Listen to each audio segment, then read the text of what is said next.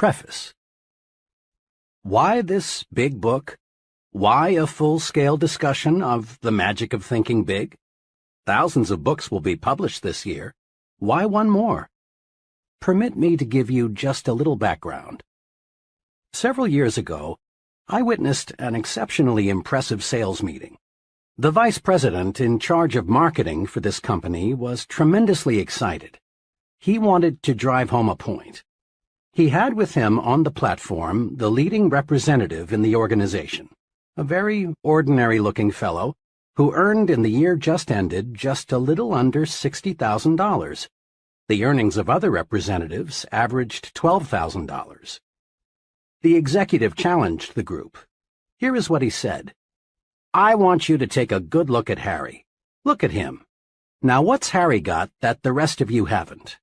Harry earned 5 times the average, but is Harry 5 times smarter? No, not according to our personnel tests. I checked. They show he's about average in that department. And did Harry work 5 times harder than you fellows? No, not according to the reports. In fact, he took more time off than most of you. Did Harry have a better territory? Again, I've got to say no. The accounts averaged about the same. Did Harry have more education, better health? Again, no. Harry is about as average as an average guy could be, except for one thing. The difference between Harry and the rest of you, said the vice president, the difference is that Harry thought 5 times bigger. Then the executive proceeded to show that success is determined not so much by the size of one's brain, as it is by the size of one's thinking. This was an intriguing thought, and it stayed with me. The more I observed, the more people I talked with, the deeper I dug into what's really behind success, the clearer was the answer. Case history after case history proved that the size of bank accounts, the size of happiness accounts, and the size of one's general satisfaction account is dependent on the size of one's thinking. There is magic in thinking big. If thinking big accomplishes so much, why doesn't everyone think that way? I've been asked that question many times. Here, I believe, is the answer. All of us, more than we recognize, are products of the thinking around us. And much of this thinking is little, not big. All around you is an environment that is trying to tug you, trying to pull you down second-class street. You are told almost daily that there are too many chiefs and not enough Indians. In other words, that opportunities to lead no longer exist, that there is a surplus of chiefs, so be content to be a little guy. But this too many chiefs idea simply doesn't square with the truth. Leading people in all occupations will tell you, as they've told me, that the trouble is, there are too many Indians and not nearly enough chiefs. This petty environment says other things, too. It tells you, whatever will be, that your destiny is outside your control, that fate is in complete control. So forget those dreams, forget that finer home, forget that special college for the children, forget the better life. Be resigned, lie down and wait to die. And who hasn't heard the statement that success isn't worth the price? As if you have to sell your soul, your family life, your conscience, your set of values to reach the top. But in truth, success doesn't demand a price. Every step forward pays a dividend. This environment also tells us there's too much competition for the top spots in life. But is there? A personnel selection executive told me that he receives 50 to 250 times as many applicants for jobs that pay $10,000 per year as for jobs that pay $50,000 a year.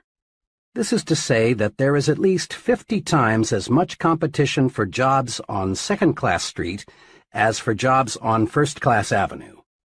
First-Class Avenue, USA, is a short, uncrowded street. There are countless vacancies waiting there for people like you who dare to think big. The basic principles and concepts supporting the magic of thinking big come from the highest pedigree sources, the very finest and biggest thinking minds yet to live on planet Earth. Minds like the prophet David, who wrote, "As one thinketh in his heart, so is he."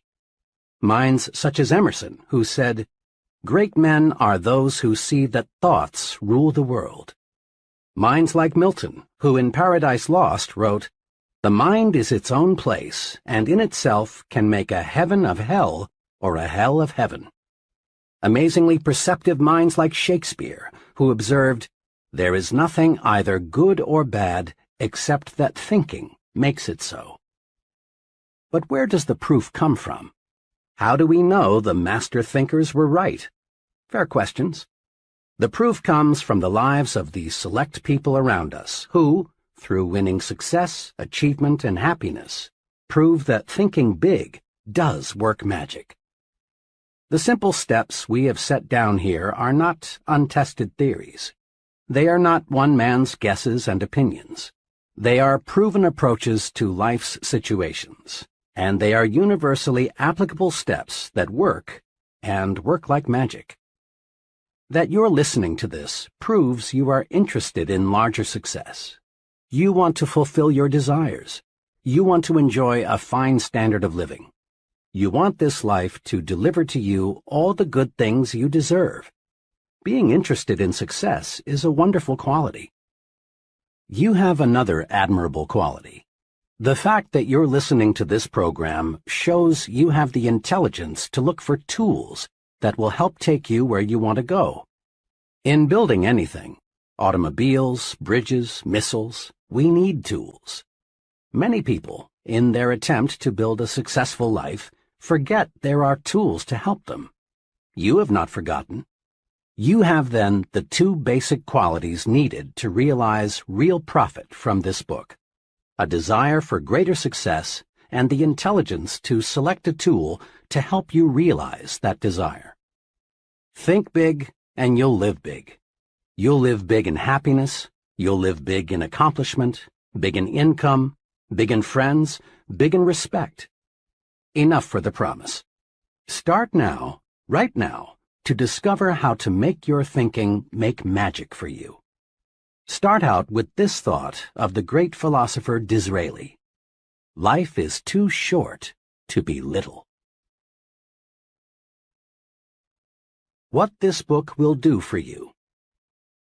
In every chapter of this book, you will find dozens of hard-headed, practical ideas, techniques, and principles that will enable you to harness the tremendous power of thinking big, so as to gain for yourself the success, happiness, and satisfaction you want so much. Every technique is dramatically illustrated by a real-life case history. You discover not only what to do, but what is even more important, you see exactly how to apply each principle to actual situations and problems. Here, then, is what this book will do for you. It will show you how you can launch yourself to success with the power of belief, win success by believing you can succeed, defeat disbelief and the negative power it creates, get big results by believing big, make your mind produce positive thoughts, develop the power of belief, plan a concrete success-building program, vaccinate yourself against excusitis, the failure disease, learn the secret that lies in your attitude toward health, take 4 positive steps to lick health excusitis, discover why your thinking power is more important than mere intelligence, use your mind for thinking, not simply as a warehouse for facts. Master 3 easy ways to cure intelligence excusitis. Overcome the problem of age, being too young or too old. Conquer luck excusitis and attract good luck to you. Use the action technique to cure fear and build confidence. Manage your memory so as to increase your store of confidence. Overcome your fear of other people. Increase self-confidence by satisfying your own conscience. Think confidently by acting confidently. Learn the 5 positive steps to build confidence and destroy fear. Discover that success is measured by the size of your thinking. Measure your true size and find out what assets you have. Think as big as you really are. Develop the big thinker's vocabulary with these 4 specific steps. Think big by visualizing what can be done in the future. Add value to things, to people, and to yourself. Get the thinking big view of your job. Think above trivialities and concentrate on what's important. Test yourself. Find out how big your thinking really is. Use creative thinking to find new and better ways to get things done. Develop creative power by believing it can be done. Fight mind-freezing traditional thinking. Do more and do it better by turning on your creative power. Use the 3 keys to strengthening creativity by opening your ears and your mind. Stretch your thinking and stimulate your mind. Harness and develop your ideas, the fruit of your thinking. Look important because it helps you think important.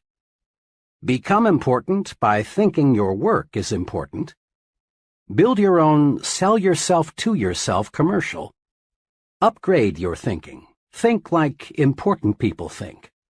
Make your environment work for you. Prevent small people from holding you back. Manage your work environment. Get plenty of psychological sunshine during leisure hours. Throw thought poison out of your environment. Go first class in everything you do. Grow the attitudes that will help you win what you want. Get activated, get enthusiastic. Develop the power of real enthusiasm. Grow the you are important attitude. Make more money by getting the put service first attitude. Win the support of other people by thinking right toward them. Become more likable by making yourself lighter to lift. Take the initiative in building friendships. Master the technique of thinking only good thoughts about people. Win friends by practicing conversation generosity. Think big, even when you lose or receive a setback. Get the action habit. You don't need to wait until conditions are perfect. Make up your mind to do something about your ideas. Use action to cure fear and gain confidence. Discover the secret of mind action. Capitalize on the magic of now. Strengthen yourself by getting the speak up habit. Develop initiative, a special kind of action. Discover that defeat is nothing more than a state of mind. Salvage something from every setback. Use the force of constructive self-criticism. Achieve positive results through persistence and experimentation. Whip discouragement by finding the good side to every situation. Multiply your energy by setting definite goals. Set goals that will help you get things done and live longer. Accomplish your goals with this 30-day improvement guide. Invest in yourself for future profit. Learn the 4 rules of leadership. Develop your power to trade minds with the people you want to influence. Put the be human approach to work for you. Think progress, believe in progress, push for progress. Test yourself to learn whether you are a progressive thinker. Tap your supreme thinking power. Use the magic of thinking big in life's most crucial situations. Chapter 1. Believe you can succeed and you will. Success means many wonderful, positive things. Success means personal prosperity, a fine home, vacations, travel, new things, financial security, giving your children maximum advantages. Success means winning admiration, leadership, being looked up to by people in your business and social life. Success means freedom, freedom from worries, fears, frustrations, and failure. Success means self-respect, continually finding more real happiness and satisfaction from life, being able to do more for those who depend on you. Success means winning. Success, achievement, is the goal of life. Every human being wants success. Everybody wants the best this life can deliver. Nobody enjoys crawling, living in mediocrity. No one likes feeling second class and feeling forced to go that way. Some of the most practical success-building wisdom is found in that biblical quotation stating that faith can move mountains. Believe, really believe you can move a mountain, and you can. Not many people believe that they can move mountains, so, as a result, not many people do. On some occasion, you've probably heard someone say something like, "It's nonsense to think you can make a mountain move away just by saying, 'Mountain, move away.' It's simply impossible." People who think this way have belief confused with wishful thinking. And true enough, you can't wish away a mountain. You can't wish yourself into an executive suite. Nor can you wish yourself into a 5-bedroom, 3-bath house or the high-income brackets. You can't wish yourself into a position of leadership.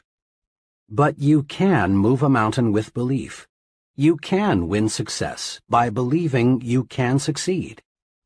There is nothing magical or mystical about the power of belief. Belief works this way. Belief, the "I'm positive I can" attitude, generates the power, skill, and energy needed to do. When you believe I can do it, the how to do it develops. Every day, all over the nation, young people start working in new jobs. Each of them wishes that someday he could enjoy the success that goes with reaching the top. But the majority of these young people simply don't have the belief that it takes to reach the top rungs. And they don't reach the top. Believing it's impossible to climb high, they do not discover the steps that lead to great heights. Their behavior remains that of the average person. But a small number of these young people really believe they will succeed. They approach their work with the "I'm going to the top" attitude, and with substantial belief they reach the top. Believing they will succeed, and that it's not impossible, these folks study and observe the behavior of senior executives. They learn how successful people approach problems and make decisions. They observe the attitudes of successful people.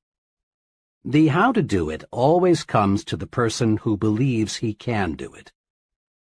A young woman I'm acquainted with decided 2 years ago that she was going to establish a sales agency to sell mobile homes.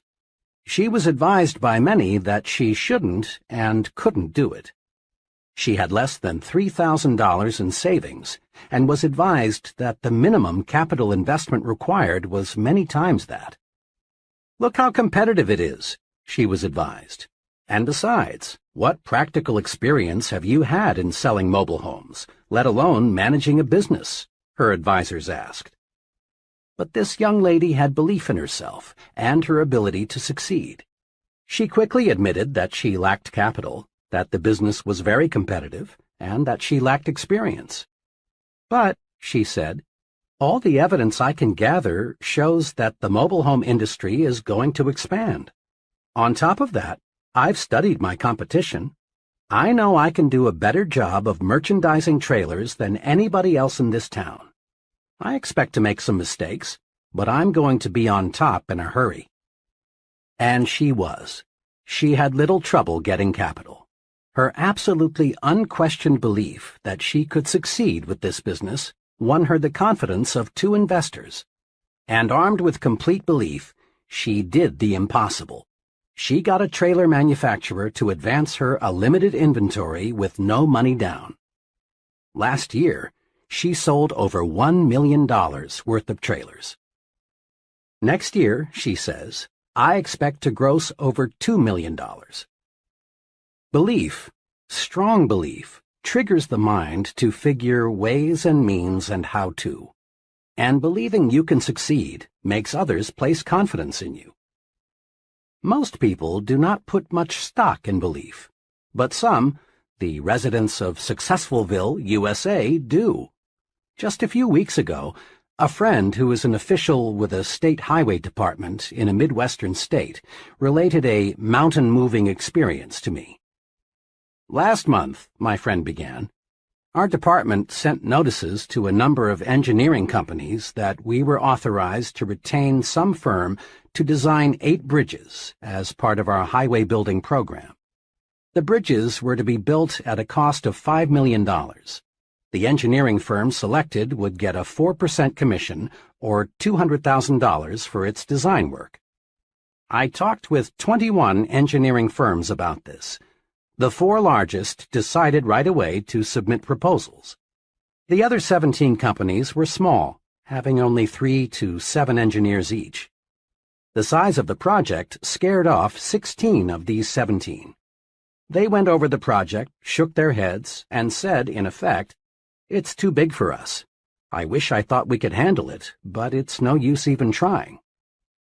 But one of these small firms, a company with only 3 engineers, studied the plans and said, "We can do it. We'll submit a proposal." They did, and they got the job. Those who believe they can move mountains do. Those who believe they can't, cannot. Belief triggers the power to do. Actually, in these modern times, belief is doing much bigger things than moving mountains. The most essential element, in fact, the essential element in our space explorations today, is belief that space can be mastered. Without firm, unwavering belief that man can travel in space, our scientists would not have the courage, interest, and enthusiasm to proceed. Belief that cancer can be cured will ultimately produce cures for cancer. Currently, there is some talk of building a tunnel under the English Channel to connect England with the continent. Whether this tunnel is ever built depends on whether responsible people believe it can be built. Belief in great results is the driving force, the power behind all great books, plays, scientific discoveries. Belief in success is behind every successful business, church, and political organization. Belief in success is the one basic, absolutely essential ingredient of successful people. Believe, really believe you can succeed, and you will. Over the years, I've talked with many people who have failed in business ventures and in various careers. I've heard a lot of reasons and excuses for failure. Something especially significant unfolds as conversations with failures develop. In a casual sort of way, the failure drops a remark like, "To tell the truth, I didn't think it would work," or, "I had my misgivings before I even started out," or, "Actually, I wasn't too surprised that it didn't work out." The "okay, I'll give it a try, but I don't think it will work" attitude produces failures. Disbelief is negative power. When the mind disbelieves or doubts, the mind attracts reasons to support the disbelief. Doubt, disbelief, the subconscious will to fail, the not really wanting to succeed, is responsible for most failures. Think doubt and fail. Think victory and succeed. A young fiction writer talked with me recently about her writing ambitions. The name of one of the top writers in her field came up. "Oh," she said, "Mr. X is a wonderful writer, but, of course, I can't be nearly as successful as he is." Her attitude disappointed me very much, because I know the writer mentioned. He is not super intelligent, nor super perceptive, nor super anything else except super confident. He believes he is among the best, and so he acts and performs the best. It is well to respect the leader, learn from him, observe him, study him, but don't worship him. Believe you can surpass. Believe you can go beyond. Those who harbor the second-best attitude are invariably second-best doers. Look at it this way. Belief is the thermostat that regulates what we accomplish in life. Study the fellow who is shuffling down there in mediocrity. He believes he is worth little, so he receives little. He believes he can't do big things, and he doesn't. He believes he is unimportant, so everything he does has an unimportant mark. As time goes by, lack of belief in himself shows through in the way the fellow talks, walks, acts. Unless he readjusts his thermostat forward, he shrinks, grows smaller and smaller in his own estimation. And since others see in us what we see in ourselves, he grows smaller in the estimation of the people around him. Now, look across the way at the person who is advancing forward. He believes he is worth much, and he receives much. He believes he can handle big, difficult assignments, and he does. Everything he does, the way he handles himself with people, his character, his thoughts, his viewpoints, all say, here is a professional. He is an important person. A person is a product of his own thoughts. Believe big. Adjust your thermostat forward. Launch your success offensive with honest, sincere belief that you can succeed. Believe big and grow big. Several years ago, after addressing a group of businessmen in Detroit, I talked with one of the gentlemen who approached me, introduced himself, and said, "I really enjoyed your talk. Can you spare a few minutes? I'd like very much to discuss a personal experience with you." In a few minutes, we were comfortably seated in a coffee shop, waiting for some refreshments. "I have a personal experience," he began, "that ties in perfectly with what you said this evening about making your mind work for you instead of letting it work against you. I've never explained to anyone how I lifted myself out of the world of mediocrity, but I'd like to tell you about it." "And I'd like to hear it," I said. "Well, just 5 years ago, I was plodding along, just another guy working in the tool and die trade.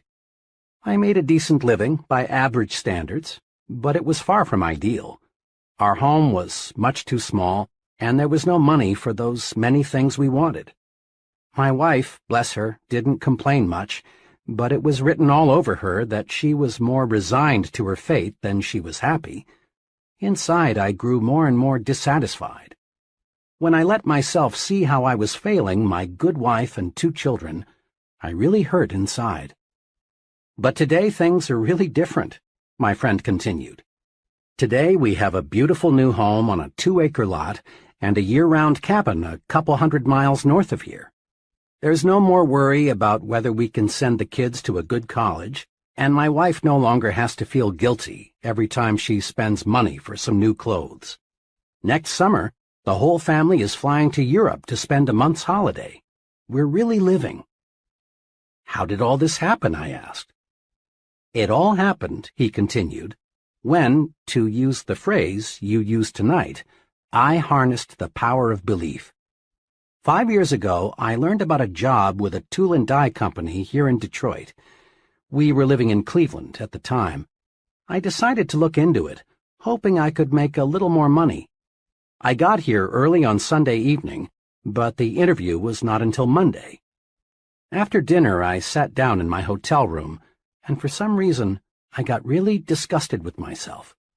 Why, I asked myself, am I just a middle-class failure? Why am I trying to get a job that represents such a small step forward? I don't know to this day what prompted me to do it, but I took a sheet of hotel stationery and wrote down the names of 5 people I've known well for several years who had far surpassed me in earning power and job responsibility. 2 were former neighbors who had moved away to fine subdivisions.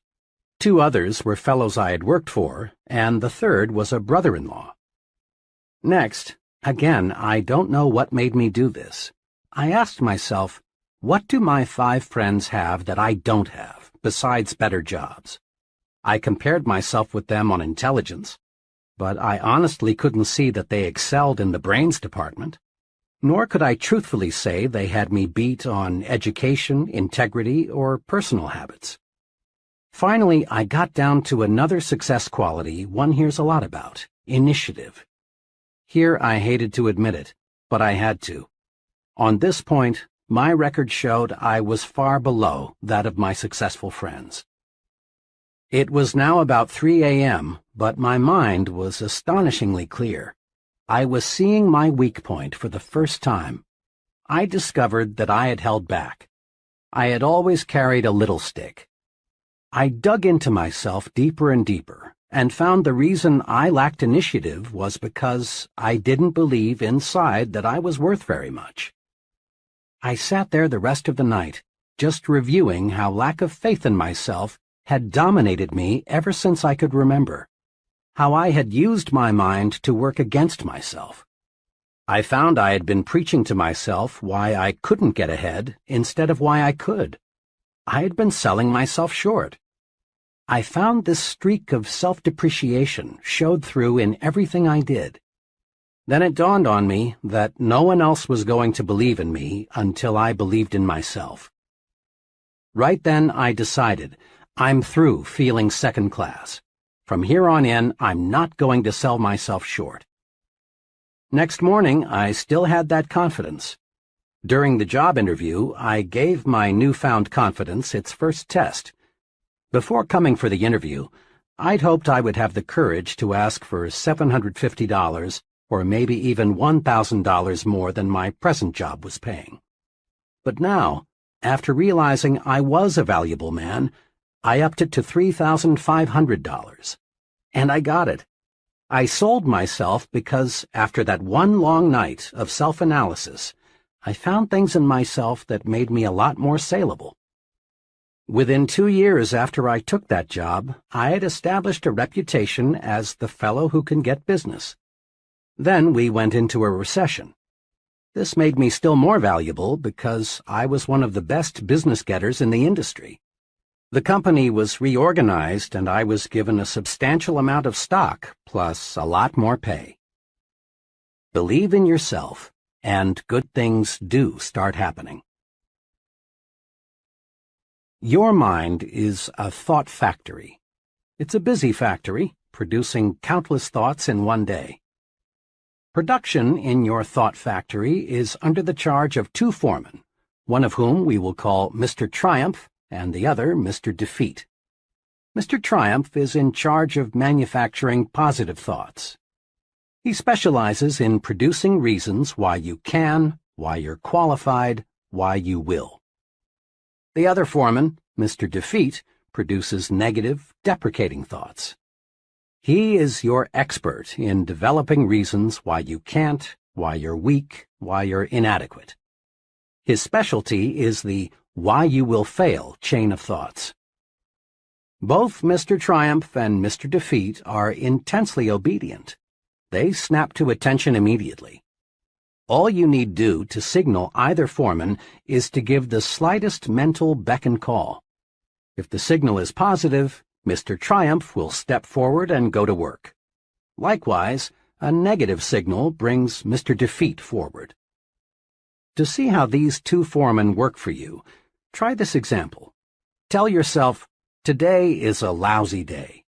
This signals Mr. Defeat into action, and he manufactures some facts to prove you are right.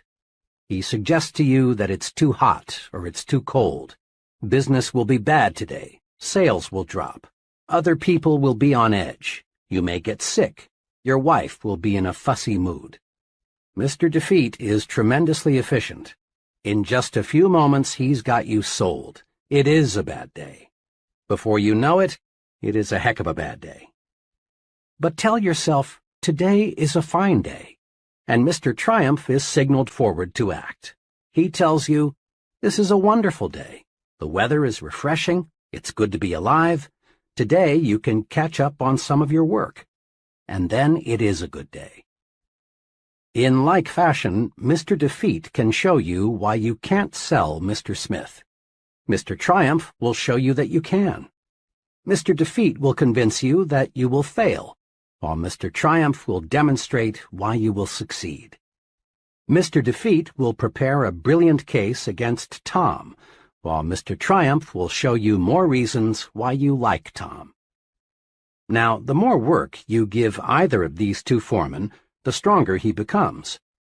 If Mr. Defeat is given more work to do, he adds personnel and takes up more space in your mind.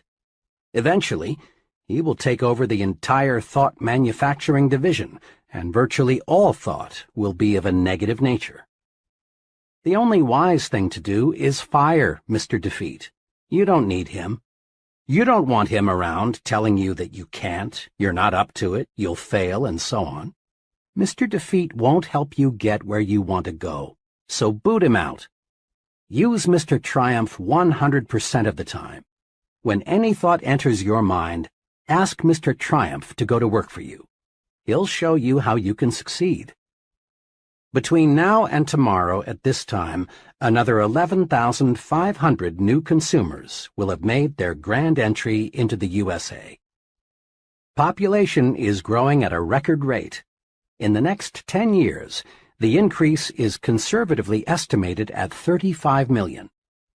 That's equal to the present combined metropolitan population of our 5 biggest cities: New York, Chicago, Los Angeles, Detroit, and Philadelphia.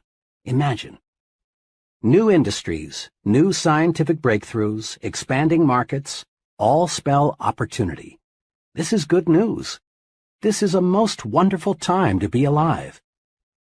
All signs point to a record demand for top-level people in every field.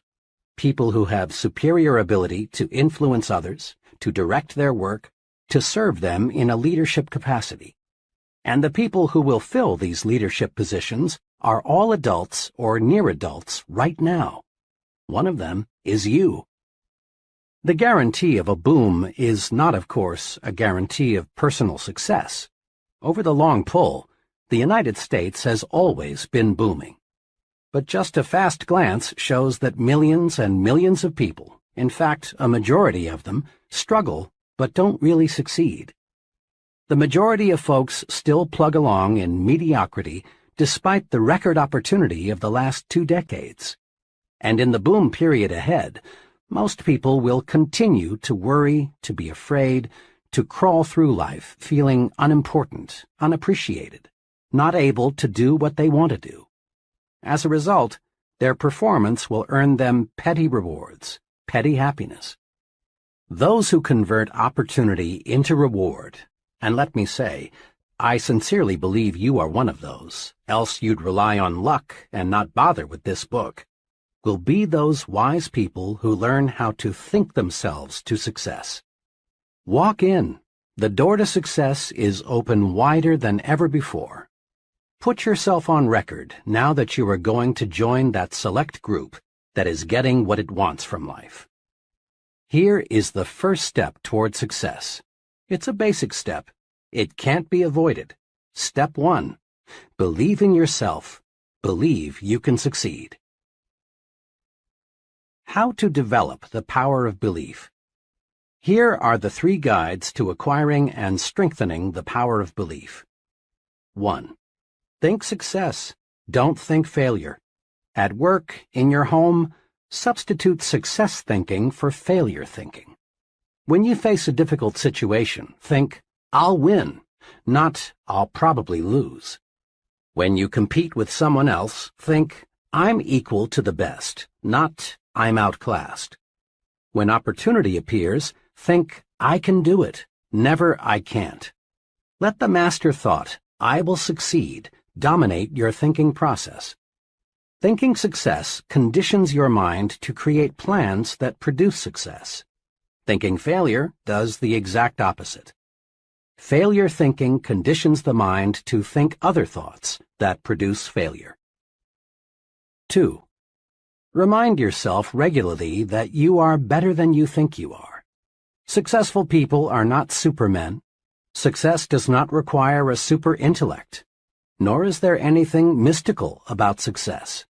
And success isn't based on luck.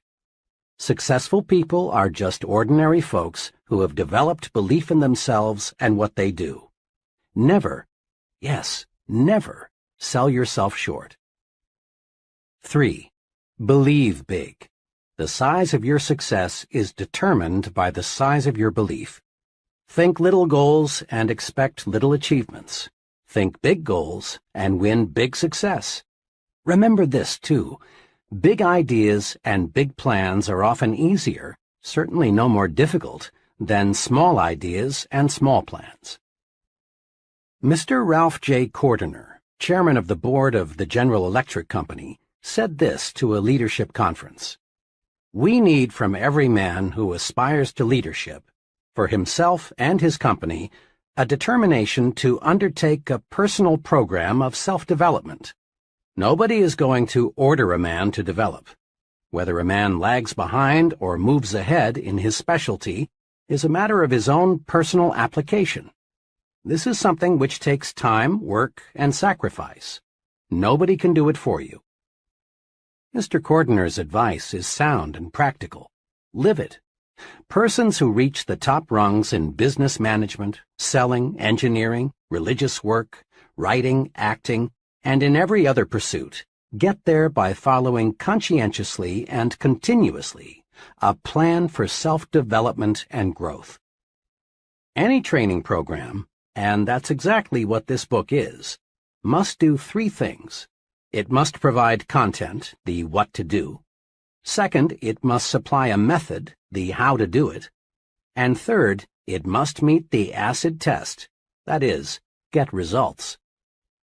The what of your personal training program for success is built on the attitudes and techniques of successful people. How do they manage themselves? How do they overcome obstacles? How do they earn the respect of others? What sets them apart from the ordinary?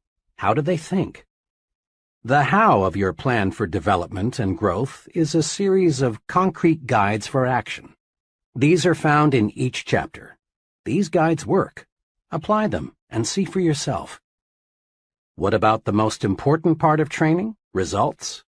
Wrapped up briefly, conscientious application of the program presented here will bring you success, and on a scale that may now look impossible.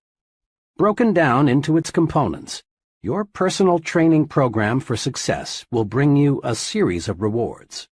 The reward of deeper respect from your family, the reward of admiration from your friends and associates, the reward of feeling useful, of being someone, of having status, the reward of increased income and a higher standard of living. Your training is self-administered. There will be no one standing over your shoulder telling you what to do and how to do it.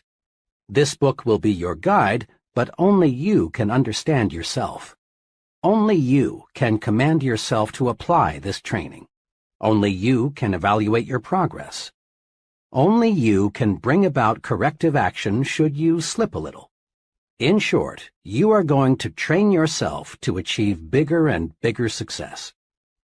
You already have a fully equipped laboratory in which you can work and study. Your laboratory is all around you. Your laboratory consists of human beings. This laboratory supplies you with every possible example of human action. And there is no limit to what you can learn once you see yourself as a scientist in your own lab. What's more, there is nothing to buy. There is no rent to pay. There are no fees of any kind. You can use this laboratory as much as you like for free. As director of your own laboratory, you will want to do what every scientist does: observe and experiment. Isn't it surprising to you that most people understand so little about why people act as they do, even though they are surrounded by people all their lives? Most people are not trained observers. One important purpose of this book is to help you train yourself to observe, to develop deep insight into human action. You'll want to ask yourself questions like, why is John so successful and Tom just getting by? Why do some people have many friends and other people have only few friends? Why will people gladly accept what one person tells them but ignore another person who tells them the same thing? Once trained, you will learn valuable lessons just through the very simple process of observing. Here are two special suggestions to help you make yourself a trained observer.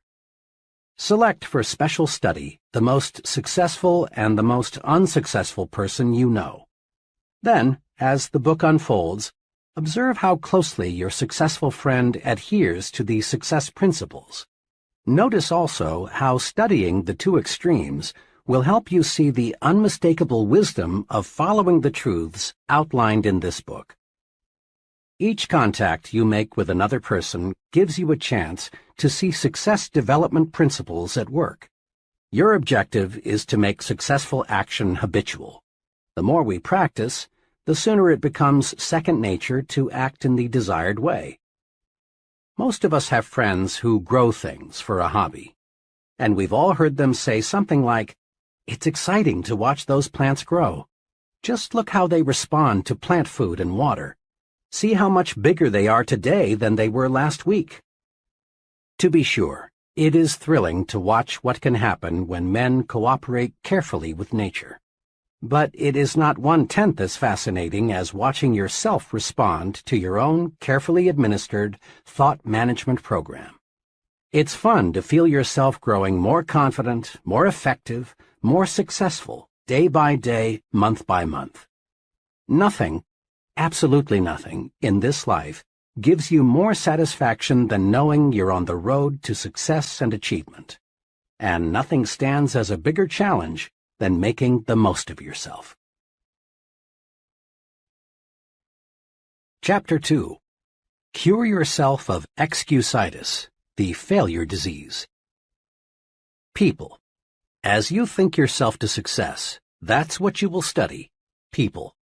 You will study people very carefully to discover, then apply, success-rewarding principles to your life. And you want to begin right away. Go deep into your study of people, and you'll discover unsuccessful people suffer a mind-deadening thought disease. We call this disease excusitis. Every failure has this disease in its advanced form, and most average persons have at least a mild case of it. You will discover that excusitis explains the difference between the person who is going places and the fellow who is barely holding his own. You will find that the more successful the individual, the less inclined he is to make excuses. But the fellow who has gone nowhere and has no plans for getting anywhere always has a book full of reasons to explain why. Persons with mediocre accomplishments are quick to explain why they haven't, why they don't, why they can't, and why they aren't. Study the lives of successful people and you'll discover this. All the excuses made by the mediocre fellow could be, but aren't, made by the successful person.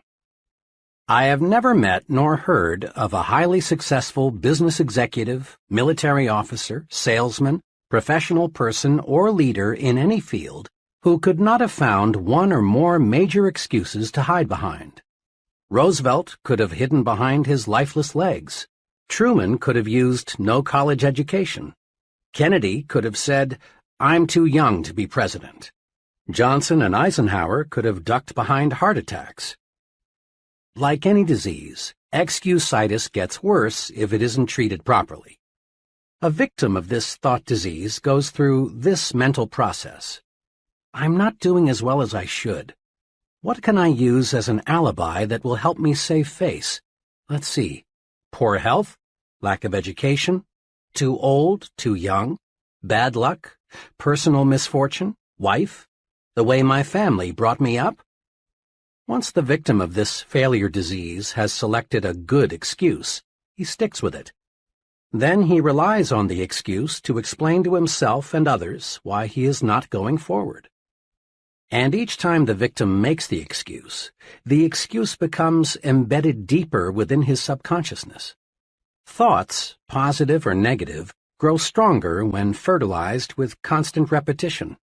At first, the victim of excusitis knows his alibi is more or less a lie. But the more frequently he repeats it, the more convinced he becomes that it is completely true, that the alibi is the real reason for his not being the success he should be. Procedure 1, then, in your individual program of thinking yourself to success, must be to vaccinate yourself against excusitis, the disease of the failures.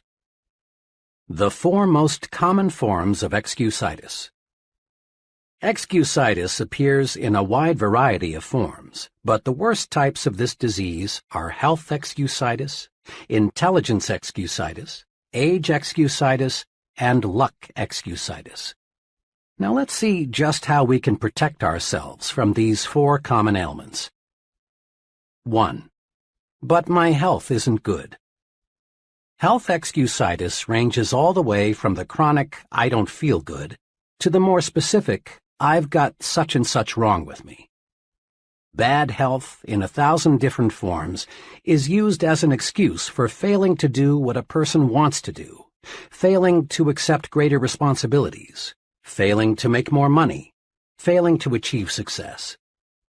Millions and millions of people suffer from health excusitis. But is it in most cases a legitimate excuse? Think for a moment of all the highly successful people you know who could, but who don't, use health as an excuse. My physician and surgeon friends tell me the perfect specimen of adult life is non-existent. There is something physically wrong with everybody. Many surrender in whole or in part to health excusitis, but success-thinking people do not. 2 experiences happened to me in one afternoon that illustrate the correct and incorrect attitudes toward health. I had just finished a talk in Cleveland. Afterward, one fellow, about 30, asked to speak to me privately for a few minutes. He complimented me on the meeting, but then said, "I'm afraid your ideas can't do me much good." "You see," he continued, "I've got a bad heart, and I've got to hold myself in check." He went on to explain that he'd seen 4 doctors, but they couldn't find his trouble. He asked me what I would suggest he do. "Well," I said, "I know nothing about the heart, but as one layman to another, here are 3 things I'd do. First, I'd visit the finest heart specialist I could find and accept his diagnosis as final. You've already checked with 4 doctors, and none of them has found anything peculiar with your heart. Let the 5th doctor be your final check. It may very well be you've got a perfectly sound heart. But if you keep on worrying about it, eventually you may have a very serious heart ailment. Looking and looking and looking for an illness often actually produces illness." The second thing I'd recommend is that you read Dr. Schindler's great book, How to Live 365 Days a Year. Dr. Schindler shows in this book that 3 out of every 4 hospital beds are occupied by people who have EII, emotionally induced illness. Imagine, 3 out of 4 people who are sick right now would be well if they learned how to handle their emotions. Read Dr. Schindler's book and develop your program for emotions management. Third, I'd resolve to live until I die. I went on to explain to this troubled fellow some sound advice I received many years ago from a lawyer friend who had an arrested case of tuberculosis. This friend knew he would have to live a regulated life, but this hasn't stopped him from practicing law, rearing a fine family, and really enjoying life. My friend, who now is 78 years old, expresses his philosophy in these words: "I'm going to live until I die, and I'm not going to get life and death confused. While I'm on this earth, I'm going to live. Why be only half alive? Every minute a person spends worrying about dying is just 1 minute that fellow might as well have been dead." I had to leave at that point because I had to be on a certain plane for Detroit. On the plane, the second but much more pleasant experience occurred. After the noise of the takeoff, I heard a ticking sound. Rather startled, I glanced at the fellow sitting beside me, for the sound seemed to be coming from him. He smiled a big smile and said, "Oh, it's not a bomb. It's just my heart." I was obviously surprised, so he proceeded to tell me what had happened. Just 21 days before, he had undergone an operation that involved putting a plastic valve into his heart. The ticking sound, he explained, would continue for several months until new tissue had grown over the artificial valve. I asked him what he was going to do. "Oh," he said, "I've got big plans. I'm going to study law when I get back to Minnesota. Someday I hope to be in government work. The doctors tell me I must take it easy for a few months, but after that I'll be like new. There you have two ways of meeting health problems. The first fellow, not even sure he had anything organically wrong with him, was worried, depressed, on the road to defeat, wanting somebody to second his motion that he couldn't go forward. The second individual, after undergoing one of the most difficult of operations, was optimistic, eager to do something. The difference lay in how they thought toward health. I've had some very direct experience with health excusitis. I'm a diabetic. Right after I discovered I had this ailment, about 5,000 hypodermics ago, I was warned, diabetes is a physical condition, but the biggest damage results from having a negative attitude about it. Worry about it, and you may have real trouble.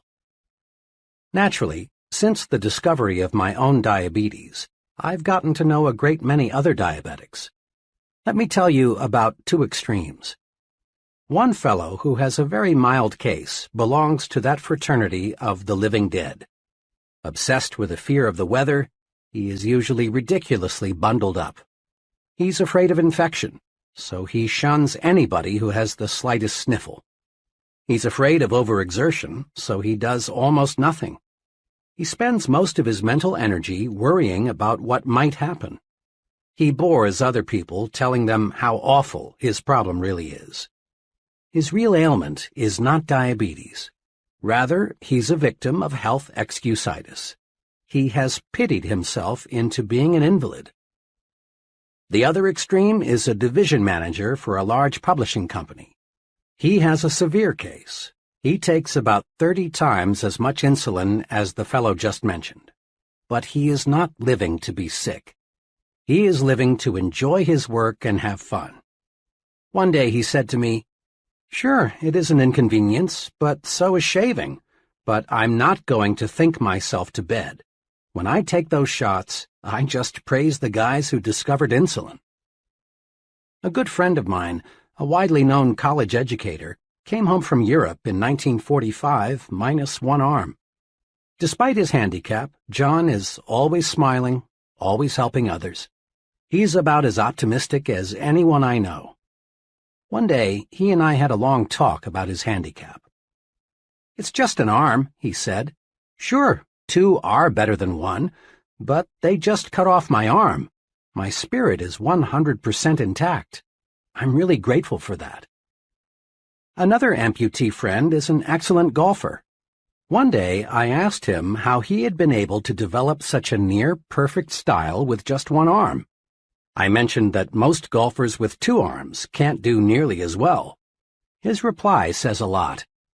"Well, it's my experience," he said, "that the right attitude and one arm will beat the wrong attitude and two arms every time." The right attitude and one arm will beat the wrong attitude and two arms every time. Think about that for a while. It holds true not only on the golf course, but in every facet of life. 4 things you can do to lick health excusitis.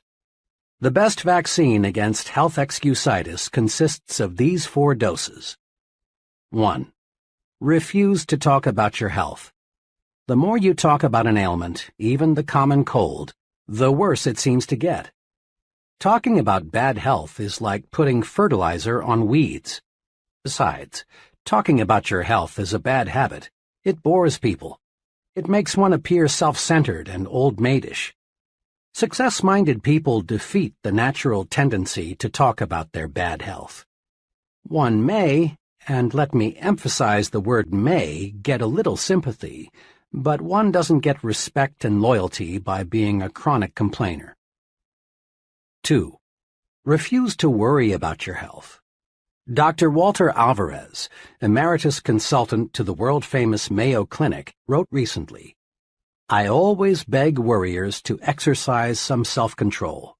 For instance, when I saw this man, a fellow who was convinced he had a diseased gallbladder, although 8 separate X-ray examinations showed that the organ was perfectly normal, I begged him to quit getting his gallbladder X-rayed.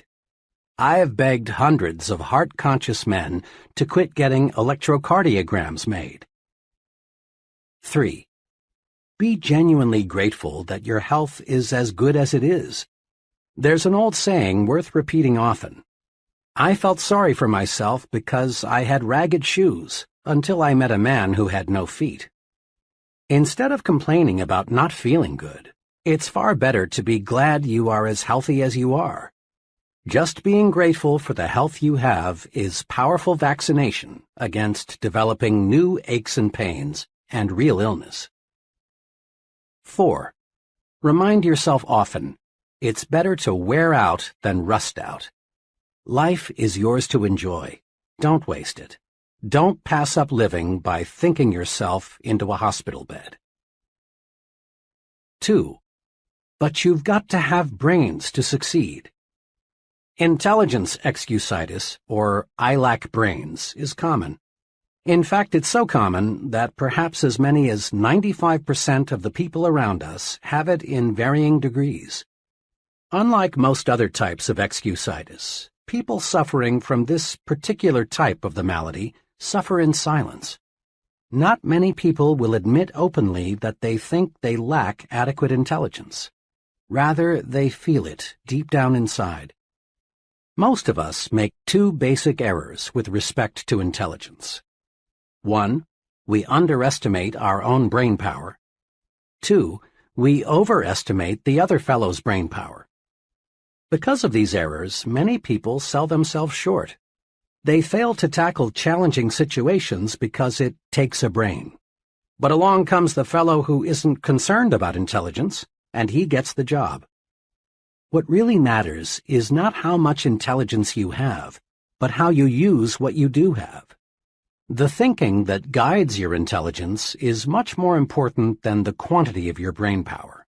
Let me repeat, for this is vitally important. The thinking that guides your intelligence is much more important than how much intelligence you may have. In answering the question, should your child be a scientist, Dr. Edward Teller, one of the nation's foremost physicists, said, "A child does not need a lightning-fast mind to be a scientist, nor does he need a miraculous memory, nor is it necessary that he get very high grades in school. The only point that counts is that the child have a high degree of interest in science." Interest, enthusiasm, is the critical factor even in science. With a positive, optimistic, and cooperative attitude, a person with an IQ of 100 will earn more money, win more respect, and achieve more success than a negative, pessimistic, uncooperative individual with an IQ of 120. Just enough sense to stick with something, a chore, task, project, until it's completed, pays off much better than idle intelligence, even if idle intelligence be of genius caliber. For stickability is 95% of ability. At a homecoming celebration last year, I met a college friend whom I had not seen for 10 years. Chuck was a very bright student and was graduated with honors. His goal when I last saw him was to own his own business in western Nebraska. I asked Chuck what kind of business he finally established. "Well," he confessed, "I didn't go into business for myself. I wouldn't have said this to anyone 5 years ago or even 1 year ago, but now I'm ready to talk about it. As I look back at my college education now, I see that I became an expert in why a business idea won't work out. I learned every conceivable pitfall, every reason why a small business will fail. You've got to have ample capital. Be sure the business cycle is right. Is there a big demand for what you will offer? Is local industry stabilized? 1,001 things to check out. The thing that hurts most is that several of my old high school friends, who never seemed to have much on the ball and didn't even go to college, now are very well established in their own businesses. But me, I'm just plodding along, auditing freight shipments. Had I been drilled a little more in why a small business can succeed, I'd be better off in every way today. The thinking that guided Chuck's intelligence was a lot more important than the amount of Chuck's intelligence. Why some brilliant people are failures. I've been close for many years to a person who qualifies as a genius, has high abstract intelligence, and is Phi Beta Kappa. Despite this very high native intelligence, he is one of the most unsuccessful people I know. He has a very mediocre job. He's afraid of responsibility. He is never married. Lots of marriages end in divorce. He has few friends. People bore him. He's never invested in property of any kind. He might lose his money. This man uses his great brain power to prove why things won't work rather than directing his mental power to searching for ways to succeed. Because of the negative thinking that guides his great reservoir of brains, this fellow contributes little and creates nothing. With a changed attitude, he could do great things indeed.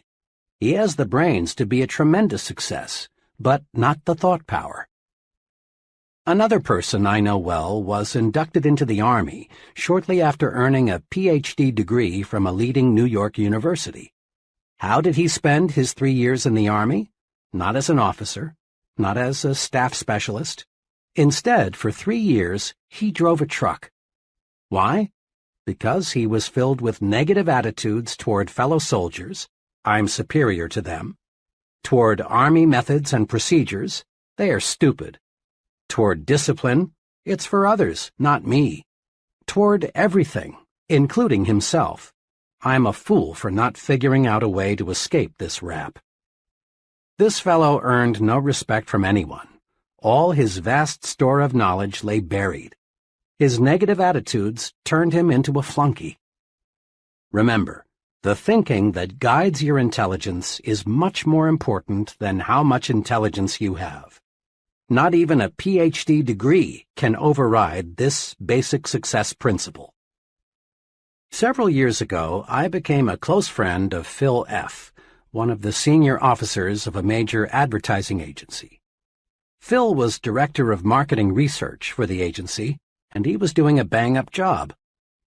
Was Phil a brain? Far from it. Phil knew next to nothing about research technique. He knew next to nothing about statistics. He was not a college graduate, though all the people working for him were, and Phil did not pretend to know the technical side of research. What then enabled Phil to command $30,000 a year, while not one of his subordinates earned $10,000? This.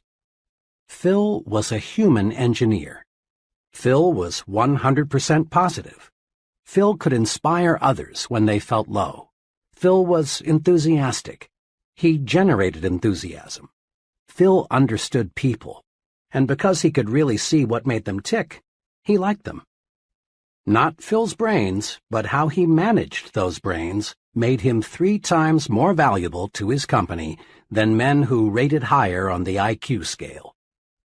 Out of every 100 persons who enroll in college, fewer than 50 will graduate. I was curious about this, so I asked a director of admissions at a large university for his explanation. "It's not insufficient intelligence," he said. "We don't admit them if they don't have sufficient ability. And it's not money. Anyone who wants to support himself in college today can do so. The real reason is attitudes. You would be surprised," he said, "how many young people leave because they don't like their professors, the subjects they must take, and their fellow students." The same reason, negative thinking, explains why the door to top-flight executive positions is closed to many young junior executives. Sour, negative, pessimistic, depreciating attitudes, rather than insufficient intelligence, hold back thousands of young executives. As one executive told me, "It's a rare case when we pass up a young fellow because he lacks brains. Nearly always, it's attitude." Once, I was retained by an insurance company to learn why the top 25% of the agents were selling over 75% of the insurance, while the bottom 25% of the agents sold only 5% of total volume. Thousands of personnel files were carefully checked. The search proved beyond any question that no significant difference existed in native intelligence. What's more, differences in education did not explain the difference in selling success.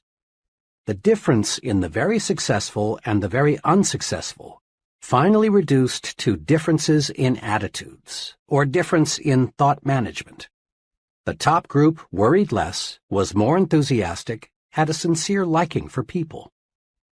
We can't do much to change the amount of native ability, but we can certainly change the way we use what we have. Knowledge is power, when you use it constructively. Closely allied to intelligence excusitis is some incorrect thinking about knowledge. We often hear that knowledge is power, but this statement is only a half-truth. Knowledge is only potential power. Knowledge is power only when put to use, and then only when the use made of it is constructive. The story is told that the great scientist Einstein was once asked how many feet are in a mile. Einstein's reply was, "I don't know. Why should I fill my brain with facts I can find in 2 minutes in any standard reference book?" Einstein taught us a big lesson. He felt it was more important to use your mind to think than to use it as a warehouse for facts. One time, Henry Ford was involved in a libel suit with the Chicago Tribune. The Tribune had called Ford an ignoramus, and Ford said, in effect, "Prove it." The Tribune asked him scores of simple questions, such as, who was Benedict Arnold? When was the Revolutionary War fought? And others, most of which Ford, who had little formal education, could not answer. Finally, he became quite exasperated and said, "I don't know the answers to those questions, but I could find a man in 5 minutes who does." Henry Ford was never interested in miscellaneous information. He knew what every major executive knows, that the ability to know how to get information is more important than using the mind as a garage for facts. How much is a fact man worth?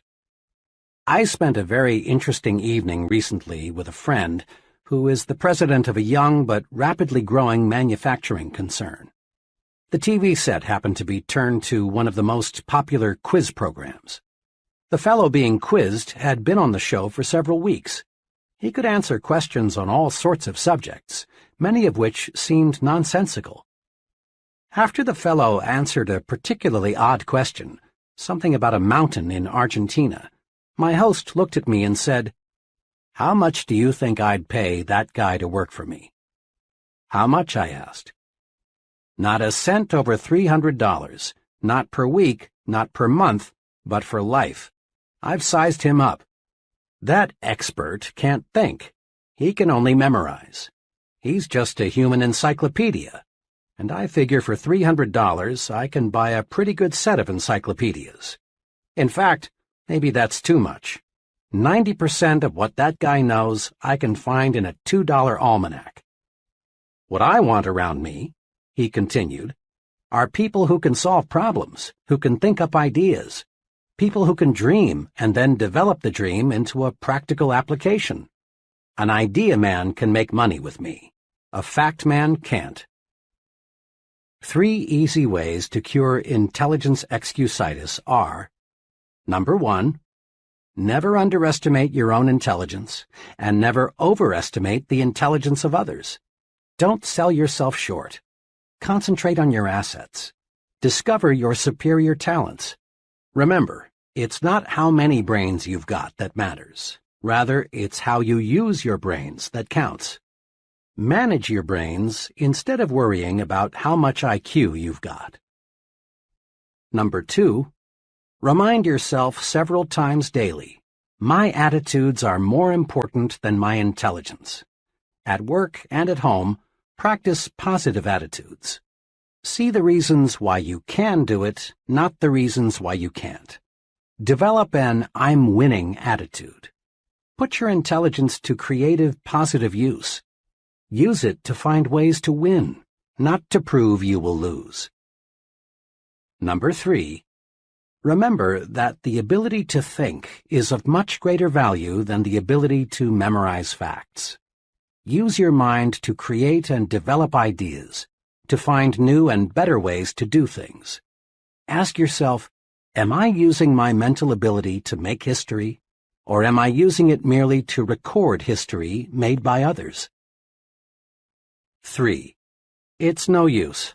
I'm too old or too young.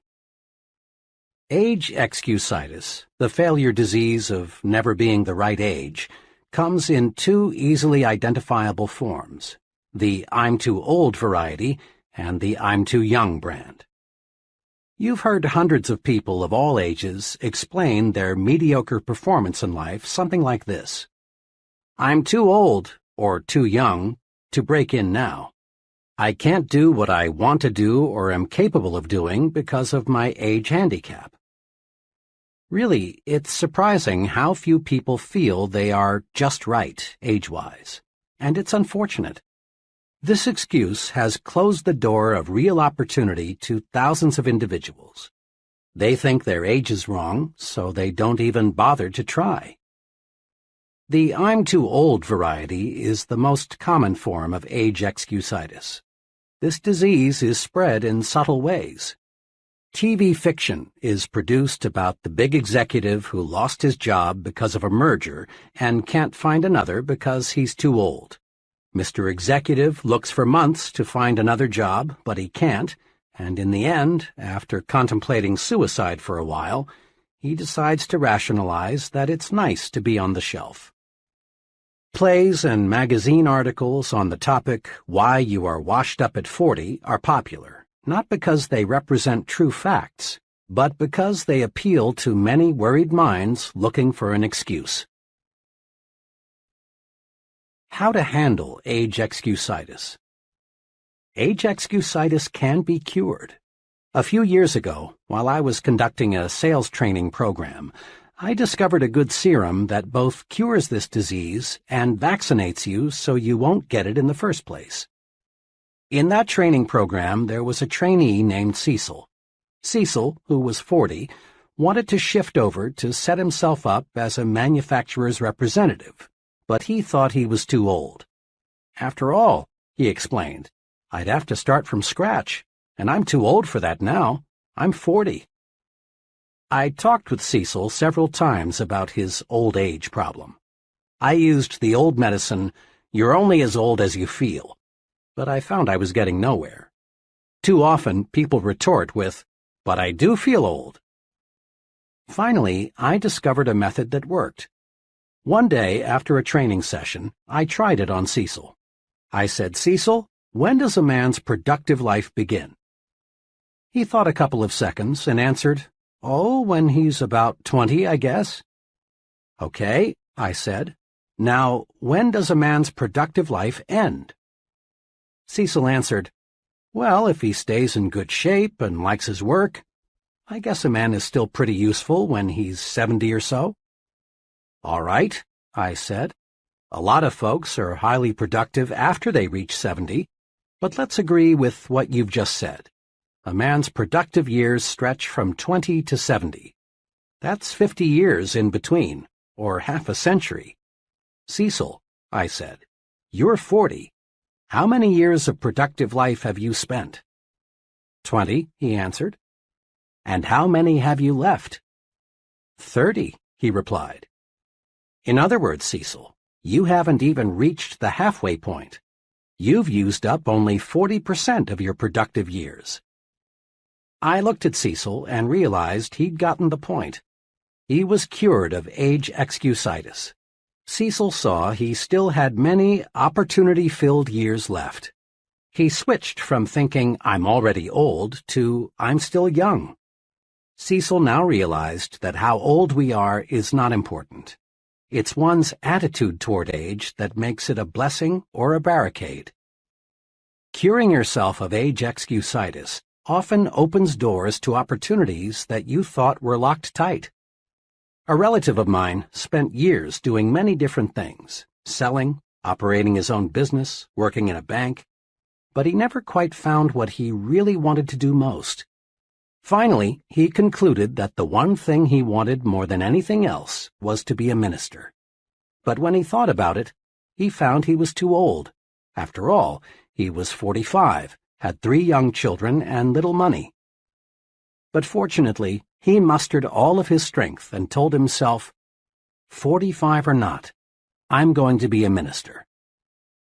With tons of faith but little else, he enrolled in a 5-year ministerial training program in Wisconsin. 5 years later, he was ordained as a minister and settled down with a fine congregation in Illinois. Old? Of course not. He still has 20 years of productive life ahead of him. I talked with this man not long ago, and he said to me, "You know, if I had not made that great decision when I was 45, I would have spent the rest of my life growing old and bitter. Now I feel every bit as young as I did 25 years ago." And he almost looked it, too. When you lick age excusitis, the natural result is to gain the optimism of youth and feel of youth. When you beat down your fears of age limitations, you add years to your life as well as success. A former university colleague of mine provides an interesting angle on how age excusitis was defeated. Bill was graduated from Harvard in the 1920s. After 24 years in the stock brokerage business, during which time he made a modest fortune, Bill decided he wanted to become a college professor. Bill's friends warned him that he would overtax himself in the rugged learning program ahead. But Bill was determined to reach his goal and enrolled in the University of Illinois at the age of 51. At 55, he had earned his degree. Today, Bill is chairman of the Department of Economics at a fine liberal arts college. He's happy, too. He smiles when he says, "I've got almost a third of my good years left." Old age is a failure disease. Defeat it by refusing to let it hold you back. When is a person too young? The "I'm too young" variety of age excusitis does much damage, too. About a year ago, a 23-year-old fellow named Jerry came to me with a problem. Jerry was a fine young man. He had been a paratrooper in the service and then had gone to college. While going to college, Jerry supported his wife and son by selling for a large transfer and storage company. He had done a terrific job, both in college and for his company. But today Jerry was worried. "Dr. Schwartz," he said, "I've got a problem. My company has offered me the job of sales manager. This would make me supervisor over 8 salesmen." "Congratulations, that's wonderful news," I said. "But you seem worried." "Well," he continued, "all 8 men I'm to supervise are from 7 to 21 years older than I. What do you think I should do? Can I handle it?" "Jerry," I said, "the general manager of your company obviously thinks you're old enough or he wouldn't have offered you this job. Just remember these 3 points and everything will work out just fine. First, don't be age conscious. Back on the farm, a boy became a man when he proved he could do the work of a man. His number of birthdays had nothing to do with it, and this applies to you. When you prove you are able to handle the job of sales manager, you're automatically old enough. Second, don't take advantage of your new gold bars. Show respect for the salesman. Ask them for their suggestions. Make them feel they are working for a team captain, not a dictator. Do this, and the men will work with you, not against you. Third, get used to having older persons working for you. Leaders in all fields soon find they are younger than many of the people they supervise. So get used to having older men work for you. It will help you a lot in the coming years, when even bigger opportunities develop. And remember, Jerry, your age won't be a handicap unless you make it one. Today, Jerry's doing fine. He loves the transportation business, and now he's planning to organize his own company in a few years. Youth is a liability only when the youth thinks it is.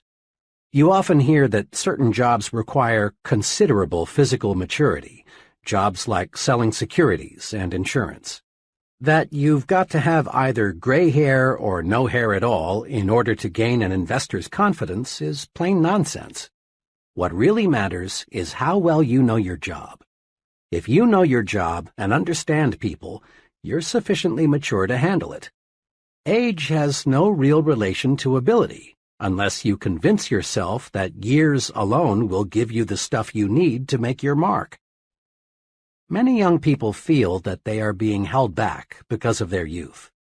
Now, it is true that another person in an organization who is insecure and job-scared may try to block your way forward, using age or some other reason.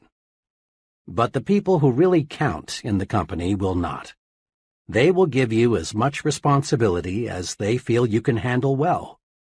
Demonstrate that you have ability and positive attitudes, and your youthfulness will be considered an advantage.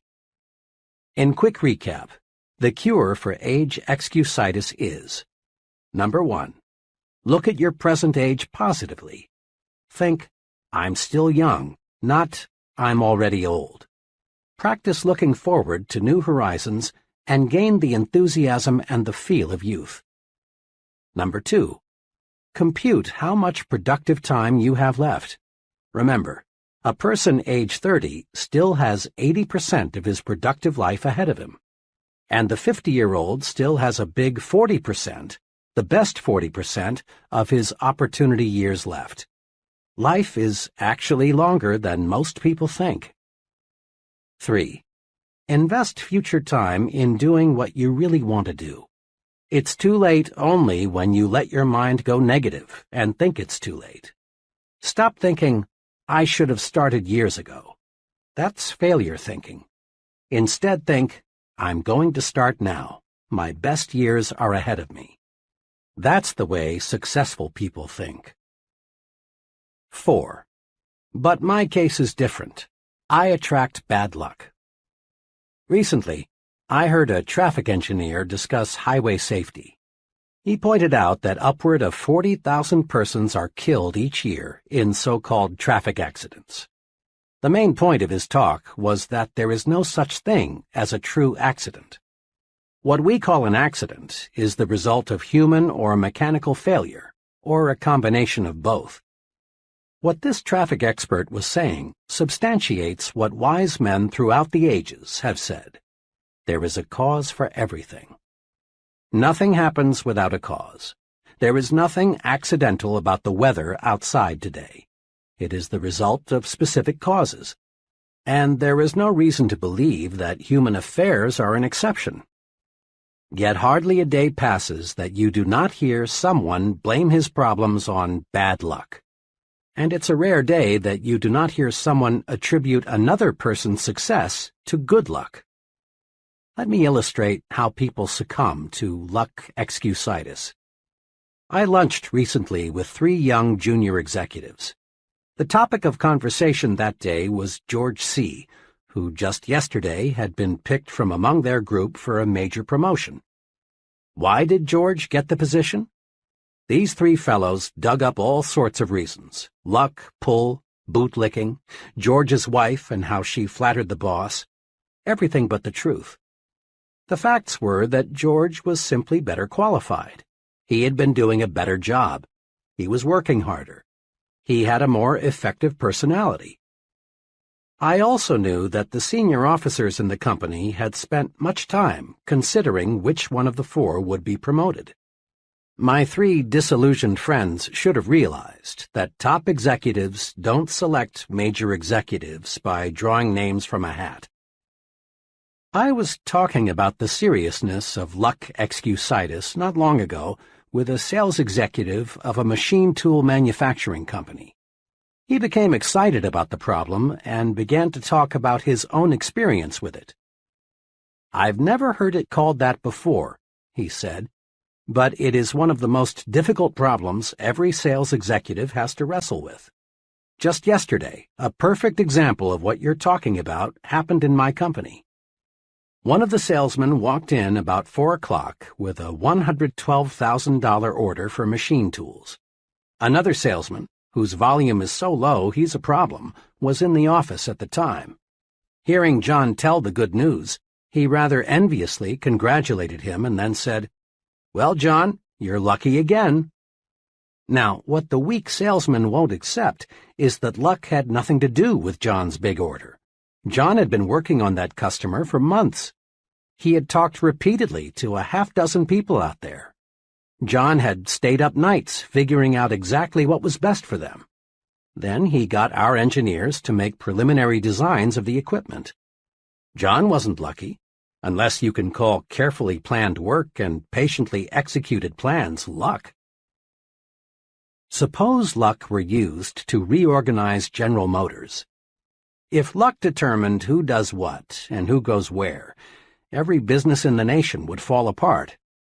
Assume for a moment that General Motors were to be completely reorganized on the basis of luck. To carry out the reorganization, the names of all employees would be placed in a barrel. The first name drawn would be the president, the second name the executive vice president, and so on down the line. Sounds stupid, doesn't it? Well, that's how luck would work. People who rise to the top in any occupation, business management, selling, law, engineering, acting, or what have you, get there because they have superior attitudes and use their good sense in applied hard work. Conquer luck excusitis in two ways. Number 1. Accept the law of cause and effect. Take a second look at what appears to be someone's good luck. You'll find that not luck, but preparation, planning, and success-producing thinking preceded his good fortune. Take a second look at what appears to be someone's bad luck. Look, and you'll discover certain specific reasons. Mr. Success receives a setback. He learns and profits. But when Mr. Mediocre loses, he fails to learn. Number 2. Don't be a wishful thinker. Don't waste your mental muscles dreaming of an effortless way to win success. We don't become successful simply through luck. Success comes from doing those things and mastering those principles that produce success. Don't count on luck for promotions, victories, the good things in life. Luck simply isn't designed to deliver these good things. Instead, just concentrate on developing those qualities in yourself that will make you a winner. Chapter 3. Build confidence and destroy fear. Friends mean well when they say, "It's only your imagination. Don't worry. There's nothing to be afraid of." But you and I know this kind of fear medicine never really works. Such soothing remarks may give us fear relief for a few minutes or maybe even a few hours. But the "it's only in your imagination" treatment doesn't really build confidence and cure fear. Yes, fear is real, and we must recognize it exists before we can conquer it. Most fear today is psychological. Worry, tension, embarrassment, panic all stem from mismanaged negative imagination. But simply knowing the breeding ground of fear doesn't cure fear.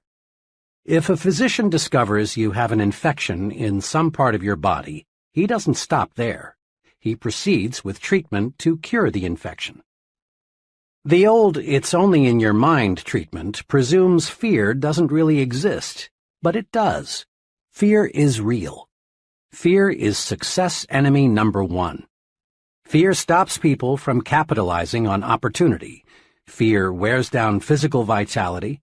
Fear actually makes people sick, causes organic difficulties, shortens life. Fear closes your mouth when you want to speak. Fear, uncertainty, lack of confidence, explains why we still have economic recessions. Fear explains why millions of people accomplish little and enjoy little. Truly, fear is a powerful force. In one way or another, fear prevents people from getting what they want from life. Fear of all kinds and sizes is a form of psychological infection. We can cure a mental infection the same way we cure a body infection, with specific proved treatments. First, though, as part of your pre-treatment preparation, condition yourself with this fact. All confidence is acquired, developed. No one is born with confidence. Those people you know who radiate confidence, who have conquered worry, who are at ease everywhere and all the time, acquired their confidence, every bit of it. You can too. This chapter shows how. During World War II, the Navy made sure that all of its new recruits either knew how to swim or learned how, the idea being, of course, that the ability to swim might someday save the sailor's life at sea. Non-swimming recruits were put into swimming classes. I watched a number of these training experiences. In a superficial sort of way, it was amusing to see young, healthy men terrified by a few feet of water. One of the exercises I recall required the new sailor to jump, not dive, from a board 6 feet in the air into 8 or more feet of water, while a half-dozen expert swimmers stood by. In a deeper sense, it was a sad sight. The fear those young men displayed was real. Yet all that stood between them and the defeat of that fear was one drop into the water below. On more than one occasion, I saw young men accidentally pushed off the board. The result, fear defeated. This incident, familiar to thousands of former Navy men, illustrates just one point. Action cures fear. Indecision, postponement, on the other hand, fertilize fear. Jot that down in your success rulebook right now. Action cures fear. Action does cure fear. Several months ago, a very troubled executive in his early 40s came to see me. He had a responsible job as a buyer for a large retailing organization. Worriedly, he explained, "I'm afraid of losing my job. I've got that feeling that my days are numbered." "Why?" I asked. "Well, the pattern is against me. Sales figures in my department are off 7% from a year ago. This is pretty bad, especially since the store's total sales are up 6%. I've made a couple of unwise decisions recently, and I've been singled out several times by the merchandise manager for not keeping pace with the company's progress." "I've never felt quite like this before," he continued. "I've lost my grip, and it shows. My assistant buyer senses it. The salespeople see it too.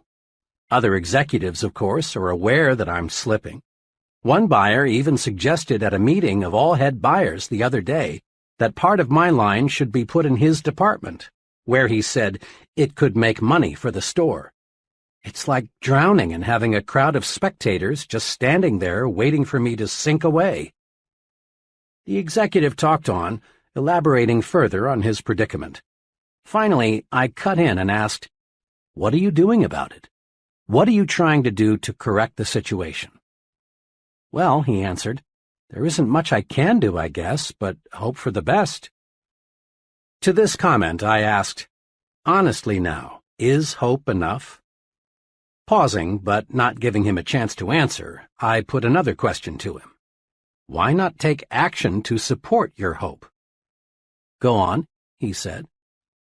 "Well, there are two kinds of action that seem to fit your case. First, start this afternoon to move those sales figures upward. We've got to face it. There's a reason your sales are slipping. Find it.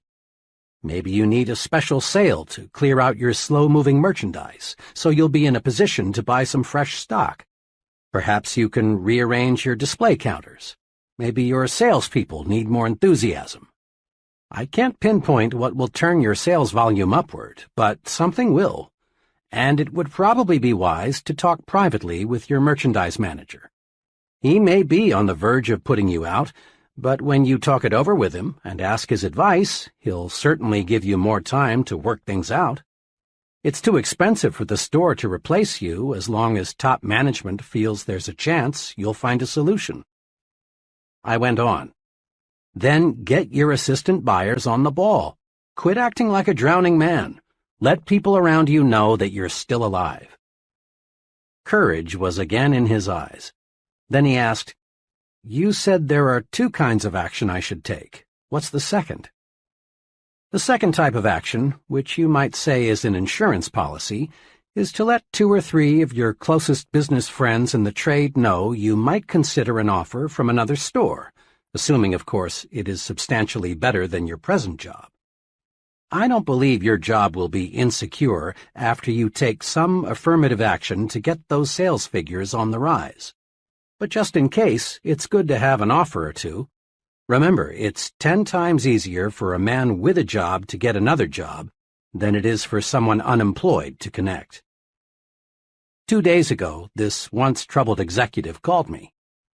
After our talk, I buckled down. I made a number of changes, but the most basic one was with my salespeople.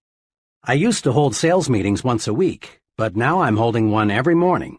I've got those people really enthusiastic. I guess once they saw some life in me, they were ready to push harder too. They were just waiting for me to start things moving again. Things sure are working out okay. Last week, my sales were well ahead of a year ago, and much better than the store's average. Oh, by the way, he continued, I want to tell you some other good news. I got 2 job offers since we talked. Naturally, I'm glad, but I've turned them both down since everything is looking good here again. When we face tough problems, we stay mired in the mud until we take action. Hope is a start, but hope needs action to win victories. Put the action principle to work. Next time you experience big fear or little fear, steady yourself. Then search for an answer to this question. What kind of action can I take to conquer my fear? Isolate your fear. Then take appropriate action. Here are some examples of fear and some possible action cures. Type of fear. 1. Embarrassment because of personal appearance. Action. Improve it. Go to a barber shop or beauty salon. Shine your shoes. Get your clothes cleaned and pressed. In general, practice better grooming. It doesn't always take new clothes. 2. Fear of losing an important customer. Work doubly hard to give better service. Correct anything that may have caused customers to lose confidence in you. 3. Fear of failing an examination. Convert worry time into study time. 4. Fear of things totally beyond your control. Turn your attention to helping to relieve the fear of others. Pray. 5. Fear of being physically hurt by something you can't control, such as a tornado or an airplane out of control. Switch your attention to something totally different. Go out into your yard and pull up weeds. Play with your children. Go to a movie. 6. Fear of what other people may think and say. Make sure that what you plan to do is right, then do it. No one ever does anything worthwhile for which he is not criticized. 7. Fear of making an investment or purchasing a home. Analyze all factors, then be decisive. Make a decision and stick with it. Trust your own judgment. 8. Fear of people. Put them in proper perspective. Remember, the other person is just another human being pretty much like yourself. Use this 2-step procedure to cure fear and win confidence. 1. Isolate your fear. Pin it down. Determine exactly what you are afraid of. 2. Then take action. There is some kind of action for any kind of fear. And remember, hesitation only enlarges, magnifies the fear. Take action promptly. Be decisive. Much lack of self-confidence can be traced directly to a mismanaged memory. Your brain is very much like a bank. Every day you make thought deposits in your mind bank. These thought deposits grow and become your memory. When you settle down to think, or when you face a problem, in effect, you say to your memory bank, "What do I already know about this?" Your memory bank automatically answers and supplies you with bits of information relating to this situation that you deposited on previous occasions. Your memory, then, is the basic supplier of raw material for your new thought. The teller in your memory bank is tremendously reliable. He never crosses you up. If you approach him and say, "Mr. Teller, Let me withdraw some thoughts I deposited in the past, proving I'm inferior to just about everybody else. He'll say, "Certainly, sir. Recall how you failed 2 times previously when you tried this? Recall what your 6th grade teacher told you about your inability to accomplish things? Recall what you overheard some fellow workers saying about you. Recall—" And on Mr. Teller goes, digging out of your brain thought after thought that proves you are inadequate. But suppose you visit your memory teller with this request. "Mr. Teller, I face a difficult decision. Can you supply me with any thoughts which will give me reassurance?" And again, Mr. Teller says, "Certainly, sir." But this time, he delivers thoughts you deposited earlier that say you can succeed. Recall the excellent job you did in a similar situation before? Recall how much confidence Mr. Smith placed in you. Recall what your good friends said about you. Recall— Mr. Teller, perfectly responsive, lets you withdraw the thought deposits you want to withdraw. After all, it is your bank. Here are 2 specific things to do to build confidence through efficient management of your memory bank. 1. Deposit only positive thoughts in your memory bank. Let's face it squarely. Everyone encounters plenty of unpleasant, embarrassing, and discouraging situations. But unsuccessful and successful people deal with these situations in directly opposite ways. Unsuccessful people take them to heart, so to speak. They dwell on the unpleasant situations, thereby giving them a good start in their memory. They don't take their minds away from them. At night, the unpleasant situation is the last thing they think about. Confident, successful people, on the other hand, don't give it another thought. Successful people specialize in putting positive thoughts into their memory bank. What kind of performance would your car deliver if every morning before you left for work, you scooped up a double handful of dirt and put it into your crankcase? That fine engine would soon be a mess, unable to do what you want it to do. Negative, unpleasant thoughts deposited in your mind affect your mind the same way. Negative thoughts produce needless wear and tear on your mental motor. They create worry, frustration, and feelings of inferiority. They put you beside the road while others drive ahead. Do this. In these moments when you're alone with your thoughts, when you're driving your car or eating alone, recall pleasant, positive experiences. Put good thoughts in your memory bank. This boosts confidence. It gives you that "I sure feel good" feeling. It helps keep your body functioning right, too. Here is an excellent plan. Just before you go to sleep, deposit good thoughts in your memory bank. Count your blessings. Recall the many good things you have to be thankful for. Your wife or husband, your children, your friends, your health. Recall the good things you saw people do today. Recall your little victories and accomplishments. Go over the reasons why you are glad to be alive. 2. Withdraw only positive thoughts from your memory bank. I was closely associated several years ago in Chicago with a firm of psychological consultants. They handled many types of cases, but mostly marriage problems and psychological adjustment situations, all dealing with mind matters. One afternoon, as I was talking with the head of the firm about his profession and his techniques for helping the seriously maladjusted person, he made this remark: "You know, there would be no need for my services if people would do just one thing." "What's that?" I asked eagerly. "Simply this: destroy their negative thoughts before those thoughts become mental monsters. Most individuals I try to help," he continued, "are operating their own private museum of mental horror. Many marriage difficulties, for example, involve the honeymoon monster.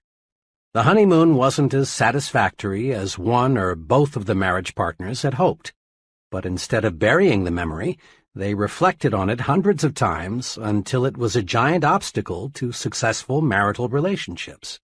They come to me as much as 5 or 10 years later. Usually, of course, my clients don't see where their trouble lies. It's my job to uncover and explain the source of their difficulty to them and help them to see what a triviality it really is. A person can make a mental monster out of almost any unpleasant happening, my psychologist friend went on. A job failure, a jilted romance, a bad investment, disappointment in the behavior of a teenage child. These are common monsters I have to help troubled people destroy. It is clear that any negative thought, if fertilized with repeated recall, can develop into a real mind monster, breaking down confidence and paving the way to serious psychological difficulties. In an article in Cosmopolitan magazine, The Drive Toward Self-Destruction, Alice Mulcahy pointed out that upward of 30,000 Americans commit suicide each year and another 100,000 attempt to take their own lives. She went on to say, "There is shocking evidence that millions of other people are killing themselves by slower, less obvious methods.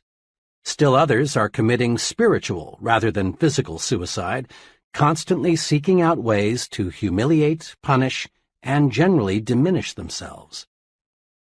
The psychologist friend mentioned before told me how he helped one of his patients to stop committing mental and spiritual suicide. This patient, he explained, was in her late 30s and had 2 children. In lay terminology, she suffered from severe depression. She looked back on every incident of her life as being an unhappy experience. Her school days, her marriage, the bearing of her children, the places she had lived, all were thought of negatively. She volunteered that she couldn't remember ever having been truly happy. And since what one remembers from the past colors what one sees in the present, she saw nothing but pessimism and darkness. When I asked her what she saw in a picture which I showed her, she said, "It looks like there will be a terrible thunderstorm tonight." That was the gloomiest interpretation of the picture I've yet heard. The picture was a large oil painting of the sun low in the sky and a jagged rocky coastline. The painting was very cleverly done and could be construed to be either a sunrise or a sunset. The psychologist commented to me that what a person sees in the picture is a clue to his personality. Most people say it is a sunrise, but the depressed, mentally disturbed person nearly always says it's a sunset. As a psychologist, I can't change what already is in a person's memory, but I can, with the patient's cooperation, help the individual to see his past in a different light. That's the general treatment I used on this woman. I worked with her to help her see joy and pleasure in her past instead of total disappointment. After 6 months, she began to show improvement. At that point, I gave her a special assignment. Each day, I asked her to think of and write down 3 specific reasons she has to be happy. Then, at her next appointment with me on Thursdays, I'd go over her list with her. I continued this sort of treatment for 3 months. Her improvement was very satisfactory. Today, that woman is very well adjusted to her situation. She's positive and certainly as happy as most people. When this woman quit drawing negatives from her memory bank, she was headed toward recovery. Whether the psychological problem is big or little, the cure comes when one learns to quit drawing negatives from one's memory bank and withdraws positives instead. Don't build mental monsters. Refuse to withdraw the unpleasant thoughts from your memory bank. When you remember situations of any kind, concentrate on the good part of the experience. Forget the bad. Bury it. If you find yourself thinking about the negative side, turn your mind off completely. And here is something very significant and very encouraging. Your mind wants you to forget the unpleasant. If you will just cooperate, unpleasant memories will gradually shrivel and the teller in your memory bank will cancel them out. Dr. Melvin S. Hatwick, noted advertising psychologist, in commenting on our ability to remember, says, "When the feeling aroused is pleasant, the advertisement has a better chance to be remembered. When the feeling aroused is unpleasant, The reader or listener tends to forget the advertisement message. The unpleasant runs counter to what we want. We don't want to remember it. In brief, it really is easy to forget the unpleasant if we simply refuse to recall it. Withdraw only positive thoughts from your memory bank. Let the others fade away, and your confidence, that feeling of being on top of the world, will zoom upward. You take a big step forward toward conquering fear when you refuse to remember negative, self-deprecating thoughts. Why do people fear other people? Why do many folks feel self-conscious around others? What's behind shyness? What can we do about it? Fear of other people is a big fear, but there is a way to conquer it. You can conquer fear of people if you will learn to put them into proper perspective. A business friend, who was doing exceptionally well operating his own wood novelty plant, explained to me how he got the proper perspective of people. His example is interesting. Before I went into the Army in World War II, I was scared of just about everybody. You just wouldn't believe how shy and timid I was. I felt everyone else was a lot smarter. I worried about my physical and mental inadequacies. I thought I was born to fail. Then, by some fortunate quirk of fate, I lost my fear of people in the Army. During part of 1942 and 1943, when the Army was inducting men at a terrific clip, I was stationed as a medic at one of the big induction centers. Day after day, I assisted in examining those men. The more I looked at these recruits, the less afraid of people I became. All those men lined up by the hundreds, naked as jaybirds, looked so much alike. Oh, sure, there were fat ones and skinny ones, tall ones and short ones, but they all were confused, all were lonesome.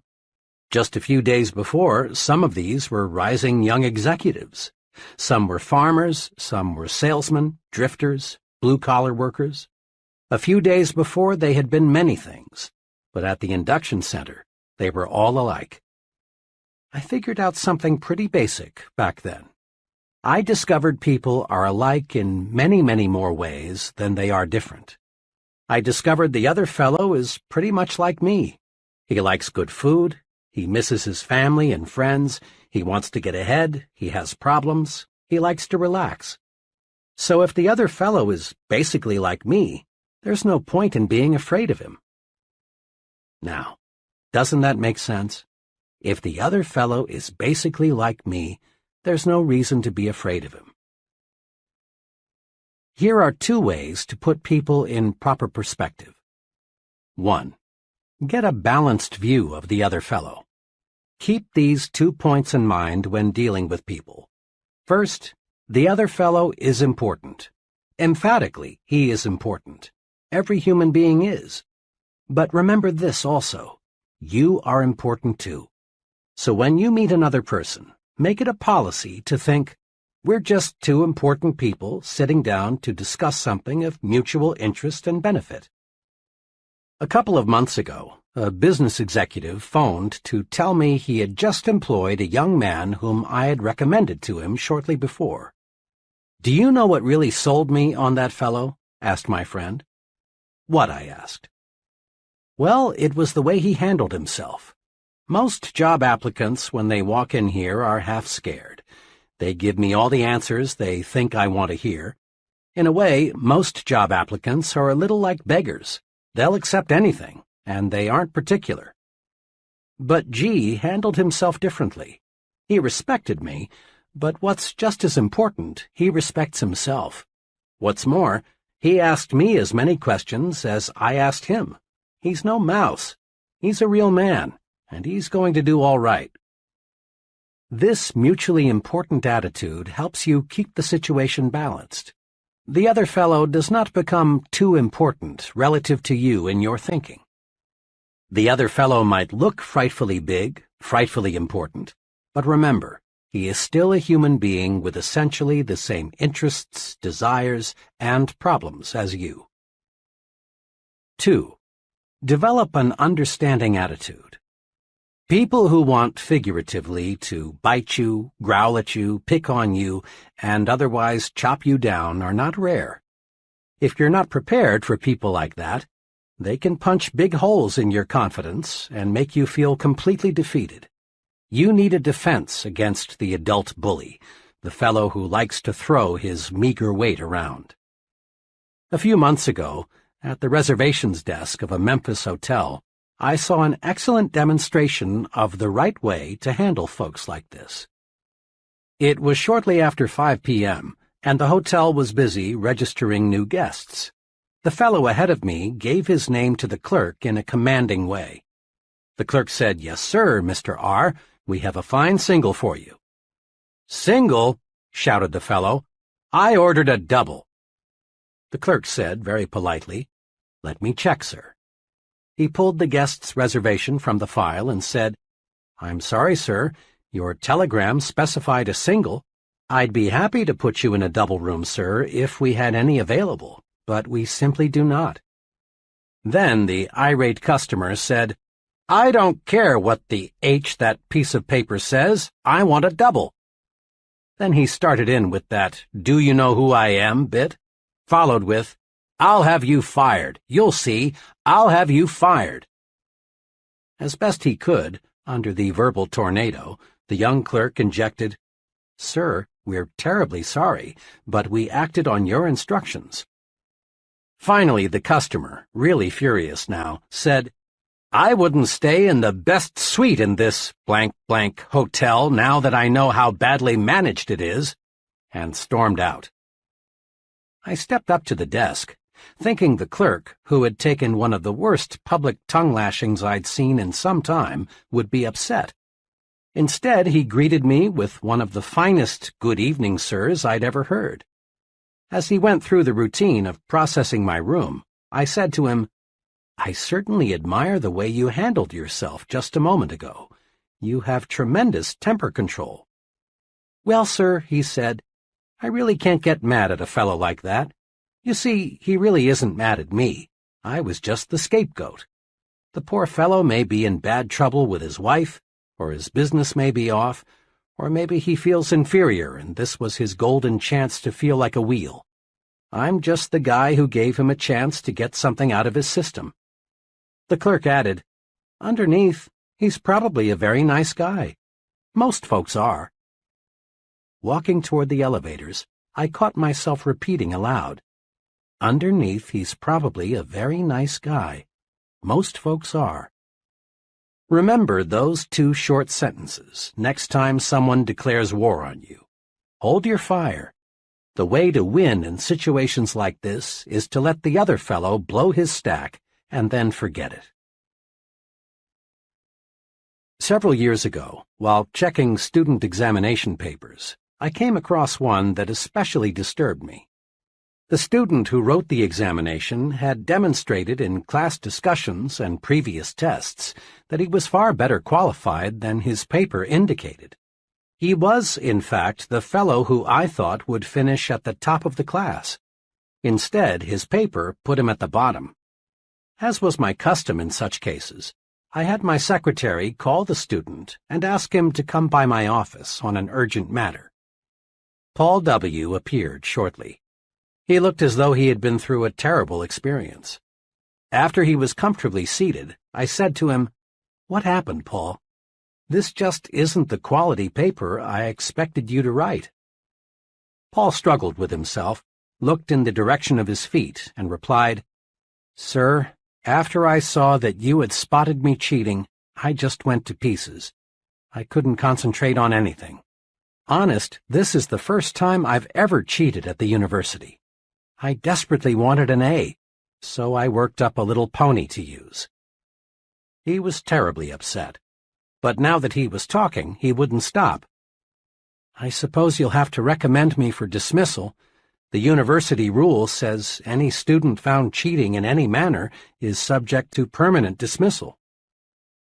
Here Paul started bringing up the shame this incident would bring to his family, how it would wreck his life, and all sorts of repercussions.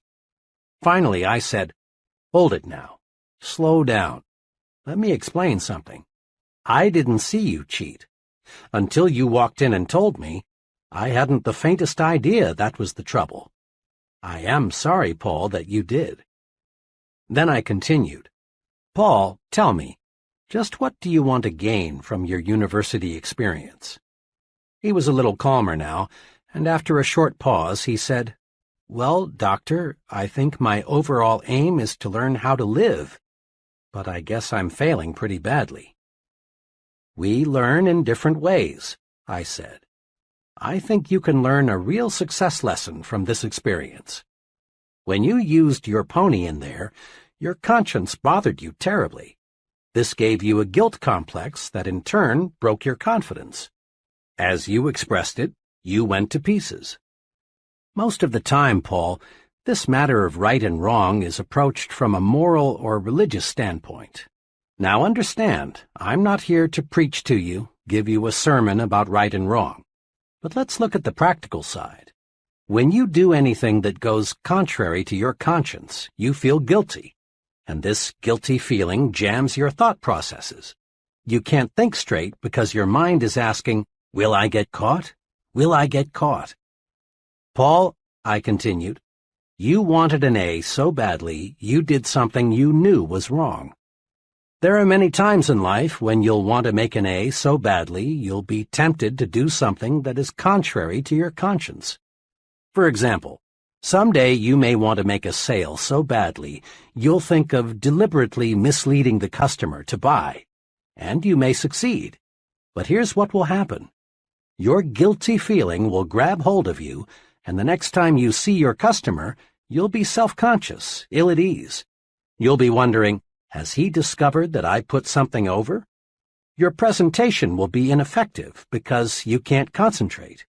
Chances are you'll never make the second, third, fourth, and the many repeat sales. In the long run, making that sale using tactics that hurt your conscience will cost you a lot of income." I went on and pointed out to Paul how an occasional business or professional man loses his grip because of an intense fear that his wife will learn about a secret love affair he is having with another woman. Will she find out? Will she find out? Eats away the man's confidence until he can't do a good job at work or in the home. I reminded Paul that many criminals are captured not because any clues point to them, but because they act guilty and self-conscious. Their guilt feeling puts them on the suspect list. There is within each of us a desire to be right, think right, and act right. When we go against that desire, we put a cancer in our conscience. This cancer grows and grows by eating away at our confidence. Avoid doing anything that will cause you to ask yourself, "Will I get caught? Will they find out? Will I get away with it?" Don't try to make an A if it means violating your confidence. Paul, I'm pleased to say, got the point. He learned the practical value of doing what's right. I then proposed he sit down and retake the examination. In answer to his question, "But what about my dismissal?" I said, "I know what the regulations say about cheating, but you know, if we dismissed all students who have cheated in any way, half the professors would have to leave. And if we dismissed all students who thought about cheating, the university would have to shut down. So I'm forgetting this whole incident if you'll do me a favor." "Gladly," he said. I walked over to my bookshelf, took down my personal copy of 50 Years with the Golden Rule, and said, "Paul, read this book and return it. See how, in J.C. Penney's own words, just doing what's right made him one of America's richest men." Doing what's right keeps your conscience satisfied, and this builds self-confidence. When we do what is known to be wrong, two negative things happen. First, we feel guilt, and this guilt eats away confidence. Second, other people sooner or later find out and lose confidence in us. Do what's right and keep your confidence. That's thinking yourself to success. Here is a psychological principle that is worth listening to repeatedly until it absolutely saturates you. To think confidently, act confidently. The great psychologist, Dr. George W. Crane, said in his famous book, Applied Psychology, "Remember, motions are the precursors of emotions. You can't control the latter directly, but only through your choice of motions or actions. To avoid this all-too-common tragedy, marital difficulties and misunderstandings, become aware of the true psychological facts. Go through the proper motions each day, and you'll soon begin to feel the corresponding emotions. Just be sure you and your mate go through those motions of dates and kisses, the phrasing of sincere daily compliments, plus the many other little courtesies, and you need not worry about the emotion of love. You can't act devoted for very long without feeling devoted." Psychologists tell us we can change our attitudes by changing our physical actions. For example, you actually feel more like smiling if you make yourself smile. You feel more superior when you make yourself stand tall than when you slouch. On the negative side, frown a really bitter frown and see if you don't feel more like frowning. It is easy to prove that managed motions can change emotions. People who are shy in introducing themselves can replace this timidity with confidence just by taking 3 simple actions simultaneously. First, reach for the other person's hand and clasp it warmly. Second, look directly at the other person. And third, say, "I'm very glad to know you." These 3 simple actions automatically and instantaneously banish shyness. Confident action produces confident thinking. So, to think confidently, act confidently. Act the way you want to feel. Here are 5 confidence-building exercises. Listen to these guides carefully. Then make a conscious effort to practice them and build your confidence. 1. Be a front-seater. Ever notice in meetings, in church, classrooms, and other kinds of assemblies, how the back seats fill up first? Most folks scramble to sit in the back rows so they won't be too conspicuous.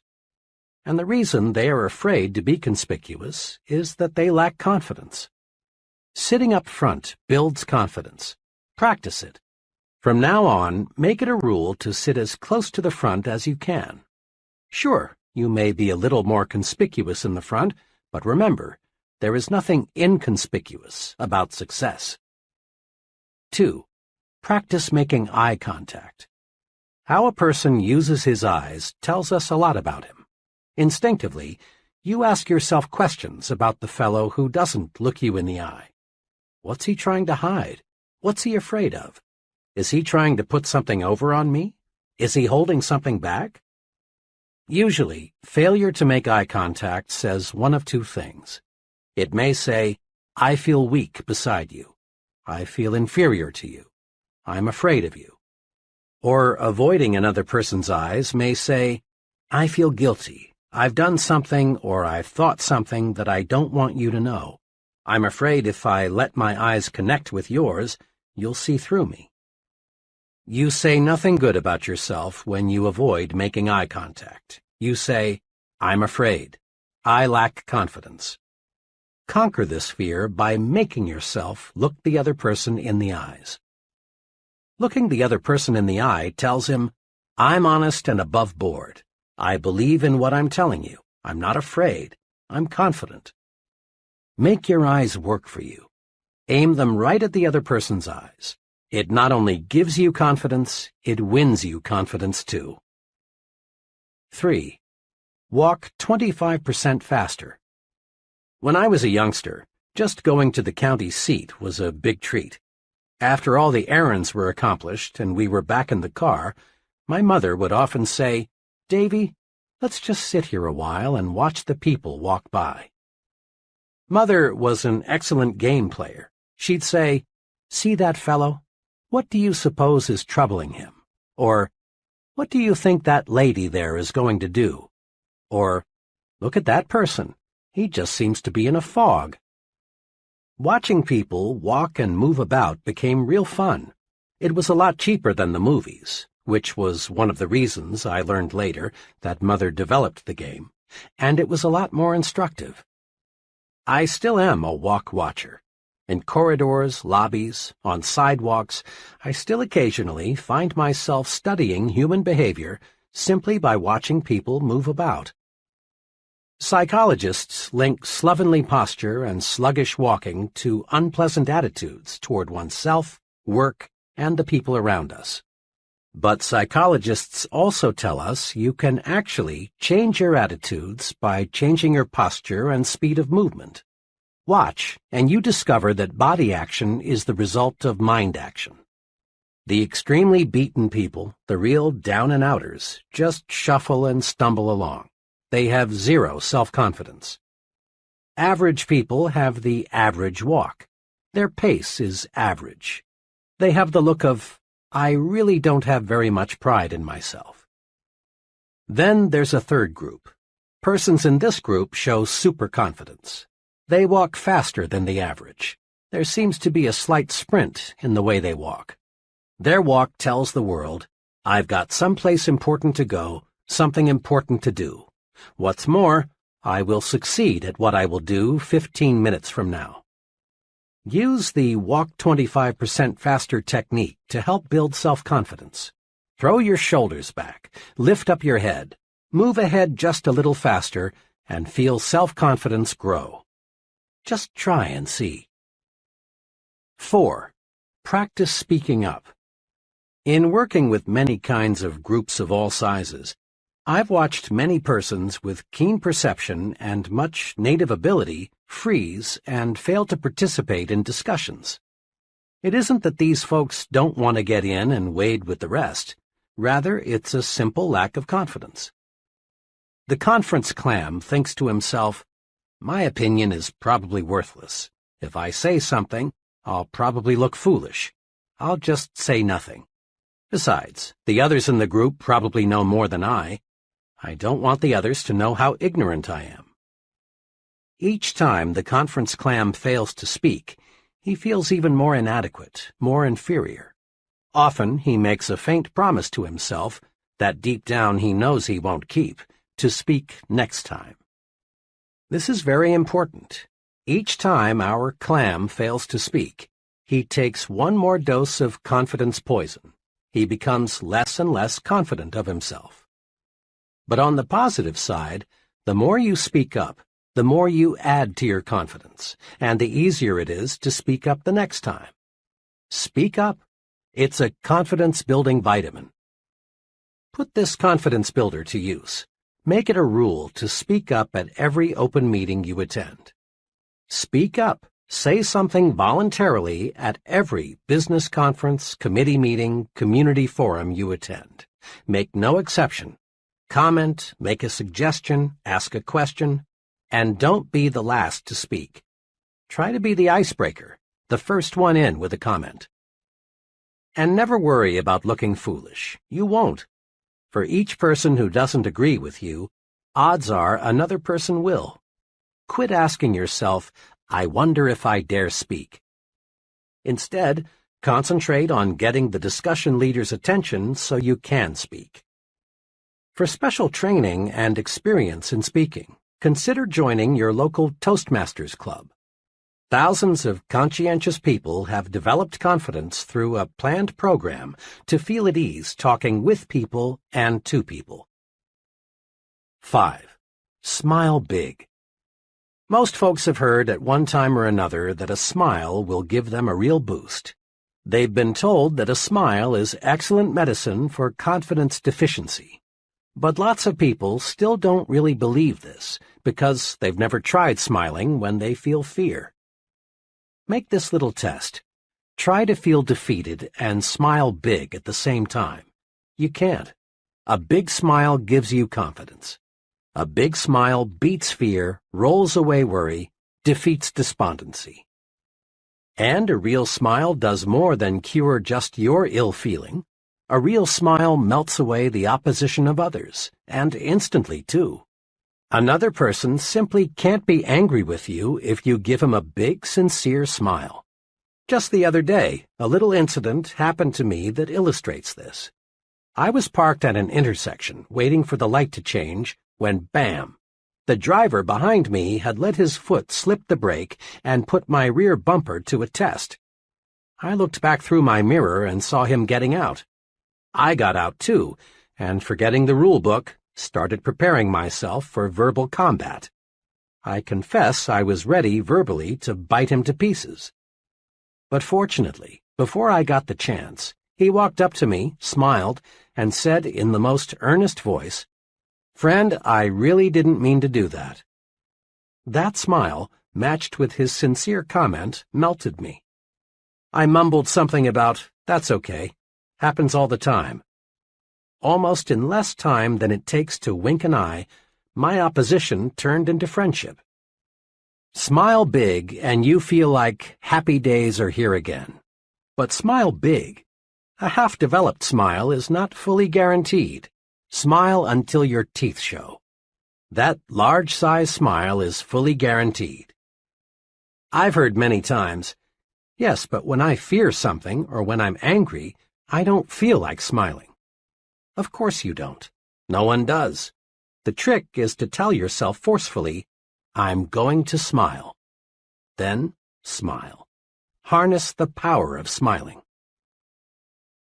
Put these 5 procedures to work for you. 1. Action cures fear. Isolate your fear and then take constructive action. Inaction, doing nothing about a situation, strengthens fear and destroys confidence. 2. Make a supreme effort to put only positive thoughts in your memory bank. Don't let negative, self-deprecatory thoughts grow into mental monsters. Simply refuse to recall unpleasant events or situations. 3. Put people in proper perspective. Remember, people are more alike, much more alike, than they are different. Get a balanced view of the other fellow. He is just another human being. And develop an understanding attitude. Many people will bark, but it's a rare one who bites. 4. Practice doing what your conscience tells you is right. This prevents a poisonous guilt complex from developing. Doing what's right is a very practical rule for success. 5. Make everything about you say, "I'm confident, really confident." Practice these little techniques in your day-to-day activities. Be a front-seater, make eye contact, walk 25% faster, speak up, smile big. Chapter 4. How to Think Big. Recently, I chatted with a recruitment specialist for one of the nation's largest industrial organizations. 4 months each year, she visits college campuses to recruit graduating seniors for her company's junior executive training program. The tenor of her remarks indicated that she was discouraged about the attitudes of many people she talked with. Most days, I interview between 8 and 12 college seniors, all in the upper third of their class, all at least mildly interested in coming with us. One of the main things we want to determine in the screening interview is the individual's motivation. We want to find out if he or she is the kind of person who can, in a few years, direct major projects, manage a branch office or plant, or in some other way make a really substantial contribution to the company. I must say I'm not too pleased with the personal objectives of most of those I talk with. "You'd be surprised," she went on, "how many 22-year-olds are more interested in our retirement plan than in anything else we have to offer. A second favorite question is, will I move around a lot? Most of them seem to define the word success as synonymous with security. Can we risk turning our company over to people like that? The thing I can't understand is why should young people these days be so ultra-conservative, so narrow in their view of the future? Every day there are more signs of expanding opportunity. This country is making record progress in scientific and industrial development. Our population is gaining rapidly.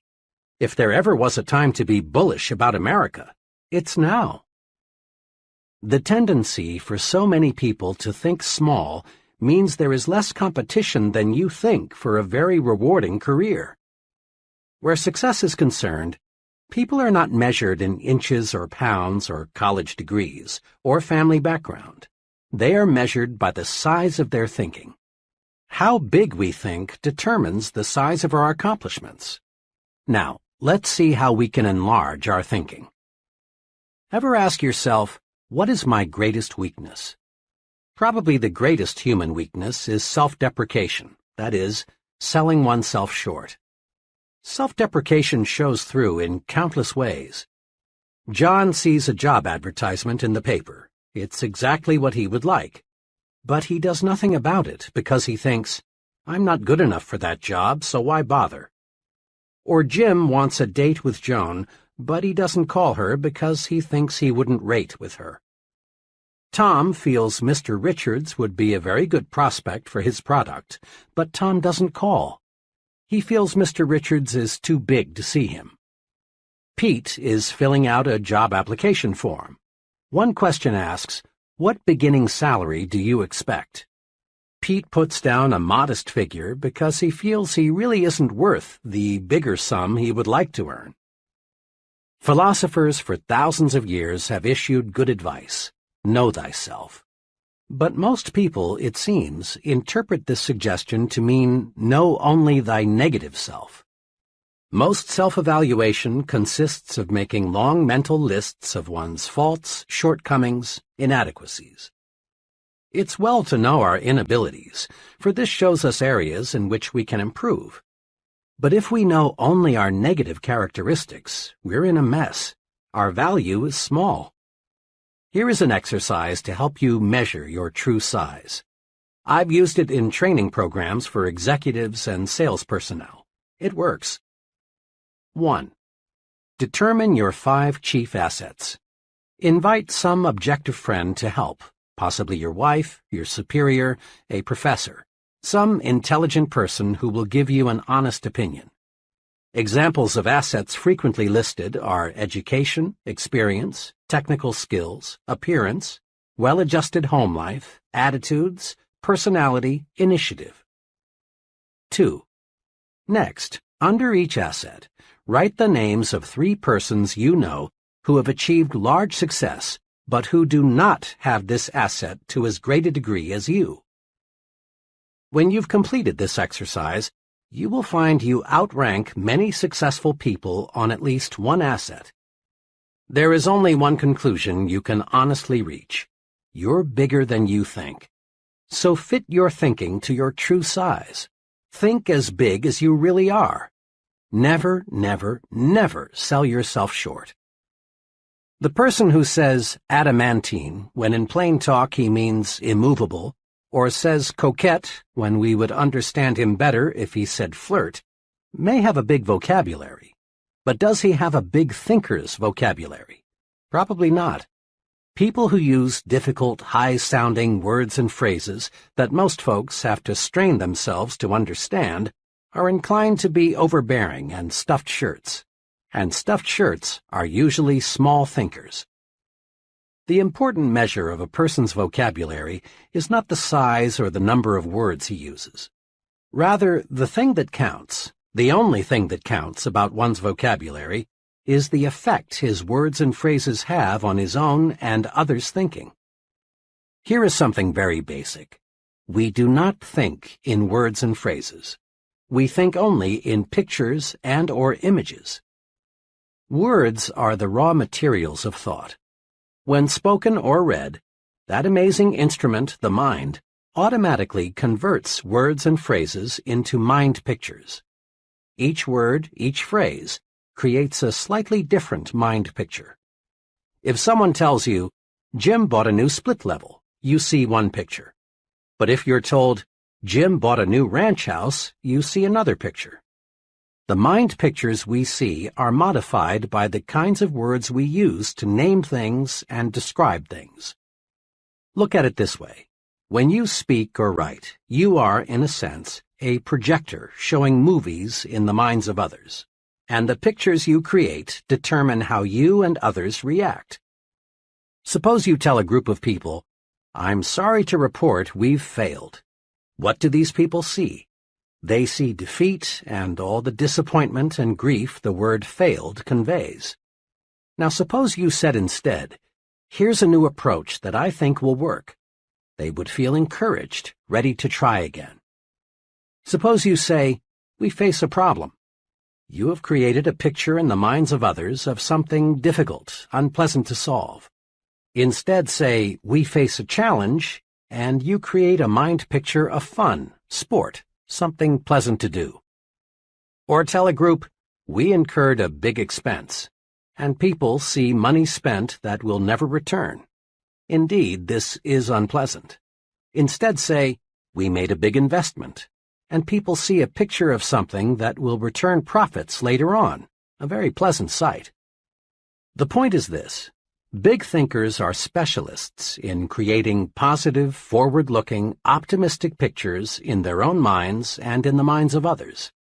To think big, we must use words and phrases that produce big, positive mental images. Here are examples of phrases that create small, negative, depressing thoughts. And then, the same situation is discussed, but in a big, positive way. As you listen to these, ask yourself, what mind pictures do I see? Phrases that create small, negative mind images. 1. It's no use, we're whipped. Or, phrases that create big, positive mind images. We're not whipped yet, let's keep trying. Here's a new angle. 2. I was in that business once and failed. Never again. Or, I went broke, but it was my own fault. I'm going to try again. 3. I've tried, but the product won't sell. People don't want it. Or, so far I've not been able to sell this product, but I know it is good, and I'm going to find the formula that will put it over. 4. The market is saturated. Imagine, 75% of the potential has already been sold. Better get out. Or, imagine, 25% of the market is still not sold. Count me in. This looks big. 5. Their orders have been small. Cut them off. Or, their orders have been small. Let's map out a plan for selling them more of their needs. 6. 5 years is too long a time to spend before I'll get into the top ranks in your company. Count me out. Or, 5 years is not really a long time. Just think. That leaves me 30 years to serve at a high level. 7. The competition has all the advantage. How do you expect me to sell against them? Or, competition is strong, there's no denying that, but no one ever has all the advantages. Let's put our heads together and figure out a way to beat them at their own game. 8. Nobody will ever want that product. Or, in its present form, it may not be saleable, but let's consider some modifications. 9. Let's wait until a recession comes along, then buy stocks. Or, let's invest now. Bet on prosperity, not depression. 10. I'm too young, old, for the job. Or, being young, old, is a distinct advantage. 11. It won't work. Let me prove it. The image, dark, gloom, disappointment, grief, failure. Or, it will work. Let me prove it. The image, bright, hope, success, fun, victory. 4 ways to develop the big thinker's vocabulary. Here are 4 ways to help you develop a big thinker's vocabulary. 1. Use big, positive, cheerful words and phrases to describe how you feel. When someone asks, "How do you feel today?" and you respond with an, "I'm tired, I have a headache, I wish it were Saturday, I don't feel so good," you actually make yourself feel worse. Practice this. It's a very simple point, but it has tremendous power. Every time someone asks you, "How are you?" or "How are you feeling today?" respond with a, "Just wonderful, thanks, and you?" or say, "Great," or "Fine." Say you feel wonderful at every possible opportunity, and you will begin to feel wonderful, and bigger too. Become known as a person who always feels great. It wins friends. 2. Use bright, cheerful, favorable words and phrases to describe other people. Make it a rule to have a big, positive word for all your friends and associates. When you and someone else are discussing an absent third party, be sure you compliment him with big words and phrases like, "He's really a fine fellow. They tell me he's working out wonderfully well." Be extremely careful to avoid the petty, cut-him-down language. Sooner or later, third parties hear what's been said, and then such talk only cuts you down. 3. Use positive language to encourage others. Compliment people personally, at every opportunity. Everyone you know craves praise. Have a special good word for your wife or husband every day. Notice and compliment the people who work with you. Praise, sincerely administered, is a success tool. Use it. Use it again and again and again. Compliment people on their appearance, their work, their achievements, their families. 4. Use positive words to outline plans to others. When people hear something like this, "Here is some good news, we face a genuine opportunity," their minds start to sparkle. But when they hear something like, "Whether we like it or not, we've got a job to do," the mind movie is dull and boring, and they react accordingly. Promise victory and watch eyes light up. Promise victory and win support. Build castles. Don't dig graves. See what can be, not just what is. Big thinkers train themselves to see not just what is, but what can be. Here are 4 examples to illustrate this point. 1. What gives real estate value? A highly successful realtor who specializes in rural property shows what can be done if we train ourselves to see something where little or nothing presently exists. "Most of the rural property around here," my friend began, "is run down and not very attractive. I'm successful because I don't try to sell my prospects a farm as it is. I develop my entire sales plan around what the farm can be. Simply telling the prospect, 'The farm has XX acres of bottom land and XX acres of woods and is XX miles from town,' doesn't stir him up and make him want to buy it. But when you show him a concrete plan for doing something with the farm, he's just about sold. Here, let me show you what I mean." He opened his briefcase and pulled out a file. "This farm," he said, "is a new listing with us. It's like a lot of them. It's 43 miles from the center of the metropolitan area. The house is run down, and the place hasn't been farmed in 5 years. Now here's what I've done. I spent 2 full days on the place last week, just studying it. I walked over the place several times. I looked at neighboring farms.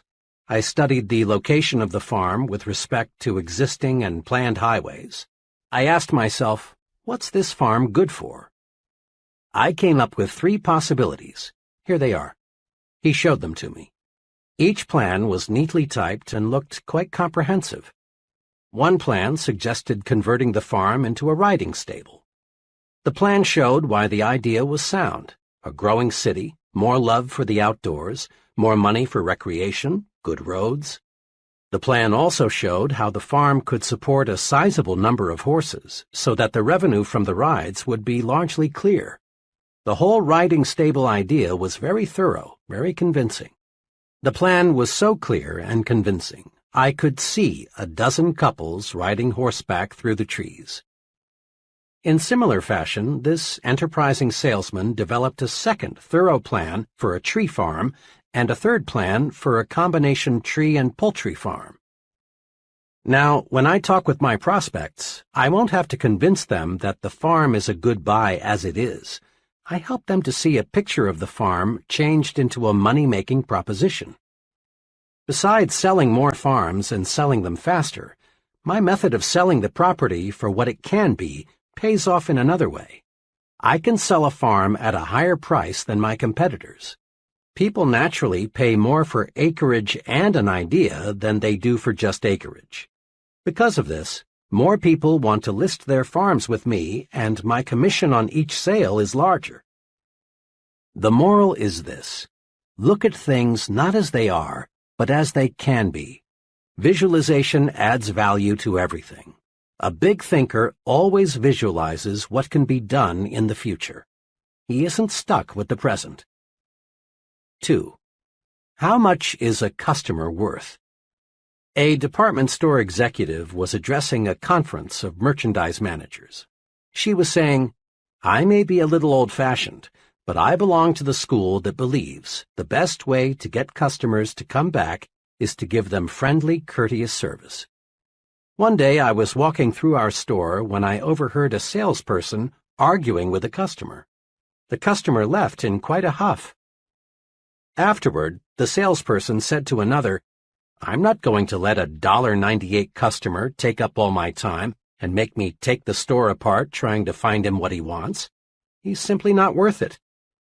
I walked away, the executive continued, but I couldn't get that remark out of my mind. It is pretty serious, I thought, when our salespeople think of customers as being in the $1.98 category. I decided right then that this concept must be changed. When I got back to my office, I called our research director and asked him to find out how much the average customer spent in our store last year. The figure he came up with surprised even me. According to our research director's careful calculation, the typical customer spent $362 in our establishment. The next thing I did was call a meeting of all supervisory personnel and explain the incident to them. Then I showed them what a customer is really worth. Once I got these people to see that a customer is not to be valued on a single sale, but rather on an annual basis, customer service definitely improved. The point made by the retailing executive applies to any kind of business. It's repeat business that makes the profit. Often there's no profit at all on the first several sales. Look at the potential expenditures of the customers, not just what they buy today. Putting a big value on customers is what converts them into big regular patrons. Attaching little value to customers sends them elsewhere. A student related this pertinent incident to me, explaining why he'll never again eat in a certain cafeteria. For lunch one day, the student began, I decided to try a new cafeteria that had just opened a couple of weeks before. Nickels and dimes are pretty important to me right now, so I watch what I buy pretty closely. Walking past the meat section, I saw some turkey and dressing that looked pretty good, and it was plainly marked 39 cents. When I got to the cash register, the checker looked at my tray and said, $1.09. I politely asked her to check it again because my tally was 99 cents. After giving me a mean glare, she recounted. The difference turned out to be the turkey. She had charged me 49 cents instead of 39 cents. Then I called her attention to the sign which read 39 cents. This really set her off.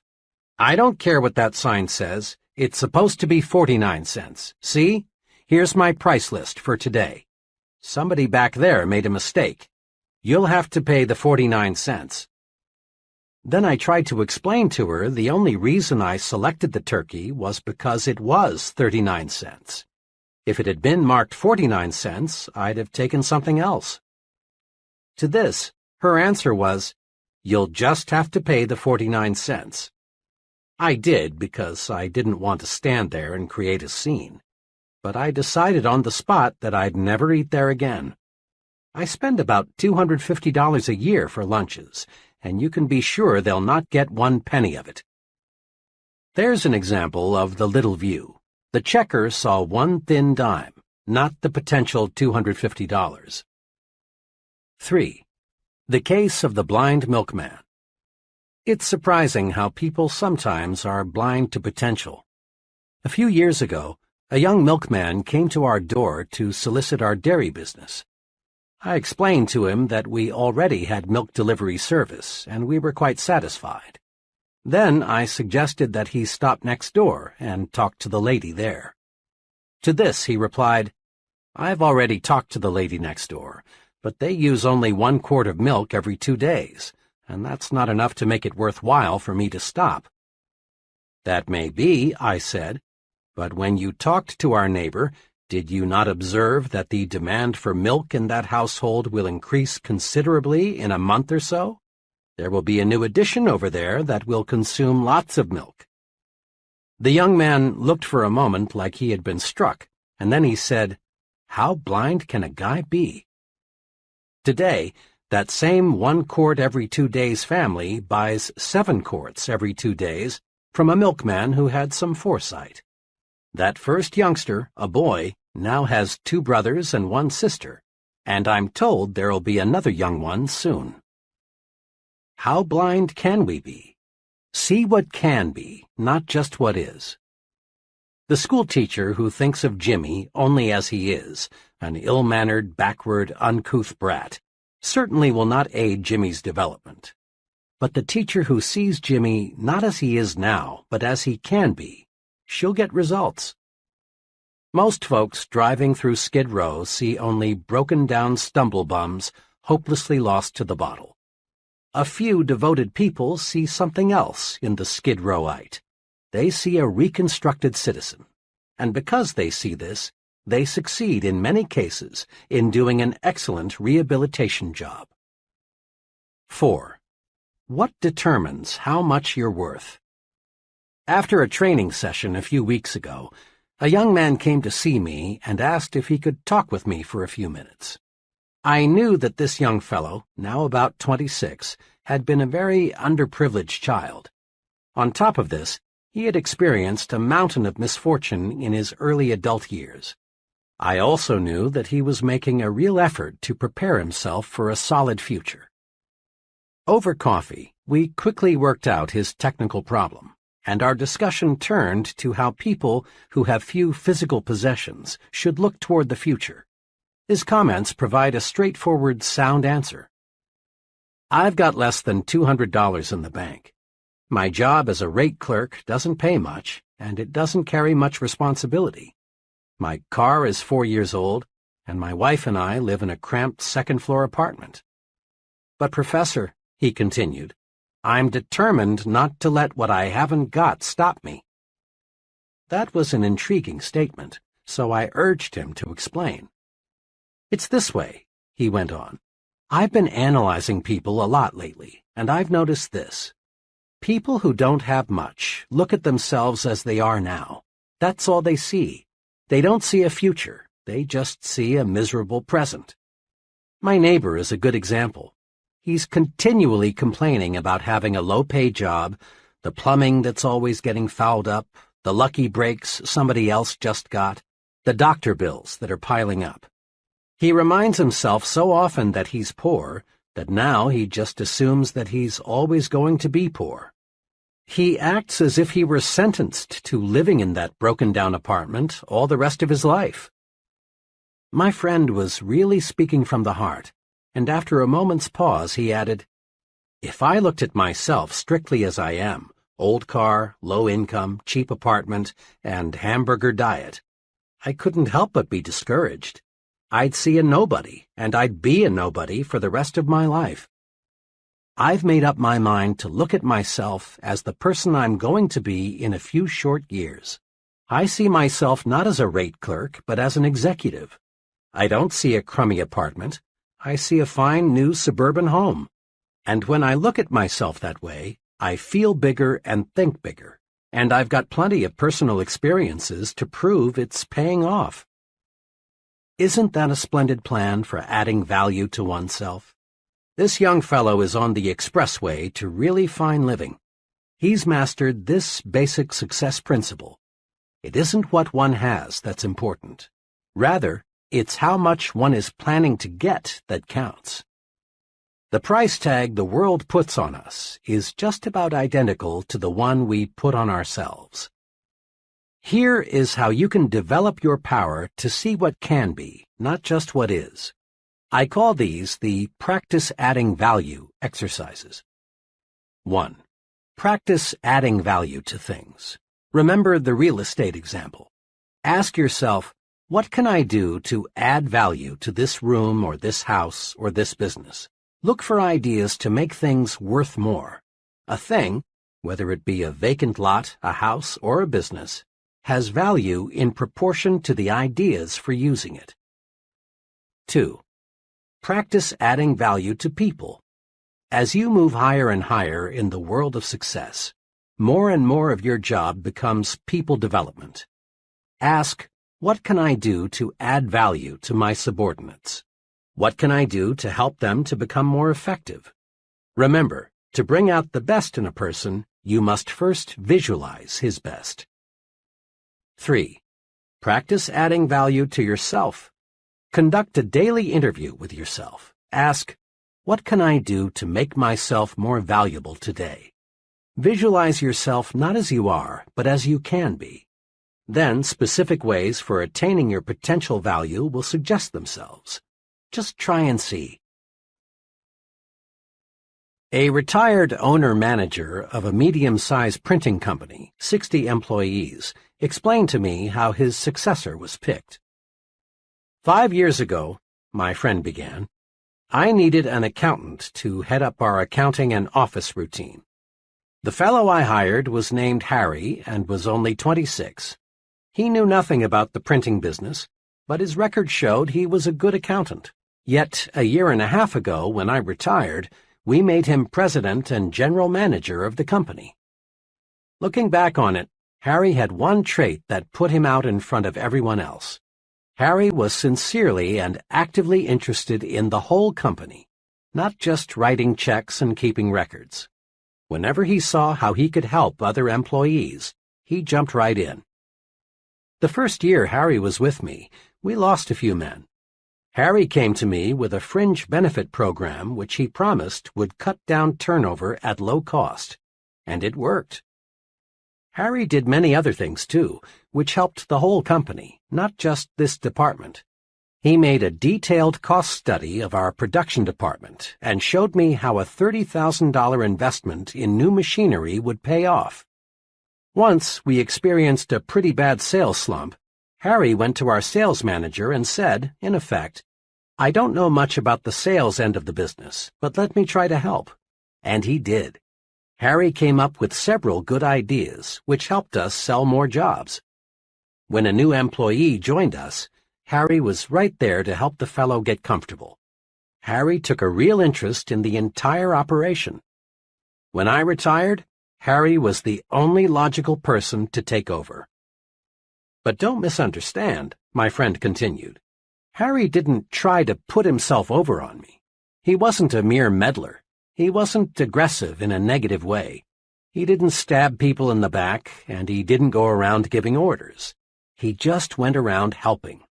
Harry simply acted as if everything in the company affected him. He made company business his business. We can all learn a lesson from Harry. The I'm doing my job and that's enough attitude is small, negative thinking. Big thinkers see themselves as members of a team effort, as winning or losing with the team, not by themselves. They help in every way they can, even when there is no direct and immediate compensation or other reward. The fellow who shrugs off a problem outside his own department with the comment, well, that's no concern of mine, let them worry about it, hasn't got the attitude it takes for top leadership. Practice this. Practice being a big thinker. See the company's interest as identical with your own. Probably only a very few persons working in large companies have a sincere, unselfish interest in their company. But after all, only a relatively few persons qualify as big thinkers, and these few are the ones eventually rewarded with the most responsible, best-paying jobs. Many potentially powerful people let petty, small, insignificant things block their way to achievement.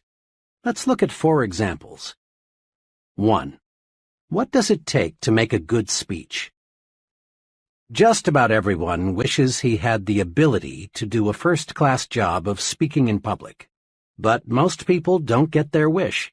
Most folks are lousy public speakers. Why? The reason is simple. Most people concentrate on the small, trivial things of speaking at the expense of the big, important things.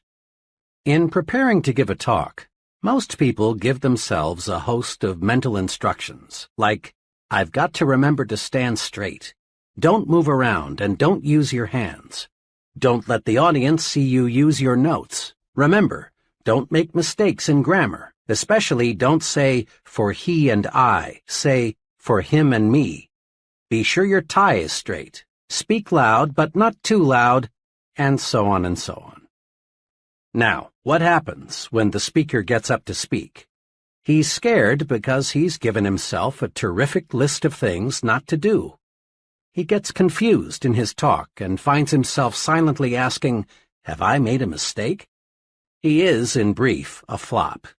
He's a flop because he concentrated on the petty, trivial, relatively unimportant qualities of a good speaker and failed to concentrate on the big things that make a good speaker. Knowledge of what he's going to talk about and an intense desire to tell it to other people. The real test of a speaker is not did he stand straight or did he make any mistakes in grammar, but rather did the audience get the points he wanted to put across.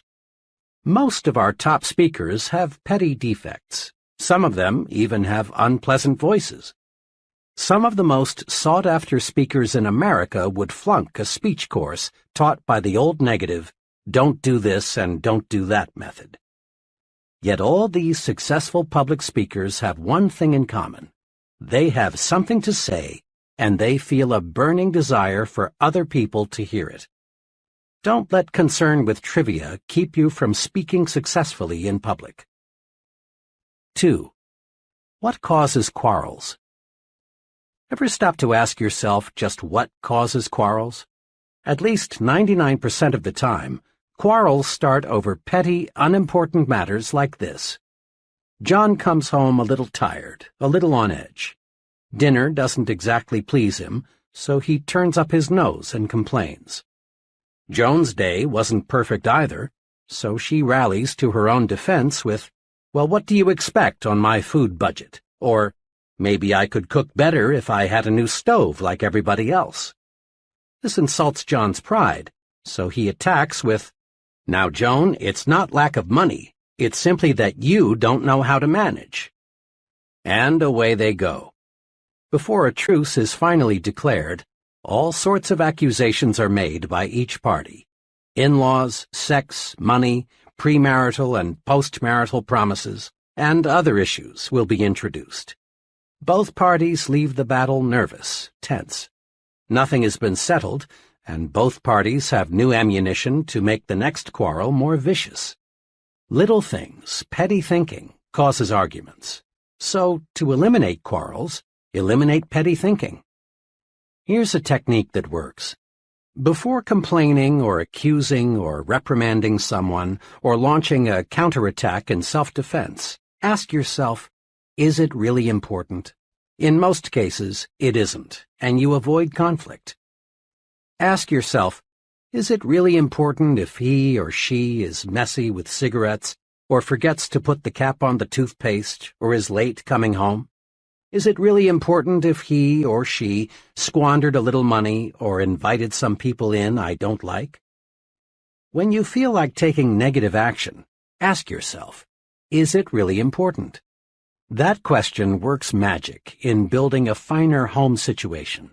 It works at the office, too. It works in homegoing traffic when another driver cuts in ahead of you. It works in any situation in life that is apt to produce quarrels. 3. John got the smallest office and fizzled out. Several years ago, I observed small thinking about an office assignment destroy a young fellow's chances for a profitable career in advertising. 4 young executives, all on the same status level, were moved into new offices. 3 of the offices were identical in size and decoration. The 4th was smaller and less elaborate. J.M. was assigned the 4th office. This turned out to be a real blow to his pride. Immediately, he felt discriminated against. Negative thinking, resentment, bitterness, jealousy built up. JM began to feel inadequate. The result was that JM grew hostile toward his fellow executives. Rather than cooperate, he did his best to undermine their efforts. Things got worse. 3 months later, JM slipped so badly that management had no choice but to issue him a pink slip. Small thinking over a very small matter stopped JM. In his haste to feel he was discriminated against, JM failed to observe that the company was expanding rapidly and office space was at a premium. He didn't stop to consider the possibility that the executive who made the office assignments didn't even know which one was the smallest. No one in the organization, except JM, regarded his office as an index of his value. Small thinking about unimportant things, like seeing your name last on the department route sheet or getting the fourth carbon of an office memo, can hurt you. Think big, and none of these little things can hold you back. 4. Even stuttering is a detail. A sales executive told me how even stuttering is a mere detail in salesmanship, if the fellow has the really important qualities. I have a friend, also a sales executive, who loves to play practical jokes, though sometimes these jokes aren't jokes at all. A few months ago, a young fellow called on my practical joking friend and asked for a sales job. The fellow had a terrible stutter, though, and my friend decided right here was a chance to play a joke on me. So the friend told the stammering applicant that he wasn't in the market for a salesman right now, but one of his friends, me, had a spot to fill. Then he phoned me, and boy did he give this fellow a build-up. Not suspecting anything, I said, "Send him right over." 30 minutes later, in he walked. The young fellow hadn't said 3 words before I knew why my friend was so eager to send him over. I'm Jack R., he said. "Mr. X sent me over to talk to you about a job." Almost every word was a struggle. I thought to myself, this guy couldn't sell a dollar bill for 90 cents on Wall Street. I was sore at my friend, but I really felt sorry for this fellow, so I thought the least I could do was to ask him some polite questions while I thought up a good excuse as to why I couldn't use him. As we talked on, however, I discovered this fellow was no stoop. He was intelligent. He handled himself very nicely, but I just couldn't overlook the fact that he stuttered. Finally, I decided I'd wind up the interview by asking one last question. What makes you think you can sell? "Well," he said, "I learn fast. I like people. I think you've got a good company, and I want to make money. Now, I do have a speech impairment, but that doesn't bother me, so why should it bother anybody else?" His answer showed me he had all the really important qualifications for a salesman. I decided right then to give him a chance, and you know, he's working out very well. Even a speech impairment in a talker's profession is a triviality if the person has the big qualities. Practice these 3 procedures to help yourself think about trivialities. 1. Keep your eyes focused on the big objective. Many times, we're like the salesman who, failing to make the sale, reports to his manager, "Yes, but I sure convinced the customer he was wrong." In selling, the big objective is winning sales, not arguments. In marriage, the big objective is peace, happiness, tranquility. Not winning quarrels or saying, "I could have told you so." In working with employees, the big objective is developing their full potential, not making issues out of their minor errors. In living with neighbors, the big objective is mutual respect and friendship, not seeing if you can have their dog impounded because once in a while it barks at night. Paraphrasing some military lingo, it is much better to lose a battle and win the war than to win a battle and lose the war. Resolve to keep your eyes on the big ball. 2. Ask, is it really important? Before becoming negatively excited, just ask yourself, is it important enough for me to get all worked up about? There is no better way to avoid frustration over petty matters than to use this medicine.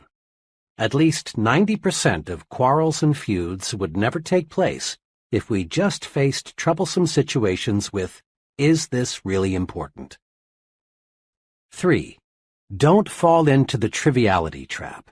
In making speeches, solving problems, counseling employees, think of those things that really matter, things that make the difference. Don't become submerged under surface issues. Concentrate on important things. Take this test to measure the size of your thinking. Here listed are several common situations of how petty thinkers and big thinkers see the same situation. Check yourself. Then decide, which will get me where I want to go, petty thinking or big thinking? The same situation handled in two entirely different ways. The choice is yours. Situation: expense accounts. The petty thinker's approach figures out ways to increase income through chiseling on expense accounts. The big thinker's approach figures out ways to increase income by selling more merchandise. Situation: conversation. The petty thinker's approach talks about the negative qualities of his friends, the economy, his company, the competition. The big thinker's approach talks about the positive qualities of his friends, his company, the competition. Progress. Believes in retrenchment or, at best, the status quo, or believes in expansion. Future. Views the future as limited, or sees the future as very promising. Work. Looks for ways to avoid work, or looks for more ways and things to do, especially helping others. Competition. Competes with the average, or competes with the best. Budget problems. Figures out ways to save money by cutting down on necessary items, or figures out ways to increase income and buy more of the necessary items. Goals. Sets goals low, or sets goals high. Goals vision. Sees only the short run, or is preoccupied with the long run. Security. Is preoccupied with security problems, or regards security as a natural companion of success. Companionship. Surrounds himself with petty thinkers, or surrounds himself with persons with large progressive ideas. Mistakes. Magnifies minor errors, turns them into big issues, or ignores errors of little consequence. Remember, it pays in every way to think big. 1. Don't sell yourself short. Conquer the crime of self-deprecation. Concentrate on your assets. You're better than you think you are. 2. Use the big thinker's vocabulary. Use big, bright, cheerful words. Use words that promise victory, hope, happiness, pleasure. Avoid words that create unpleasant images of failure, defeat, grief. 3. Stretch your vision. See what can be, not just what is. Practice adding value to things, to people, and to yourself. 4. Get the big view of your job. Really think your present job is important. That next promotion depends mostly on how you think toward your present job. 5. Think above trivial things. Focus your attention on big objectives. Before getting involved in a petty matter, ask yourself, is it really important? Grow big by thinking big. Chapter 5. How to Think and Dream Creatively. First, let's clear up a common fallacy about the meaning of creative thinking. For some illogical reason, science, engineering, art, and writing got tabbed as about the only truly creative pursuits. Most people associate creative thinking with things like the discovery of electricity or a polio vaccine, or the writing of a novel, or the development of color television. Certainly, accomplishments like these are evidence of creative thinking. Each forward step made in the conquest of space is the result of creative thinking, lots of it. But creative thinking is not reserved for certain occupations, nor is it restricted to super-intelligent people. Well then, what is creative thinking? A low-income family devises a plan to send their son to a leading university. That's creative thinking. A family turns the street's most undesirable lot into the neighborhood beauty spot. That's creative thinking. A minister develops a plan that doubles his Sunday evening attendance. That's creative thinking. Figuring out ways to simplify record-keeping, selling the impossible customer, keeping the children occupied constructively, making employees really like their work, or preventing a certain quarrel. All of these are examples of practical, everyday creative thinking. Creative thinking is simply finding new, improved ways to do anything. The rewards of all types of success in the home, at work, in the community, hinge on finding ways to do things better. Now, let's see what we can do to develop and strengthen our creative thinking ability. Step 1. Believe it can be done. Here is a basic truth. To do anything, we must first believe it can be done. Believing something can be done sets the mind in motion to find a way to do it. To illustrate this point of creative thinking in training sessions, I often use this example. I ask the group, how many of you feel it is possible to eliminate jails within the next 30 years? Invariably, the group looks bewildered, not quite sure they heard right, and thinking they are listening to a real fuzzbrain. So, after a pause, I repeat, how many of you feel it is possible to eliminate jails within the next 30 years? Once they're sure I'm not joking, someone always blasts me with something like, you mean to say you want to turn all those murderers, thieves, and rapists loose? Don't you realize what this would mean? Why, none of us would be safe. We have to have jails. Then the others cut loose. All order would break down if we didn't have jails. Some people are born criminals. If anything, we need more jails. Did you read in this morning's paper about that murder? And the group goes on, telling me all sorts of good reasons why we must have jails. One fellow even suggested we've got to have jails so the police and prison guards can have jobs. After about 10 minutes of letting the group prove why we can't eliminate the need for jails, I say to them, now, let me mention here that this question of eliminating jails is used to make a point. Each of you has come up with reasons why we can't eliminate the need for jails. Will you do me a favor? Will you try extra hard for a few minutes to believe we can eliminate jails? Joining in the spirit of the experiment, the group says, in effect, oh well, but just for kicks. Then I ask, now, assuming we can eliminate jails, how could we begin? Suggestions come slowly at first. Someone hesitantly says something like, well, you might cut down crime if you established more youth centers. Before long, the group, which 10 minutes ago was solidly against the idea, now begins to work up real enthusiasm. Work to eliminate poverty. Most crime stems from the low income levels. Conduct research to spot potential criminals before they commit a crime. Develop surgical procedures to cure some kinds of criminals. Educate law enforcement personnel in positive methods of reform.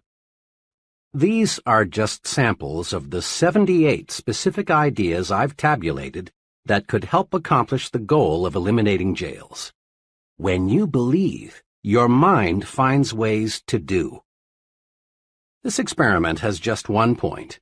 When you believe something is impossible, your mind goes to work for you to prove why.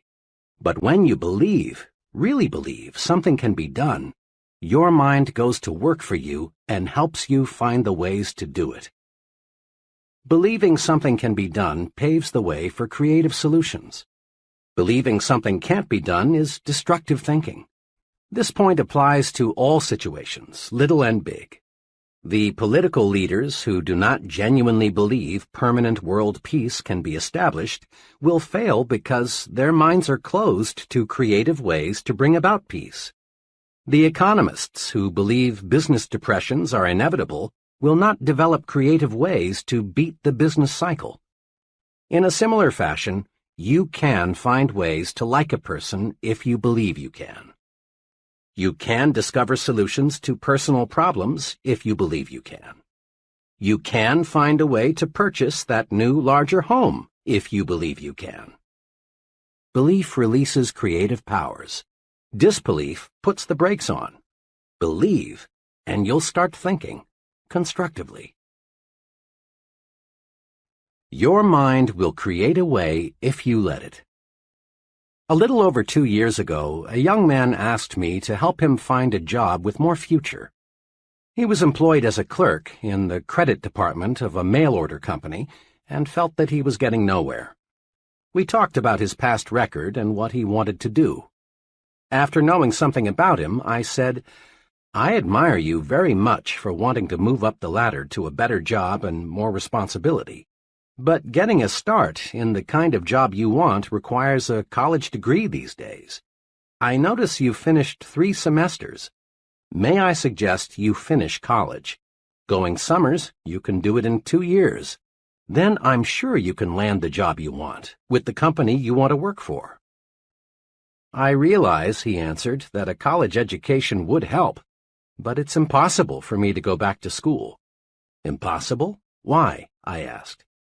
"Well, for one thing," he began, "I'm 24. On top of that, my wife and I are expecting our second child in a couple of months. We barely get by now on what I make. I wouldn't have time to study since I'd have to keep my job. It's just impossible, that's all."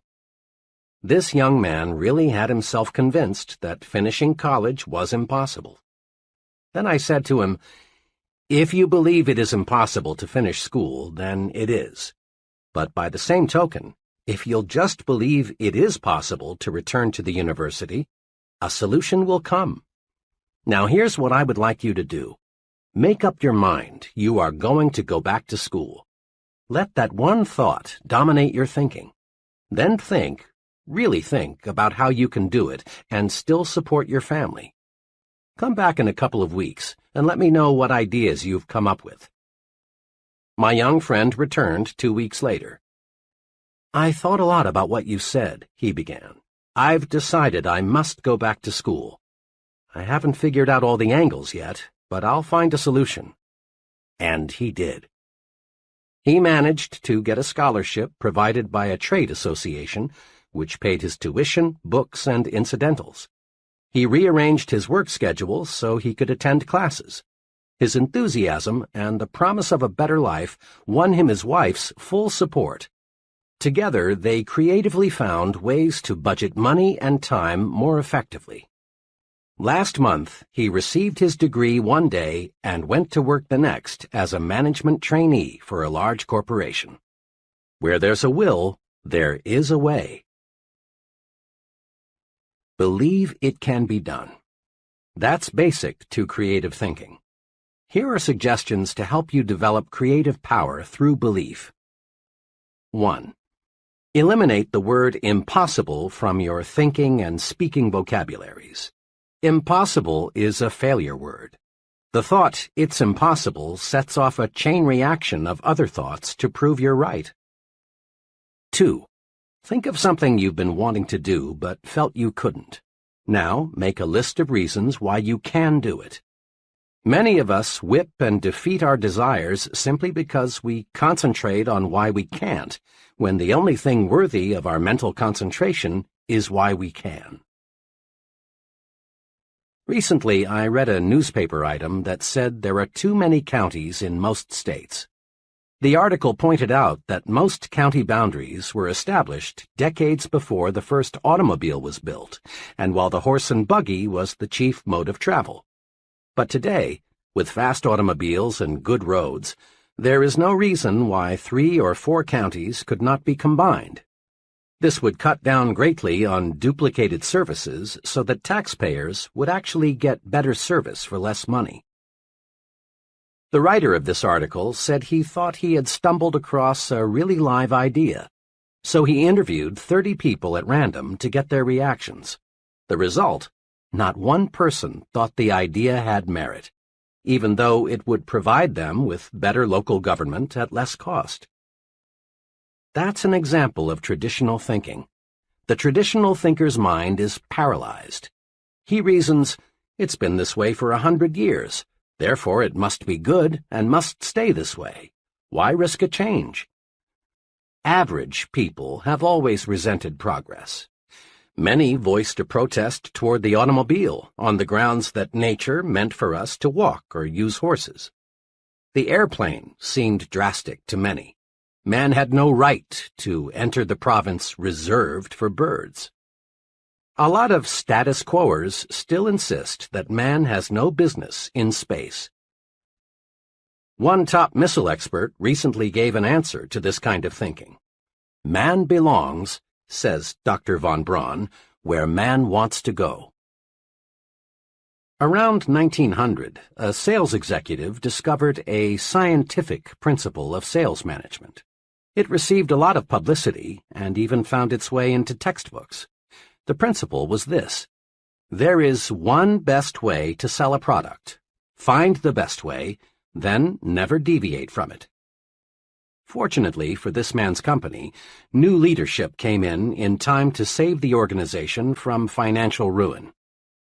Contrast that experience with the philosophy of Crawford H. Greenwalt, president of one of the nation's largest business organizations, E.I. DuPont de Nemours. In a talk at Columbia University, Mr. Greenwalt said, "There are many ways in which a good job can be done, as many ways, in fact, as there are men to whom the task is given. In truth, there is no one best way to do anything. There is no one best way to decorate an apartment, landscape a lawn, make a sale, rear a child, or cook a steak. There are as many best ways as there are creative minds. Nothing grows in ice.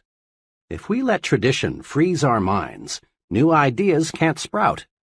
Make this test sometime soon. Propose one of these ideas to someone and then watch his behavior. 1. The postal system, long a government monopoly, should be turned over to private enterprise. 2. Presidential elections should be held every 2 or 6 years instead of 4. 3. Regular hours for retail stores should be 1 p.m. to 8 p.m. instead of 9 a.m. to 5:30 p.m. 4. The retirement age should be raised to 70. Whether these ideas are sound or practical is not the point.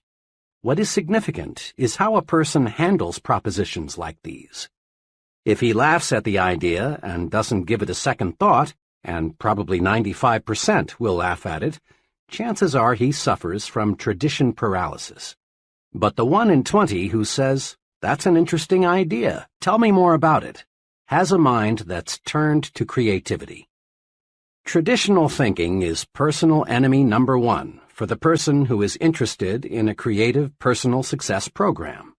Traditional thinking freezes your mind, blocks your progress, and prevents you from developing creative power.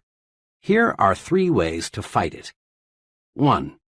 Become receptive to ideas. Welcome new ideas. Destroy these thought repellents. Won't work. Can't be done. It's useless. And it's stupid. A very successful friend of mine who holds a major position with an insurance company said to me, "I don't pretend to be the smartest guy in the business, but I think I am the best sponge in the insurance industry.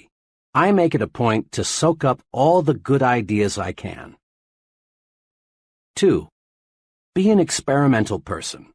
Break up fixed routines. Expose yourself to new restaurants, new books, new theaters, new friends. Take a different route to work someday. Take a different vacation this year. Do something new and different this weekend. If your work is in distribution, Develop an interest in production, accounting, finance, and the other elements of business. This gives you breadth and prepares you for larger responsibilities. 3.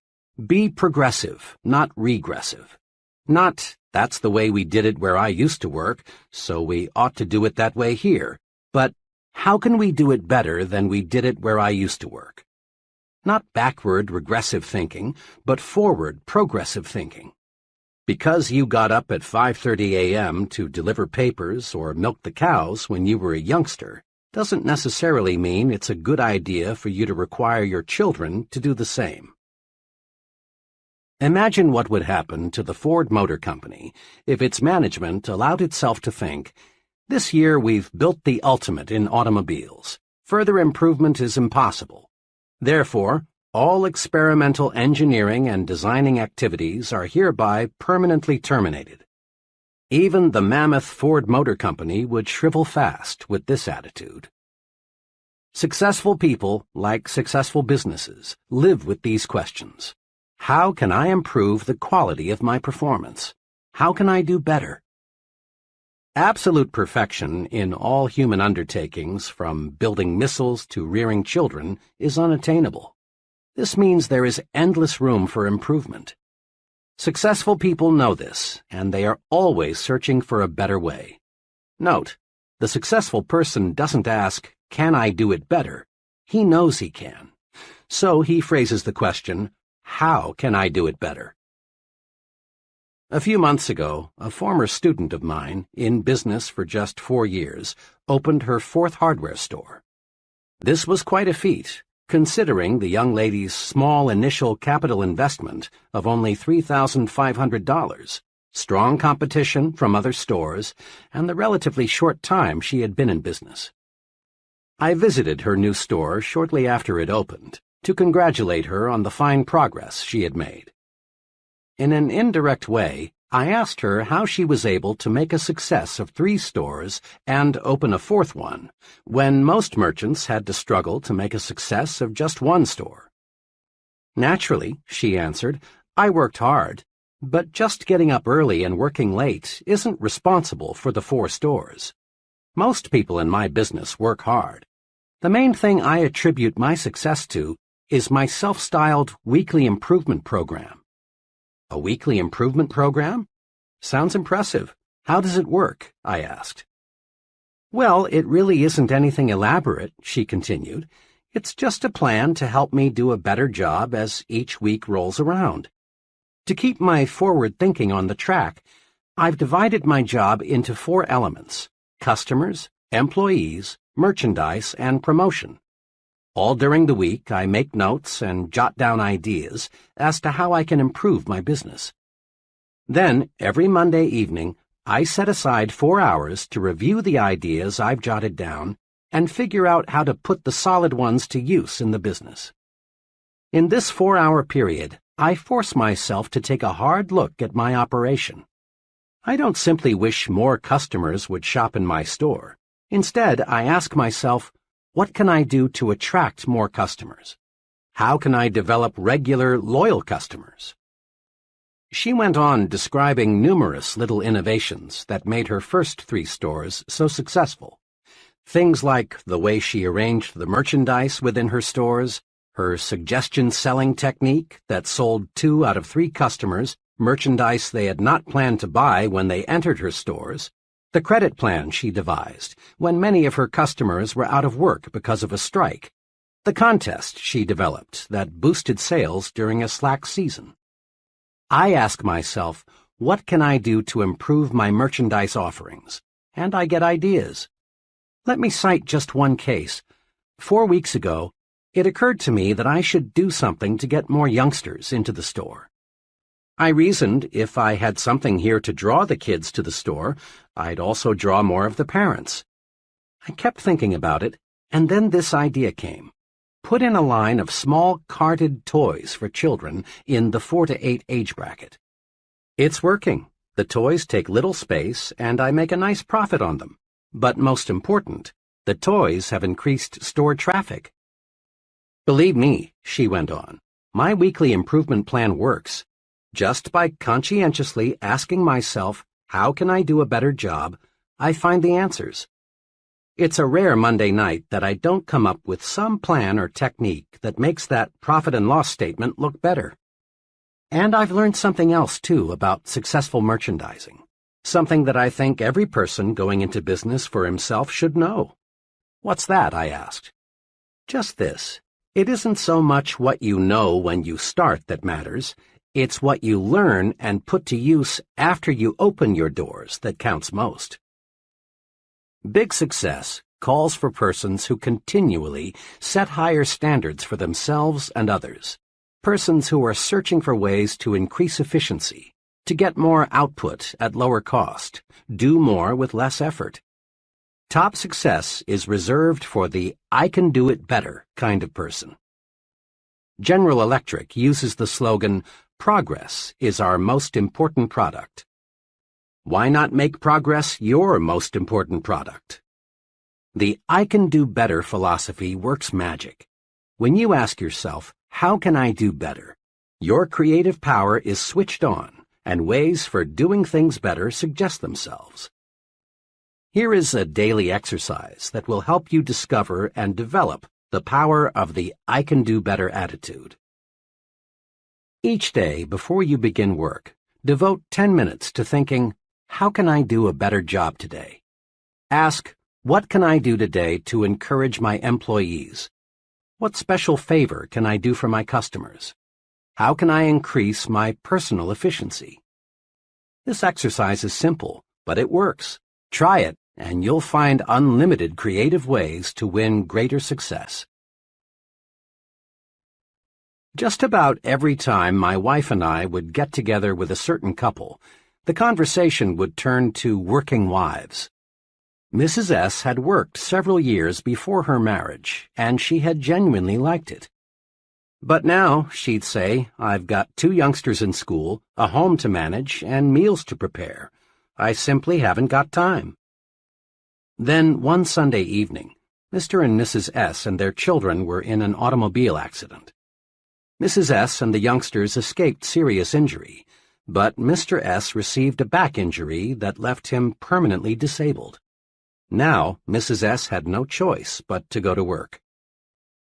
When we saw her several months after the accident, we were amazed to find how well she had adjusted to her new responsibilities. You know, she said, 6 months ago I never dreamed I could possibly manage the house and work full-time.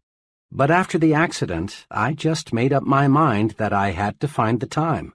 Believe me, my efficiency has gone up 100%. I discovered a lot of things I was doing didn't need to be done at all. Then I discovered that the children could and wanted to help. I found dozens of ways to conserve time.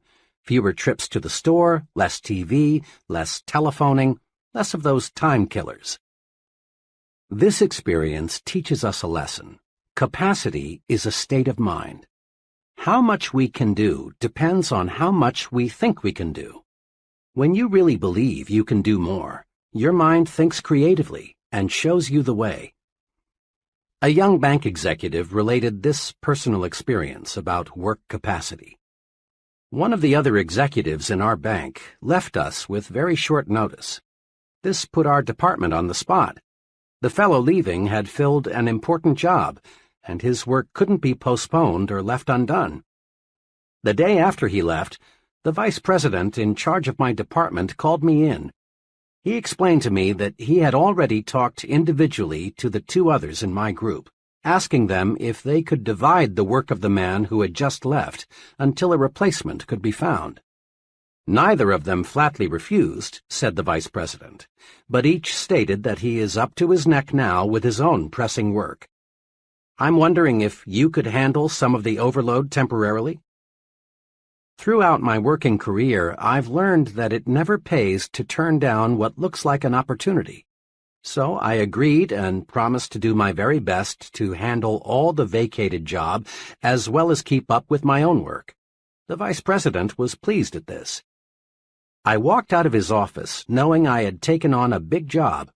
I was just as busy as the 2 others in my department who had wiggled out of this extra duty. but I was determined to find a way to handle both jobs. I finished up my work that afternoon, and when the offices were closed, I sat down to figure out how I could increase my personal efficiency. I got a pencil and started writing down every idea I could think of. And I came up with some good ones, like working out an arrangement with my secretary to channel all routine telephone calls to me during a certain hour each day, placing all outgoing calls during a certain hour, cutting my usual conference periods from 15 minutes to 10, giving all my dictation at one time each day. I also discovered my secretary could and was eager to take over a number of little time-consuming details for me.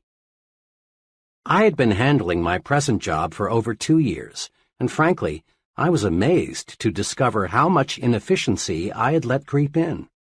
Within a week's time, I was dictating twice as many letters, handling 50% more phone calls, attending half again as many meetings, all with no strain. A couple more weeks passed. The vice president called me in. He complimented me on doing a fine job. He went on to say that he had looked over a number of people from both inside and outside the bank, but he had not yet found the right man. Then he confessed that he had already cleared with the bank's executive committee, and they had authorized him to combine the two jobs, put them both in my charge, and give me a substantial increase in salary. I proved to myself that how much I can do depends on how much I think I can do. Capacity is indeed a state of mind. Every day, it seems, this takes place in the fast-moving world of business. The boss calls in an employee and explains that a special task must be accomplished. Then he says, "I know you've got a lot of work to do, but can you handle this?" Too often the employee replies, "I'm awfully sorry, but I'm all loaded down now. I wish I could take it on, but I'm just too busy." Under the circumstances, the boss doesn't hold it against the employee because it is extra duty, so to speak. But the boss realizes the task must be done, and he'll keep on looking until he finds an employee who is just as busy as the rest, but who feels he can take on more. And this employee is the fellow who will forge ahead. In business, in the home, in the community, the success combination is do what you do better, improve the quality of your output, and do more of what you do, increase the quantity of your output. Convinced it pays to do more and better? Then try this two-step procedure. 1. Eagerly accept the opportunity to do more. It's a compliment to be asked to take on a new responsibility. Accepting greater responsibility on the job makes you stand out and shows that you're more valuable. When your neighbors ask you to represent them on a civic matter, accept. It helps you to become a community leader. 2. Next, concentrate on how can I do more. Creative answers will come. Some of these answers may be better planning and organization of your present work, or taking intelligent shortcuts in your routine activities, or possibly dropping non-essential activities altogether. But let me repeat, the solution for doing more will appear. As a personal policy, I have accepted fully the concept, if you want it done, give it to a busy man. I refuse to work on important projects with persons who have lots of free time. I have learned from painful, expensive experience that the fellow who has plenty of time makes an ineffective work partner. All the successful, competent people I know are busy. When I start something, some project with them, I know it will be satisfactorily completed. I have learned in dozens of instances that I can count on a busy man to deliver. But I have often been disappointed in working with people who have all the time in the world. Progressive business management constantly asks, what can we do to expand output? Why not ask yourself, what can I do to expand my output? Your mind will creatively show you how. In hundreds of interviews with people at all levels, I've made this discovery. The bigger the person, the more apt he is to encourage you to talk, The smaller the person, the more apt he is to preach to you. Big people monopolize the listening. Small people monopolize the talking. Note this also. Top-level leaders in all walks of life spend much more time requesting advice than they do in giving it. Before a top man makes a decision, he asks, "How do you feel about it? What do you recommend? What would you do under these circumstances? How does this sound to you?" Look at it this way. A leader is a decision-making human machine. Now, to manufacture anything, you've got to have raw material. In reaching creative decisions, the raw materials are the ideas and suggestions of others. Don't, of course, expect other people to give you ready-made solutions. That's not the primary reason for asking and listening. Ideas of others help to spark your own ideas, so your mind is more creative. Recently, I participated as a staff instructor in an executive management seminar. The seminar consisted of 12 sessions. One of the highlights of each meeting was a 15-minute discussion by one of the executives on the topic, "How I Solved My Most Pressing Management Problem."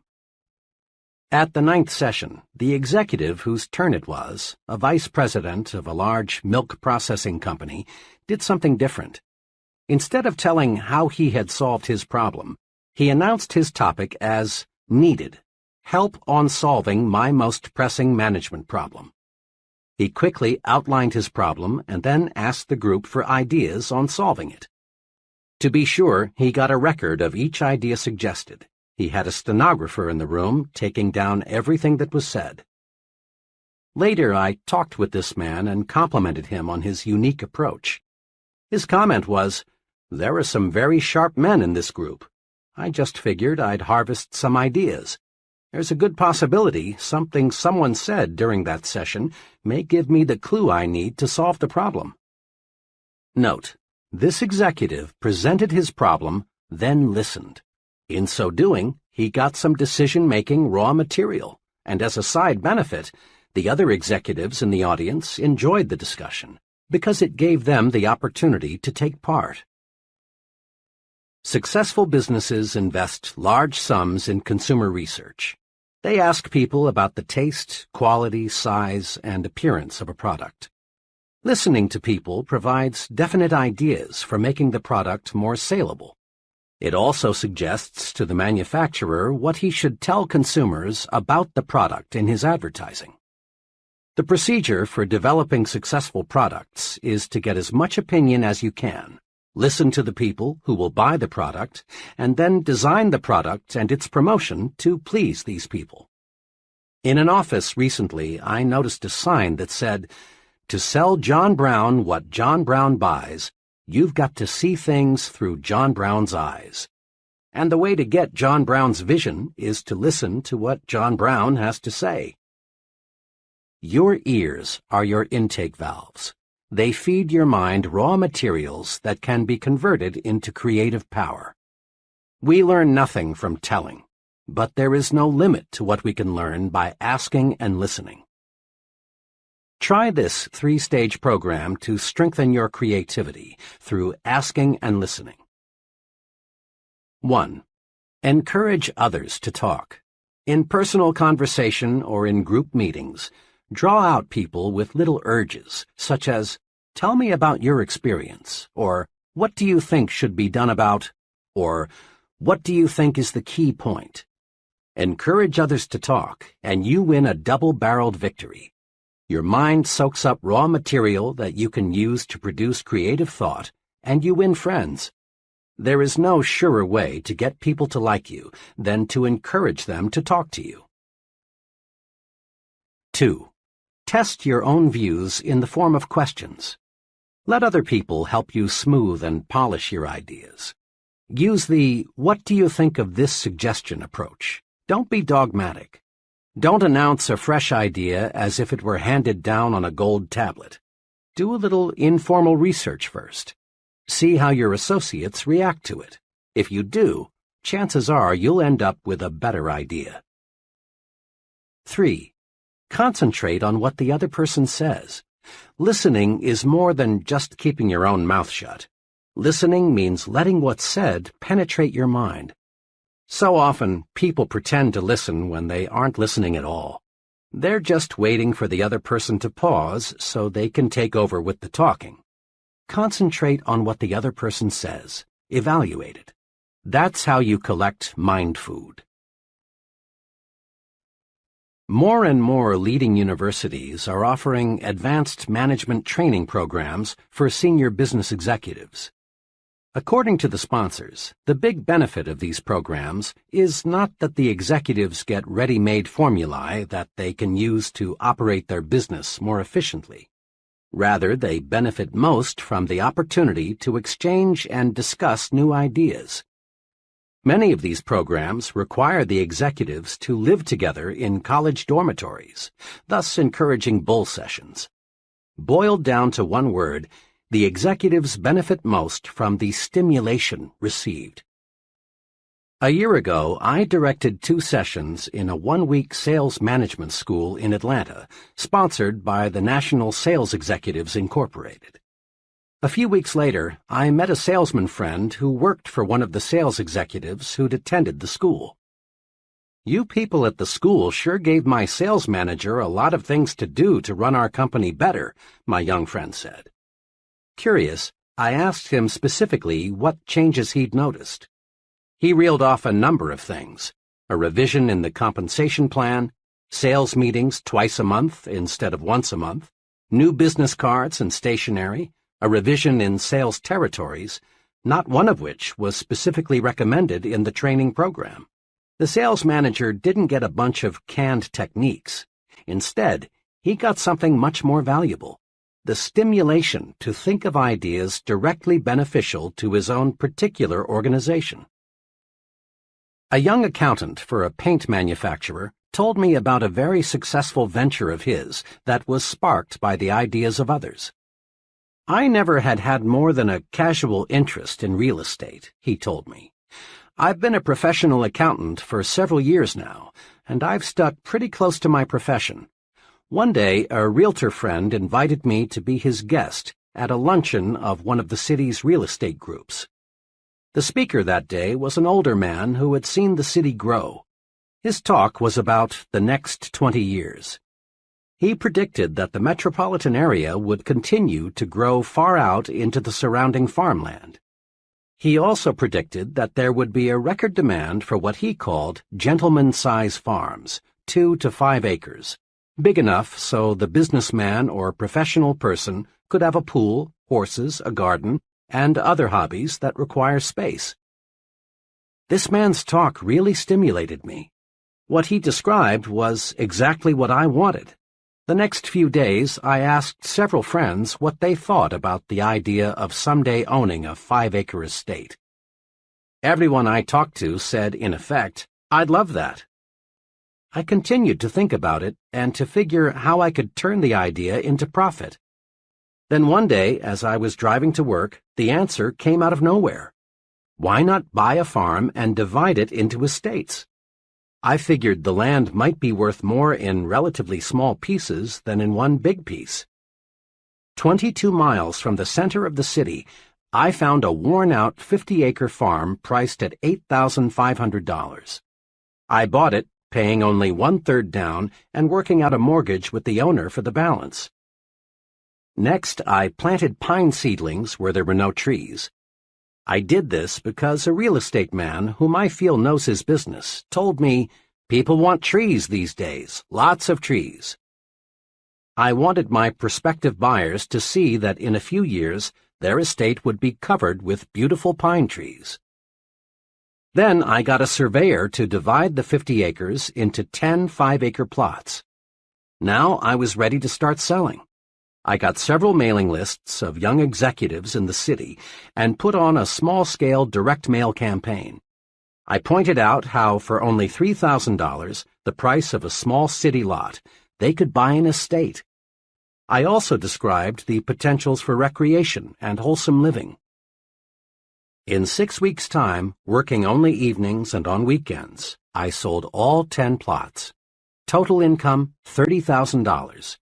Total costs, including the land, advertising, surveying, and legal expenses, $10,400. Profit, $19,600. I made a nice profit because I let myself be exposed to ideas of other intelligent people. Had I not accepted that invitation to attend a luncheon with a group completely foreign to my occupational interests, my brain would have never worked out this successful plan for making a profit. There are many ways to get mental stimulation, but here are two that you can incorporate into your pattern of life. First, join and meet regularly with at least one professional group that provides stimulation in your own occupational area. Rub shoulders and minds with other success-oriented people. So often I hear someone say, "I picked up a great idea this noon at the blank meeting," or, "During the meeting yesterday, I got to thinking."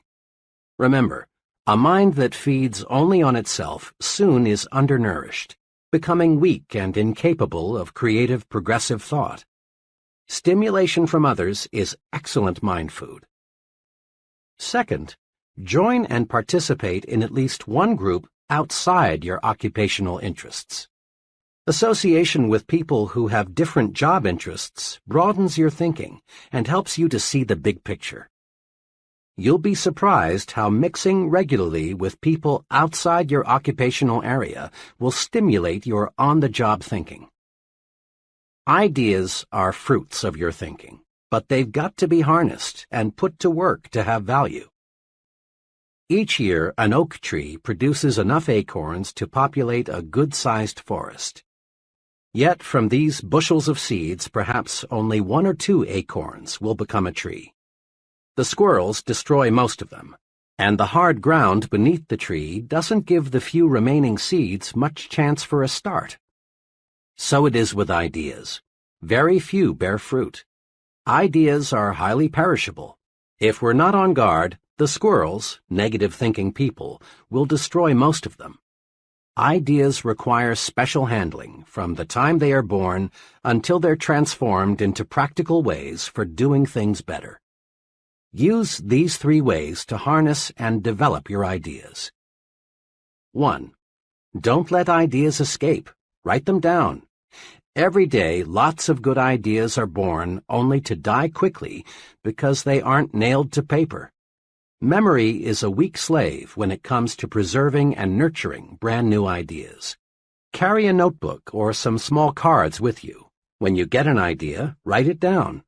A friend who travels a lot keeps a clipboard beside him so that he can write down an idea the instant it occurs to him.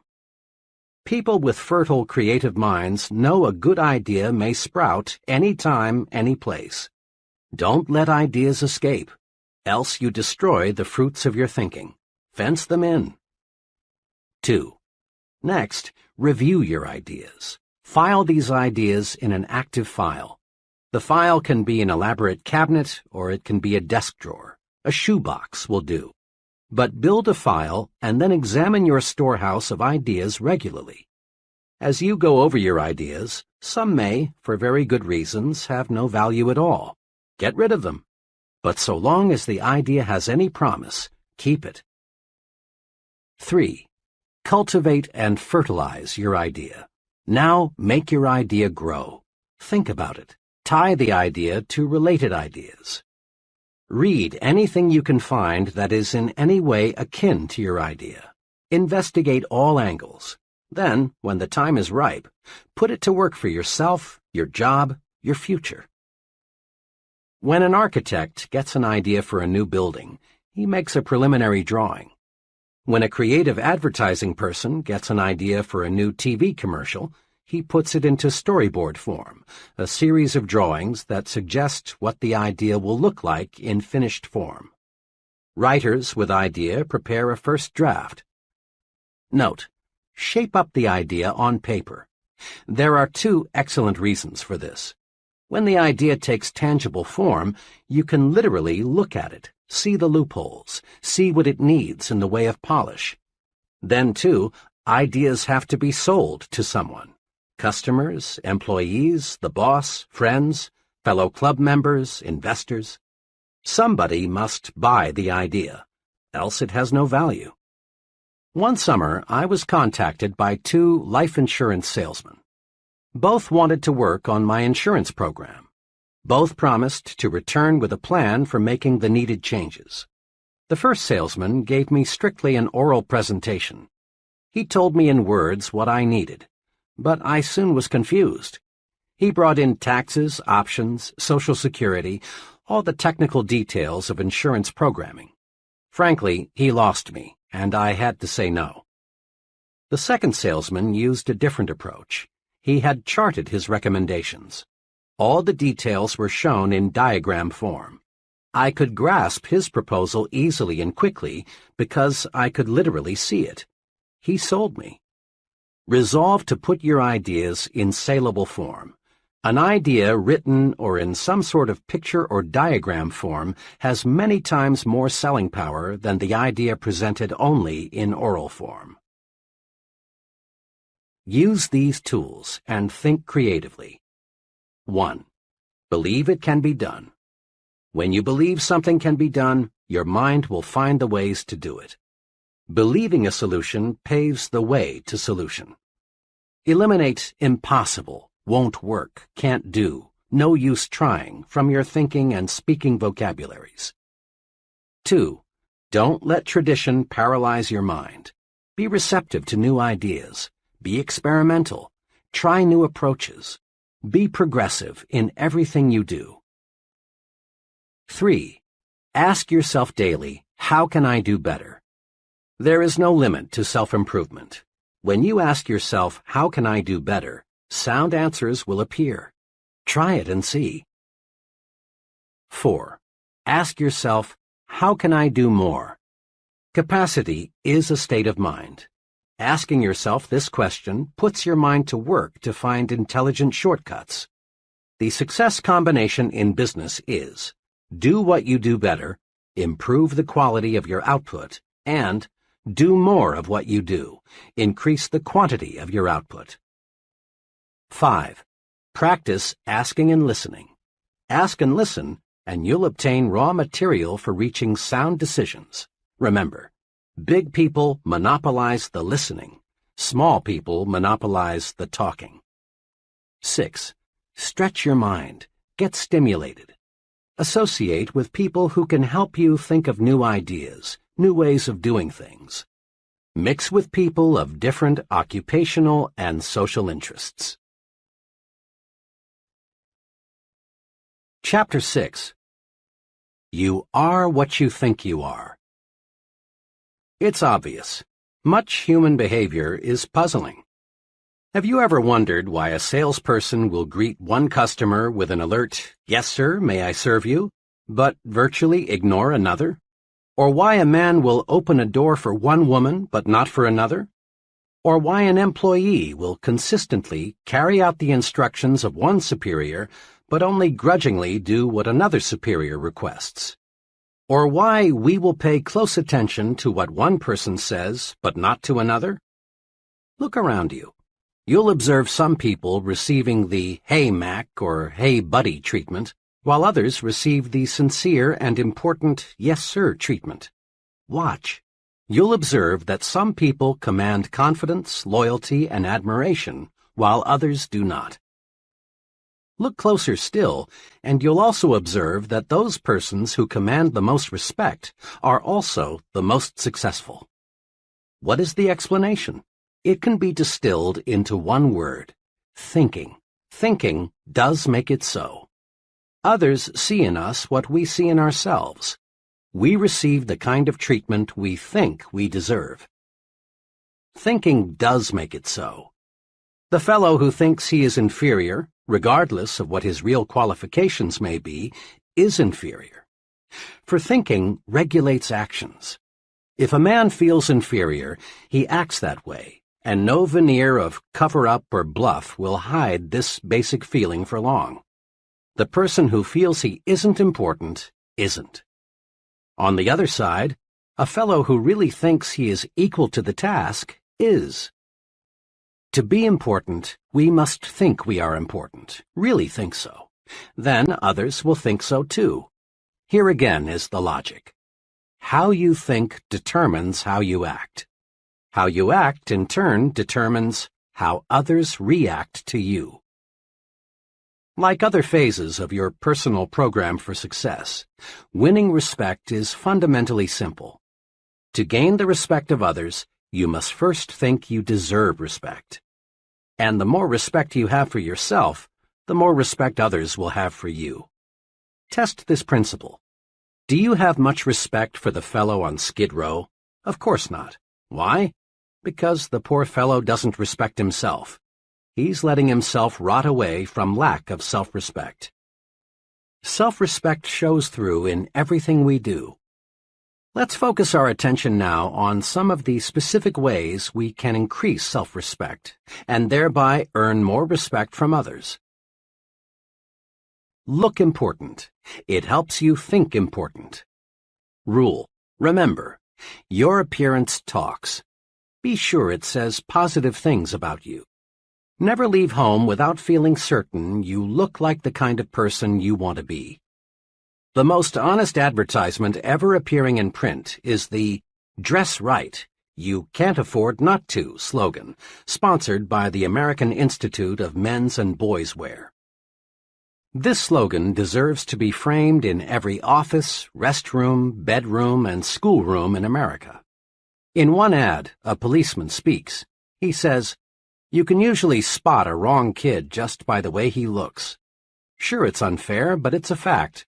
People today judge a youngster by appearance, and once they've tabbed a boy, it's tough to change their minds about him, their attitude toward him. Look at your boy. Look at him through his teacher's eyes, your neighbor's eyes. Could the way he looks, the clothes he wears, give them the wrong impression? Are you making sure he looks right, dresses right, everywhere he goes? This advertisement, of course, refers primarily to children, but it can be applied to adults as well. In the sentence beginning with look, substitute the word yourself for him, your for his, superiors for teachers, and associates for neighbors, and repeat the sentence. Look at yourself through your superior's eyes, your associate's eyes. It costs so little to be neat. Take the slogan literally. Interpret it to say, dress right, it always pays. Remember, look important because it helps you to think important. Use clothing as a tool to lift your spirits, build confidence. An old psychology professor of mine used to give this advice to students on last-minute preparations for final examinations. Dress up for this important exam. Get a new tie, have your suit pressed, shine your shoes. Look sharp because it will help you think sharp. The professor knew his psychology. Make no mistake about it. Your physical exterior affects your mental interior. How you look on the outside affects how you think and feel on the inside. All boys, I'm told, go through the hat stage. That is, they use hats to identify themselves with the person or character they want to be. I will always remember a hat incident with my own son, Davy. One day, he was dead set on being the Lone Ranger, but he had no Lone Ranger hat. I tried to persuade him to substitute another. His protest was, "But Dad, I can't think like the Lone Ranger without a Lone Ranger hat." I gave in finally and bought him the hat he needed. Sure enough, donning the hat, he was the Lone Ranger. I often recall that incident because it says so much about the effect of appearance on thinking. Anyone who has ever served in the Army knows a soldier feels and thinks like a soldier when he is in uniform. A woman feels more like going to a party when she is dressed for a party. By the same token, an executive feels more like an executive when he is dressed like one. A salesman expressed it to me this way: I can't feel prosperous, and I have to if I'm going to make big sales, unless I know I look that way. Your appearance talks to you, but it also talks to others. It helps determine what others think of you. In theory, it's pleasant to hear that people should look at a man's intellect, not his clothes. But don't be misled. People do evaluate you on the basis of your appearance. Your appearance is the first basis for evaluation other people have, and first impressions last, out of all proportion to the time it takes to form them. In a supermarket one day, I noticed one table of seedless grapes marked 15 cents a pound. On another table were what appeared to be identical grapes, this time packaged in polyethylene bags and marked 2 pounds for 35 cents. I asked the young fellow at the weighing station, "What's the difference between the grapes priced at 15 cents a pound and those priced at 2 pounds for 35 cents? "The difference," he answered, "is polyethylene. We sell about twice as many of the grapes in the polyethylene bags. They look better that way." Think about the grape example the next time you're selling yourself. Properly packaged, you have a better chance to make the sale, and at a higher price. The point is, the better you are packaged, the more public acceptance you will receive. Tomorrow, watch who is shown the most respect and courtesy in restaurants, on buses, in crowded lobbies, in stores, and at work. People look at another person, make a quick and often subconscious appraisal, and then treat them accordingly. We look at some people and respond with the "Hey, Mac" attitude. We look at others and respond with the "Yes, sir" feeling. Yes, a person's appearance definitely talks. The well-dressed person's appearance says positive things. It tells people, here is an important person, intelligent, prosperous, and dependable. This man can be looked up to, admired, trusted. He respects himself, and I respect him. The shabby-looking fellow's appearance says negative things. It says, here is a person who isn't doing well. He's careless, inefficient, unimportant. He's just an average person. He deserves no special consideration. He's used to being pushed around. When I stress respect your appearance in training programs, almost always I am asked the question, I'm sold, appearance is important. But how do you expect me to afford the kind of clothing that really makes me feel right and that causes others to look up to me? That question puzzles many people. It plagued me for a long time. But the answer is really a simple one. Pay twice as much and buy half as many. Commit this answer to memory, then practice it. Apply it to hats, suits, shoes, socks, coats, everything you wear. Insofar as appearance is concerned, quality is far more important than quantity. When you practice this principle, you'll find that both your respect for yourself and the respect of others for you will zoom upward, and you'll find you're actually ahead money-wise when you pay twice as much and buy half as many, because 1. Your garments will last more than twice as long because they are more than twice as good, and as a rule they will show quality as long as they last. 2. What you buy will stay in style longer. Better clothing always does. 3. You'll get better advice. Merchants selling $200 suits are usually much more interested in helping you find the garment that is just right for you than are merchants selling $100 suits. Remember, your appearance talks to you and it talks to others. Make certain it says, here is a person who has self-respect. He's important. Treat him that way. You owe it to others, but more important, you owe it to yourself to look your best. You are what you think you are. If your appearance makes you think you're inferior, you are inferior. If it makes you think small, you are small. Look your best, and you will think and act your best. Think your work is important.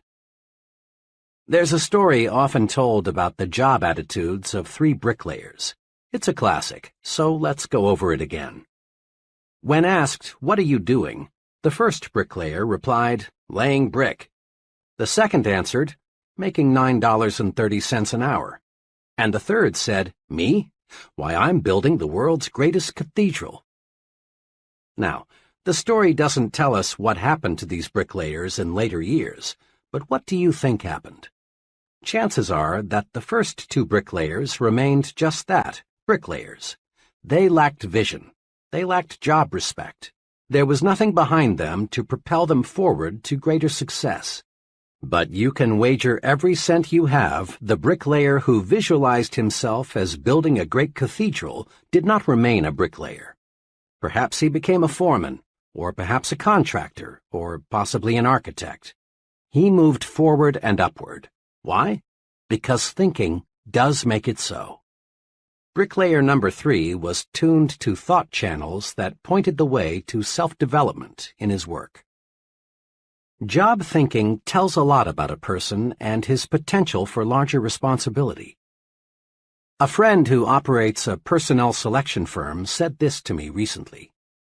One thing we always look for in appraising a job applicant for a client is how the applicant thinks about his present job. We are always favorably impressed when we find that an applicant thinks his present job is important, even though there may be something about it he doesn't like. Why? Simply this.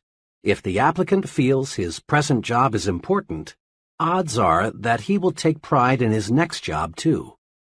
We've found an amazingly close correlation between a person's job respect and his job performance. Like your appearance, the way you think toward your work says things about you to your superiors, associates, and subordinates.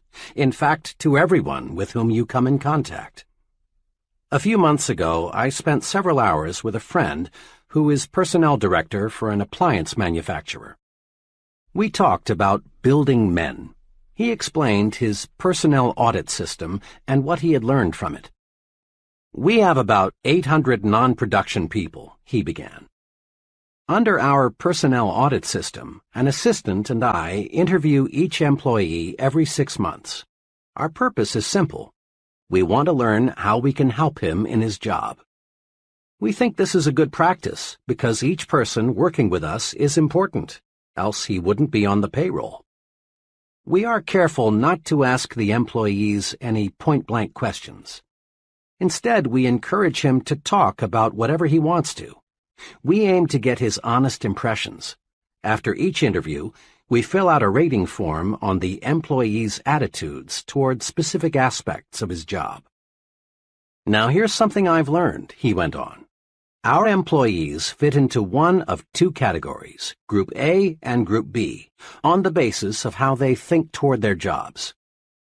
The persons in Group B talk mainly about security, company retirement plans, sick leave policy, extra time off, what we're doing to improve the insurance program, and if they will be asked to work overtime next March as they were last March. They also talk a lot about disagreeable features of their job, things they don't like in fellow workers, and so on. People in Group B, and they include close to 80% of all non-production personnel, view their jobs as a sort of necessary evil. The Group A fellow sees his job through different glasses. He is concerned about his future and wants concrete suggestions on what he can do to make faster progress. He doesn't expect us to give him anything except a chance. The Group A people think on a broader scale. They make suggestions for improving the business. They regard these interviews in my office as constructive. But the Group B people often feel our personnel audit system is just a brainwashing affair, and they're glad to get it over with. Now, there's a way I check attitudes and what they mean to job success. All recommendations for promotions, pay increases, and special privileges are channeled to me by the employee's immediate supervisor. Almost invariably, it's a Group A person who was recommended. And again, almost without exception, problems come from the Group B category. The biggest challenge in my job, he said, is to try and help people move from Group B to Group A.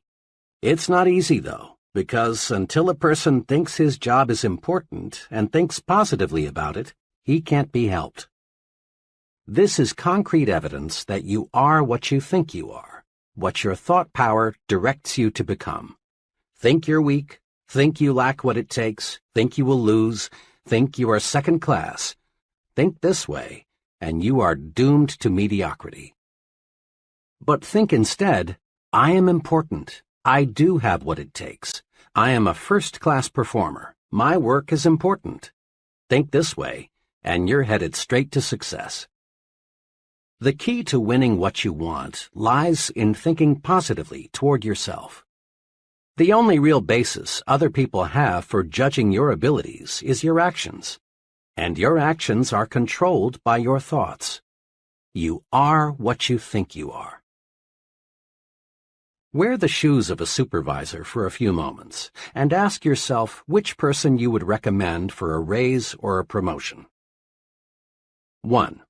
The secretary who, when the executive is out of the office, spends her time reading magazines, or the secretary who uses such time to do the many little things that help the executive to accomplish more when he returns. 2. The employee who says, "Oh well, I can always get another job. If they don't like the way I do my work, I'll just quit." Or the employee who views criticism constructively and sincerely tries to do higher quality work. 3. The salesman who tells a customer, "Oh, I just do what they tell me to do. They said come out and see if you need anything." Or the salesman who says, "Mr. Brown, I'm here to help you." 4. The foreman who says to an employee, "To tell you the truth, I don't like my job much. Those guys up top give me a pain in the neck. I don't know what they're talking about half the time." Or the supervisor who says, "You've got to expect some unpleasantness on any job. But let me assure you, the men in the front office are on the ball. They'll do right by us." Isn't it obvious why many people stay at one level all their lives? Their thinking alone keeps them there. An advertising executive once told me about his agency's informal training to break in new, inexperienced men. "As company policy," he said, "we feel the best initial training is to start the young fellow, who incidentally is usually a college graduate, as a mailboy. We don't do this, of course, because we feel a fellow needs 4 years of college to take mail from one office to another. Our purpose is to give the new fellow maximum exposure to the many varied things which must be done in agency work. After he knows his way around, we give him an assignment. Now occasionally, even after we've carefully explained why we're starting him out in the mailroom, a young fellow feels that carrying the mail is belittling and unimportant. When this is the case, we know we've picked the wrong man. If he doesn't have the vision to see that being a mailboy is a necessary, practical step to important assignments, then he has no future in the agency business. Remember, executives answer the question, "What would he do on that specific level?" by first answering the question, "What kind of job is he doing where he is now?" Here is some logic, sound, straight, and easy. Listen to it a few times before you continue. A person who thinks his job is important receives mental signals on how to do his job better. And a better job means more promotions, more money, more prestige, more happiness. We've all noticed how children quickly pick up the attitudes, habits, fears, and preferences of their parents. Whether it be food preferences, mannerisms, religious and political views, or any other type of behavior, the child is a living reflection of how his parents or guardians think, for he learns through imitation. And so do adults. People continue to imitate others throughout life, and they imitate their leaders and supervisors. Their thoughts and actions are influenced by these people. You can check this easily. Study one of your friends and the person he works for, and note the similarities in thinking and action. Here are some of the ways your friend may imitate his boss or other associate: slang and word choice, the way he smokes cigarettes, some facial expressions and mannerisms, choice of clothing, and automobile preferences. There are many, many more, of course. Another way to note the power of imitation is to observe the attitudes of employees and compare them with those of the chief. When the chief is nervous, tense, worried, His close associates reflect similar attitudes. But when Mr. Chief is on top, feeling good, so are his employees. The point is this: the way we think toward our jobs determines how our subordinates think toward their jobs. The job attitudes of our subordinates are direct reflections of our own job attitudes. It's well to remember that our points of superiority and weakness show up in the behavior of those who report to us, just as a child reflects the attitudes of his parents. Consider just one characteristic of successful people: enthusiasm. Ever notice how an enthusiastic salesperson in a department store gets you, the customer, more excited about the merchandise? Or have you observed how an enthusiastic minister or other speaker has a wide-awake, alert, enthusiastic audience? If you have enthusiasm, those around you will have it too. But how does one develop enthusiasm? The basic step is simple. Think enthusiastically. Build in yourself an optimistic, progressive glow, a feeling that this is great and I'm 100% for it. You are what you think. Think enthusiasm and you'll be enthusiastic. To get high-quality work, be enthusiastic about the job you want done. Others will catch the enthusiasm you generate, and you'll get first-class performance. But if in negative fashion you cheat that company on expense money, supplies, and time, and in other little ways, then what can you expect your subordinates to do? Habitually arrive late and leave early, and what do you think the troops will do? And there is a major incentive for us to think right about our jobs so that our subordinates will think right about their jobs. Our superiors evaluate us by measuring the quality and quantity of output we get from those reporting to us. Look at it this way. Whom would you elevate to division sales manager? The branch sales manager whose salesmen are doing superior work, or the branch sales manager whose salesmen deliver only average performance? Or whom would you recommend for promotion to production manager? The supervisor whose department meets its quota, or the supervisor whose department lags behind? Here are two suggestions for getting others to do more for you. 1. Always show positive attitudes toward your job so that your subordinates will pick up right thinking. 2. As you approach your job each day, ask yourself, am I worthy in every respect of being imitated? Are all my habits such that I would be glad to see them in my subordinates? Give yourself a pep talk several times daily. Several months ago, an automobile salesman told me about the success-producing technique he's developed. It makes sense. Listen to it. A big part of my job, for 2 hours a day, the salesman explained, is telephoning prospects to arrange demonstration appointments. When I first started selling cars 3 years ago, this was my big problem. I was shy and afraid, and I know my voice sounded that way on the phone. It was easy for people I called to say, "I'm not interested," and hang up.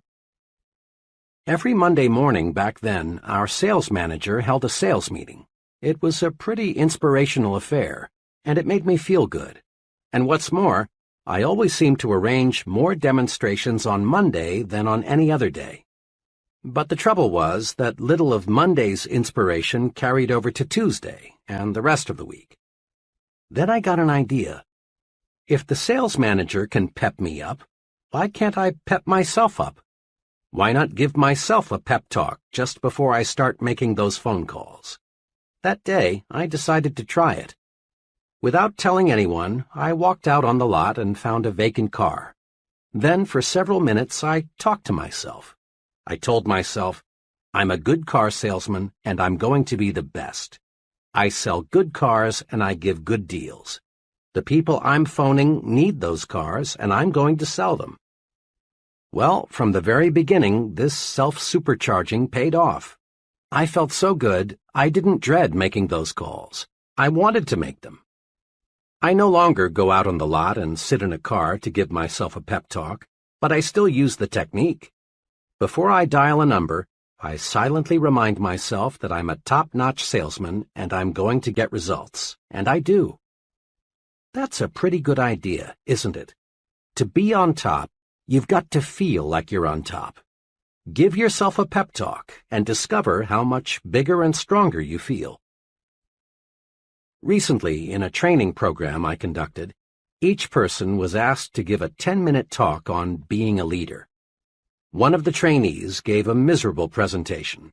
His knees literally shook and his hands trembled.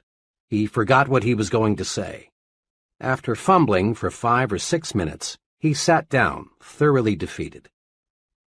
After the session, I spoke to him just long enough to ask him to be there 15 minutes early at the next session. As promised, he was there 15 minutes ahead of time for the next session.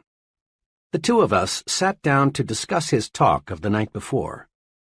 I asked him to remember as clearly as he could exactly what he had thought about the 5 minutes just before he gave his talk. Well, I guess all I thought about was how scared I was. I knew I was going to make a fool of myself. I knew I was going to be a flop. I kept thinking, who am I to be talking about being a leader? I tried to remember what I was going to say, but all I could think about was failing. Right there, I injected, is the answer to your problem. Before you got up to talk, you gave yourself a terrible mental beating. You convinced yourself that you would fail. Is it any wonder your talk didn't come off well? Instead of developing courage, you developed fear.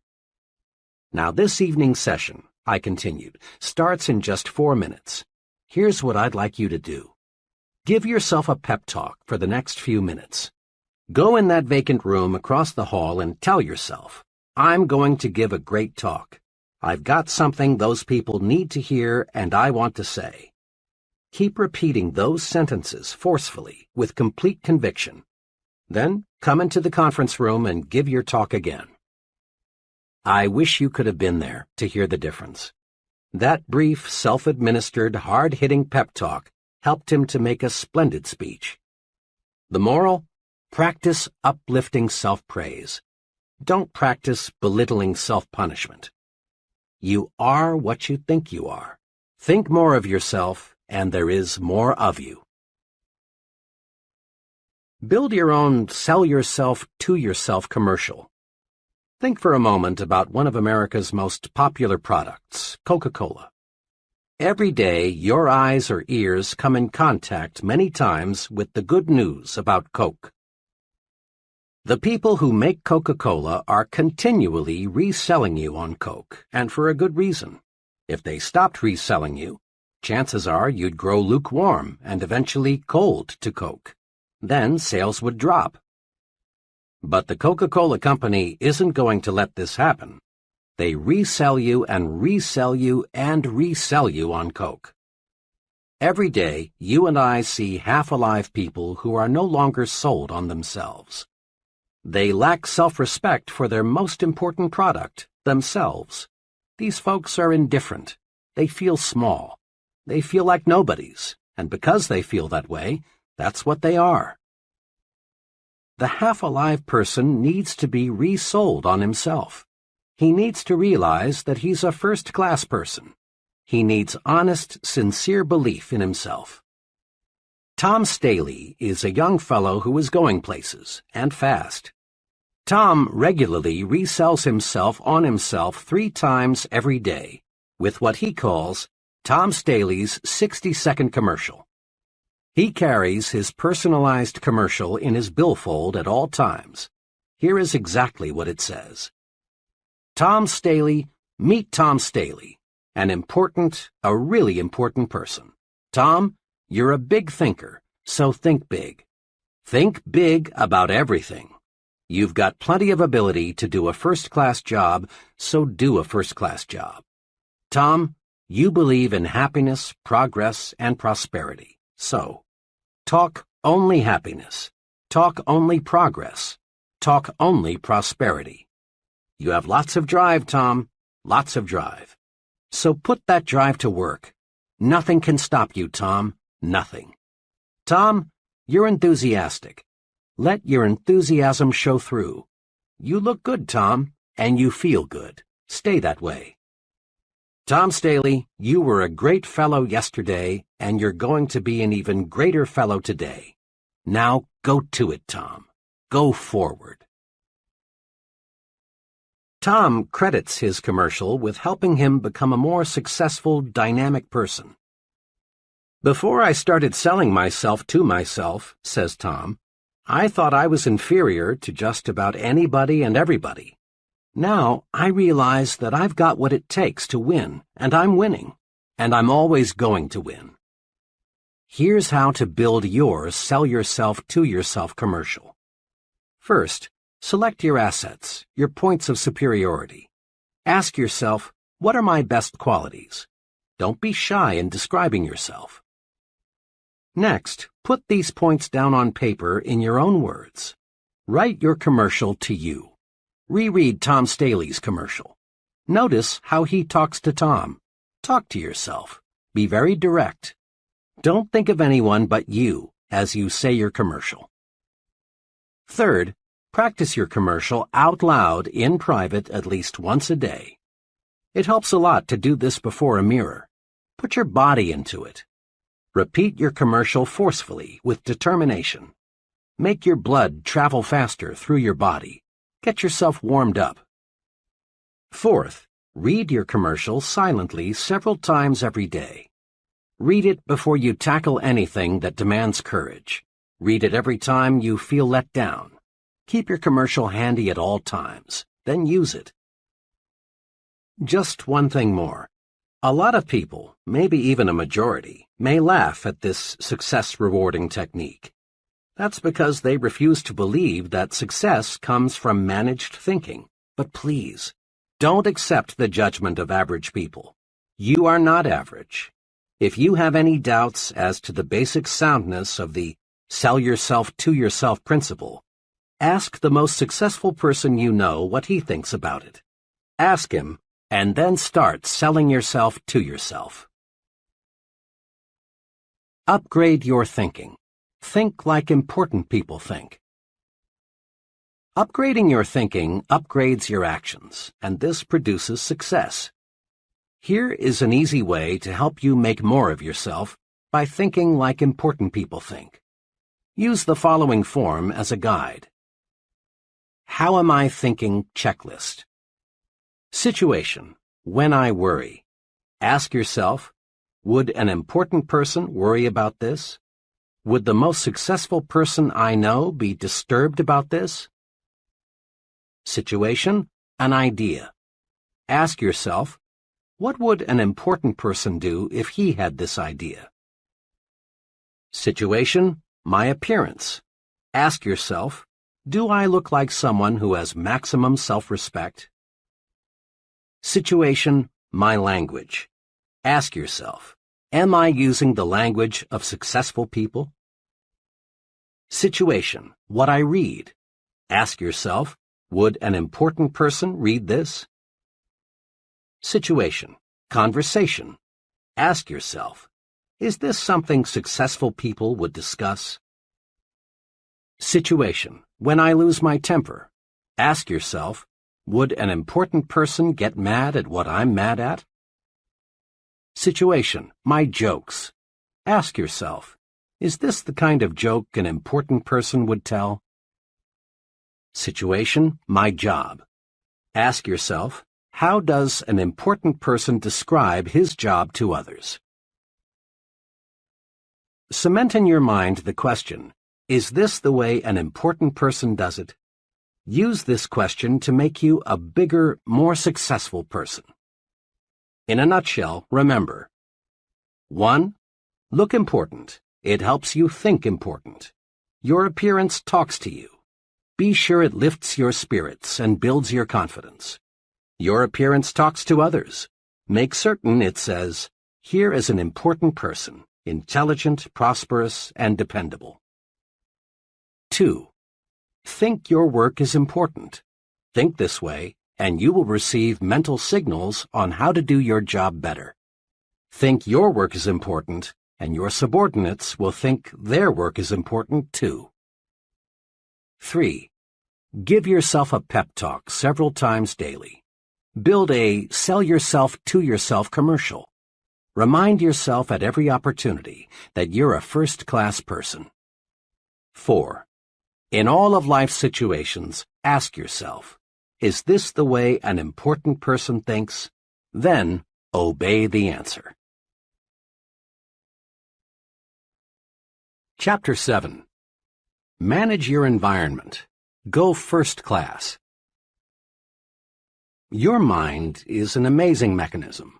When your mind works one way, it can carry you forward to outstanding success. But the same mind, operating in a different manner, can produce a total failure. The mind is the most delicate, most sensitive instrument in all creation. Let's look now and see what makes the mind think the way it does. Millions of people are diet conscious. We're a calorie-counting nation. We spend millions of dollars on vitamins, minerals, and other dietary supplements. And we all know why. Through nutritional research, we've learned that the body reflects the diet fed the body. Physical stamina, resistance to disease, body size, even how long we live are all closely related to what we eat. The body is what the body is fed. By the same token, the mind is what the mind is fed. Mind food, of course, doesn't come in packages, and you can't buy it at the store. Mind food is your environment, all the countless things that influence your conscious and subconscious thought. The kind of mind food we consume determines our habits, attitudes, personality. Each of us inherited a certain capacity to develop. But how much of that capacity we have developed, and the way we have developed that capacity, depends on the kind of mind food we feed it. The mind reflects what its environment feeds it, just as surely as the body reflects the food you feed it. Have you ever thought what kind of person you would be had you been reared in some foreign country instead of the United States? What kinds of foods would you prefer? Would your preferences for clothing be the same? What sort of entertainment would you like the most? What kind of work would you be doing? What would your religion be? You can't, of course, be sure of the answers to these questions, but chances are you would be a materially different person had you grown up in a different country. Why? Because you would have been influenced by a different environment. As the saying goes, you are a product of your environment. Mark it well. Environment shapes us, makes us think the way we do. Try to name just one habit or one mannerism you have that you did not pick up from other people. Relatively minor things, like the way we walk, cough, hold a cup. Our preferences for music, literature, entertainment, clothing, all stem in very large part from environment. More important, the size of your thinking, your goals, your attitudes, your very personality is formed by your environment. Prolonged association with negative people makes us think negatively. Close contact with petty individuals develops petty habits in us. On the bright side, companionship with people with big ideas raises the level of our thinking. Close contact with ambitious people gives us ambition. Experts agree that the person you are today, your personality, ambitions, present status in life, are largely the result of your psychological environment. And experts agree also that the person you will be 1, 5, 10, 20 years from now depends almost entirely on your future environment. You will change over the months and years, this we know. But how you will change depends on your future environment, the mind food you feed yourself. Let's look now at what we can do to make our future environment pay off in satisfaction and prosperity. Recondition yourself for success. The number one obstacle on the road to high-level success is the feeling that major accomplishment is beyond reach. This attitude stems from many, many suppressive forces that direct our thinking toward mediocre levels. To understand these suppressive forces, let's go back to the time we were children. As children, all of us set high goals. At a surprisingly young age, we made plans to conquer the unknown, to be leaders, to attain positions of high importance, to do exciting and stimulating things, to become wealthy and famous. In short, to be first, biggest, and best. And in our blessed ignorance, we saw our way clear to accomplish these goals. But what happened? Long before we reached the age when we could begin to work toward our great objectives, a multitude of suppressive influences went to work. From all sides we heard, it's foolish to be a dreamer, and that our ideas were impractical, stupid, naive, or foolish, that you have got to have money to go places, that luck determines who gets ahead, or you've got to have important friends, or you're too old or too young. As a result of being bombarded with the "you can't get ahead, so don't bother to try" propaganda, most people you know can be classified into three groups. First group, those who surrendered completely. The majority of people are convinced deep down inside that they haven't got what it takes, that real success, real accomplishment, is for others who are lucky or fortunate in some special respect. You can easily spot these people because they go to great lengths to rationalize their status and explain how happy they really are. A very intelligent man, age 32, who has dead-ended himself in a safe but mediocre position, recently spent hours telling me why he was so satisfied with his job. He did a good job of rationalizing, but he was only kidding himself, and he knew it. What he really wanted was to work in a challenging situation where he could grow and develop. But that multitude of suppressive influences had convinced him that he was inadequate for big things. This group is, in reality, just the other extreme of the discontented job switcher searching for opportunity. Rationalizing yourself into a rut, which, incidentally, has been described as a grave with both ends open, can be as bad as wandering aimlessly, hoping opportunity will somehow, someday, hit you in the face. Second group, those who surrendered partially.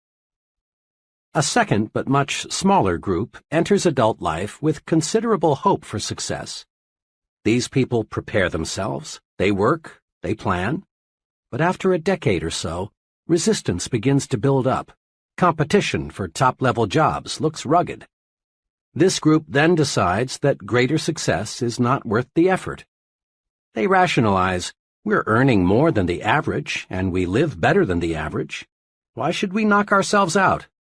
Actually, this group has developed a set of fears: fear of failure, fear of social disapproval, fear of insecurity, fear of losing what they already have. These people aren't satisfied because deep down they know they have surrendered. This group includes many talented, intelligent people who elect to crawl through life because they are afraid to stand up and run. Third group, those who never surrender. This group, maybe 2 or 3% of the total, doesn't let pessimism dictate, doesn't believe in surrendering to suppressive forces, doesn't believe in crawling. Instead, these people live and breathe success. This group is the happiest because it accomplishes the most. These people become top salesmen, top executives, top leaders in their respective fields. These people find life stimulating, rewarding, worthwhile. These people look forward to each new day, each new encounter with other people, as adventures to be lived fully. Let's be honest. All of us would like to be in the third group, the one that finds greater success each year, the one that does things and gets results. To get and stay in this group, however, we must fight off the suppressive influences of our environment. To understand how persons in the first and second groups will unwittingly try to hold you back, study this example. Suppose you tell several of your average friends with the greatest sincerity, "Someday, I'm going to be vice president of this company." What will happen? Your friends will probably think you are joking. And if they should believe you mean it, chances are they will say, You poor guy, you sure have a lot to learn. Behind your back, they may even question whether you have all your marbles. Now, assume you repeat the same statement with equal sincerity to the president of your company. How will he react? One thing is certain, he will not laugh. He will look at you intently and ask himself, does this fellow really mean this? But he will not, we repeat, laugh. Because big men do not laugh at big ideas. Or suppose you tell some average people you plan to own an expensive home, and they may laugh at you because they think it's impossible. But tell your plan to a person already living in an expensive home, and he won't be surprised. He knows it isn't impossible because he's already done it. Remember, people who tell you it cannot be done almost always are unsuccessful people, are strictly average or mediocre at best in terms of accomplishment. The opinions of these people can be poison. Develop a defense against people who want to convince you that you can't do it. Accept negative advice only as a challenge to prove that you can do it.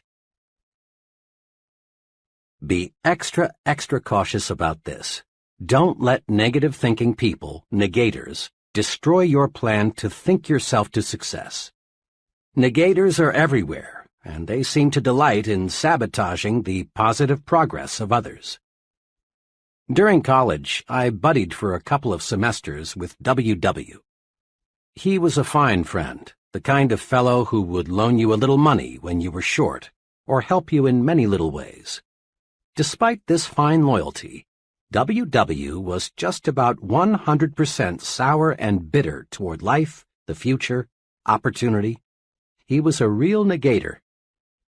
During that period, I was an enthusiastic reader of a certain newspaper columnist who stressed hope, the positive approach, opportunity. When W.W. would find me reading this columnist, or when her column was mentioned, he'd swing verbally and say, "Oh, for Pete's sake, Dave, read the front page. That's where you learn about life. You ought to know that columnist is just making a quick buck, dishing out sweet sauce for the weak." When our discussions turned to getting ahead in life, W.W. was right there with his money-making formula. In his own words, it went like this. "Dave, there are just 3 ways to make money these days. 1, marry a rich woman. 2, steal in a nice, clean, legal way. Or 3, get to know the right people, somebody with plenty of pull." W.W. was always prepared to defend his formula with examples. Sticking to the front page, he was quick to cite that one labor leader in 1,000 who had siphoned off a pile of money from the union till and got away with it. He kept his eyes open for that rare marriage of the fruit picker to Miss Millionaire. And he knew a fellow who knew a fellow who knew a big man and got cut in on a big deal that made him rich. W.W. was several years older than I, and he made excellent grades in his engineering classes. I looked up to him in a younger brother sort of way. I came dangerously close to ditching my basic convictions about what it takes to be a success, and accepting the negator's philosophy. Fortunately, one evening, after a long discussion with W.W., I grabbed hold of myself. It dawned on me that I was listening to the voice of failure. It seemed to me W.W. was talking more to convince himself than he was to convert me to his way of thinking. From then on, I regarded W.W. as an object lesson, a sort of experimental guinea pig. Rather than buy what he said, I studied him, trying to figure out why he thought the way he did and where such thinking would take him. I turned my negator friend into a personal experiment. I haven't seen W.W. in 11 years, but a mutual friend saw him just a few months ago. W.W. is working as a low-paid draftsman in Washington. I asked my friend whether W.W. has changed. "No, except if anything, he's more negative than when we knew him. He's having a tough go of it. He has 4 children, and on his income it's rough. Old W.W. has the brains to be making 5 times what he is, if he just knew how to use those brains." Negators are everywhere, Some negators, like the one who almost tripped me, are well-meaning folks, but others are jealous people who, not moving ahead themselves, want you to stumble too. They feel inadequate themselves, so they want to make a mediocre person out of you. Be extra careful. Study negators. Don't let them destroy your plans for success. A young office worker recently explained to me why he had changed carpools. One fellow, he said, talked about nothing trip in and trip out except what an awful company we worked for. Regardless of what management did, he found fault. He was negative about everyone from his supervisor on up. The products we sold were no good. Every policy had something wrong with it. As he saw it, absolutely everything had something wrong with it. Each morning I arrived at work tense and wound up tight. And each night, after hearing him preach and rant for 45 minutes about all the things that went wrong that day, I got home discouraged and depressed. Finally, I got sense enough to get in another carpool. It's made a world of difference, for now I'm with a group of fellows who can see two sides to a question. That young fellow changed his environment. Smart, wasn't he?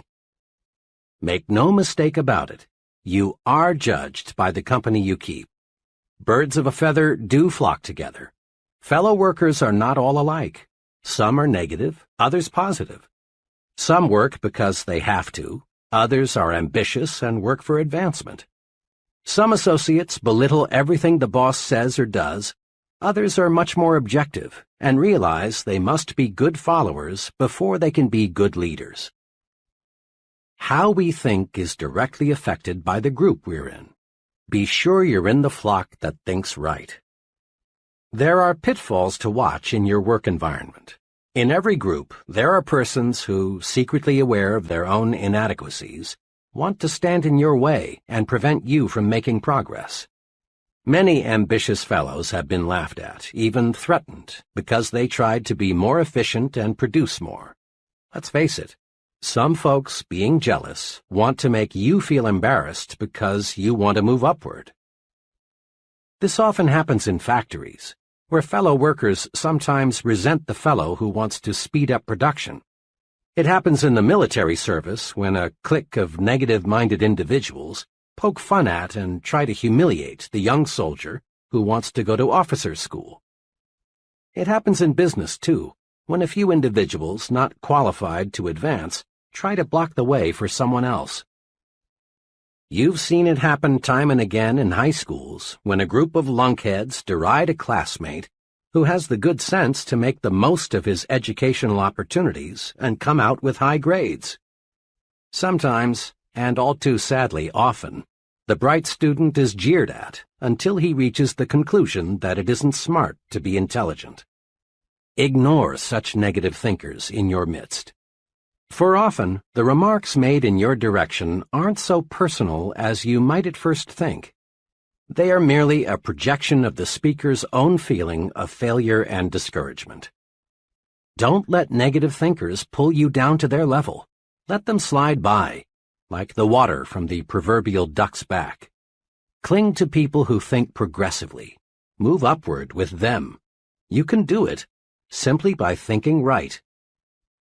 A special word of caution. Be careful about your source of advice. In most organizations, you will encounter freelance advisors who know the ropes and are tremendously eager to clue you in. One time, I overheard a freelance advisor explaining the facts of office life to a bright young man just starting in. Said the advisor, "The best way to get along here is just stay out of everybody's way. If they ever get to know you, all they'll do is pile more work on you. Be especially careful to stay away from Mr. Z, the department manager. If he thinks you haven't got enough to do, he'll really load you down."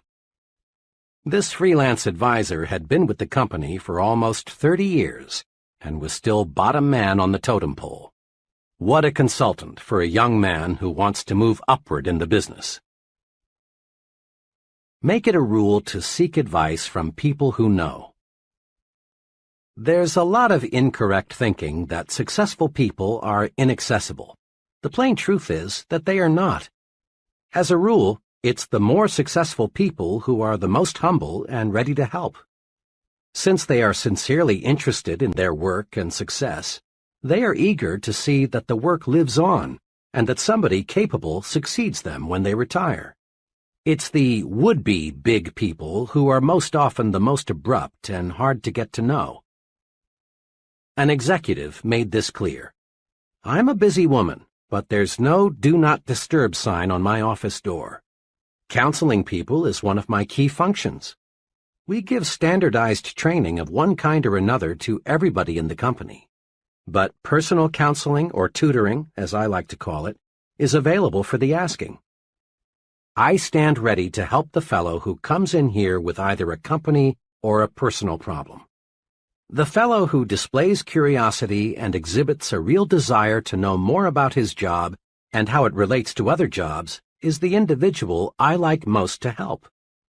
But," she said, "for obvious reasons, I can't spend time offering advice to anybody who isn't sincere in seeking it. Go first class when you have questions. Seeking advice from a failure is like consulting a quack on how to cure cancer." Many executives today never employ persons for key jobs without first interviewing the fellow's wife. One sales executive explained to me, "I want to be sure the prospective salesman has his family behind him, a cooperative family that won't object to travel, irregular hours, and other inconveniences which are part of selling, a family that will help the salesman over those inevitable rough spots." Executives today realize that what happens on weekends and between 6 p.m. and 9 a.m. directly affects a person's performance from 9 a.m. to 6 p.m. The person with a constructive off-the-job life nearly always is more successful than the person who lives in a dull, dreary home situation. Let's look in on the traditional way two co-workers, John and Milton, spend their weekends.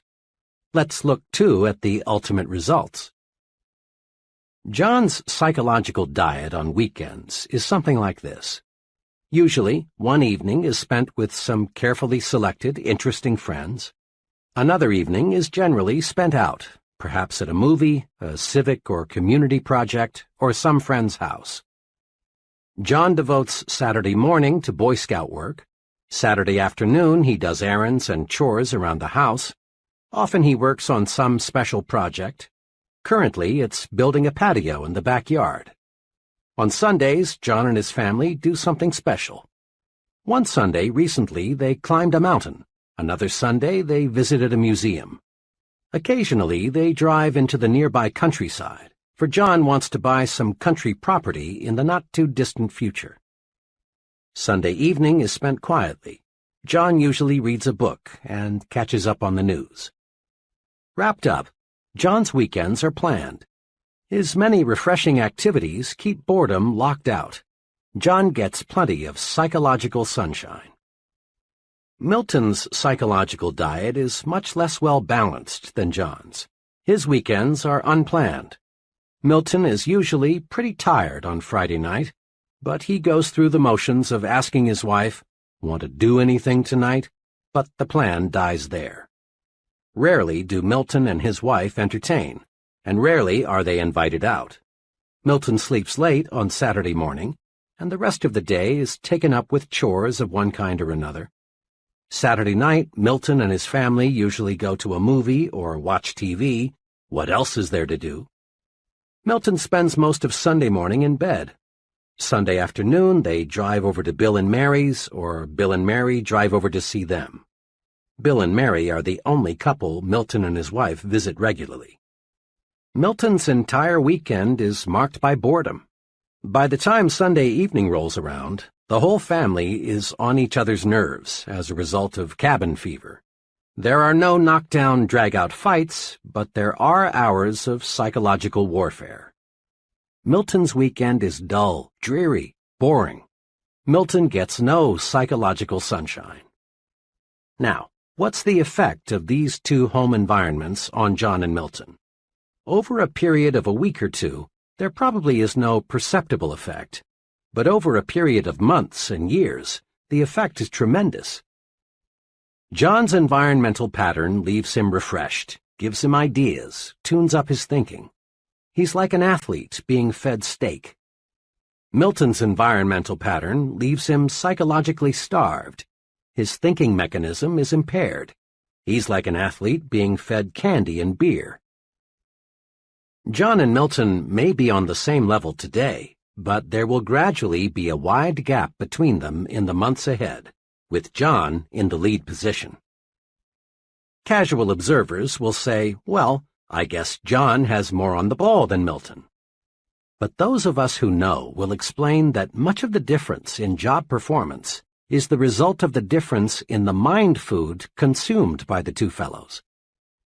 Every farmer in the Corn Belt knows that if he puts plenty of fertilizer with his corn, he's going to get a bigger yield. Thinking, too, must be given additional nourishment if we want to get better results. My wife and I, along with 5 other couples, spent a wonderful evening last month as guests of a department store executive and his wife. My wife and I lingered just a little longer than the others, so I had a chance to ask our host, whom I know well, a question that had been in my mind all evening. "This was really a wonderful evening," I said, "but I'm puzzled about one thing. I'd expected to meet mainly other retailing executives here tonight, but your guests all represented different fields. There was a writer, a doctor, an engineer, an accountant, and a teacher." He smiled and said, "Well, we often do entertain retailing people, but Helen and I find it's very refreshing to mix with people who do something else for a living.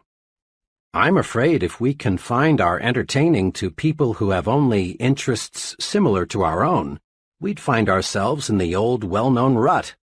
Besides," he went on, "people are my business. Every day, thousands of people of every occupational group imaginable visit our store. The more I can learn about other people, their ideas, interests, viewpoints, the better job I can do in giving them the merchandise and service they want and will buy." Here are a few simple do's to help make your social environment first class. 1. Do circulate in new groups. Restricting your social environment to the same small group produces boredom, dullness, dissatisfaction. Equally important, remember that your success-building program requires that you become an expert in understanding people. Trying to learn all there is to know about people by studying one small group is like trying to master mathematics by reading one short book. Make new friends, join new organizations, enlarge your social orbit. Then, too, variety in people, like variety in anything else, adds spice to life and gives it a broader dimension. It's good mind food. 2. Do select friends who have views different from your own. In this modern age, the narrow individual hasn't much future.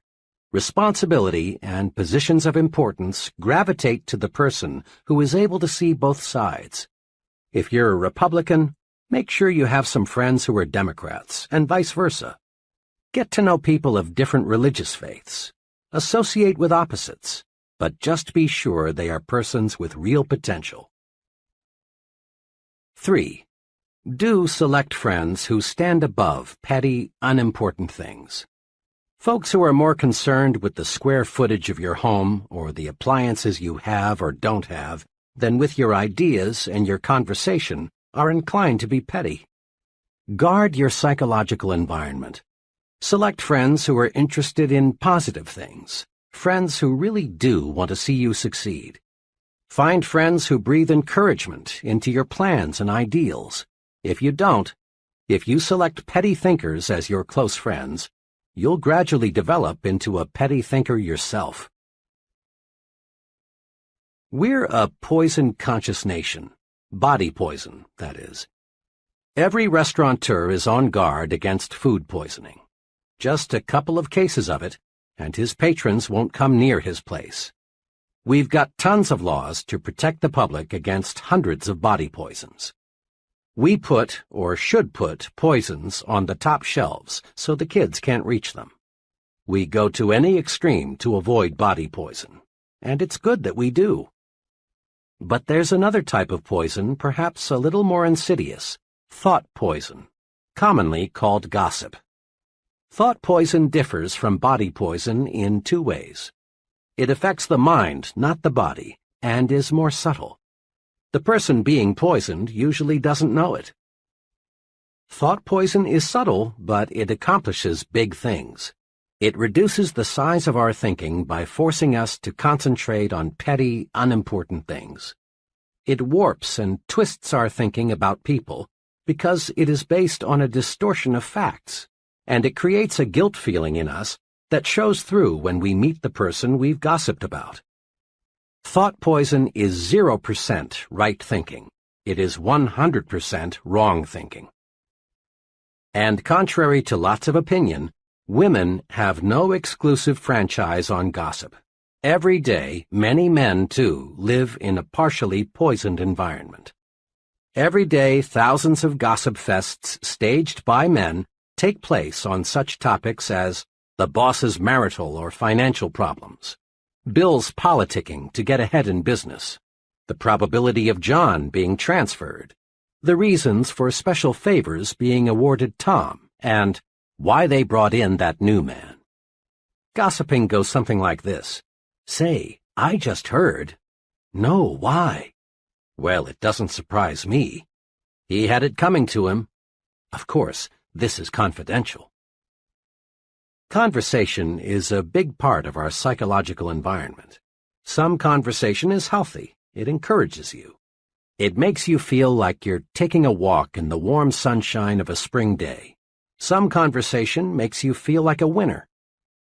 But other conversation is more like walking through a poisonous, radioactive cloud. It chokes you. It makes you feel ill. It turns you into a loser.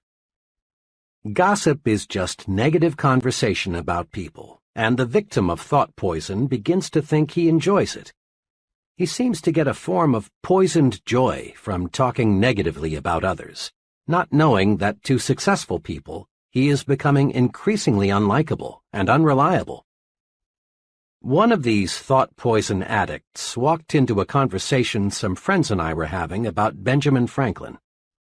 As soon as Mr. Killjoy learned the topic of our chat, he came through with choice bits about Franklin's personal life in a negative way. Perhaps it's true that Franklin was a character in some ways, and he might have made the scandal magazines had they been around in the 18th century. But the point is, Benjamin Franklin's personal life had no bearing on the discussion at hand, and I couldn't help being glad that we weren't discussing somebody whom we knew intimately. Talk about people? Yes, but stay on the positive side. Let's make one point clear. Not all conversation is gossip.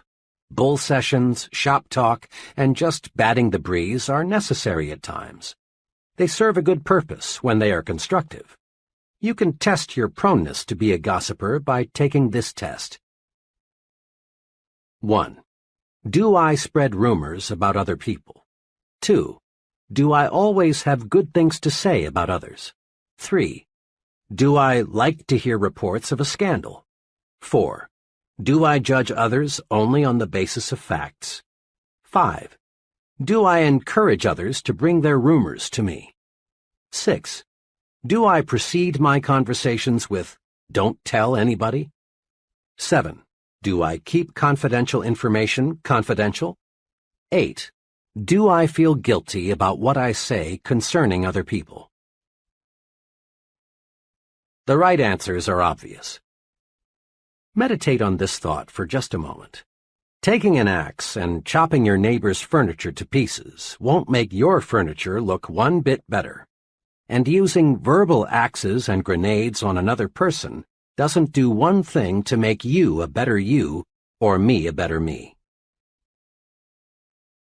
Go first class. That is an excellent rule to follow in everything you do, including the goods and services you buy. Once, to prove the unconditional truth of the go first class thinking, I asked a group of trainees to give one example of how they had been penny-wise and pound-foolish. Here are some sample replies. I bought a low-priced suit from an offbeat retailer, thought I got a bargain, but the suit was simply no good. My car needed a new automatic transmission. Took it to an alley garage that agreed to do the job for $25 less than an authorized dealer. The new transmission lasted 1,800 miles, and the garage wouldn't make it right. For months, I ate at a real greasy spoon trying to save money. The place wasn't clean, the food wasn't good, the service, well, you couldn't call it that, and the clientele was a bunch of down-at-heelers. One day, a friend persuaded me to join him for lunch at one of the best restaurants in town. He ordered the businessman's lunch, so I did too. I was amazed at what I got. Good food, good service, good atmosphere, and for just a little more than I had been paying at the Greasy Spoon. I learned a big lesson. There were many other replies. One fellow reported that he got in trouble with the Bureau of Internal Revenue because he used a bargain accountant. Another went to a cut-rate doctor and later learned he had received a completely wrong diagnosis. Others related the costs of going second class in home repairs, hotels, and other goods and services. Of course, I've heard the argument many times, but I can't afford to go first class. The simplest answer is, you cannot afford to go any other way. Certainly in the long run, going first class actually costs you less than going second class. Then, too, it's better to have fewer things and have quality than to have many things and have junk. It's better, for example, to have one really good pair of shoes than to have 3 pairs of second-class shoes. People rate you for quality, often subconsciously, perhaps. Develop an instinct for quality. It pays. And it costs no more, often costs less, than second class. Make your environment make you successful. 1. Be environment conscious. Just as body diet makes the body, mind diet makes the mind. 2. Make your environment work for you, not against you. Don't let suppressive forces, the negative, you can't do it people, make you think defeat. 3. Don't let small-thinking people hold you back. Jealous people want to see you stumble. Don't give them that satisfaction. 4. Get your advice from successful people. Your future is important. Never risk it with freelance advisors who are living failures. 5. Get plenty of psychological sunshine. Circulate in new groups. Discover new and stimulating things to do. 6. Throw thought poison out of your environment. Avoid gossip. Talk about people, but stay on the positive side. 7. Go first class in everything you do. You can't afford to go any other way. Chapter 8. Make your attitudes your allies. Can you read minds? Reading minds is easier than you think. Perhaps you've never thought of it, but you read the minds of other people, and they read your mind every day. How do we do it? We do it automatically, through attitude appraisals. Remember the song, "You Don't Need to Know the Language to Say You're in Love"? Bing Crosby made it famous some years ago. There's a whole book full of applied psychology packed into those simple lyrics. You don't need to know the language to say you're in love. Anyone who's ever been in love knows that. And you don't need to know any language to say, I like you, or I despise you, or I think you're important, or unimportant, or I envy you. You don't need to know words or to use words to say, I like my job, or I'm bored, or I'm hungry. People speak without a sound. How we think shows through in how we act. Attitudes are mirrors of the mind. They reflect thinking. You can read the mind of the fellow sitting at a desk. You sense, by observing his expressions and mannerisms, how he feels toward his job. You can read the minds of salesmen, students, husbands, and wives. You not only can, you do. The expert actors, those in demand in movies and television year after year, in a sense, are not actors at all. They don't play their roles. Instead, they lose their own identity and actually think and feel like the character they are playing. They've got to. Else they'd look like phonies, and their ratings would plunge. Attitudes do more than show through. They sound through, too. A secretary does more than identify an office when she says, "Good morning, Mr. Shoemaker's office." In just 5 words, one secretary says, "I like you. I'm glad you're calling. I think you are important. I like my job." But another secretary, saying exactly the same words, tells you, "You bothered me. I wish you hadn't called. I'm bored with my job, and I don't like people who bother me." We read attitudes through expressions and voice tones and inflections. Here's why. In the long, long history of humankind, a speaking language, even remotely resembling what we use today, is a very recent invention. So recent, you might say, in terms of the great clock of time, that we developed a language only this morning. For millions and millions of years, people got by with little more than moans and groans and grunts and growls. So for millions of years, people communicated with other people by body and facial expressions and sounds, not words. And we still communicate our attitudes, our feelings toward people and things, the same way. Aside from direct body contact, body movements, facial expressions, and sound are the only ways we have to communicate with infants. And those young ones show an uncanny ability to spot the phony. Professor Irwin H. Shell, one of America's most respected authorities on leadership, says, "Obviously, there is something more than facilities and competence that makes for accomplishment. I have come to believe that this linkage factor, this catalyst, if you will, can be defined in a single word, attitude. When our attitude is right, our abilities reach a maximum of effectiveness, and good results inevitably follow." Attitudes do make the difference. Salesmen with the right attitude beat their quotas. Students with the right attitude make A's. Right attitudes pave the way to really happy married life.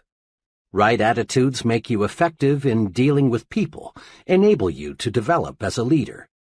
Right attitudes win for you in every situation.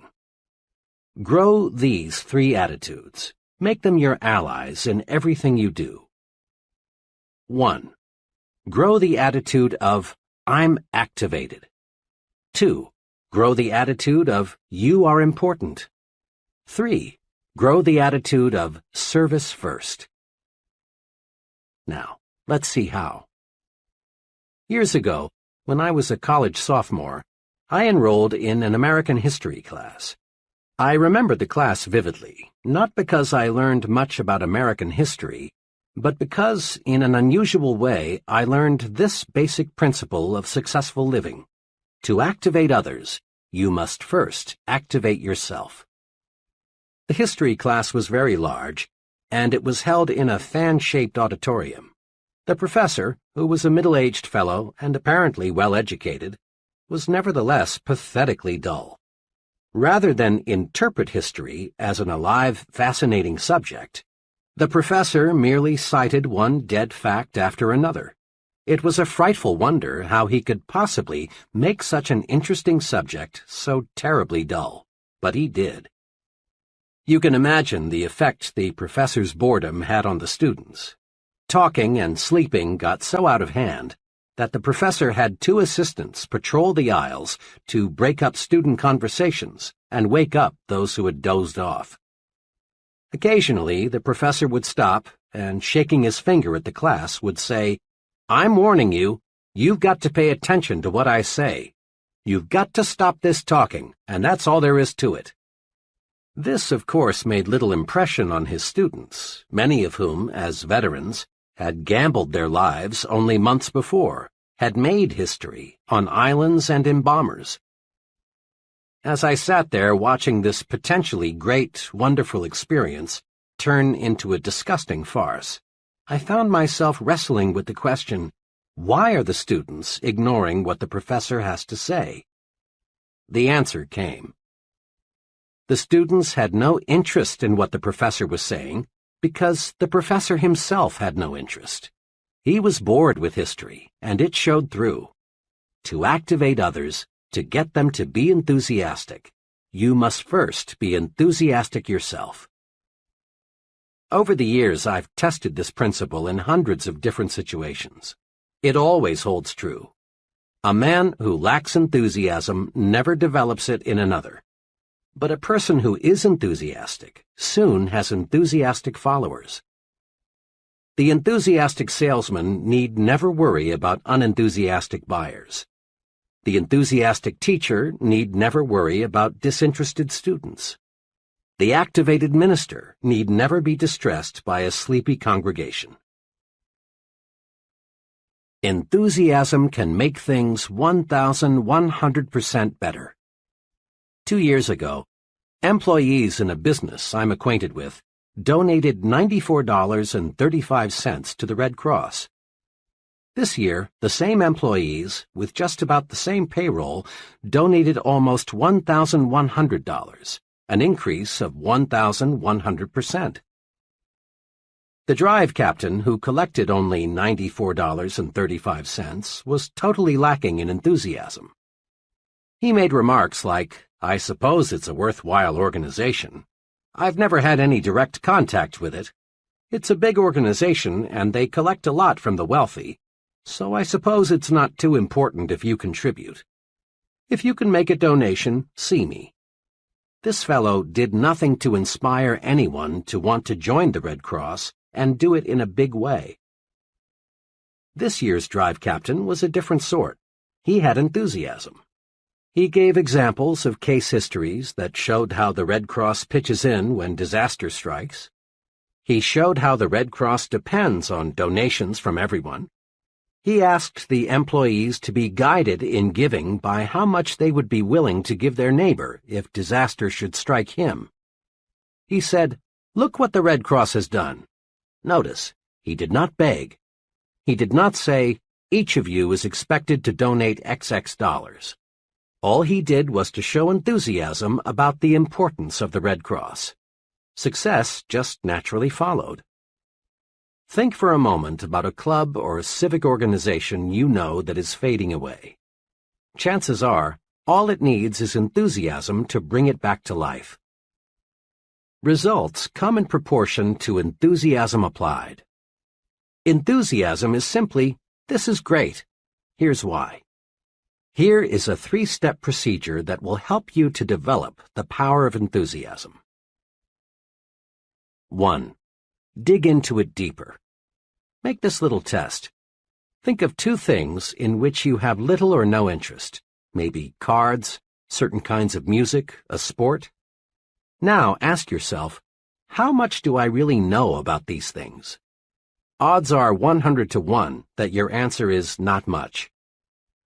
I confess that for years I had absolutely no interest in modern art.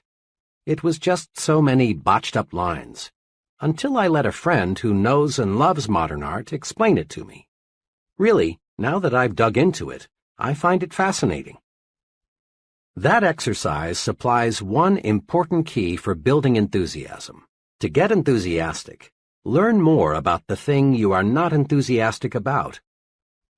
Chances are you are quite unenthusiastic about bumblebees. But if you study bumblebees, find out what good they do, how they relate to other bees, how they reproduce, where they live in winter. If you find out all you can about bumblebees, you will soon find yourself really interested in bumblebees. To show trainees how enthusiasm can be developed through the dig into it deeper technique, I sometimes use a greenhouse example. In a deliberately casual way, I ask the group, "Are any of you interested in manufacturing and selling greenhouses?" Not once have I gotten an affirmative answer. Then I make a few points about greenhouses. I remind the group how, as our standard of living rises, people become more and more interested in non-necessities. I suggest how much Mrs. America would enjoy growing her own orchids and orange blossoms. I point out that if tens of thousands of families can afford private swimming pools, millions could afford greenhouses, because greenhouses are relatively inexpensive. I show them that if you could sell a $600 greenhouse to only one family in 50, you'd develop a $600 million business in producing greenhouses, and perhaps a $250 million industry supplying plants and seeds. The only difficulty with this exercise is that the group, 10 minutes before completely cold about greenhouses, now is so enthusiastic they don't want to move on to the next subject. Use the dig into it deeper technique to develop enthusiasm toward other people. Find out all you can about another person, what he does, his family, his background, his ideas and ambitions, and you'll find your interest in and enthusiasm about him mounting. Keep digging, and you're certain to find some common interests. Keep digging, and you'll eventually discover a fascinating person. The dig into it deeper technique works also in developing enthusiasm toward new places. Several years ago, some young friends of mine decided to move from Detroit to a small town in mid-Florida. They sold their home, closed out their business connections, said goodbye to their friends, and were gone. 6 weeks later, they were back in Detroit. The reason had nothing to do with employment. Rather, as they put it, we just couldn't stand living in a small town. Besides, all our friends are in Detroit. We just had to come back. In later conversations with these people, I learned the real reason why they didn't like the small Florida city. During their short stay there, they had taken only a surface view of the community, its history, its plans for the future, its people. They moved their bodies to Florida, but left their minds in Detroit. I've talked with dozens of executives, engineers, and salesmen who have developed career trouble because their companies want to move them to another location, but they don't want to go. I just can't see moving to Chicago, or San Francisco, or Atlanta, or New York, or Miami, is a remark spoken many times a day. There's one way to build enthusiasm toward a new location. Simply resolve to dig into the new community. Learn all you can about it. Mix with the people. Make yourself feel and think like a community citizen from the very first day. Do this, and you'll be enthusiastic about your new environment. Today, millions of Americans invest in corporate securities. But there are many millions more who have no interest at all in the stock market. That's because they are people who have not familiarized themselves with what the securities market is, how it operates, the day-to-day romance of American business. To get enthusiasm about anything, people, places, things, dig into it deeper. Dig into it deeper, and you'll develop enthusiasm. Put this principle to work next time you must do something you don't want to do. Put this principle to work next time you find yourself becoming bored. Just dig in deeper, and you dig up interest. 2. In everything you do, life it up. Enthusiasm, or lack of it, shows through in everything you do and say. Life up your handshaking. When you shake hands, shake. Make your hand clasp say, "I'm glad to know you. I am glad to see you again." A conservative mouse-like handshake is worse than no handshake at all. It makes people think, this guy is more dead than alive. Try to find a highly successful person with a conservative handshake. You'll have to look a long, long time. Life up your smiles. Smile with your eyes.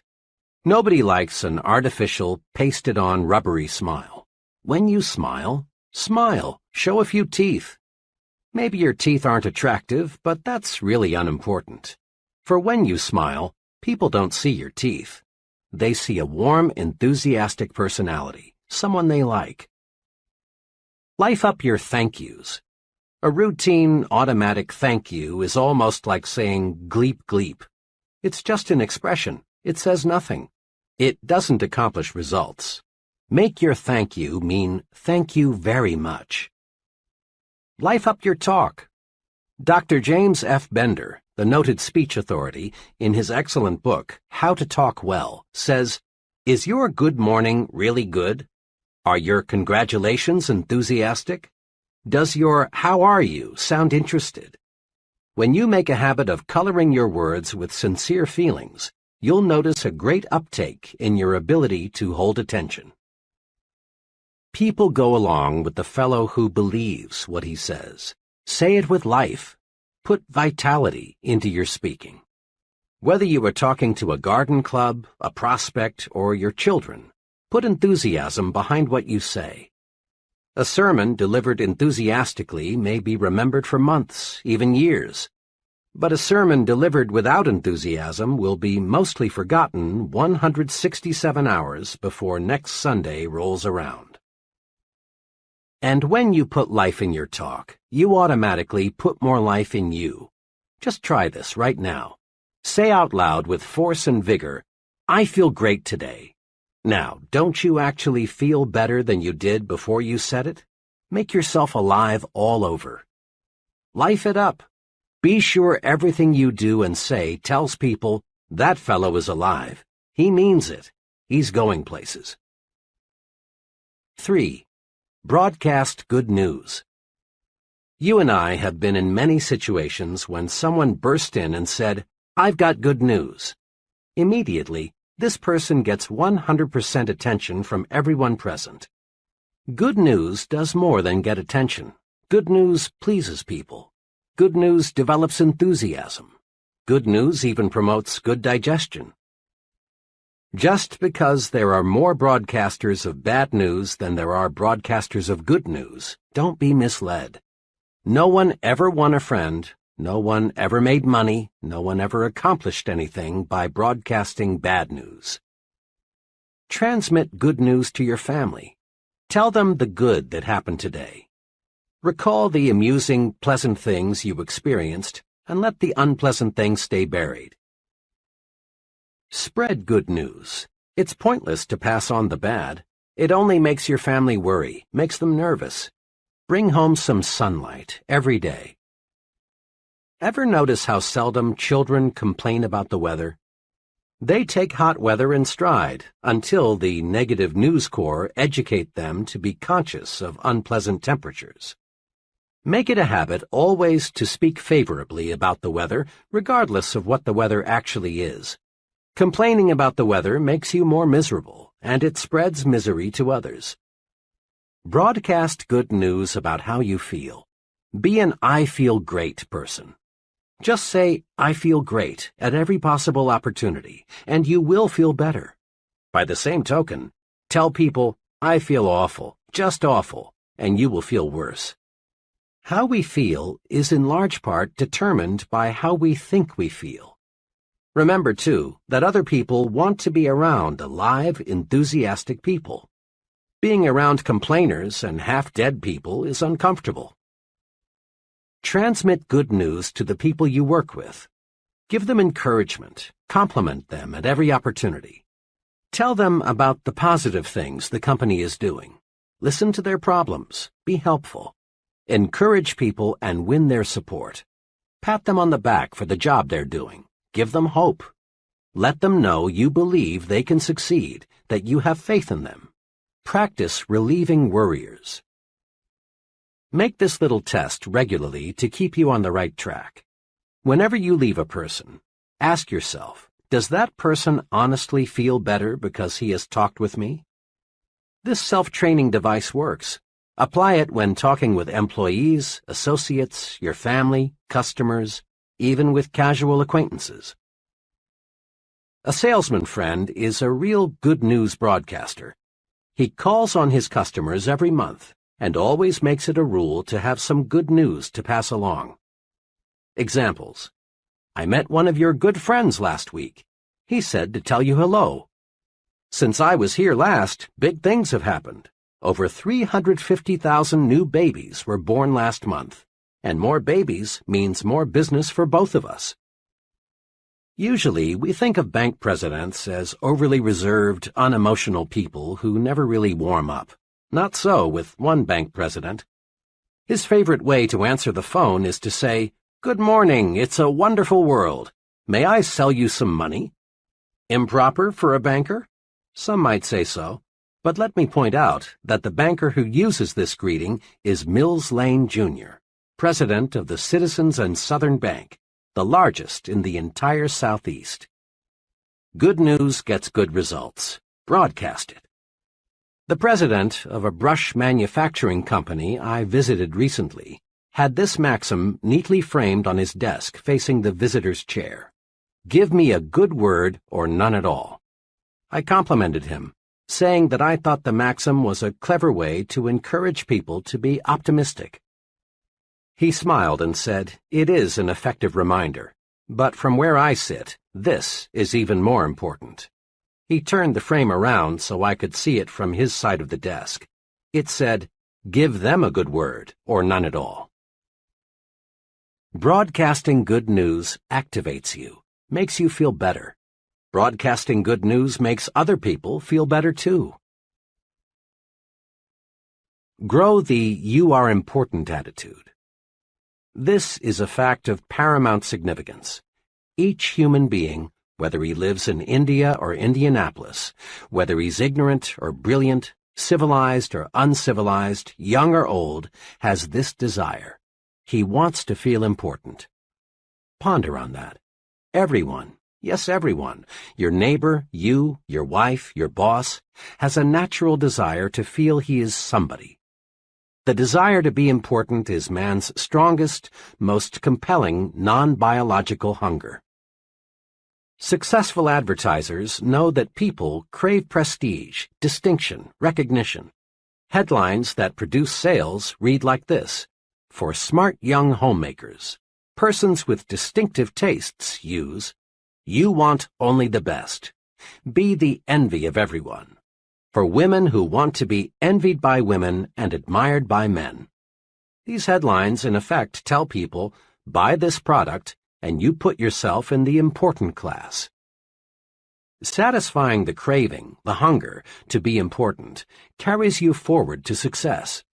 It is basic equipment in your success tool chest. Yet, even though displaying the attitude "you are important" gets results, and even though it costs nothing, few persons use it. A little fill-in is needed here to show why.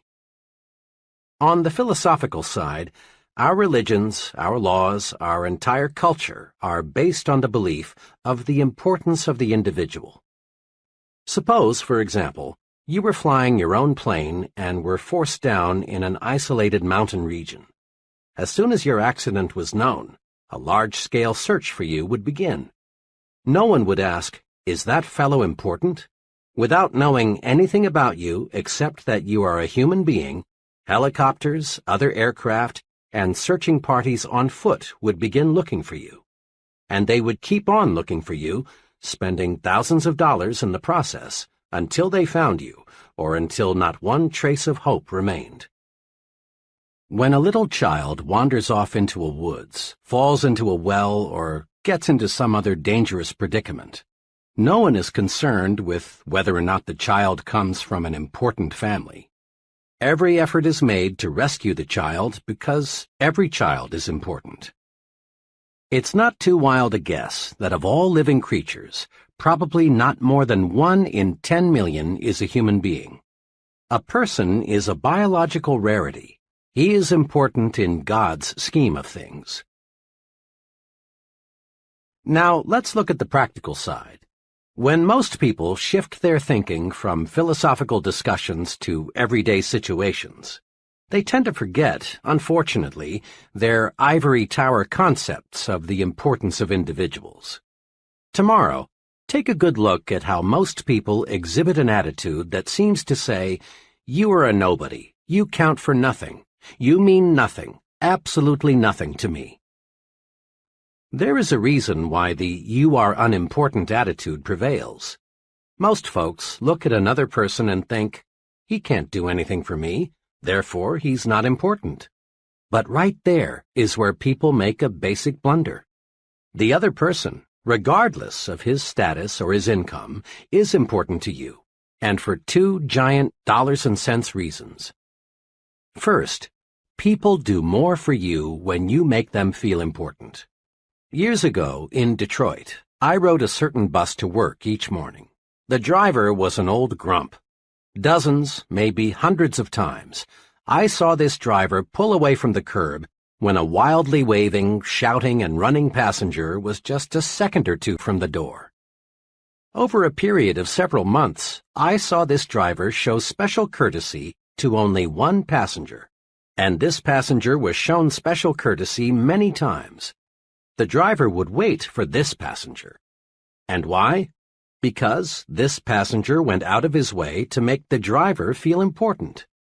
Every morning he greeted the driver with a personalized, sincere, "Good morning, sir." Sometimes this passenger would sit near the driver and make little comments like, "You sure have a lot of responsibility. It must take nerves of steel to drive through traffic like this every day. You sure keep this thing on schedule." That passenger made the driver feel as important as if he were piloting a 180-passenger jet airliner, and the driver, in return, showed special courtesy to the passenger. It pays to make little people feel like big people. Today, in thousands of offices all over America, secretaries are helping salesmen make sales or lose sales, depending on how the salesman has treated them. Make someone feel important and he cares about you. And when he cares about you, he does more for you. Customers will buy more from you, employees will work harder for you, associates will go out of their way to cooperate with you, your boss will do more to help you if you will only make these people feel important. It pays to make big people feel even bigger. The big thinker always adds value to people by visualizing them at their best. Because he thinks big about people, he gets their best out of them.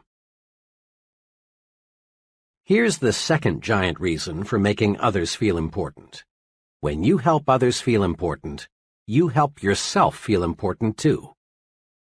One of the elevator operators who carried me up and down for several months had the look of complete unimportance written all over. She was 50-ish, unattractive, and certainly uninspired in her work. It was obvious that her longing to be important was completely unfulfilled. She was one of the millions of people who live for months at a time without ever being given a reason to believe that someone notices them or cares about them. One morning, shortly after I became one of her regular uppers and downers, I noticed that she had had her hair redone. It was nothing fancy. It was obviously a homemade job. But it had been cut, and it did look better. So I said, "Miss S." Note, I had learned her name. "I do like what you've done to your hair. It really looks fine." She blushed, said, "Thank you, sir," and nearly missed her next stop. She appreciated the compliment. Next morning, lo and behold, when I stepped into the elevator, I heard, "Good morning, Dr. Schwartz." Not one time before had I heard this operator address anyone by name. And in the remaining months that I had an office in the building, I never heard anyone called by name except me. I had made the operator feel important. I had sincerely complimented her and called her by name. I had made her feel important. Now she was repaying me by making me feel important. Let's not kid ourselves. People who do not have a deep-down feeling of self-importance are slated for mediocrity. Again and again, this point must be driven home. You must feel important to succeed. Helping others to feel important rewards you because it makes you feel more important. Try it and see. Here's how to do it. 1. Practice appreciation. Make it a rule to let others know you appreciate what they do for you. Never, never let anyone feel he is taken for granted. Practice appreciation with a warm, sincere smile. A smile lets others know you notice them and feel kindly toward them.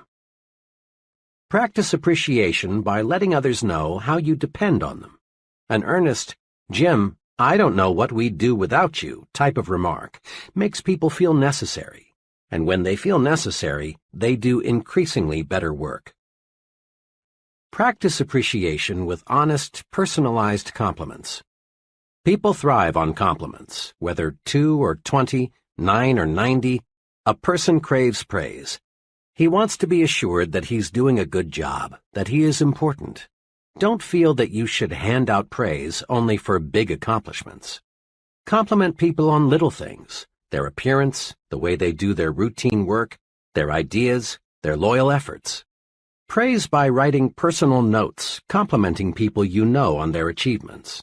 Make a special phone call or a special trip to see them. Don't waste time or mental energy trying to classify people as very important persons, or unimportant persons. Make no exceptions. A person, whether he is garbage collector or company vice president, is important to you. Treating someone as second class never gets you first-class results. 2. Practice calling people by their names. Every year, shrewd manufacturers sell more briefcases, pencils, Bibles, and hundreds of other items just by putting the buyer's name on the product. People like to be called by name. It gives everyone a boost to be addressed by name. 2 special things you must remember. Pronounce the name correctly and spell it correctly. If you mispronounce or misspell someone's name, that person feels that you feel he is unimportant. And here's one special reminder. When talking with people you don't know well, add the appropriate title, Miss, Mr., or Mrs. The office boy prefers Mr. Jones to just Jones. So does your junior assistant. So do people at every level. These little titles help tremendously to make people feel important. 3. Don't hog glory. Invest it instead. Just recently, I was a guest at an all-day sales convention. After dinner that evening, the vice president in charge of sales for the company passed out awards to the 2 district managers, a man and a woman, whose sales organizations had attained the best records for the year just ended. Then the vice president asked those district managers to take 15 minutes to tell the entire group how their organizations did so exceptionally well. The first district manager, who I later learned had been appointed a manager only 3 months before and was therefore only partially responsible for his organization's record, got up and explained how he did it. He conveyed the impression that his efforts, and his efforts alone, caused the sales increase. Remarks such as, "When I took over, I did such and such. Things were in a mess, but I cleared them up. It wasn't easy, but I just grabbed hold of the situation and wouldn't let go," characterized his talk. As he talked, I could see the increasing resentment gathering in the faces of his salesmen. They were being ignored for the sake of the district manager's personal glory. Their hard work, which was responsible for the sales increase, was completely unrecognized. Then the second district manager got up to make her short talk. But this lady used an entirely different approach. First, she explained that the reason for her organization's success was the wholehearted effort of her sales force. Then she asked each one to stand and paid a sincere personal compliment to each for his or her efforts. Note this difference. The first manager squandered the vice president's praise entirely on himself. In doing so, he offended his own people. His sales force was demoralized. The second passed the praise on to her sales force, where it could do more good. This manager knew that praise, like money, can be invested to pay dividends. She knew that passing the credit on to her salespeople would make them work even harder next year. Remember, praise is power. Invest the praise you receive from your superior. Pass praise on down to your subordinates, where it will encourage still greater performance. When you share praise, your subordinates know you sincerely appreciate their value. Here's a daily exercise that pays off surprisingly well. Ask yourself every day, what can I do today to make my wife and family happy? This may seem almost too simple, but it is amazingly effective. One evening, as part of a sales training program, I was discussing building the home environment for selling success. To illustrate a point, I asked the salesmen, who were all married, When was the last time, aside from Christmas, your wedding anniversary, or her birthday, that you surprised your wife with a special gift? Even I was shocked at the answers. Of the 35 salesmen, only one had surprised his wife in the past month. Many of the group answered between 3 and 6 months, and over a third said, "I can't remember." Imagine. And some men wonder why their wives no longer treat them like Mr. King with a crown.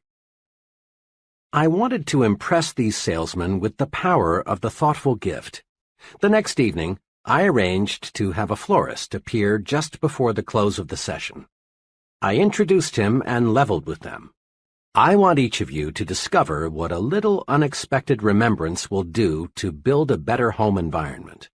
I've arranged with the florist for each of you to get a fine, long-stemmed red rose for just 50 cents. Now, if you don't have 50 cents, or if you think your wife isn't worth that, they laughed, I'll buy the flower for her myself. All I ask is that you take the rose to your wife, and then tomorrow evening tell us what happened. Don't, of course, tell her how you came to purchase this rose for her.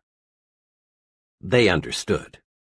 Without exception, every fellow testified the next evening that the mere investment of 50 cents had made his wife happy. Do something special for your family often. It doesn't have to be something expensive. It's thoughtfulness that counts. Anything that shows that you put your family's interests first will do the trick. Get the family on your team. Give them planned attention. In this busy age, a lot of people never seem able to find time for their families. But if we plan, we can find it. One company vice president told me of this method, which he says works well for him. My job carries a lot of responsibility, and I have no choice but to bring quite a lot of work home every night. But I will not neglect my family, because it's the most important thing in my life. It's the main reason I work as hard as I do. I've worked out a schedule that enables me to give attention to my family as well as to my work.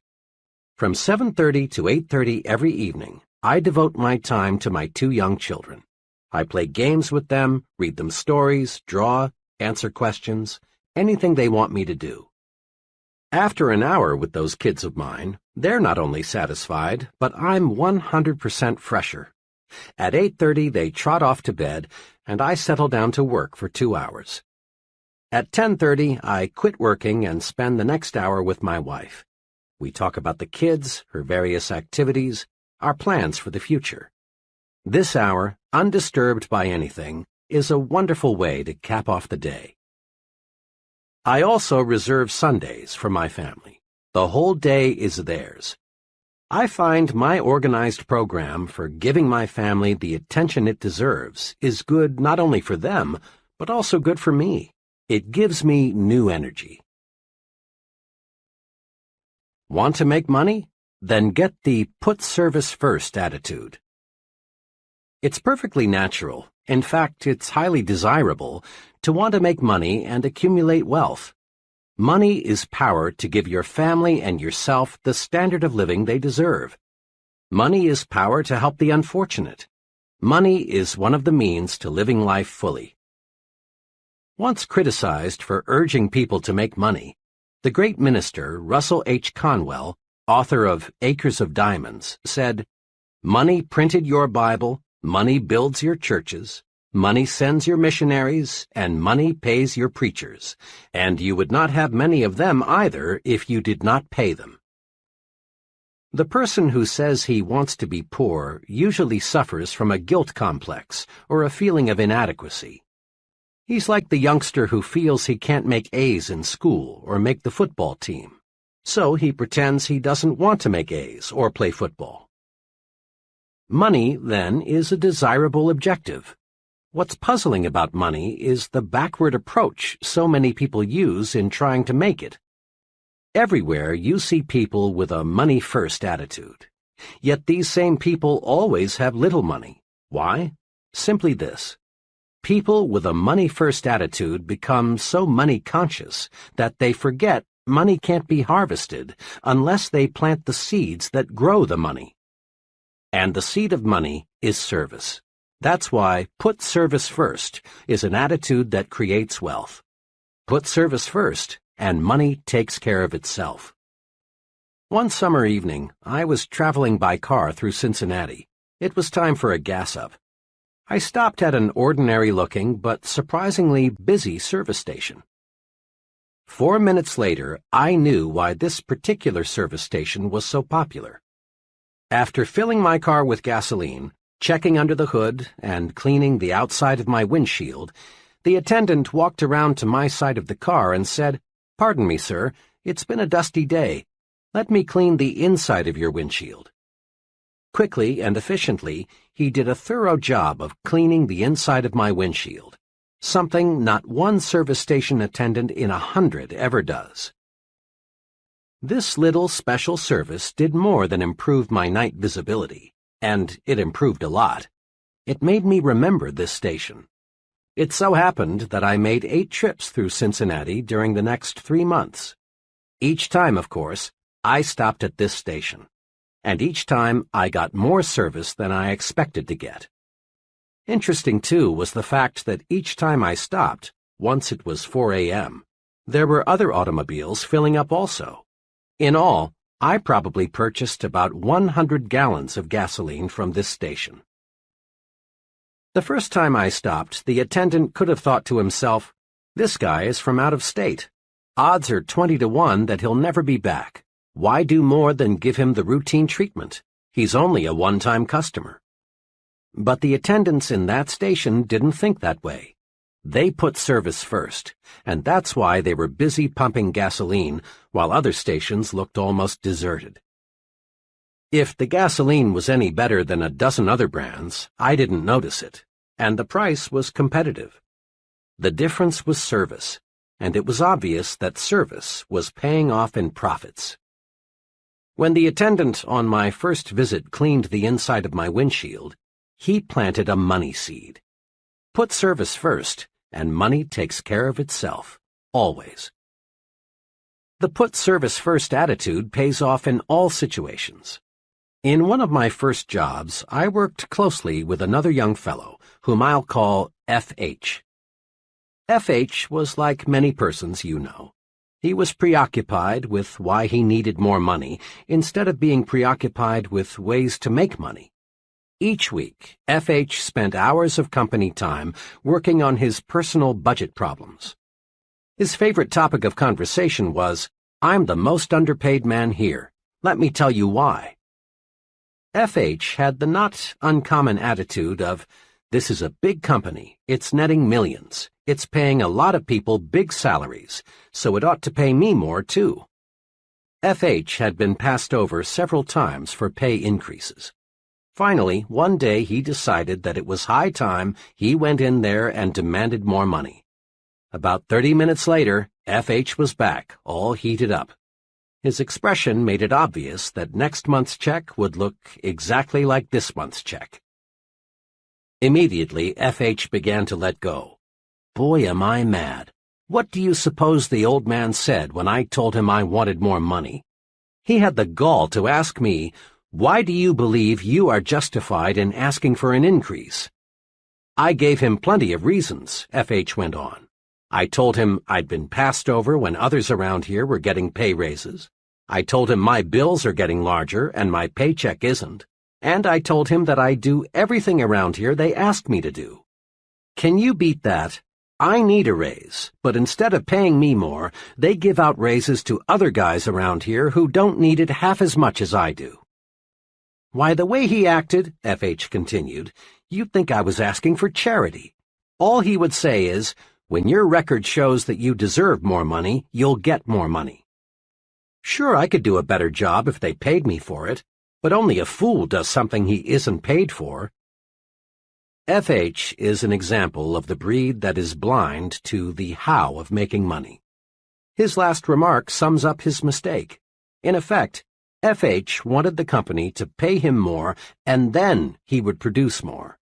But this is not how the system works. You don't get a raise on the promise of better performance. You get a raise only by demonstrating better performance. You can't harvest money unless you plant the seeds that grow money. And the seed of money is service. Put service first, and money takes care of itself. Consider which producers make the money from movies. The get-rich-quick producer proceeds to make a picture. Putting money ahead of entertainment, service, he cuts corners everywhere. He buys a poorly written script and employs second-rate writers to adapt it. In employing actors, arranging sets, even recording sound, he puts money first. This producer thinks the moviegoer is a sucker, someone who can't tell good from bad. But the get-rich-quick producer seldom does get rich quick. There never is a bandwagon movement to buy anything second class, especially when it is given a first-class price. The producer who enjoys the largest profits from pictures puts entertainment ahead of money. Rather than chisel the moviegoer, he does everything possible to give people more and better entertainment than they expect to get. The result? People like the movie. It gets talked about, it gets good reviews, and it makes money. Again, put service first, and money takes care of itself. The waitress who concentrates on giving the best possible service needn't worry about tips. They'll be there. But her counterpart who overlooks the empty coffee cups, why refill them? They don't look like tippers, won't find any gratuities. The secretary who resolves to make those letters look better than the boss expects will do all right on future paychecks. But the secretary who thinks, why worry about a few smudges? What do they expect for $65 a week? She is stuck at $65 a week. The salesman who gives full service to an account need harbor no fears he'll lose the account. Here is a simple but powerful rule that will help you to develop the put service first attitude. Always give people more than they expect to get. Each little extra something you do for others is a money seed. Volunteering to work late and get the department out of a tight spot is a money seed. Giving customers extra service is a money seed because it brings customers back. Advancing a new idea that will increase efficiency is a money seed. Money seeds, of course, grow money. Plant service and harvest money. Spend some time each day answering this question. How can I give more than is expected of me? Then apply the answers. Put service first, and money takes care of itself.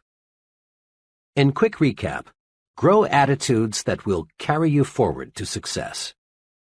1. Grow the I'm activated attitude. Results come in proportion to the enthusiasm invested. 3 things to do to activate yourself are: dig into it deeper. When you find yourself uninterested in something, dig in and learn more about it. This sets off enthusiasm. Life up everything about you. Your smile, your handshake, your talk, even your walk. Act alive. Broadcast good news. No one ever accomplished anything positive telling bad news. 2. Grow the you are important attitude. People do more for you when you make them feel important. Remember to do these things.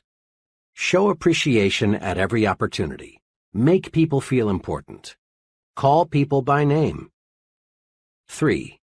Grow the service-first attitude and watch money take care of itself. Make it a rule in everything you do. Give people more than they expect to get.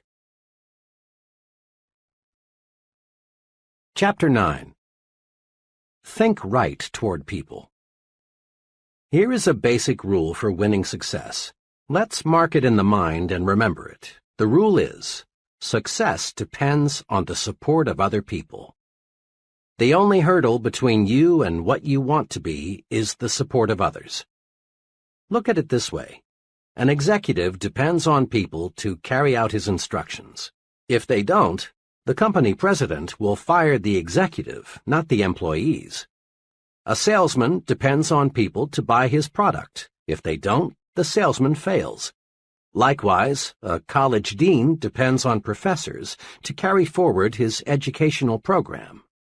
A politician depends on voters to elect him. A writer depends on people to read what he writes. A chain store magnate got to be a chain store magnate because employees accepted his leadership and consumers accepted his merchandising program. There were times in history when a person could gain a position of authority through force and hold it with force and/or threats of force. In those days, a man either cooperated with the leader or risked literally losing his head. But today, remember, a person either supports you willingly or he doesn't support you at all. Now it's time to ask, granted, I depend on others in order to achieve the success I want. But what must I do to get these people to support me and accept my leadership? The answer, wrapped up in one phrase, is think right toward people. Think right toward people, and they will like and support you. This chapter shows how. Thousands of times daily, a scene like this takes place. A committee or group is in session. The purpose, to consider names for a promotion, a new job, a club membership, an honor, someone to be the new company president, the new supervisor, the new sales manager. A name is placed before the group. The chairman asks, "What is your feeling about so-and-so?" Comments come forth. For some names, there are positive remarks, such as, "He's a good fellow. People there speak highly of him. He has a good technical background, too." Mr. F. "Oh, he's a personable sort of man, very human. I believe he would fit in well with our group." Some names draw negative, lukewarm statements. "I think we should investigate that fellow carefully. He doesn't seem to get along too well with people. I know he has a good academic and technical background. I don't question his competence, but I am concerned about the acceptance he would receive. He doesn't command much respect from people." Now, here is an exceptionally important observation. In at least 9 cases out of 10, the likability factor is the first thing mentioned. And in an overwhelmingly large number of cases, the likability factor is given far more weight than the technical factor. This holds true even in selecting scholars for university professorships. In my own academic experience, I've sat in on a considerable number of occasions when names for new faculty personnel were under question. When a name came up, the group would weigh most carefully thoughts such as, will he fit in? Will students like him? Will he cooperate with others on the staff? Unfair? Unacademic? No. If the fellow isn't likable, he can't be expected to get through to his students with maximum effectiveness. Mark this point well. A person is not pulled up to a higher-level job, rather he is lifted up. In this day and age, nobody has time or patience to pull another up the job ladder, degree by painful degree. The individual is chosen whose record makes him stand higher than the rest. We are lifted to higher levels by those who know us as likable, personable individuals. Every friend you make lifts you just one notch higher, and being likable makes you lighter to lift. Successful people follow a plan for liking people. Do you? People who reach the top don't discuss much their techniques for thinking right toward people. But you would be surprised how many really big people have a clear, definite, even written plan for liking people. Consider the case of President Lyndon Johnson. Long before he became president, Johnson, in the process of developing his amazing power of personal persuasion, developed his own 10-point formula for success. His rules, which even a casual observer of the president can see are practiced in everything he does, are quoted directly. 1. Learn to remember names. Inefficiency at this point may indicate that your interest is not sufficiently outgoing. 2. Be a comfortable person, so there is no strain in being with you. Be an old shoe kind of individual. 3. Acquire the quality of relaxed, easygoing, so that things do not ruffle you. 4. Don't be egotistical. Guard against the impression that you know it all. 5. Cultivate the quality of being interesting so people will get something of value from their association with you. 6. Study to get the scratchy elements out of your personality, even those of which you may be unconscious. 7. Sincerely attempt to heal on an honest basis every misunderstanding you have had or now have. Drain off your grievances. 8. Practice liking people until you learn to do so genuinely. 9. Never miss an opportunity to say a word of congratulation upon anyone's achievement, or express sympathy in sorrow or disappointment. 10. Give spiritual strength to people, and they will give genuine affection to you. Living these 10 simple but tremendously powerful like people rules makes President Johnson easier to vote for, easier to support in Congress. Living these 10 rules makes President Johnson easier to lift. Listen to these rules again. Notice that there's no get-even philosophy here. There's no let the other fellow come to me to patch up differences. There's no I know it all, other people are stupid. Big people, those on top in industry, the arts, sciences, and politics, are human, warm. They specialize in being likable. But don't try to buy friendship. It's not for sale. Giving gifts is a wonderful practice if the gift is backed up with genuine sincerity, a liking to give, and liking for the person to whom it is given. But without real sincerity, the gift is often regarded as nothing more than a payoff or a bribe. Last year, just a few days before Christmas, I was in the office of the president of a medium-sized trucking firm. Just as I was about to leave, in marched a delivery man with a gift of liquid refreshment from a local tire recapping firm. My friend was obviously provoked, and with a certain amount of chill in his voice, asked the delivery man to return the gift to its sender. After the delivery man left, my friend hastened to explain to me, "Don't misunderstand. I like to give gifts, and I like to get them." Then he named a number of gifts he had already received from business friends that Christmas. "But," he went on, "when the gift is just an attempt to get my business, an obvious bribe, I don't want it. I quit doing business with that firm 3 months ago, because their work isn't what it should be, and I don't like the employees. But their salesman keeps on calling. What burns me," he continued, "is that last week that same blank salesman was in here and had the gall to say, 'I sure would like to get your business back. I'm going to tell Santa to be real good to you this year.' If I hadn't sent their booze back, the first thing that so-and-so would have said to me next time he's in is, 'I'll bet you enjoyed our gift, didn't you?' Friendship can't be bought, and when we try, we lose in 2 ways. 1, we waste money. 2, we create contempt. Take the initiative in building friendships. Leaders always do. It's easy and natural for us to tell ourselves, let him make the first move. Let them call us. Let her speak first.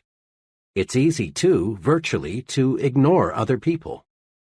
Yes, it's easy and natural, but it isn't right thinking toward people.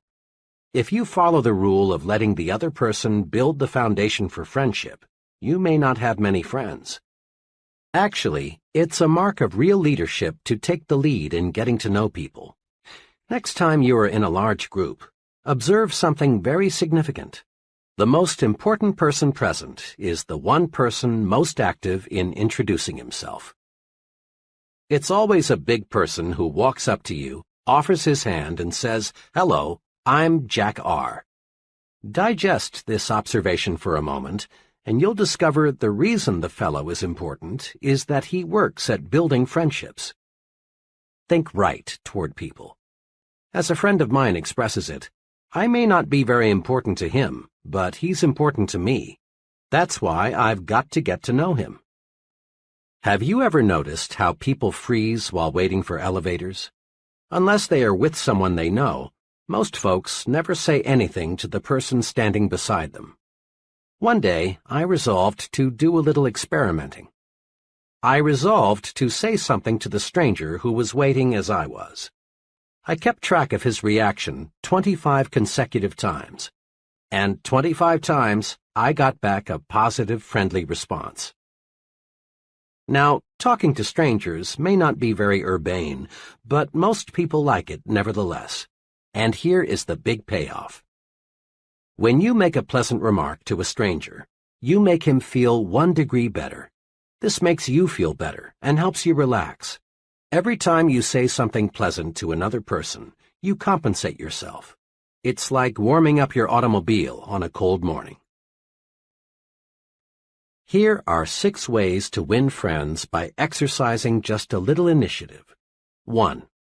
Introduce yourself to others at every possible opportunity, at parties, meetings, on airplanes, at work, everywhere. 2. Be sure the other person gets your name straight. 3. Be sure you can pronounce the other person's name the way he pronounces it. 4. Write down the other person's name, and be mighty sure you have it spelled correctly. People have a fetish about the correct spelling of their own names. If possible, get his address and phone number also. 5. Drop a personal note or make a phone call to the new friends you feel you want to know better. This is an important point. Most successful people follow through on new friends with a letter or a phone call. 6. And last but not least, say pleasant things to strangers. It warms you up and gets you ready for the task ahead. Putting these 6 rules to work is really thinking right about people. To be sure, it is not the way the average person thinks. Mr. Average never takes the initiative in making introductions. He waits for the other person to introduce himself first. Take the initiative. Be like the successful. Go out of your way to meet people. And don't be timid. Don't be afraid to be unusual.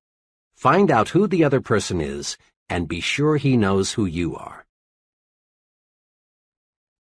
Recently, an associate and I were retained to do a preliminary screening of an applicant for an industrial sales job. We found the applicant, whom we'll call Ted, to have some good qualifications. He was exceptionally intelligent, made a fine appearance, and seemed to have a lot of ambition. But we found something that forced us to disqualify him, at least temporarily. Ted's big limitation was this: he expected perfection in other people. Ted was annoyed by many little things, like mistakes in grammar, people who were messy with cigarettes, people who had bad taste in clothes, and so on. Ted was surprised to learn this fact about himself, but he was eager to get into higher-paying work, and he asked whether there was anything we could tell him to help overcome his weakness. We made 3 suggestions. 1. Recognize the fact that no person is perfect. Some people are more nearly perfect than others, but no man is absolutely perfect. The most human quality about human beings is that they make mistakes, all kinds of them. 2. Recognize the fact that the other fellow has a right to be different. Never play God about anything. Never dislike people because their habits are different from your own, or because they prefer different clothes, religion, parties, or automobiles. You don't have to approve of what another fellow does, but you must not dislike him for doing it. 3. Don't be a reformer. Put a little more live and let live into your philosophy. Most people intensely dislike being told you're wrong. You have a right to your own opinion, but sometimes it's better to keep it to yourself. Ted conscientiously applied these suggestions. A few months later, he had a fresh outlook. He now accepts people for what they are, neither 100% good nor 100% bad. Besides, he says, the things that used to annoy the heck out of me I now find amusing.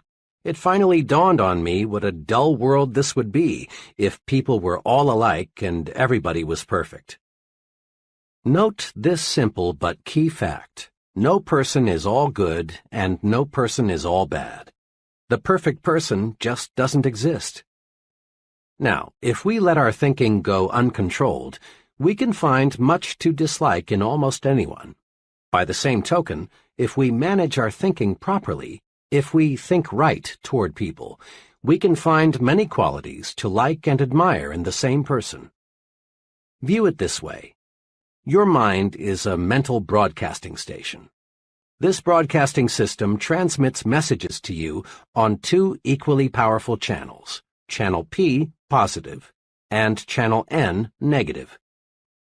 Let's see how your broadcasting system works. Suppose that today your business superior, we'll call him Mr. Jacobs, called you into his office and reviewed your work with you. He complimented you on your work, but he also made some specific suggestions on how you can do it better. Tonight, it's only natural for you to recall the incident and do some thinking about it. If you tune in Channel N, the announcer will be saying something like this: "Watch out! Jacobs is out to get you. He's a crab. You don't need any of his advice. To heck with it. Remember what Joe told you about Jacobs? He was right. Jacobs wants to grind you down like he did Joe. Resist him. Next time he calls you in, fight back. Better still, don't wait. Tomorrow, go in and ask him just what he really meant by his criticism." But tune in Channel P, and the announcer will say something along these lines. "You know, Mr. Jacobs is a pretty good fellow. Those suggestions he made to me seem pretty sound. If I put them to use, I can probably do a better job and position myself for an increase. The old boy did me a favor. Tomorrow I'll go in and thank him for his constructive help. Bill was right. Jacobs is a good man to work with." In this specific case, if you listen to Channel N, you're almost certain to make some bad, perhaps fatal mistake in your relations with your superior. But if you are tuned to Channel P, you are definitely certain to benefit from your superior's suggestions and at the same time draw yourself closer to him. He will appreciate that visit. Try it and see. Bear in mind that the longer you stay tuned to either Channel P or Channel N, the more interested you become and the harder it is to switch channels. This is true because one thought, positive or negative, sets off a whole chain reaction of similar thought. You may, for example, start off with such a simple minor negative thought as a person's accent, and find yourself soon thinking negatively about such unrelated topics as his political and religious beliefs, the car he drives, his personal habits, his relationship with his wife, even the way he combs his hair. And thinking this way surely won't get you where you want to go. You own it, so manage your thought broadcasting station.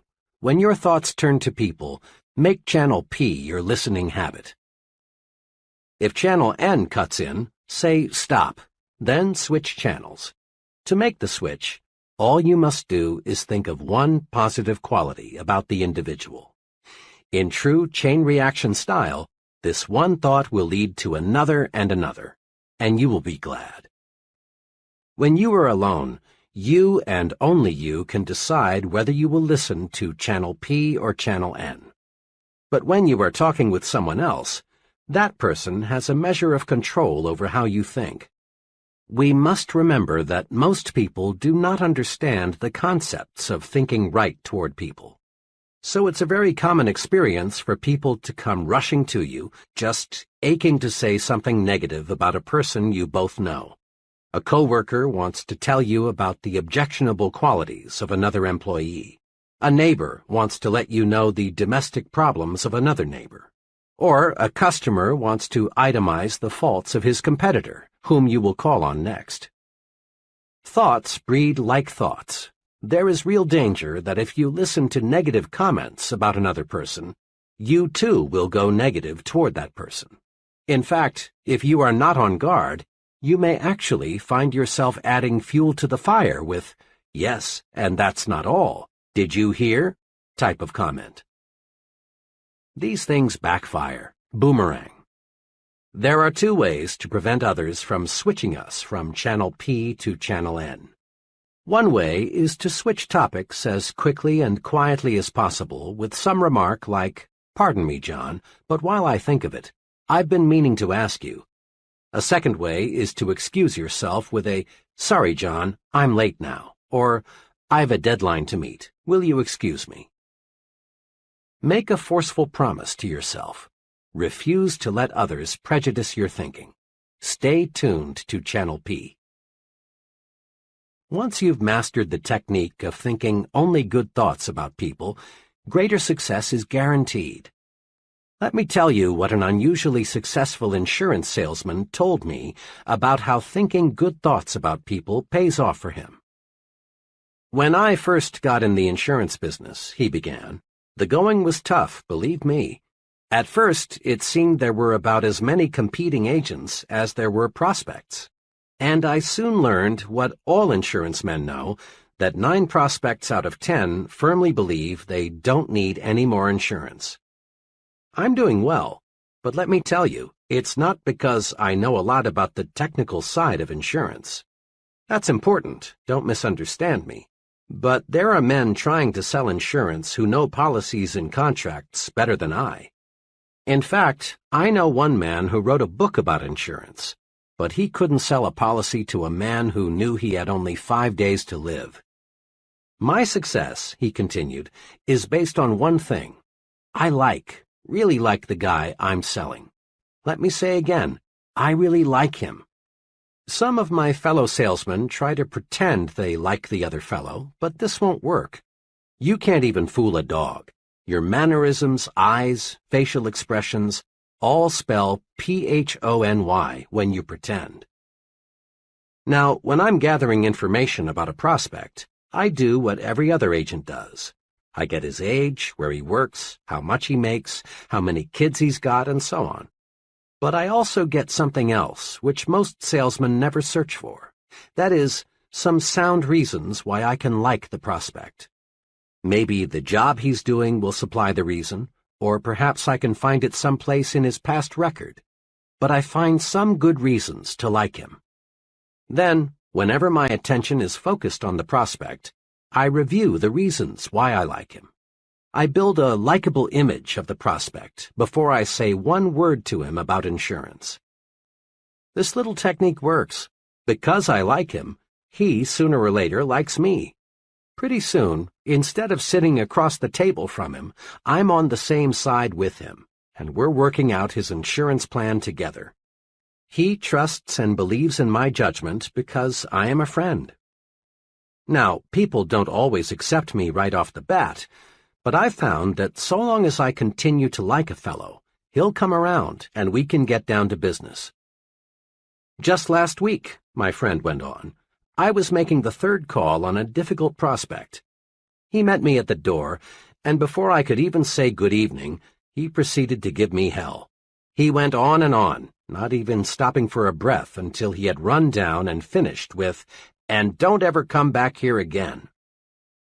After he had said that, I just stood there looking into his eyes for about 5 seconds, and then said softly and with genuine sincerity, because I meant it, "But Mr. S., I'm calling tonight as your friend." Yesterday, he bought a $250,000 endowment policy. Saul Polk is popularly called the appliance king of Chicago. Starting with nothing, Saul Polk now sells millions of dollars worth of appliances in a year in metropolitan Chicago. Saul Polk credits a lot of his success to his attitude toward shoppers. "Customers," says Mr. Polk, "should be treated like they are guests in my home." Isn't that thinking toward people? And isn't it about the simplest success formula one can put to work? Just treat customers like guests in your home. This technique works outside the store, too. Substitute the word employees for customers so that it reads, "Employees should be treated like guests in my home." Give first-class treatment to your employees, and you get first-class cooperation, first-class output. Think first class about everyone around you, and you'll receive first-class results in return. One of the reviewers of an early version of this book is a close personal friend who owns his own business management consulting firm. When he read the above illustration, he commented, "That's the positive result of liking and respecting people." Let me give you a personal experience of a friend of mine which shows what happens if you don't like and admire people. His experience has a big point. Here it is. My firm obtained a contract to provide consulting services to a relatively small soft drink bottling concern. The contract was substantial. The client had little formal education. His business was in bad shape, and in recent years he had made some very costly mistakes. 3 days after we had got the contract, an associate and I were driving out to his plant, which was about 45 minutes from our offices. To this day, I don't know how it started, but somehow we began talking about the negative qualities of our client. Before we realized it, we were talking about how his own stupidity had brought about the mess he was in, instead of discussing how we could best approach solving his problems. I remember one remark I made which I thought particularly clever. "The only thing holding up Mr. F is fat." My associate laughed and came up with an equally choice observation. "And that son of his, Junior, must be all of 35, but the only qualification he has for the job he's holding is he speaks English." The whole drive out, we talked about nothing else but what a weak-minded numbskull we had as a client. Well, the conference that afternoon was cold. Looking back, I think our client sensed somehow the way we felt toward him. He must have thought, "These fellows think I'm stupid or something, and all they're going to do for my money is give me some smooth-sounding talk." 2 days later, I got a 2-sentence letter from this client. It said, "I've decided to cancel our contract for your consulting services. If there is a charge for your services to date, please bill me." Printing ourselves with negative thoughts for only 40 minutes cost us a contract. What made it even more painful was learning about a month later that this former client had contracted with an out-of-town firm for the professional assistance he needed. We would never have lost him had we concentrated on his many fine qualities, and he has them. Most people do.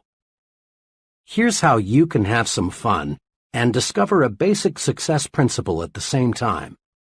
For the next 2 days, listen in on as many conversations as you can. Note 2 things. Which person in the conversation does the most talking, and which person is the more successful. Hundreds of my own little experiments have revealed this. The person who does the most talking and the person who is the most successful are rarely the same person. Almost without exception, the more successful the person, the more he practices conversation generosity. That is, he encourages the other person to talk about himself, his views, his accomplishments, his family, his job, his problems. Conversation generosity paves the way to greater success in 2 important ways. 1. Conversation generosity wins friends. 2. Conversation generosity helps you learn more about people. Remember this, the average person would rather talk about himself than anything else in this world. When you give him the chance, he likes you for it. Conversation generosity is the easiest, simplest, and surest way there is to win a friend. The second benefit of conversation generosity, learning more about other people, is important too. As we said in Chapter 1, people are what we study in our Success Lab. The more we can learn from them, their thought processes, their strong and weak points, why they do what and as they do, the better equipped we are to influence them effectively in the way that we want. Let me illustrate. A large New York advertising agency, like all advertising agencies, specializes, of course, in telling the public why it should buy the products it advertises. But this agency does something else, too. It requires its copywriters to spend 1 week each year behind counters so they can listen to what the people say about the products they promote. Listening provides the clues these copywriters need to write better, more effective ads. Many progressive businesses conduct so-called terminal interviews with employees who are leaving. The reason is not to sell the employees on staying with the company, but to find out why he is quitting. Then the company can bring about improvements in its employee relations. Listening pays off. Listening pays off for the salesman, too. Often people think of a good salesman as a good talker or a fast talker. Sales managers, however, are not as impressed by a good talker as they are by a good listener, a fellow who can ask questions and get desired answers. Don't be a conversation hog. Listen, win friends, and learn. Courtesy, practiced in every relationship with another person, is the finest tranquilizer you can use. No commercial preparation is 1/10 as effective in relaxing you as doing little things for other people. Thinking right toward people removes frustrations and stress. When you boil it all down, the big cause of stress is negative feelings toward other people. So think positive toward people and discover how wonderful, really wonderful this world is. The real test for thinking right toward people comes when things don't go exactly the way we want. How do you think when you're passed up for a promotion? Or when you fail to win an office in a club you belong to? Or when you're criticized for the job you've done? Remember this: how you think when you lose determines how long it will be until you win. The answer for thinking right toward people when things don't go exactly our way comes from Benjamin Fairless, one of the century's most outstanding persons. Mr. Fairless, who rose from very modest circumstances to become chief executive of the United States Steel Corporation, said this, quoted in Life magazine, October 15, 1956. "It depends on how you look at things. For example, I never had a teacher I hated.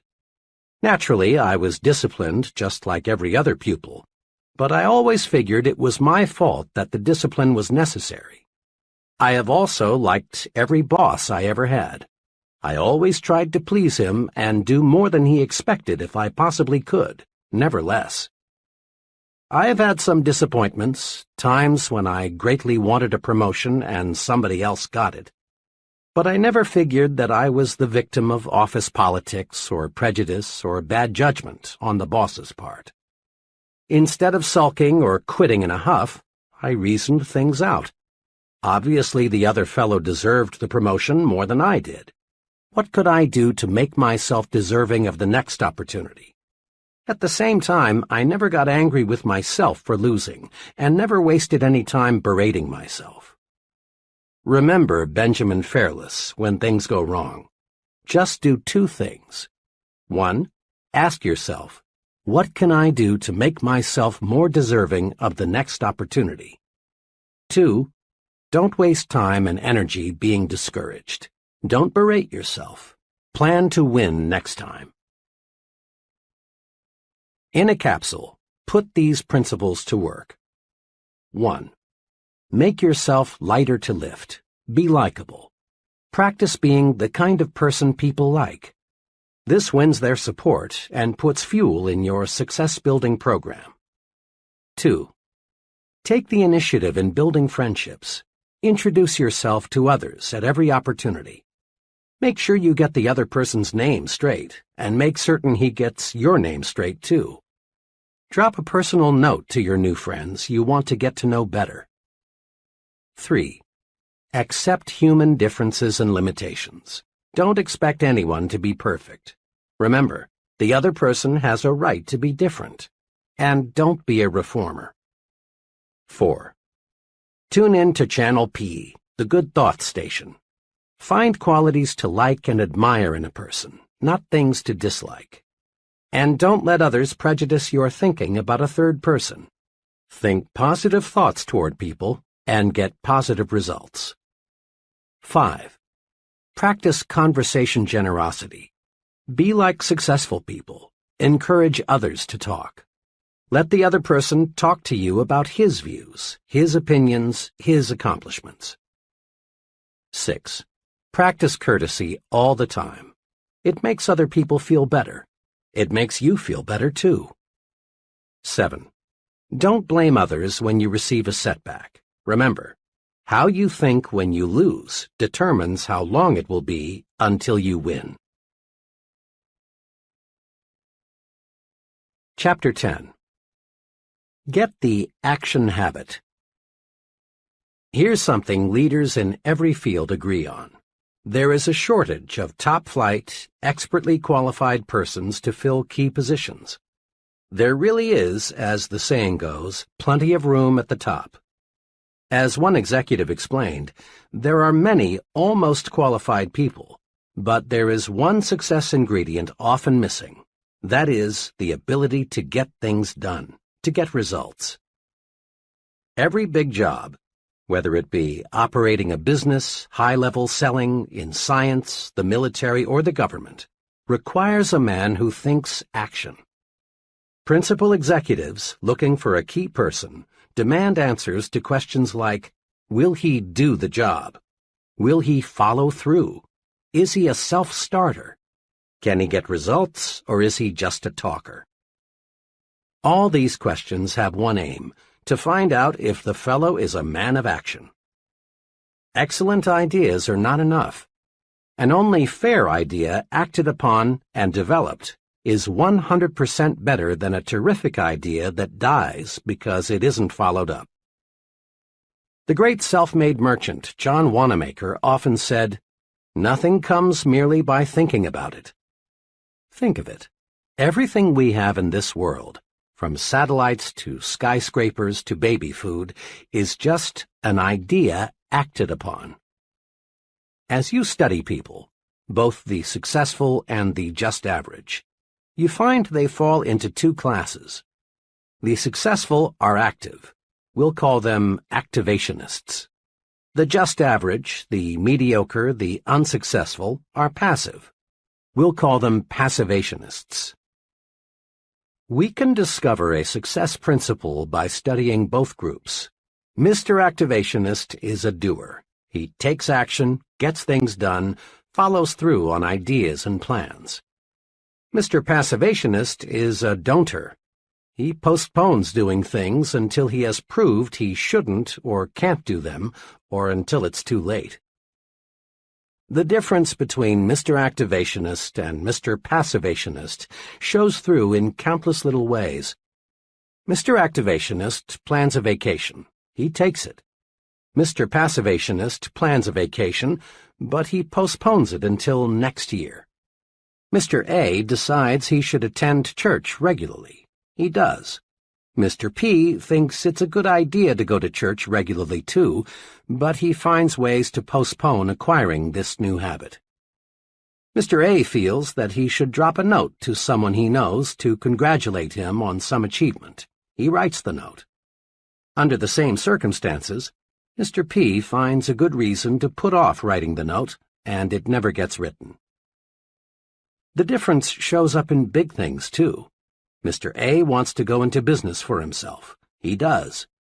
Mr. P also wants to go into business for himself, but he discovers just in the nick of time a good reason why he had better not. Mr. A, age 40, decides he wants to take up a new line of work. He does. The same idea occurs to Mr. P, but he debates himself out of doing anything about it. The difference between Messrs. Activationist and Passivationist shows through in all forms of behavior. Mr. A gets the things done he wants done, and as byproducts he gains confidence, a feeling of inner security, self-reliance, and more income. Mr. P doesn't get the things done he wants done because he won't act. As byproducts, he loses confidence in himself, destroys his self-reliance, lives in mediocrity. Mr. Activationist does. Mr. Passivationist is going to do, but doesn't. Everyone wants to be an activationist. So, let's get the action habit. A lot of passivationists got that way because they insisted on waiting until everything was 100% favorable before they took action. Perfection is highly desirable, but nothing man-made or man-designed is or can be absolutely perfect. So to wait for the perfect set of conditions is to wait forever. Here are 3 case histories that show how 3 persons reacted to conditions. Case number 1.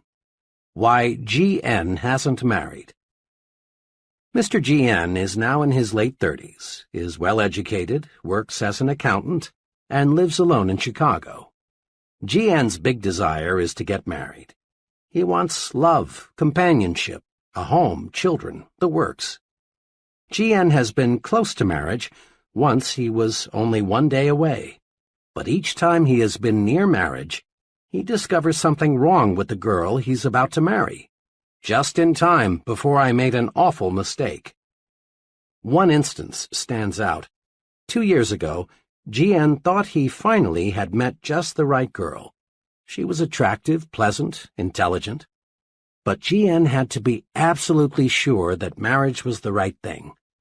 As they were discussing marriage plans one evening, the future Mrs. G.N. made a few remarks that bothered G.N.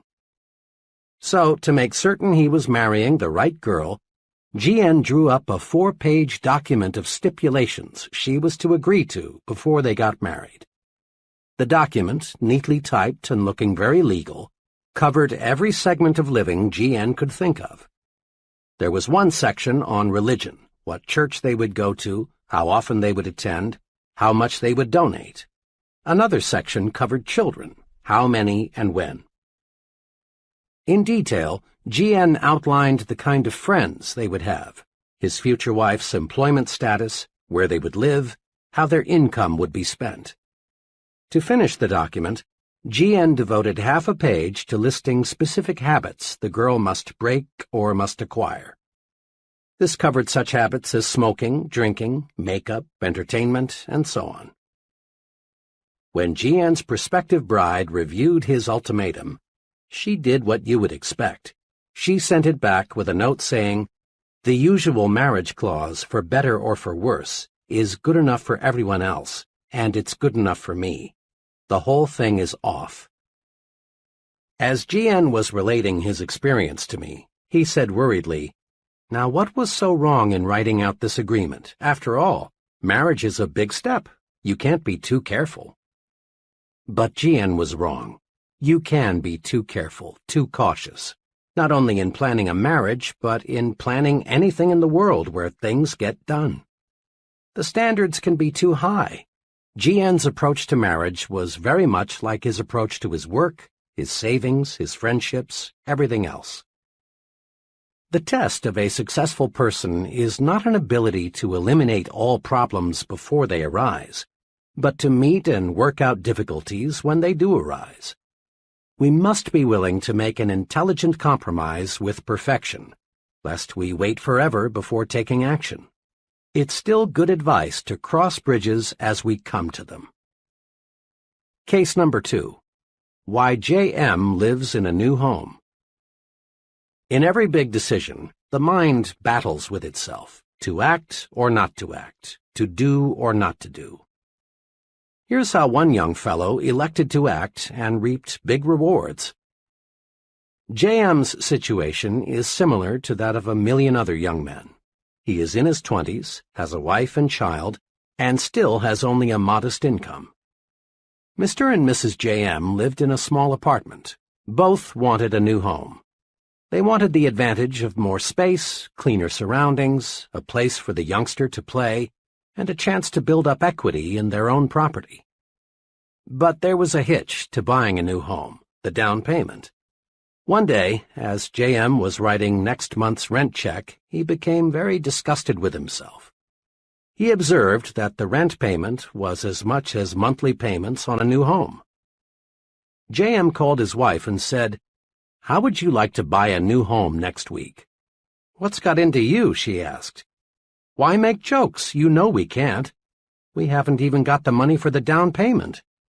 But JM was determined. There are hundreds of thousands of couples like us who are going to buy a new home someday, but only about half of them ever do. Something always comes up to stop them. We're going to buy a home. I don't know yet how we'll raise the down payment, but we will.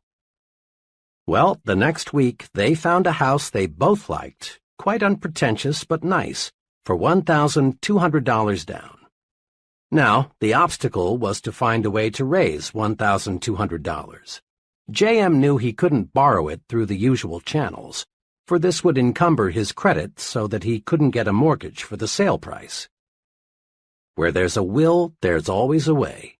Suddenly, JM got a brainstorm. Why not contact the builder and work out a private loan arrangement for $1,200? This JM did. At first, the builder was cold to the idea, but JM persisted. Finally, it was agreed. The builder would, in effect, advance JM the $1,200 to be repaid at $100 a month plus interest. Now, all JM had to do was to find $100 a month. Mr. and Mrs. JM sharpened their pencils and figured out a way to cut expenditures $25 a month. But that still left $75, which JM would have to raise each month. Then JM got another idea. The next morning he went in to see his boss. He explained to his employer what he was doing. His boss was glad to learn that JM was going to buy a new home. Then JM said, "Look, Mr. T, to work this deal out, I've got to earn at least $75 more each month. Now, I know," JM continued, "you'll give me a raise when you feel that I deserve it. What I want now is just a chance to earn more money. There are some things around here that could best be done on weekends. Will you make it possible for me to work then?" The employer was impressed with JM's sincerity and ambition.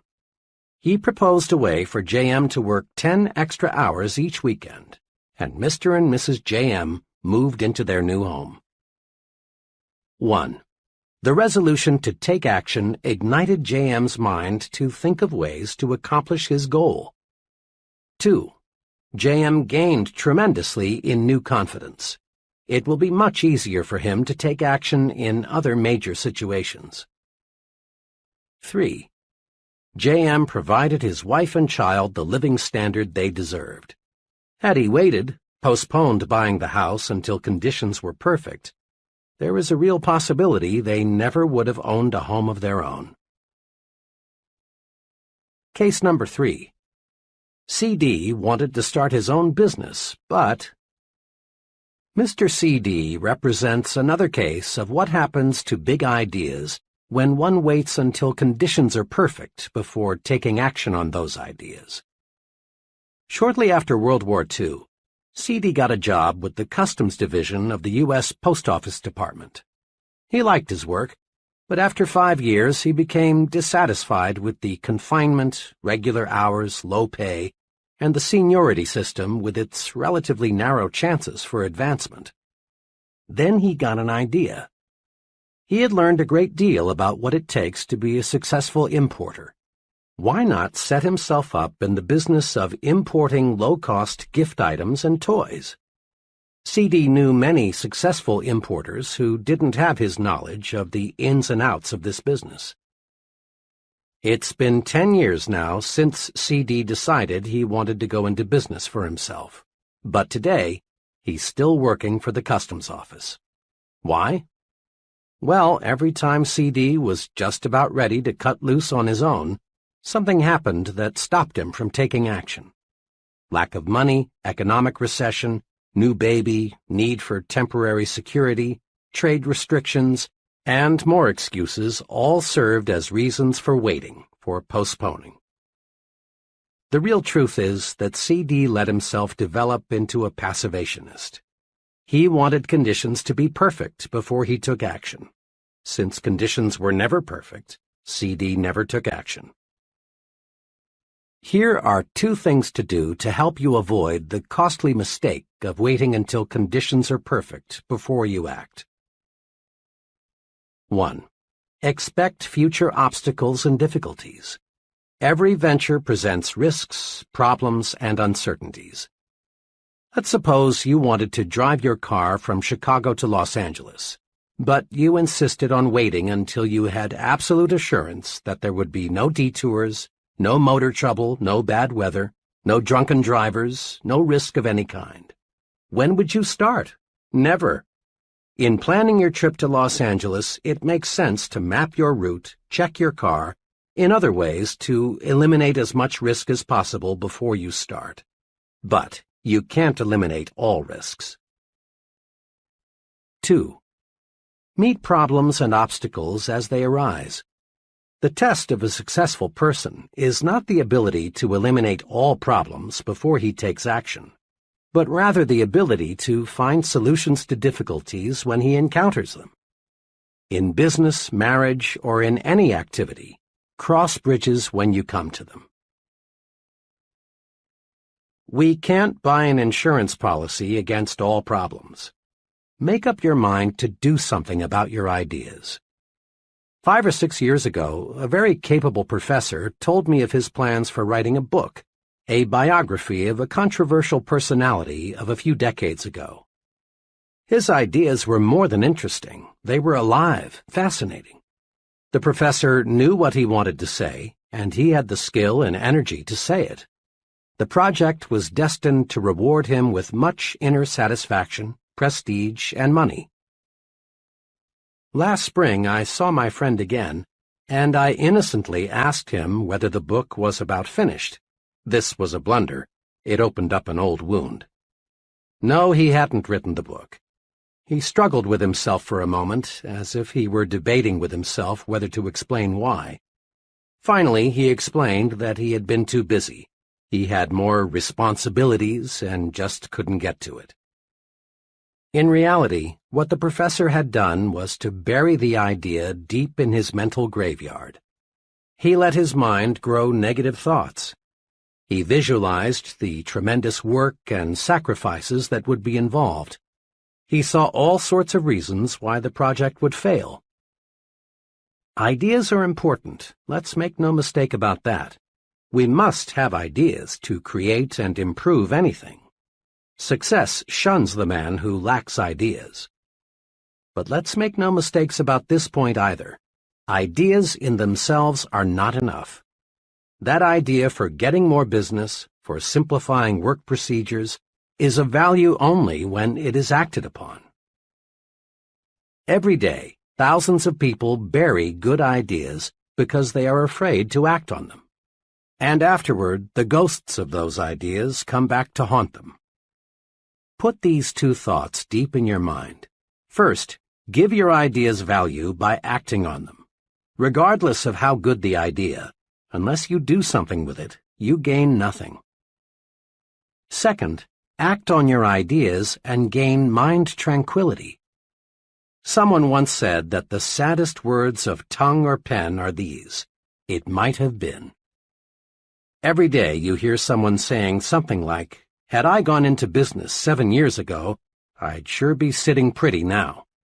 Or, "I had a hunch it would work out like that. I wish I had done something about it." A good idea, if not acted upon, produces terrible psychological pain. But a good idea acted upon brings enormous mental satisfaction. Got a good idea? Then do something about it. Use action to cure fear and gain confidence. Here's something to remember. Action feeds and strengthens confidence. Inaction, in all forms, feeds fear. To fight fear, act. To increase fear, wait, put off, postpone. Once I heard a young paratrooper instructor explain, "The jump really isn't so bad. It's the waiting to jump that gets a fellow." On the trip to the jump site, I always try to make the time pass quickly for the men. It's happened more than once that a trainee thought too much about what may happen and panicked.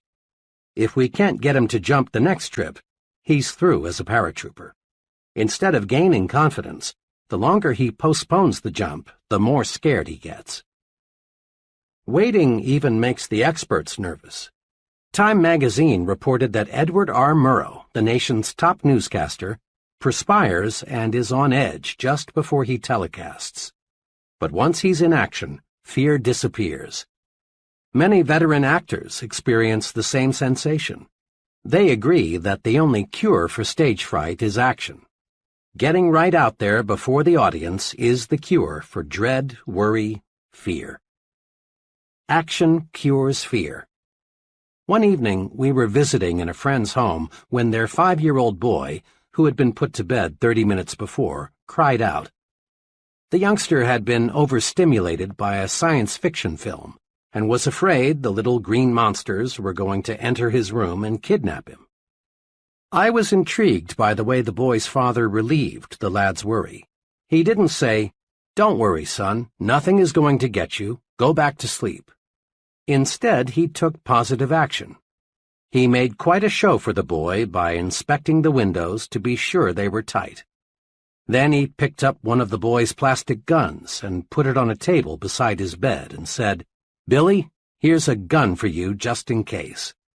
The little fellow had a look of complete relief. 4 minutes later, he was fast asleep. Many physicians give neutral, harmless medication to people who insist they've got to have something to make them sleep. To lots of folks, the act of swallowing a pill, even though, unknown to them, the pill has no medication, makes them feel better. It's perfectly natural to experience fear in one of many forms, but the usual methods of combating it simply don't work. I've been with many salesmen who tried to cure fear, which creeps up on even the most experienced of them at times, by going around the block a few times or drinking extra coffee. But these things don't get results. The way to combat that kind of fear, yes, any kind of fear, yes, any kind of fear, is action. Dread making a certain phone call? Make it and dread disappears. Put it off, and it will get harder and harder to make. Dread going to a doctor for a checkup? Go and your worry vanishes. Chances are nothing serious is wrong with you, and if there is, you know where you stand. Put off that checkup, and you feed your fear until it may grow so strong that you actually are sick. Dread discussing a problem with your superior? Discuss it and discover how those worries are conquered. Build confidence. Destroy fear through action. Start your mental engine mechanically. An aspiring young writer who wasn't experiencing success made this confession. My trouble is, whole days and weeks pass that I can't get a thing written. You see, he remarked, writing is creative. You've got to be inspired. Your spirit must move you. True, writing is creative, but here's how another creative man, also a writer, explained his secret for producing quantities of successful material. I use a mind force technique, he began. I've got deadlines to meet, and I can't wait for my spirit to move me. I've got to move my spirit. Here's how my method works. I make myself sit down at my desk. Then I pick up a pencil and go through mechanical motions of writing. I put down anything. I doodle. I get my fingers and arm in motion, and sooner or later, without my being conscious of it, my mind gets on the right track. Sometimes, of course, I get ideas out of the blue when I'm not trying to write, he went on, but these are just bonuses. Most of the good ideas come from just getting to work. Action must precede action. That's a law of nature. Nothing starts itself, not even the dozens of mechanical gadgets we use daily. Your home is heated automatically, but you must select, take action, the temperature you want. Your car shifts gears automatically only after you have set the right lever. The same principle applies to mind action. You get your mind in gear to make it produce for you. A young branch sales manager for a door-to-door sales organization explained how he trained his sales force the mechanical way to start each day earlier and more successfully. There's a tremendous resistance to the door-to-door salesman, as anyone who has ever sold house to house knows," he commented. "And it's hard, even for the veteran salesman, to make that first call in the morning. He knows the odds are pretty good that he'll get some pretty rough treatment before the day is over. So it's natural for him to put off getting started in the morning. He'll drink a couple of extra cups of coffee, maybe cruise around the neighborhood a while, or do a dozen little things to postpone that first call. I train each new man this way. I explain to him that the only way to start is to start. Don't deliberate. Don't postpone getting started. Do this. Just park your car, get your sample case, walk to the door, ring the bell, smile, say good morning, and make your presentation, all mechanically, without a lot of conscious thought. Start making calls this way and you break the ice. By the second or third call, your mind is sharp and your presentations become effective. A humorist once said the most difficult problem in life was getting out of a warm bed into a cold room, and he had a point. The longer you lie there and think how unpleasant it will be to get up, the more difficult it becomes. Even in such a simple operation as this, mechanical action, just throwing off the covers and putting your feet on the floor, defeats dread. The point is clear. People who get things done in this world don't wait for the spirit to move them. They move the spirit. Try these 2 exercises. 1. Use the mechanical way to accomplish simple but sometimes unpleasant business and household chores. Rather than think about the unpleasant features of the task, jump right in and get going without a lot of deliberation. Perhaps the most unpleasant household task to most women is washing dishes. My mother is no exception. But she has mastered a mechanical approach to dispensing with this task quickly, so she can return to things she likes to do. As she leaves the table, she always mechanically picks up several dishes, and without thinking about the task ahead, just gets started. In just a few minutes she is through. Doesn't this beat stacking dishes and dreading the unpleasant inevitable? Do this today.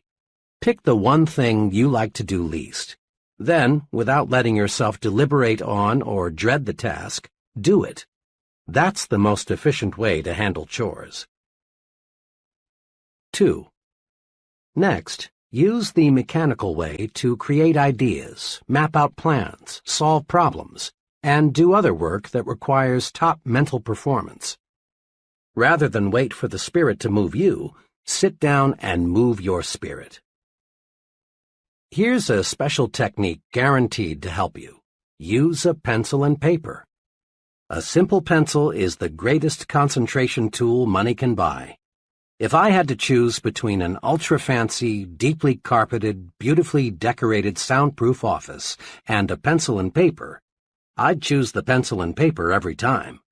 With a pencil and paper, you can tie your mind to a problem. When you write a thought on paper, your full attention is automatically focused on that thought. That's because the mind is not designed to think one thought and write another at the same time. When you write on paper, you write on your mind, too. Tests prove conclusively that you remember something much longer and much more exactly if you write the thought on paper. And once you master the pencil and paper technique for concentration, you can think in noisy or other distracting situations. When you want to think, start writing or doodling or diagramming. It's an excellent way to move your spirit. Now is the magic word of success. Tomorrow, next week, later, sometime, someday, often as not are synonyms for the failure word, never. Lots of good dreams never come true because we say, "I'll start someday," when we should say, "I'll start now, right now." Take one example, saving money. Just about everybody agrees that saving money is a good idea. But just because it's a good idea doesn't mean many folks follow an organized savings and investment program. Many people have intentions to save, but only relatively few act on these intentions. Here's how one young couple got into gear with a regular wealth accumulation program. Bill's take-home income was $1,000 a month, but he and his wife Janet spent $1,000 each month too. Both wanted to save, but there were always reasons why they felt they couldn't begin. For years, they had promised themselves, "We'll start when we get a raise, when we've caught up with our installments, when we're over the hump, next month, next year." Finally, Janet got disgusted with their failure to save. She said to Bill, "Look, do we want to save or don't we?" He replied, "Of course we do. But you know as well as I, we can't put aside anything now." But for once, Janet was in a do-or-die mood.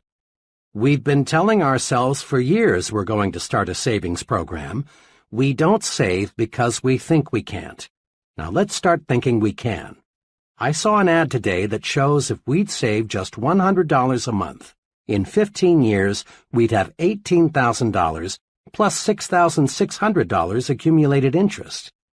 The ad also said it's easier to spend what's left over after savings than it is to save what's left over after spending.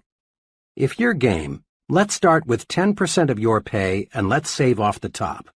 We may eat crackers and milk before the month's up, but if we have to, we will. Bill and Janet were cramped for a few months, but soon they were adjusted to their new budget.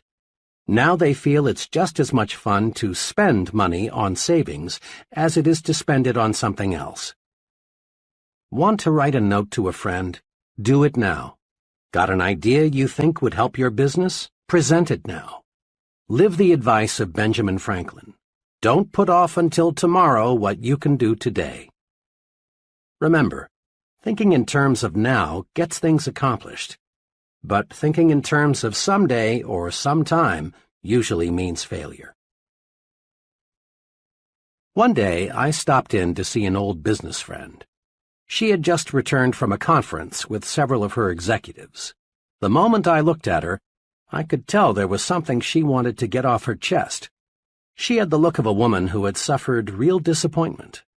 "You know," she said, "I called that conference this morning because I wanted some help on a proposed policy change. But what kind of help did I get? I had 6 men in there, and only one of them had anything to contribute. 2 others talked, but what they said was just an echo of what I had said. It was like talking with a bunch of vegetables. I confess it's hard for me to find out what those fellows think." "Really," she went on, "you'd think those fellows would speak up and let me know what they think. After all, it directly affects each of them." My friend didn't get help in the conference, but had you roamed the hall after the meeting broke up, you'd have heard her junior associates making remarks like, "I felt like saying, why didn't someone suggest, I don't think, we ought to go ahead." So, often the vegetables, those who have nothing to say in the conference room, are full of talk after the meeting, when what they've got to say won't make any difference. They're suddenly full of life when it's too late. Business executives want comment. The fellow who hides his light under a bushel hurts himself. Get the speak-up habit. Each time you speak up, you strengthen yourself. Come forward with your constructive ideas. We all know how many college students prepare their assignments. With fine intentions, Joe College sets aside a whole evening for some concentrated study. Here is a general pattern of how, too often, the evening is spent. Joe's ready to begin studying at 7 p.m., but his dinner seems just a bit heavy, so he decides to get in a little TV. A little turns out to be an hour's worth, since the program was pretty good. At 8 p.m., he sits down at his desk, but gets right back up because he just remembered he promised to call his girl. This shoots another 40 minutes. He hadn't talked to her all day. An incoming call takes another 20 minutes. On his way back to his desk, Joe is drawn into a ping-pong game. Another hour gone. The ping-pong makes him feel sweaty, so he takes a shower. Next, he needs a snack. The combined effect of the ping-pong and the shower have made him hungry. And so the evening planned with good intentions drifts away. Finally, at 1 a.m., he opens the book, but he's too sleepy to absorb the subject. Finally, he surrenders completely. Next morning, he tells the professor, "I hope you give me a break. I studied till 2 a.m. for this exam." Joe College didn't get into action because he spent too much time getting ready to get into action. And Joe College isn't alone in being a victim of overpreparedness. Joe Salesman, Joe Executive, Joe Professional Worker, Josephine Housewife. They all often try to build strength and get ready with office chats, coffee breaks, sharpening pencils, reading, personal business, getting the desk cleared off, TV, and dozens of other little escape devices. But there's a way to break this habit. Tell yourself, "I'm in condition right now to begin. I can't gain a thing by putting it off. I'll use the get ready time and energy to get going instead." What we want more than anything else in our business, an executive in a machine tool company said in an address to a group of sales executives, is more people who get sound ideas and then push them through. There's not one job in our production and marketing setup that can't be done better, a lot better. I don't want to infer that we're not doing a good job now. We are. But like all progressive companies, we need new products, new markets, new and more efficient ways of doing things. We depend on people with initiative. They're the ball carriers on our team. Initiative is a special kind of action. It's doing something worthwhile without being told to do it. The person with initiative has a standing invitation to join the high-income brackets in every business and profession. The director of marketing research in a medium-sized drug manufacturing firm told me how he got to be a director of marketing research. It's a good lesson in the power of initiative. 5 years ago, I got an idea, he told me. I was working then as a sort of missionary salesman, calling on wholesalers. I discovered that one thing we lacked was facts about the consumers we wanted to buy our drug line. I talked about the need for market research to everyone here. At first I got only deaf ears because management couldn't see the need for it. I was pretty much obsessed with the idea of marketing research in our company, so I sort of took the bull by the horns. I asked and got permission to prepare a monthly report on facts of drug marketing. I collected information from every source I could find. I kept on with this, and pretty soon management and the other salesmen found themselves really interested in what I was doing. Just 1 year after I started crusading for research, I was relieved of my regular duties and asked to concentrate on developing my ideas. The rest, he continued, was just natural development. Now I've got 2 assistants, a secretary, and about 3 times the yearly income I had 5 years ago. Here are 2 special exercises for developing the initiative habit. 1. Be a crusader. When you see something that you believe ought to be done, pick up the ball and run. A new subdivision not far from where I live was about 2/3 built when expansion came almost to a standstill. A few families with a don't-care attitude had moved in. This prompted several of the finest families in the area to sell their homes at a loss and move on. As so often happens, the do-care families caught the don't-care attitude from their don't-care neighbors. Everyone, that is, except Harry L. Harry, did care, and he decided to crusade for a fine neighborhood. Harry began by calling together some friends. He pointed out that this subdivision had tremendous potential, but that something must be done now or the area would soon be a strictly second-class neighborhood. Harry's enthusiasm and initiative quickly won support. Soon there were clean-up-the-vacant lots projects. Garden clubs were organized. A massive tree-planting project was started. A playground was built for the youngsters. A community swimming pool was constructed. The don't-care families became eager supporters. The whole subdivision took on new life and new sparkle. It's really a pleasure now to drive through that community. It shows what a crusader can do. Do you feel your business should develop a new department, make a new product, or in some other way expand? Well then, crusade for it. Feel your church needs a new building? Crusade for it. Would you like your children's school to have better equipment? Crusade and get it for them. And you can bank on this. While crusades may start out as one-man crusades, if the idea behind the enterprise is good, soon you'll have lots of support. Be an activationist and crusade. 2. Be a volunteer. Each of us has been in situations in which we wanted to volunteer for some activity but didn't. Why? Because of fear. Not fear that we couldn't accomplish the task, but rather fear of what our associates would say.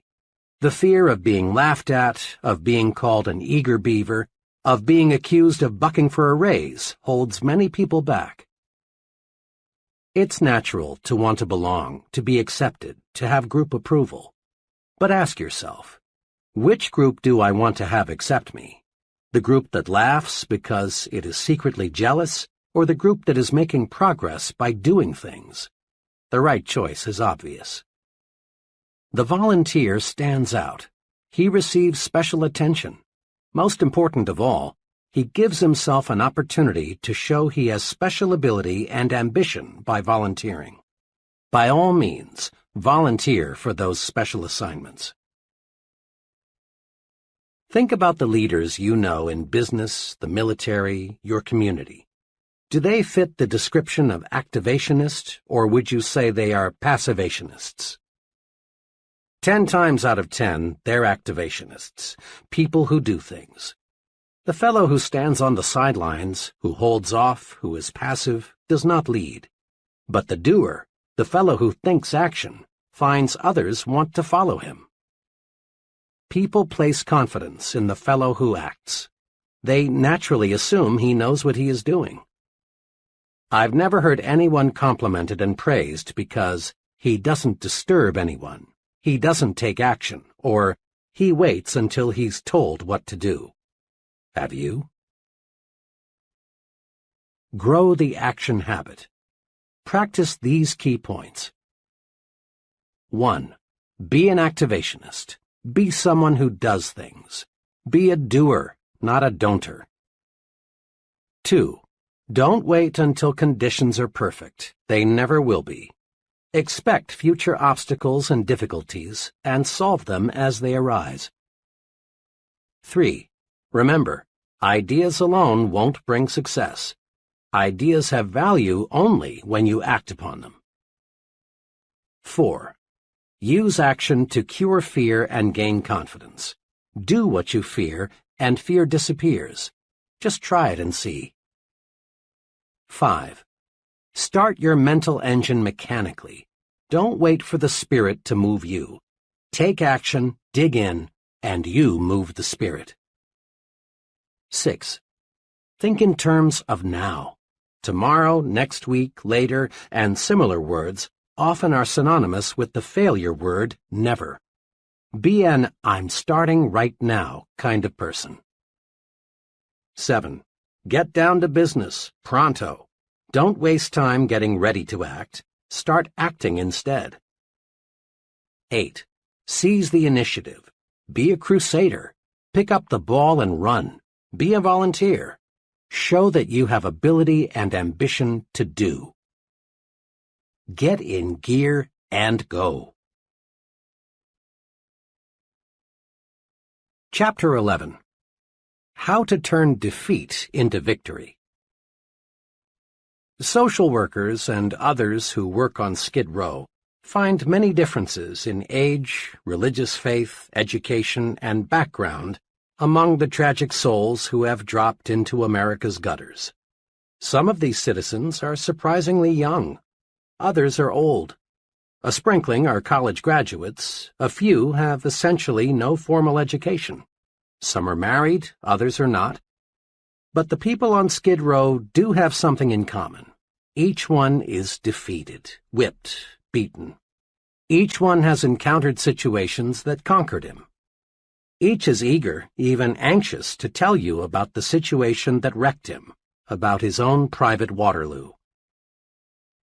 These situations cover the waterfront of human experience, from "my wife ran out on me," to "I lost everything I had and had no place else to go," to "I did a couple of things that made me a social outcast, so I came down here." When we move up from Skid Row into the dominion of Mr. and Mrs. Average American, we see obvious differences in living habits. But again, we discover that Mr. Mediocre gives essentially the same reasons to explain his mediocrity as Mr. Skid Row gave to explain his complete collapse. Inside, Mr. Mediocre feels defeated. He has unhealed wounds suffered in situations that beat him. Now he is super cautious. He plods along, ducking the thrill of living victoriously, discontented with himself. He feels beaten, but tries hard to endure the sentence of mediocrity that fate has handed him. He, too, has surrendered to defeat, but in a reasonably clean, socially accepted way. Now, when we climb upstairs into the uncrowded world of success, we again discover people from every possible background. Corporate executives, leading ministers, government officials, top men in every field, we discover come from poor homes, rich homes, broken homes, cotton patches, cornfields, and slums. These people, who lead every branch of our society, have experienced every tough situation you can describe. It is possible to match every Mr. Skid Row with a Mr. Mediocre and a Mr. Success on every score: age, intelligence, background, nationality, you name it, with one exception. The one thing you can't match them on is their response to defeat. When the fellow we call Mr. Skid Row got knocked down, he failed to get up again. He just lay there, splattered out. Mr. Mediocre got up to his knees, but he crawled away, and when out of sight, ran in the opposite direction, so he'd be sure never to take a beating again. But Mr. Success reacted differently when he got knocked down. He bounced up, learned a lesson, forgot the beating, and moved upward. One of my closest friends is an exceptionally successful management consultant. When you walk into his office, you feel that you are really uptown. The fine furniture, the carpeting, the busy people, the important clients, all tell you his company is prosperous. A cynic might say, "It must have taken a real con man to put across an operation like this." But the cynic would be wrong. It didn't take a con man. And it didn't take a brilliant man or a wealthy man or a lucky man. All, and I hesitate to use the word all because all means so much sometimes, all it took was a persistent man who never thought he was defeated. Behind this prosperous and respected company is the story of a man fighting, battling his way upward, losing 10 years' savings in his first 6 months in business, living in his office several months because he lacked money to pay rent on an apartment, turning down numerous good jobs because he wanted more to stay with his idea and make it work, hearing prospects for his service say no 100 times as often as they said yes. During the 7 unbelievably hard years it took him to succeed, I never heard my friend complain once. He'd explain, "Dave, I'm learning. This is competitive business, and because it's intangible, it's hard to sell, but I'm learning how." And he did. Once I told my friend that this experience must be taking a lot out of him, but he replied, "No, it's not taking something out of me. It's putting something into me instead." Check the lives of the people in Who's Who in America, and you'll find that those who have succeeded in a major way have been pounded by losing situations. Each person in this elite core of successful men has encountered opposition, discouragement, setbacks, personal misfortune. Read the biographies and autobiographies of great people, and again you discover that each of these people could have surrendered to setbacks many times. Or do this. Learn the background of the president of your company or the mayor of your city, or select any person you consider a real success. When you probe, you'll discover the individual has overcome big, real obstacles. It is not possible to win high-level success without meeting opposition, hardship, and setback. But it is possible to use setbacks to propel you forward. Let's see how. I saw some commercial airline statistics recently showing that there is only one fatality per 10 billion miles flown. Air travel is a magnificently safe way to go these days. Unfortunately, air accidents still occur. But when they do, the Civil Aviation Administration is on the scene quickly to find out what caused the crash. Fragments of metal are picked up from miles around and pieced together. A variety of experts reconstruct what probably happened. Witnesses and survivors are interviewed. The investigation goes on for weeks, months, until the question, what caused this crash, is answered. Once the CAA has the answer, immediate steps are taken to prevent a similar accident from happening again. If the crash was caused by a structural defect, other planes of that type must have that defect corrected. Or if certain instruments are found faulty, corrections must be made. Literally hundreds of safety devices on modern aircraft have resulted from CAA investigations. The CAA studies setbacks to pave the way to safer air travel, and it's obvious that their efforts pay off. Doctors use setbacks to pave the way to better health and longer life. Often, when a patient dies for an uncertain reason, doctors perform a post-mortem to find out why. In this way, they learn more about the functioning of the human body, and lives of other people are saved. A sales executive friend of mine devotes one entire sales meeting a month to helping his salesmen discover why they lost important sales. The lost sale is reconstructed and carefully examined.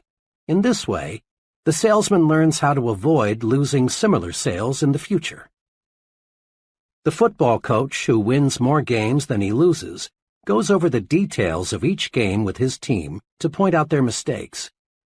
Some coaches have movies made of each game so the team can literally see its bad moves. The purpose? To play the next game better. CAA officials, successful sales executives, physicians, football coaches, and professionals in every field follow this success principle. Salvage something from every setback. When a setback hits us personally, our first impulse is often to become so emotionally upset that we fail to learn the lesson.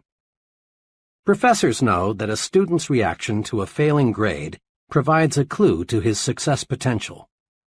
When I was a professor at Wayne State University in Detroit some years ago, I had no choice but to turn in a failing grade for a graduating senior.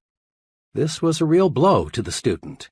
He had already made graduation plans, and canceling was embarrassing.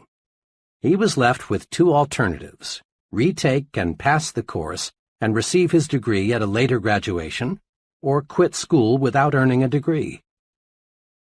I expected that the student would be disappointed, perhaps even somewhat belligerent, when he learned of his setback. I was right. After I explained that his work was far below passing standards, the student admitted that he hadn't put forth a serious effort in the course. But, he continued, my past record is at least average. Can't you consider that? I pointed out that I could not, because we measure performance one course at a time. I added that rigid academic codes prohibited changing grades for any reason other than an honest mistake on the part of the professor. Then the student, realizing that all avenues toward a grade change were closed, became quite angry. Professor, he said, I could name 50 people in this city who've succeeded in a big way without taking this course or even knowing about it. What's so blasted important about this course? Why should a few bad marks in one course keep me from getting my degree? Thank God, he added, they don't look at things on the outside like you professors do. After that remark, I paused for about 45 seconds. I've learned that when you've been sniped at, one fine way to prevent a war of words is to take a long pause before answering. Then I said to my student friend, "Much of what you say is true. There are many, many highly successful people who know absolutely nothing about the subject matter in this course. And it is possible for you to win success without this knowledge. In the total scheme of life, this course content won't make or break you. But your attitude toward this course may." "What do you mean by that?" he asked. "Just this," I answered. "Outside, they grade you just as we grade you. What counts there, just as what counts here, is doing the job. Outside, they won't promote you or pay you more for doing second-class work." I paused again to make certain the point got through. Then I said, "May I make a suggestion? You're highly disappointed now. I can appreciate how you feel. And I don't think any less of you if you're a little sore at me. But look at this experience positively. There's a tremendously important lesson here.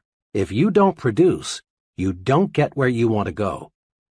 Learn this lesson, and 5 years from now you'll regard it as one of the most profitable lessons you learned in all the time you invested here." I was glad when I learned a few days later that this student had re-enrolled for the course. This time he passed with flying colors. Afterward, he made a special call to see me to let me know how much he had appreciated our earlier discussion. "I learned something from flunking your course the first time," he said. "It may sound odd, but you know, Professor, now I'm glad I did not pass the first time." We can turn setbacks into victories, find the lesson, apply it, and then look back on defeat and smile. Moviegoers will never forget the great Lionel Barrymore. In 1936, Mr. Barrymore broke his hip. The fracture never healed. Most people thought Mr. Barrymore was finished, but not Mr. Barrymore. He used the setback to pave the way to even greater acting success. For the next 18 years, despite pain that never abated, he played dozens of successful roles in a wheelchair. On March 15, 1945, W. Colvin Williams was walking behind a tank in France. The tank hit a mine, exploded, and permanently blinded Mr. Williams. But this didn't stop Mr. Williams from pursuing his goal to be a minister and counselor. When he was graduated from college, and with honors too, Mr. Williams said he thought his blindness will actually be an asset in my career. I can never judge by appearances. Therefore, I can always give a person a second chance. My blindness keeps me from cutting myself off from a person because of the way he looks. I want to be the kind of person to whom anyone can come and feel secure to express himself. Isn't that a magnificent living example of cruel, bitter defeat being turned into victory? Defeat is only a state of mind, and nothing more. One of my friends, who is a substantial and successful investor in the stock market, carefully appraises each investment decision in the light of his past experiences. One time he told me, "When I first started investing 15 years ago, I really got singed a few times. Like most amateurs, I wanted to get rich quick. Instead, I got broke quick. But that didn't stop me. I knew the basic strengths of the economy, and that over the long pull, well-selected stocks are about the best investment anybody can make. So I just regarded those first bad investments as part of the cost of my education," he laughed. On the other hand, I know a number of people who, having made an unwise investment or two, are strictly anti-securities. Rather than analyze their mistakes and join in a good thing, they reach the completely false conclusion that investing in common stocks is just a form of gambling, and sooner or later everybody loses. Decide right now to salvage something from every setback. Next time things seem to go wrong on the job or at home, calm down and find out what caused the trouble.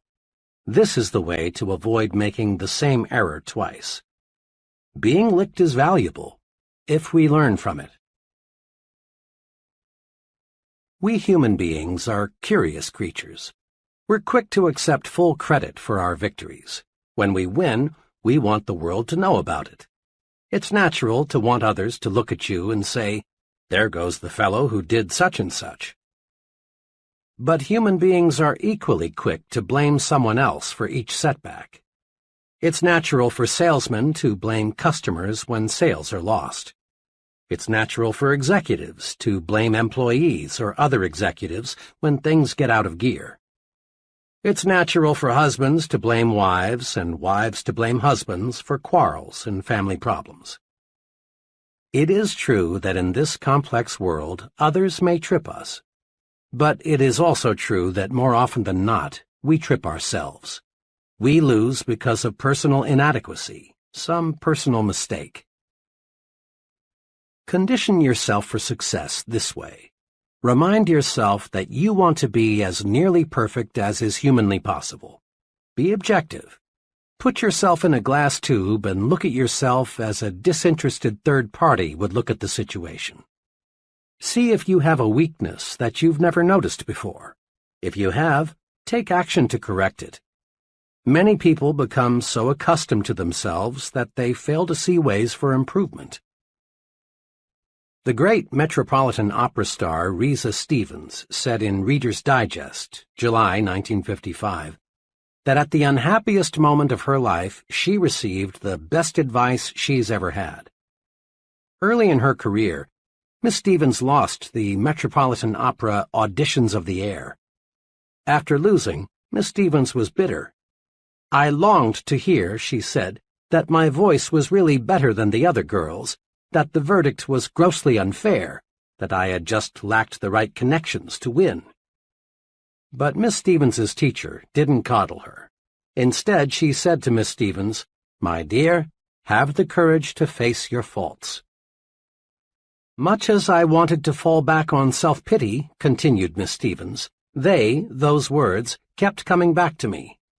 That night they woke me. I couldn't sleep until I faced my shortcomings.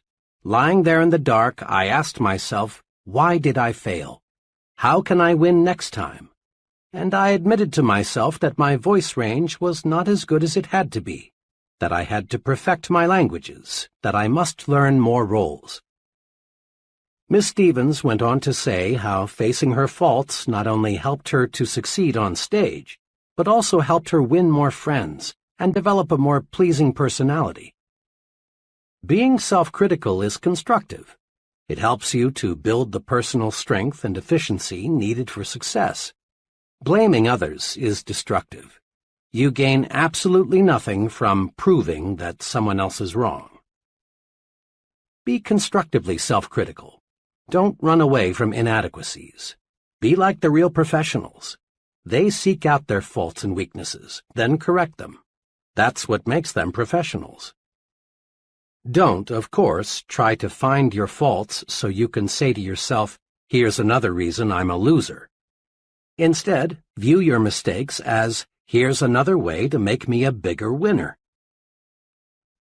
The great Orville Hubbard once said, "A failure is a man who has blundered but is not able to cash in on the experience." Often we blame luck for our setbacks. We say, "Well, that's the way the ball bounces," and let it go at that. But stop and think. Balls don't bounce in certain ways for uncertain reasons. The bounce of a ball is determined by three things: the ball, the way it is thrown, and the surface it strikes. Definite physical laws explain the bounce of a ball, not luck. Suppose the CAA were to issue a report saying, "We're sorry the crash occurred, but folks, that's just the way the ball bounces." You'd say it's time to get a new CAA. Or suppose a doctor explained to a relative, "I'm awfully sorry, I don't know what happened. It's just one of those things." You'd switch doctors when you or another relative became ill. The "that's the way the ball bounces" approach teaches us nothing. We're no better prepared to avoid a duplication of the mistake the next time we face a similar situation. The football coach who takes Saturday's loss with, "Well, boys, that's the way the ball bounces," isn't helping his team avoid the same mistakes the next Saturday.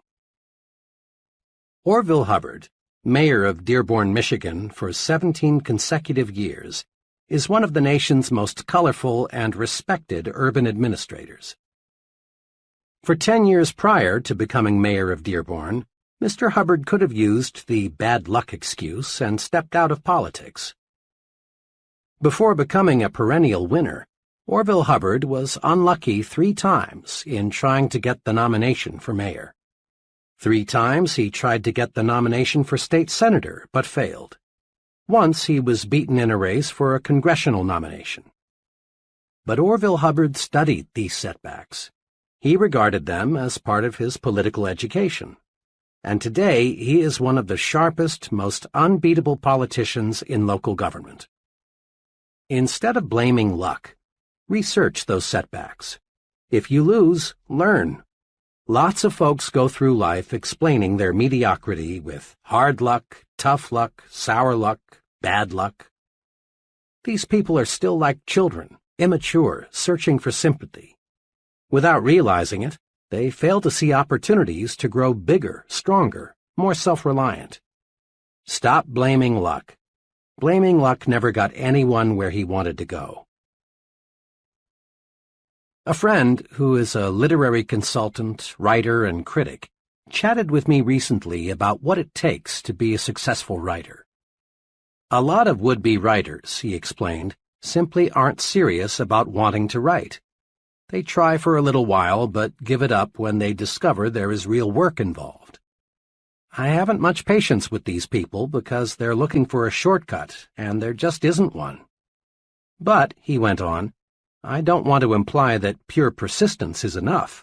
The plain truth is, often it isn't.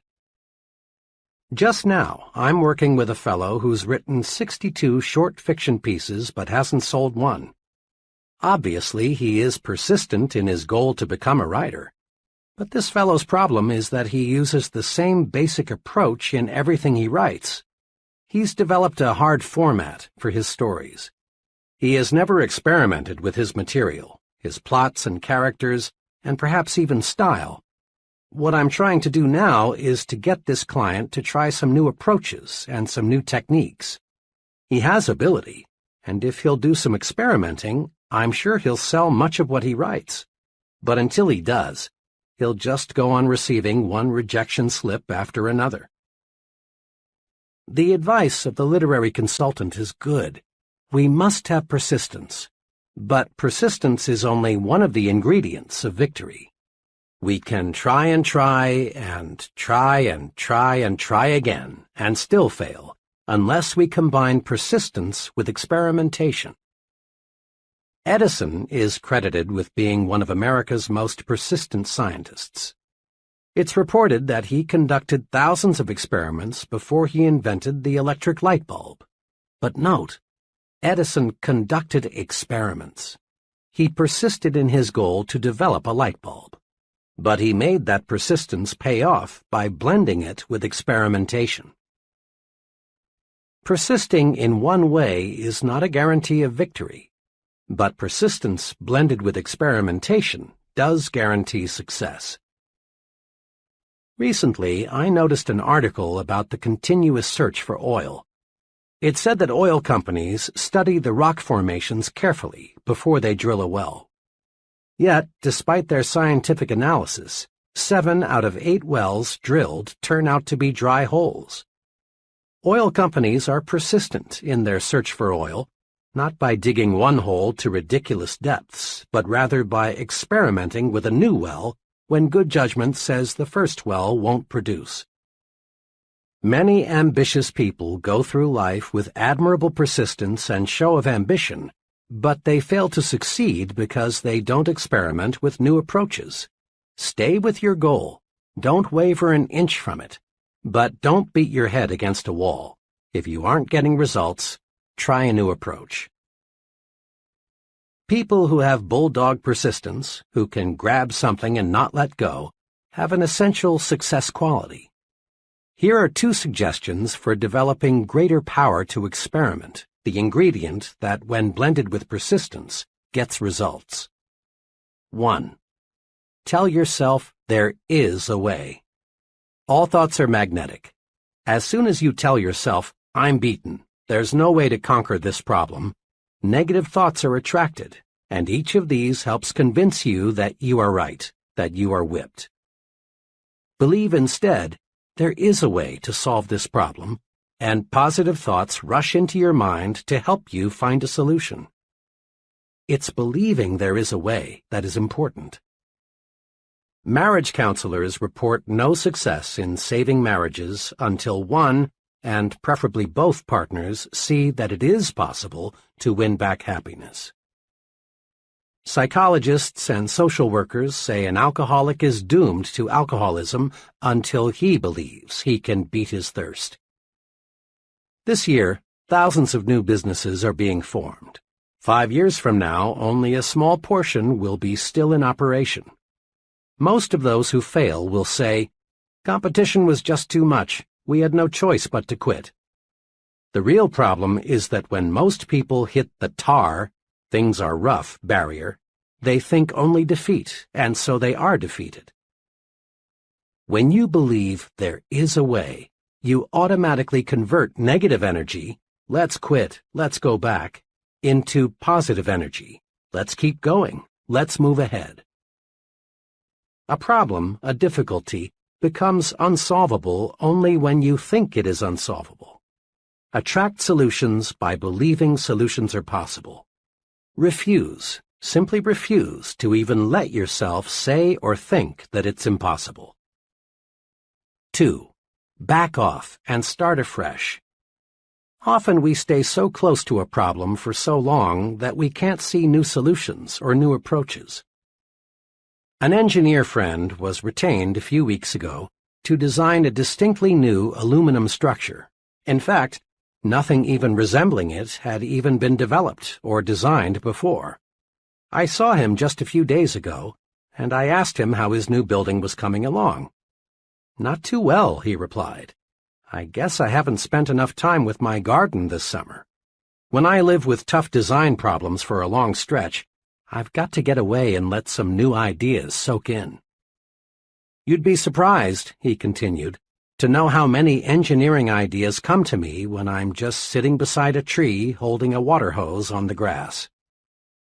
President Eisenhower once was asked at a news conference why he took so many weekend vacations. His answer is good advice for everybody who wants to maximize his creative ability.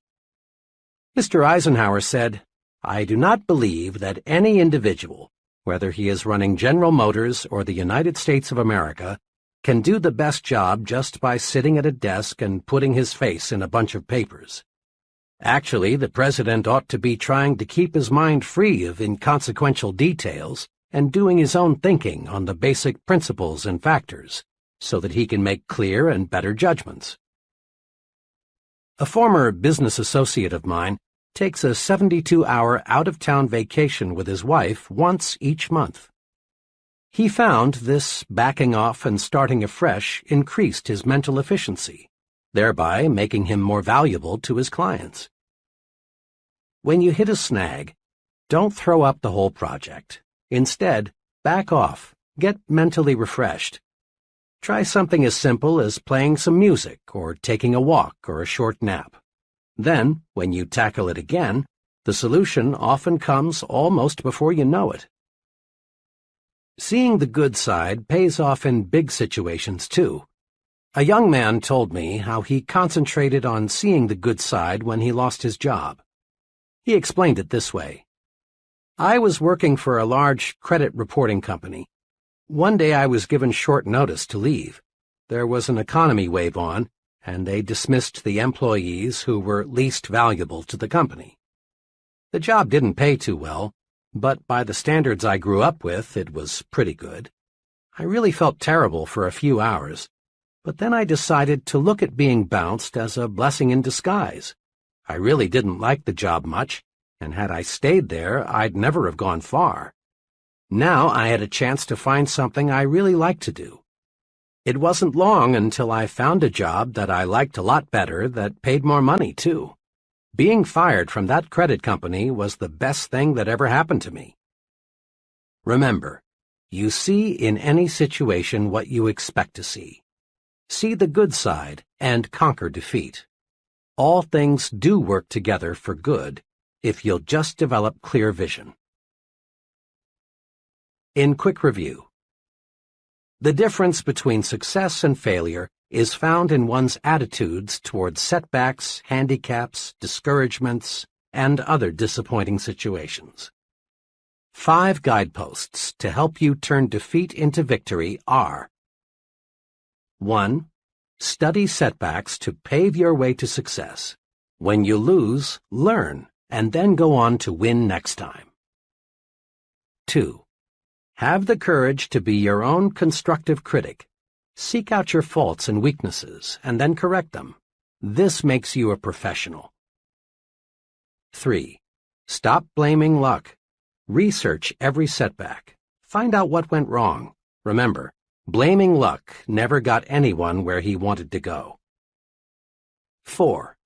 Blend persistence with experimentation. Stay with your goal, but don't beat your head against a stone wall. Try new approaches. Experiment. 5. Remember, there is a good side in every situation. Find it. See the good side and whip discouragement. Chapter 12. Use goals to help you grow. Every bit of human progress, our inventions, big and little, our medical discoveries, our engineering triumphs, our business successes, were first visualized before they became realities. Baby moons circle the Earth not because of accidental discoveries, but because scientists set conquer space as a goal. A goal is an objective, a purpose. A goal is more than a dream. It's a dream being acted upon. A goal is more than a hazy, "Oh, I wish I could." A goal is a clear, "This is what I'm working toward." Nothing happens, no forward steps are taken, until a goal is established. Without goals, individuals just wander through life. They stumble along, never knowing where they are going, so they never get anywhere. Goals are as essential to success as air is to life. No one ever stumbles into success without a goal. No one ever lives without air. Get a clear fix on where you want to go. Dave Mahoney rose from a low-paying job in the mailroom of an advertising agency to an agency vice president at 27 and president of the Good Humor Company at 33. This is what he says about goals. The important thing is not where you were or where you are, but where you want to get. The Progressive Corporation plans company goals 10 to 15 years ahead. Executives who manage leading businesses must ask, where do we want our company to be 10 years from now? Then they gauge their efforts accordingly. New plant capacity is built not for today's needs, but rather for needs 5 to 10 years in the future. Research is undertaken to develop products that won't appear for a decade or longer. The modern corporation does not leave its future to chance, should you? Each of us can learn a precious lesson from the forward-looking business. We can and should plan at least 10 years ahead. You must form an image now of the person you want to be 10 years from now, if you are to become that image. This is a critical thought. Just as the business that neglects to plan ahead will be just another business, if it even survives, the individual who fails to set long-range goals will most certainly be just another person lost in life's shuffle. Without goals, we cannot grow. Let me share with you an example of why we must have long-run goals to achieve real success. Just last week, a young man, let me call him FB, came to me with a career problem. FB looked well-mannered and intelligent.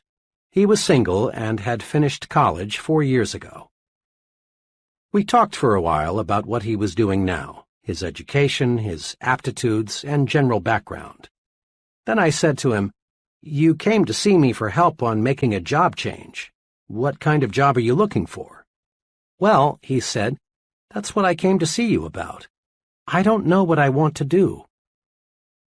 His problem, of course, was a very common one, but I realized that just to arrange for the young man to have interviews with several possible employers would not help him.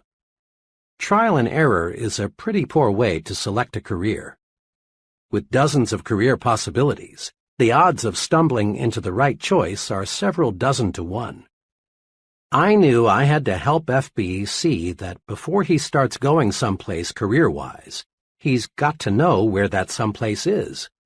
So I said, "Let's look at your career plan from this angle. Will you describe for me your image of yourself 10 years from now?" FB, obviously studying the question, finally said, "Well, I guess I want what just about everyone else wants, a good job that pays well and a nice home. Really, though," he continued, "I haven't given it too much thought." This, I assured him, was quite natural. I went on to explain that his approach to selecting a career was like going to an airline ticket counter and saying, "Give me a ticket." The people selling the tickets just can't help you unless you give them a destination. So I said, "And I can't help you find a job until I know what your destination is, and only you can tell me that." This jarred FB into thinking. We spent the next 2 hours not talking about the merits of different kinds of jobs, but rather discussing how to set goals. FB learned, I believe, the most important lesson in career planning. Before you start out, know where you want to go. Like the Progressive Corporation, plan ahead. You are, in a sense, a business unit. Your talent, skills, and abilities are your products. You want to develop your products so they command the highest possible price. Forward planning will do it. Here are 2 steps that will help. First, visualize your future in terms of 3 departments: work, home, and social. Dividing your life this way keeps you from becoming confused, prevents conflicts, helps you look at the whole picture. Second, demand of yourself clear, precise answers to these questions. What do I want to accomplish with my life? What do I want to be? And what does it take to satisfy me? Using this planning guide will help. An image of me 10 years from now. 10 years planning guide. A. Work department. 10 years from now. 1. What income level do I want to attain? 2. What level of responsibility do I seek? 3. How much authority do I want to command? 4. What prestige do I expect to gain from my work? B. Home department, 10 years from now. 1. What kind of standard of living do I want to provide for my family and myself? 2. What kind of house do I want to live in? 3. What kind of vacations do I want to take? 4. What financial support do I want to give my children in their early adult years? C. Social department, 10 years from now. 1. What kinds of friends do I want to have? 2. What social groups do I want to join? 3. What community leadership positions would I like to hold? 4. What worthwhile causes do I want to champion? A few years ago, my young son insisted the 2 of us build a doghouse for Peanut, an intelligent pup of dubious pedigree and my son's pride and joy. His persistence and enthusiasm won, so we proceeded to build a home Peanut could call her own. Our combined carpentry talent equaled 0, and the end product clearly reflected that fact. Shortly afterward, a good friend stopped by, and upon seeing what we had done, asked, "What's that you've stuck up there among the trees? That's not a doghouse, is it?" I replied that it was. Then he pointed out just a few of our mistakes and summed it all up with, "Why didn't you get a plan? Nobody these days builds a doghouse without a blueprint." And please, as you visualize your future, don't be afraid to be blue sky. People these days are measured by the size of their dreams. No one accomplishes more than he sets out to accomplish. So visualize a big future. Here is a word-for-word excerpt from the life plan of one of my former trainees. Listen to it. Note how well this fellow visualized his home future. As he wrote this, it is obvious he really saw himself in the future. My home goal is to own a country estate. The house will be of the typical Southern manor type, 2 stories, white columns and all. We will have the grounds fenced in, and probably we'll have a fish pond or 2 on the place, as my wife and I both enjoy fishing. We will keep our Doberman kennels back of the house somewhere. The thing I have always wanted is a long winding driveway with trees lining each side. But a house is not necessarily a home. I am going to do everything I can to make our house more than just a place to eat and sleep. Of course, we do not intend to leave God out of our plans, and throughout the years we will spend a certain amount of time in church activities. 10 years from now, I want to be in a position to take a family cruise around the world. I would like very much to do this before the family gets scattered all over the world by marriages, etc. If we can't find the time to make the cruise all at once, we will put it into 4 or 5 separate vacations and visit a different part of the world each year. Naturally, all these plans in home department depend on how well things go in my work department. So I'll have to keep on the ball if I'm to accomplish all this. This plan was written 5 years ago. The trainee then owned 2 small dime stores. Now he owns 5, and he has purchased 17 acres for his country estate. He's thinking and progressing right along toward his goal. The 3 departments of your life are closely interrelated. Each depends on the others to some extent. But the one department that has the most influence over the other departments is your work. Thousands of years ago, the caveman who had the happiest home life and was most respected by his cave mates was the fellow who was most successful as a hunter. As a generalization, the same point holds true today. The standard of living we provide our families and the social and community respect we attain depends largely on our success in the work department. Not long ago, the McKinsey Foundation for Management Research conducted a large-scale study to determine what it takes to become an executive. Leaders in business, government, science, and religion were questioned. Over and over again, in different ways, these researchers kept getting one answer. The most important qualification for an executive is the sheer desire to get ahead. Remember this advice of John Wanamaker. A man is not doing much until the cause he works for possesses all there is of him. Desire, when harnessed, is power. Failure to follow desire, to do what you want to do most, paves the way to mediocrity. I recall a conversation with a very promising young writer on a college newspaper. This fellow had ability. If anyone showed promise for a career in journalism, it was he. Shortly before his graduation, I asked him, "Well, Dan, what are you going to do? Get into some form of journalism?" Dan looked at me and said, "Heck no. I like writing and reporting very much, and I've had a lot of fun working on the college paper. But journalists are a dime a dozen, and I don't want to starve." I didn't see or hear from Dan for 5 years. Then one evening I chanced to meet him in New Orleans. Dan was working as an assistant personnel director for an electronics company, and he was quick to let me know that he was quite dissatisfied with his work. "Oh, I'm reasonably well paid. I'm with a wonderful company, and I've got reasonable security. But you know, my heart isn't in it. I wish now I'd gone with a publisher or a newspaper when I finished school." Dan's attitude reflected boredom, uninterest. He was cynical about many things. He will never achieve maximum success until he quits his present job and gets into journalism. Success requires heart and soul effort, and you can put your heart and soul only into something you really desire.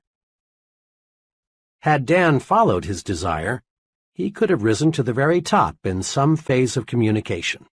And over the long pull, he would have made much more money and achieved far more personal satisfaction than he will find in his present kind of work. Switching from what you don't like to do to what you do like to do is like putting a 500-horsepower motor in a 10-year-old car. All of us have desires. All of us dream of what we really want to do. But few of us actually surrender to desire. Instead of surrendering to desire, we murder it. 5 weapons are used to commit success suicide. Destroy them. They're dangerous. 1. Self-depreciation. You have heard dozens of people say, "I would like to be a doctor, or an executive, or a commercial artist, or in business for myself, but I can't do it.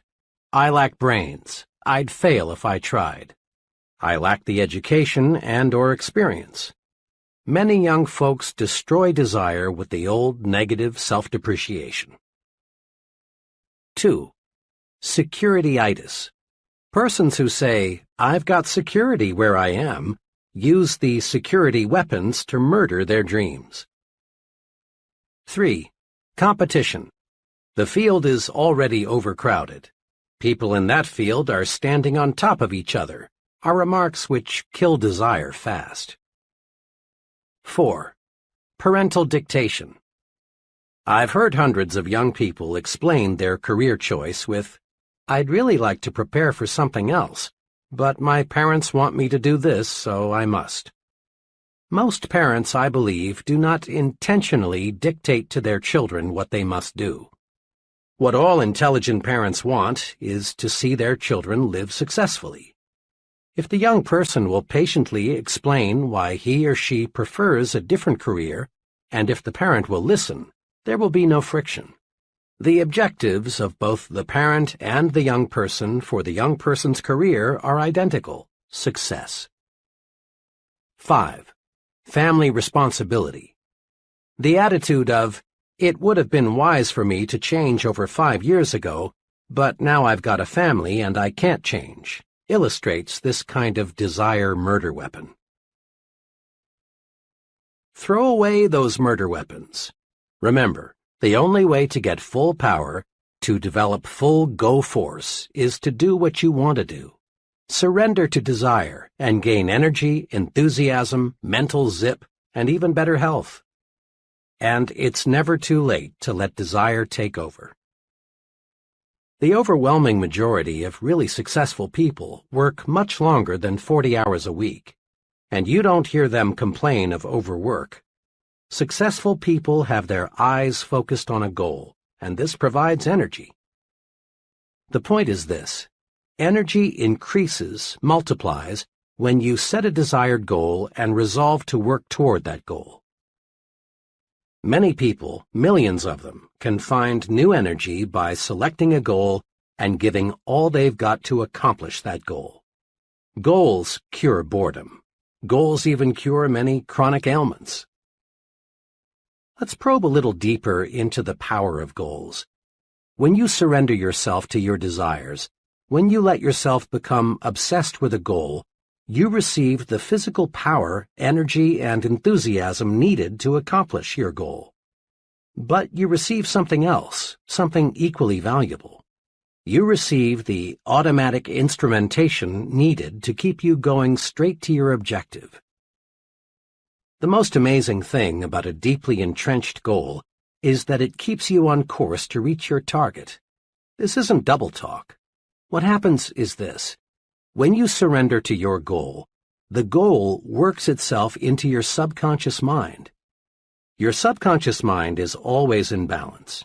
Your conscious mind is not, unless it is in tune with what your subconscious mind is thinking.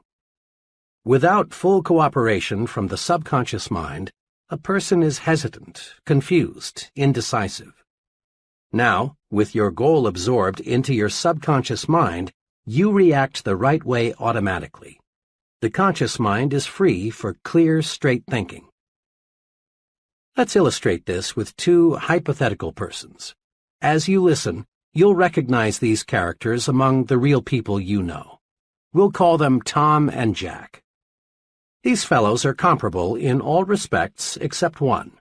Tom has a firmly entrenched goal. Jack does not. Tom has a crystal-clear image of what he wants to be. He pictures himself as a corporation vice president 10 years hence. Because Tom has surrendered to his goal through his subconscious mind signals to him saying, "Do this," or "Don't do that. It won't help get you where you want to go." The goal constantly speaks, "I am the image you want to make real. Here is what you must do to make me real."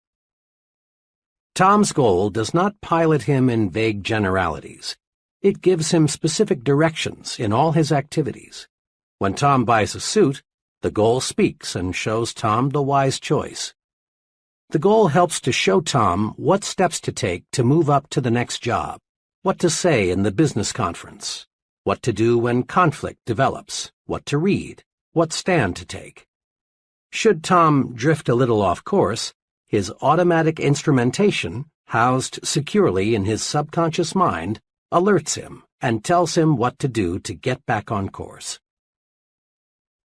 Tom's goal has made him supersensitive to all the many forces at work that affect him. Jack, on the other hand, lacking a goal, also lacks the automatic instrumentation to guide him. He is easily confused. His actions reflect no personal policy. Jack wavers, shifts, guesses at what to do. Lacking consistency of purpose, Jack flounders on the ruddy road to mediocrity. May I suggest you listen to this section again, right now. Let this concept soak in. Then look around you. Study the very top echelon of successful persons. Note how they, without exception, are totally devoted to their objective.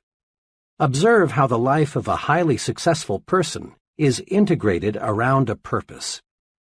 Surrender to that goal. Really surrender. Let it obsess you and give you the automatic instrumentation you need to reach that goal. On occasion, all of us have waked up on Saturday morning with no plans, no agenda, either mental or written, that spells out what we're going to do. On days like that, we accomplish next to nothing. We aimlessly drift through the day, glad when it's finally over. But when we face the day with a plan, we get things done. This common experience provides an important lesson. To accomplish something, we must plan to accomplish something. Before World War II, our scientists saw the potential power locked in the atom. But relatively little was known about how to split the atom and unleash that tremendous power. When the United States entered the war, forward-thinking scientists saw the potential power of an atomic bomb. A crash program was developed to accomplish just one goal: build an atomic bomb. The result is history. In just a few years, the concentrated effort paid off. The bombs were dropped, and the war was ended. But without that crash program to accomplish a goal, splitting the atom would have been delayed perhaps a decade, maybe longer. Set goals to get things done. Our great production system would be hopelessly bogged down if production executives did not establish and adhere to target dates and production schedules. Sales executives know salesmen sell more when they are given a carefully defined quota to sell. Professors know students get term papers written on time when a deadline is set. Now, as you press forward to success, set goals, deadlines, target dates, self-imposed quotas. You will accomplish only what you plan to accomplish. According to Dr. George E. Birch of the Tulane University School of Medicine, an expert in the study of human longevity, many things determine how long you will live: weight, heredity, diet, psychic tension, personal habits. But Dr. Birch says, the quickest way to the end is to retire and do nothing. Every human being must keep an interest in life just to keep living. Each of us has a choice. Retirement can be the beginning or the end. The do nothing but eat, sleep, and rock attitude is the poison-yourself-fast form of retirement. Most folks who regard retirement as the end of purposeful living soon find retirement is the end of life itself. With nothing to live for, no goals, people waste away fast. The other extreme, the sensible way to retire, is the I'm going to pitch right in and start fast method. One of my finest friends, Lou Gordon, has chosen this way to retire. Lou's retirement several years ago as a vice president of Atlanta's biggest bank was really commencement day for him. He established himself as a business consultant, and his pace is amazing. Now in his 60s, he serves numerous clients and is in national demand as a speaker. One of his special projects is helping to build Pi Sigma Epsilon, a young but fast-growing fraternity for professional salesmen and sales executives. Every time I see Lou, he seems younger. He's a young 30 in spirit. Few people I know of any age are reaping more from life than this senior citizen who resolved not to go out to pasture. And the Lou Gordons aren't the boring old grumps feeling sorry for themselves because they're old. Goals, intense goals, can keep a person alive when nothing else will. Mrs. D, the mother of a college friend of mine, contracted cancer when her son was only 2. To darken matters, her husband had died only 3 months before her illness was diagnosed. Her physicians offered little hope, but Mrs. D would not give up. She was determined that she would see her 2-year-old son through college by operating a small retail store left her by her husband. There were numerous surgical operations. Each time the doctors would say, just a few more months. The cancer was never cured, but those few more months stretched into 20 years. She saw her son graduated from college. 6 weeks later, she was gone. A goal, a burning desire, was powerful enough to stave off sure death for 2 decades. Use goals to live longer. No medicine in the world, and your physician will bear this out, is as powerful in bringing about long life as is the desire to do something. The person determined to achieve maximum success learns the principle that progress is made 1 step at a time. A house is built a brick at a time. Football games are won a play at a time. A department store grows bigger 1 new customer at a time. Every big accomplishment is a series of little accomplishments. Eric Sevareid, the well-known author and correspondent, reported in Reader's Digest, April 1957, that the best advice he ever received was the principle of the next mile. Here's part of what he said.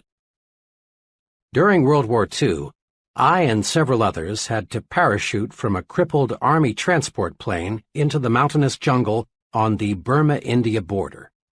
It was several weeks before an armed relief expedition could reach us, and then we began a painful, plodding march out to civilized India. We were faced by a 140-mile trek over mountains in August heat and monsoon rains. In the first hour of the march, I rammed a boot nail deep into 1 foot. By evening, I had bleeding blisters the size of a 50-cent piece on both feet. Could I hobble 140 miles? Could the others, some in worse shape than I, complete such a distance? We were convinced we could not, but we could hobble to that ridge, we could make the next friendly village for the night, and that, of course, was all we had to do. When I relinquished my job and income to undertake a book of 250,000 words, I could not bear to let my mind dwell on the whole scope of the project. I would surely have abandoned what has become my deepest source of professional pride. I tried to think only of the next paragraph, not the next page, and certainly not the next chapter. Thus, for 6 solid months, I never did anything but set down 1 paragraph after another. The book wrote itself. Years ago, I took on a daily writing and broadcasting chore that has totaled, now, more than 2,000 scripts. Had I been asked at the time to sign a contract to write 2,000 scripts, I would have refused in despair at the enormousness of such an undertaking. But I was only asked to write one, the next one, and that is all I have ever done. The principle of the next mile works for Eric Sevareid, and it will work for you. The step-by-step method is the only intelligent way to attain any objective. The best formula I have heard for quitting smoking, the one that has worked for more of my friends than any other, I call the hour-by-hour method.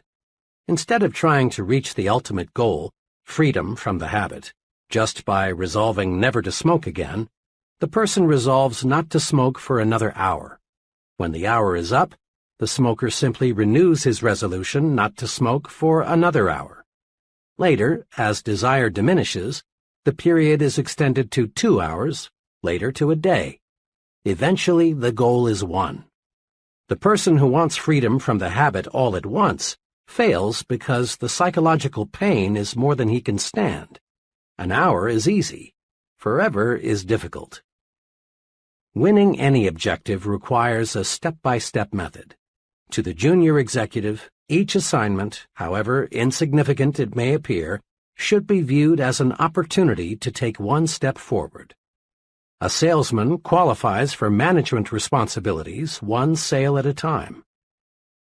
To the minister, each sermon; to the professor, each lecture; to the scientist, each experiment; to the business executive, each conference is an opportunity to take one step forward toward the large goal. Sometimes it appears that someone achieves success all at once. But if you check the past histories of people who seemed to arrive at the top suddenly, you'll discover a lot of solid groundwork was previously laid. And those successful people who lose fame as fast as they found it simply were phonies who had not built a solid foundation. Just as a beautiful building is created from pieces of stone, each of which in itself appears insignificant, in like manner the successful life is constructed. Do this. Start marching toward your ultimate goal by making the next task you perform, regardless of how unimportant it may seem, a step in the right direction. Commit this question to memory and use it to evaluate everything you do. Will this help take me where I want to go?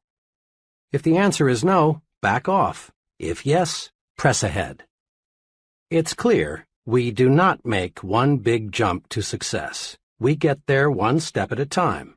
An excellent plan is to set monthly quotas for accomplishment. Here is a guide to help achieve these goals.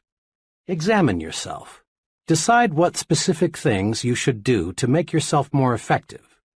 Then, when the 30-day period is up, check your progress and build a new 30-day goal. Always keep working on the little things to get you in shape for the big things. 30-Day Improvement Guide. Between now and the next 30 days, I will A. Break these habits. Suggestions. 1. Putting off things.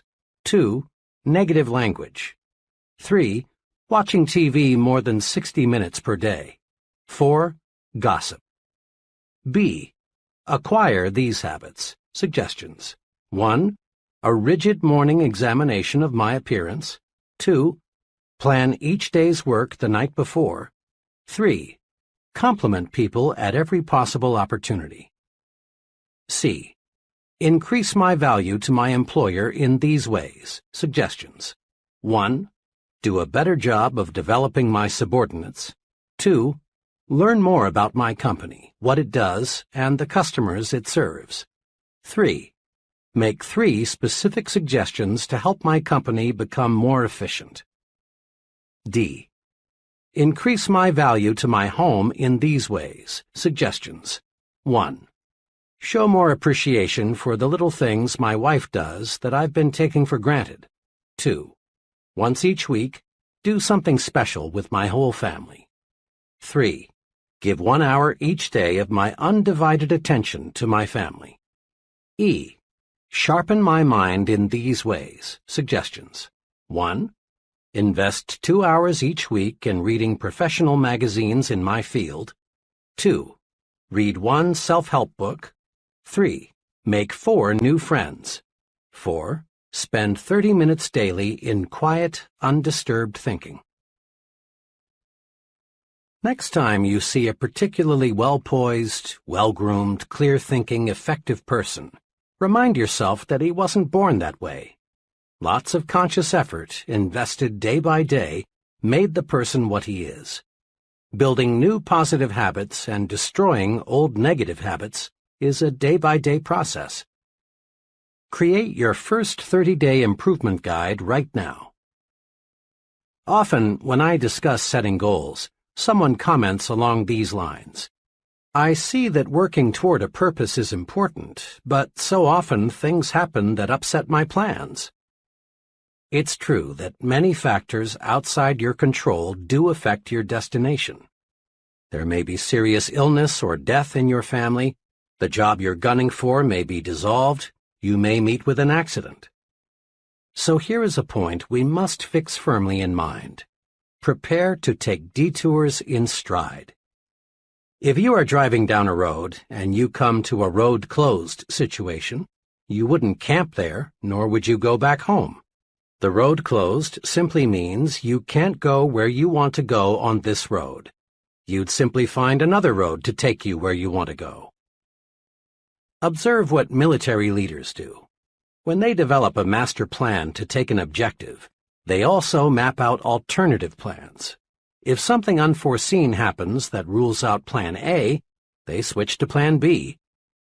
You rest easy in an airplane even though the airport where you plan to land is closed in because you know the fellow up there driving the plane has alternative landing fields and a reserve fuel supply.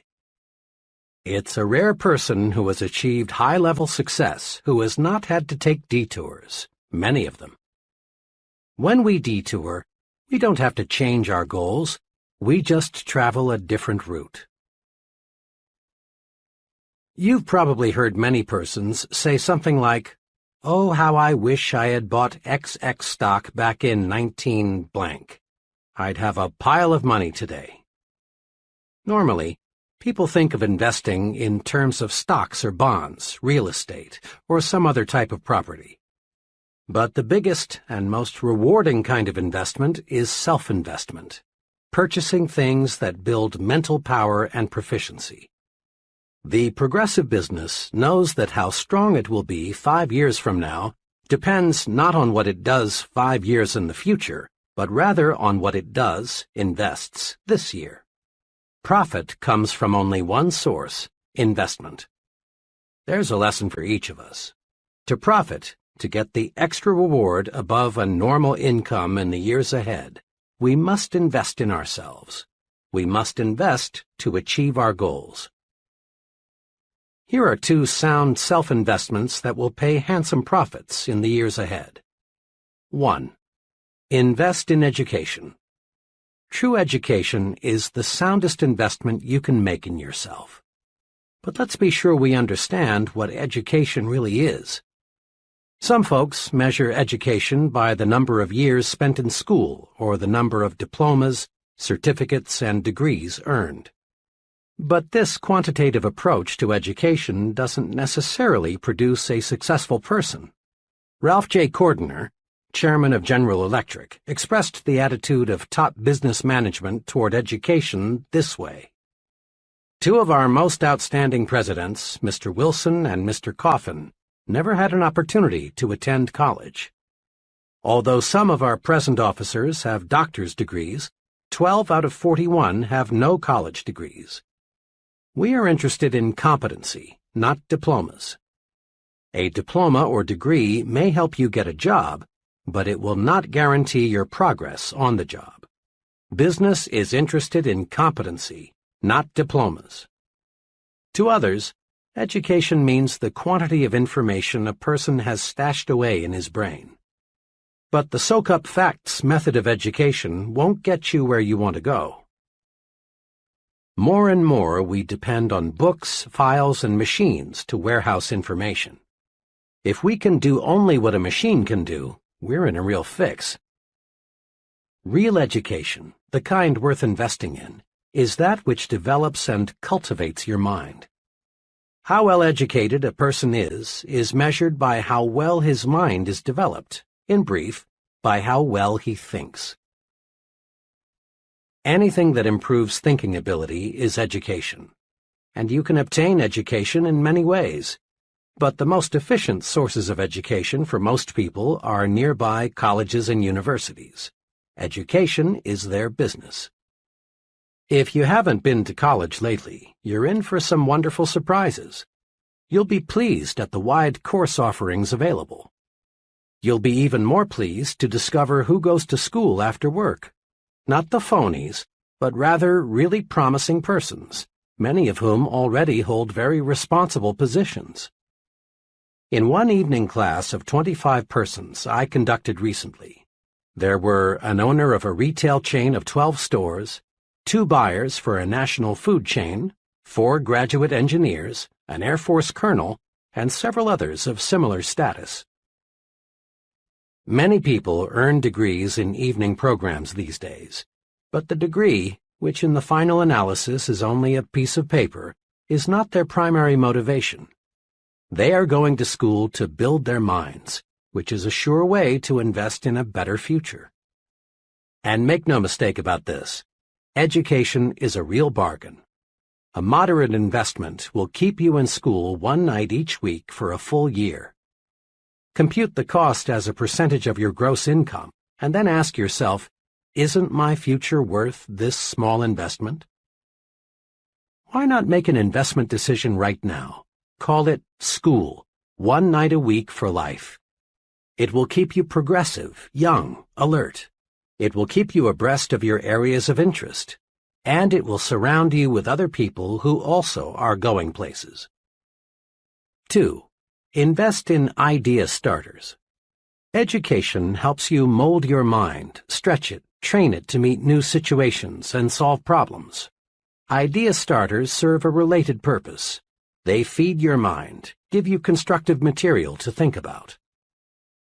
Where are the best sources of idea starters? There are many, but to get a steady supply of high-quality idea material, why not do this? Resolve to purchase at least one stimulating book each month and subscribe to 2 magazines or journals that stress ideas.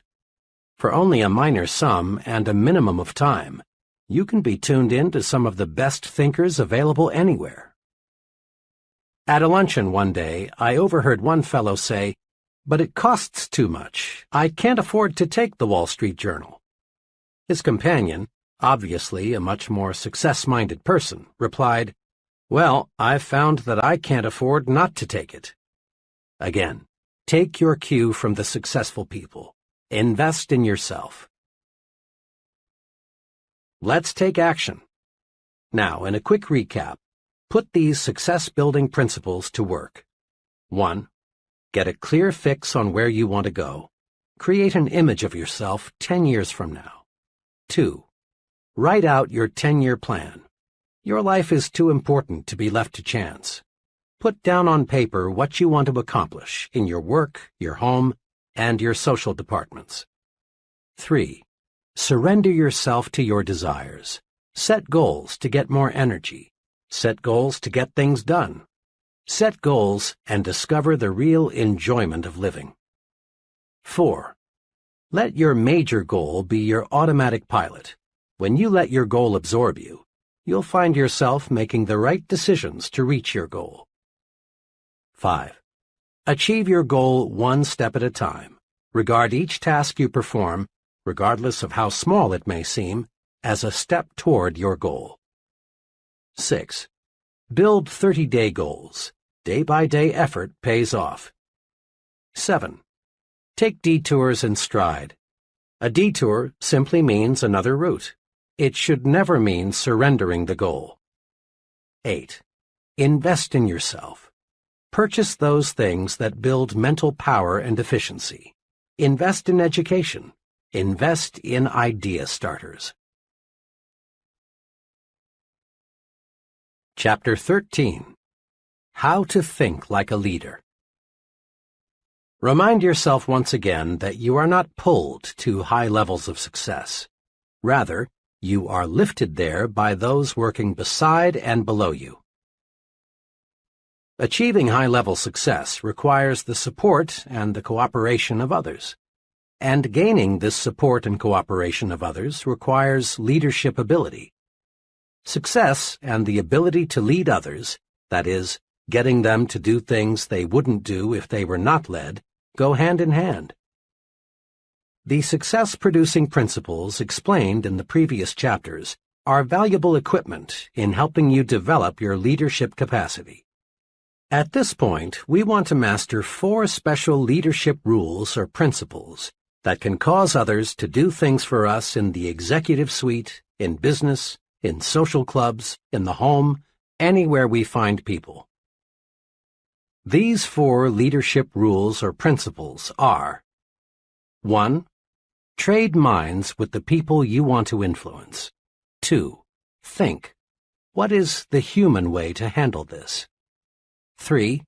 Think progress, believe in progress, push for progress. 4.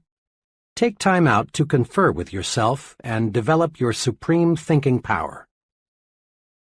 Practicing these rules produces results. Putting them to use in everyday situations takes the mystery out of that gold-plated word, leadership. Let's see how. Leadership rule number 1. Trade minds with the people you want to influence. Trading minds with the people you want to influence is a magic way to get others, friends, associates, customers, employees, to act the way you want them to act. Study these 2 case histories and see why. Ted B. worked as a television copywriter and director for a large advertising agency.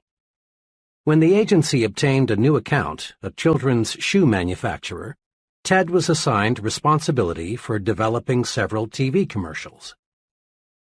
A month or so after the campaign had been launched, it became clear that the advertising was doing little or nothing to increase product movement in retail outlets.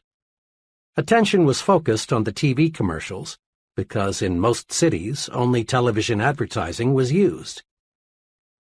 Through research of television viewers, they found that about 4% of the people thought it was simply a great commercial, one of the best, these 4% said. The remaining 96% were either indifferent to the commercials or, in plain language, thought they smelled. Hundreds of comments like these were volunteered. It's wacky. The rhythm sounds like a New Orleans band at 3 a.m. My kids like to watch most TV commercials, but when that shoe thing comes on, they go to the bathroom or refrigerator. I think it's too uppity up. Seems to me someone's trying to be too clever. Something especially interesting turned up when all the interviews were put together and analyzed. The 4% who liked the commercial were people pretty much like Ted in terms of income, education, sophistication, and interests. The remaining 96% were definitely in a different socioeconomic class. Ted's commercials, which cost a lot of money, flopped because Ted thought only of his own interests. He had prepared the commercials thinking of the way he buys shoes, not the way the great majority buys shoes. He developed commercials that pleased him personally, not commercials that pleased the great bulk of the people. The results would have been much different had Ted projected himself into the minds of the masses of ordinary people and asked himself 2 questions. If I were a parent, what kind of a commercial would make me want to buy those shoes? If I were a child, what kind of a commercial would make me go tell my mom or dad that I want those shoes? Why Joan failed in retailing. Joan is an intelligent, well-educated, attractive girl of 24. Fresh from college, Joan got a job as an assistant buyer in ready-to-wear goods at a low to medium-priced department store. She came highly recommended.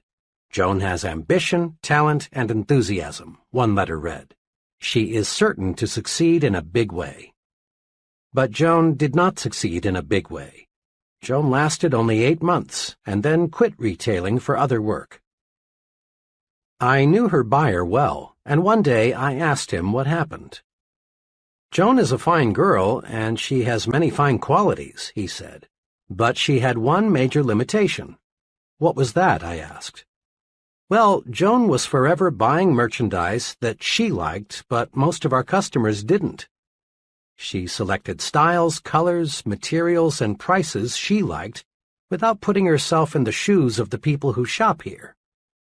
When I'd suggest to her that maybe a certain line wasn't right for us, she'd say, 'Oh, they'll love this. I do. I think this will move fast.'" Joan had been brought up in a well-to-do home. She had been educated to want quality. Price was not important to her. Joan just couldn't see clothing through the eyes of low to middle income people. So the merchandise she bought just wasn't suitable. The point is this: to get others to do what you want them to do, you must see things through their eyes. When you trade minds, the secret of how to influence other people effectively shows up. A very successful salesman friend told me he spends a lot of time anticipating how prospects will react to his presentation before he gives it. Trading minds with the audience helps the speaker design a more interesting, harder-hitting talk. Trading minds with employees helps the supervisor provide more effective, better-received instructions. A young credit executive explained to me how this technique worked for him. "When I was brought into this store, a medium-sized clothing store, as assistant credit manager, I was assigned the job of handling all collection correspondence. The collection letters the store had been using greatly disappointed me. They were strong, insulting, and threatening. I read them and thought, 'Brother, I'd be mad as hell if somebody sent me letters like these. I never would pay.' So I just got to work and started writing the kind of letter that would move me to pay an overdue bill if I received it. It worked. By putting myself in the shoes of the overdue customer, so to speak, collections climbed to a record high." Numerous political candidates lose elections because they fail to look at themselves through the minds of the typical voters. One political candidate for a national office, apparently fully as qualified as his opponent, lost by a tremendous margin for one single reason. He used a vocabulary that only a small percentage of the voters could understand. His opponent, on the other hand, thought in terms of the voters' interests. When he talked to farmers, he used their language. When he spoke to factory workers, he used words they were easily familiar with.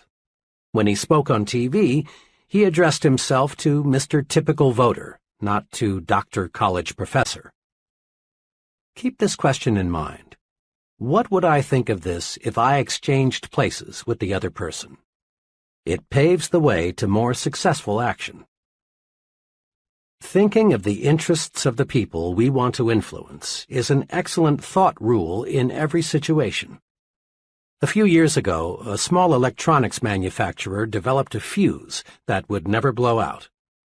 The manufacturer priced the product to sell for $1.25 and then retained an advertising agency to promote it. The account executive placed in charge of the advertising immediately became intensely enthusiastic. His plan was to blanket the country with mass advertising on TV, radio, and newspapers. "This is it," he said. "We'll sell 10 million the first year." His advisors tried to caution him, explaining that fuses are not a popular item, they have no romantic appeal, and people want to get by as cheaply as possible when they buy fuses. "Why not," the advisors said, "use selected magazines and sell it to the high income levels?" They were overruled, and the mass campaign was underway, only to be called off in 6 weeks because of disappointing results. The trouble was this: the advertising executive looked at the high-priced fuses with his eyes, the eyes of a high-income person. He failed to see the product through the eyes of the mass-market income levels. Had he put himself in their position, he would have seen the wisdom of directing the promotion toward the upper-income groups, and the account would have been saved. Develop your power to trade minds with the people you want to influence. The following exercises will help. Practice trading minds exercises. Situation. Giving someone work instructions.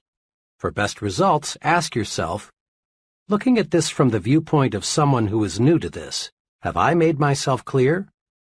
Situation. Writing an advertisement.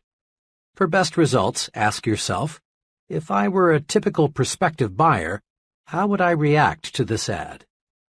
Situation. Telephone manners.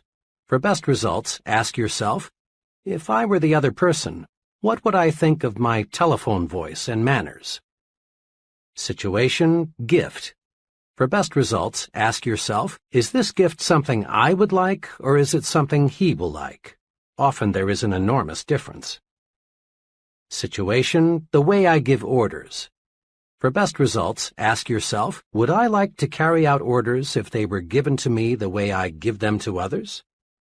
Situation. Child discipline. For best results, ask yourself, if I were the child, considering his age, experience, and emotions, how would I react to this discipline?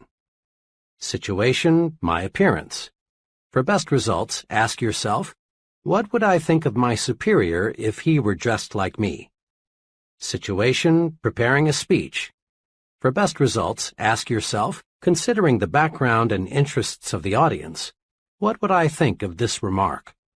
Situation. Entertainment. For best results, ask yourself, if I were my guests, what kinds of food, music, and entertainment would I like best? Put the trading minds principle to work for you. 1. Consider the other person's situation. Put yourself in his shoes, so to speak. Remember, his interests, income, intelligence, and background may differ considerably from yours. 2.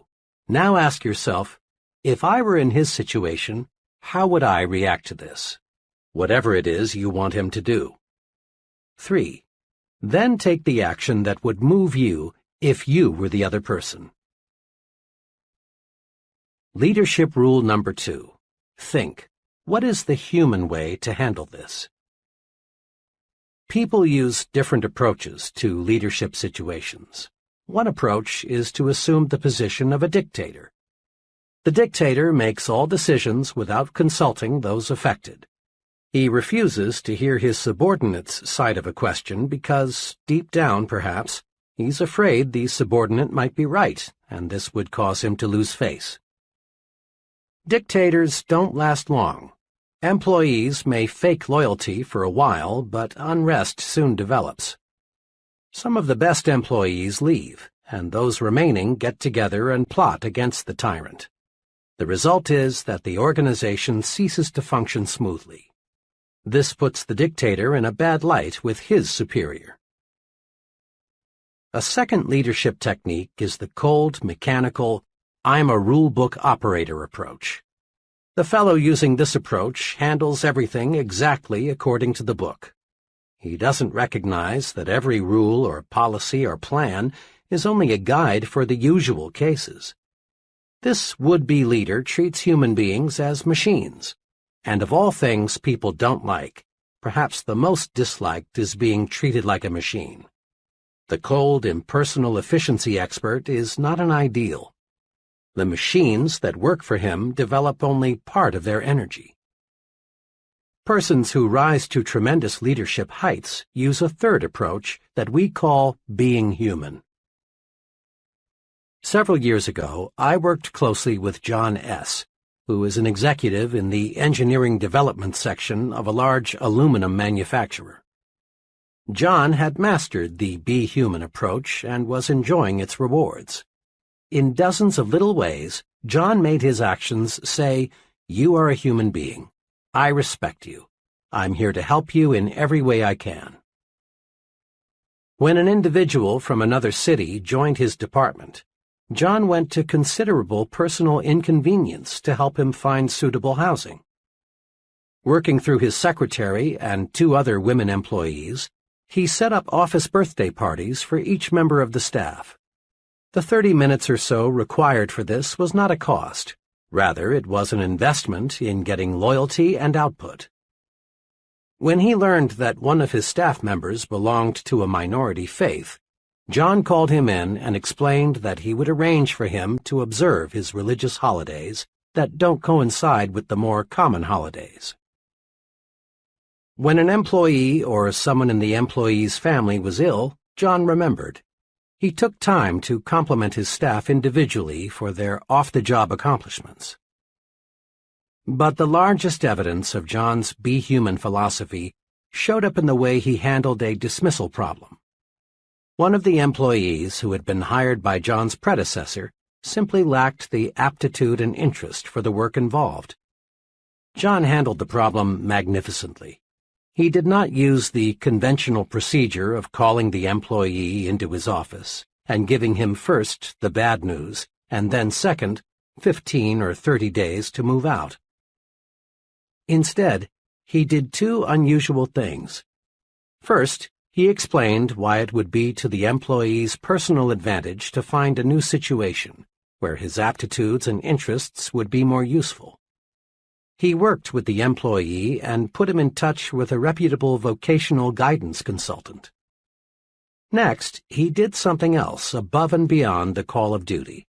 He helped the employee find a new job by setting up interviews with executives in other companies where the employee's skills were needed. In just 18 days after the dismissal conference, the employee was relocated in a very promising situation. This dismissal procedure intrigued me, so I asked John to explain his thinking behind it. He explained it this way. "There's an old maxim I've formed and held in my mind," he began. "Whoever is under a man's power is under his protection, too. We never should have hired this man in the first place, because he's not cut out for this kind of work. But since we did, the least I could do was help him to relocate." Anybody, John continued, can hire a man, but the test of leadership is how one handles the dismissal. By helping that employee relocate before he left us, built up a feeling of job security in everyone in my department. I let them know by example that no one gets dumped on the street as long as I'm here. Make no mistake, John's Be Human brand of leadership paid off. There were no secret gossip sessions about John. He received unquestioned loyalty and support. He had maximum job security because he gave maximum job security to his subordinates. For about 15 years, I've been close to a fellow I'll call Bob W. Bob is in his late 50s. He came up the hard way. With a hit-or-miss education and no money, Bob found himself out of work in 1931. But he's always been a scrambler. Not one to be idle, Bob started an upholstery shop in his garage. Thanks to his untiring efforts, the business grew, and today it's a modern furniture manufacturing plant with over 300 employees. Today, Bob is a millionaire. Money and material things have ceased to be a concern. But Bob is rich in other ways, too. He's a millionaire in friends, contentment, and satisfaction. Of Bob's many fine qualities, his tremendous desire to help other people stands out. Bob is human, and he's a specialist in treating others the way human beings want to be treated. One day, Bob and I were discussing the matter of criticizing people. Bob's human way of doing it is a master formula. Here's the way he put it. "I don't think you could find anybody who would say I'm a softy or a weakling. I run a business. When something isn't going right, I fix it. But it's the way I fix it that's important. If employees are doing something wrong or are making a mistake, I am doubly careful not to hurt their feelings and make them feel small or embarrassed. I just use 4 simple steps. First, I talk to them privately. Second, I praise them for what they are doing well. Third, I point out the one thing at the moment that they could do better, and I help them find the way. Fourth, I praise them again on their good points. And this 4-step formula works. When I do it this way, people thank me because I've found that's exactly the way they like it. When they walk out of this office, they have been reminded that they are not only pretty good, they can be even better. I've been betting on people all my life, Bob says, and the better I treat them, the more good things happen to me. I honestly don't plan it that way. That's just the way it works out. Let me give you an example.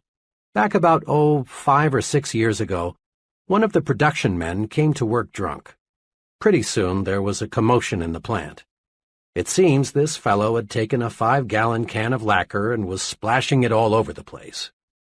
Well, the other workmen took the lacquer away from him, and the plant superintendent escorted him out. I walked outside and found him sitting against the building in a kind of stupor. I helped him up, put him in my car, and took him to his home. His wife was frantic. I tried to reassure her that everything would be all right. "Oh, but you don't understand," she said.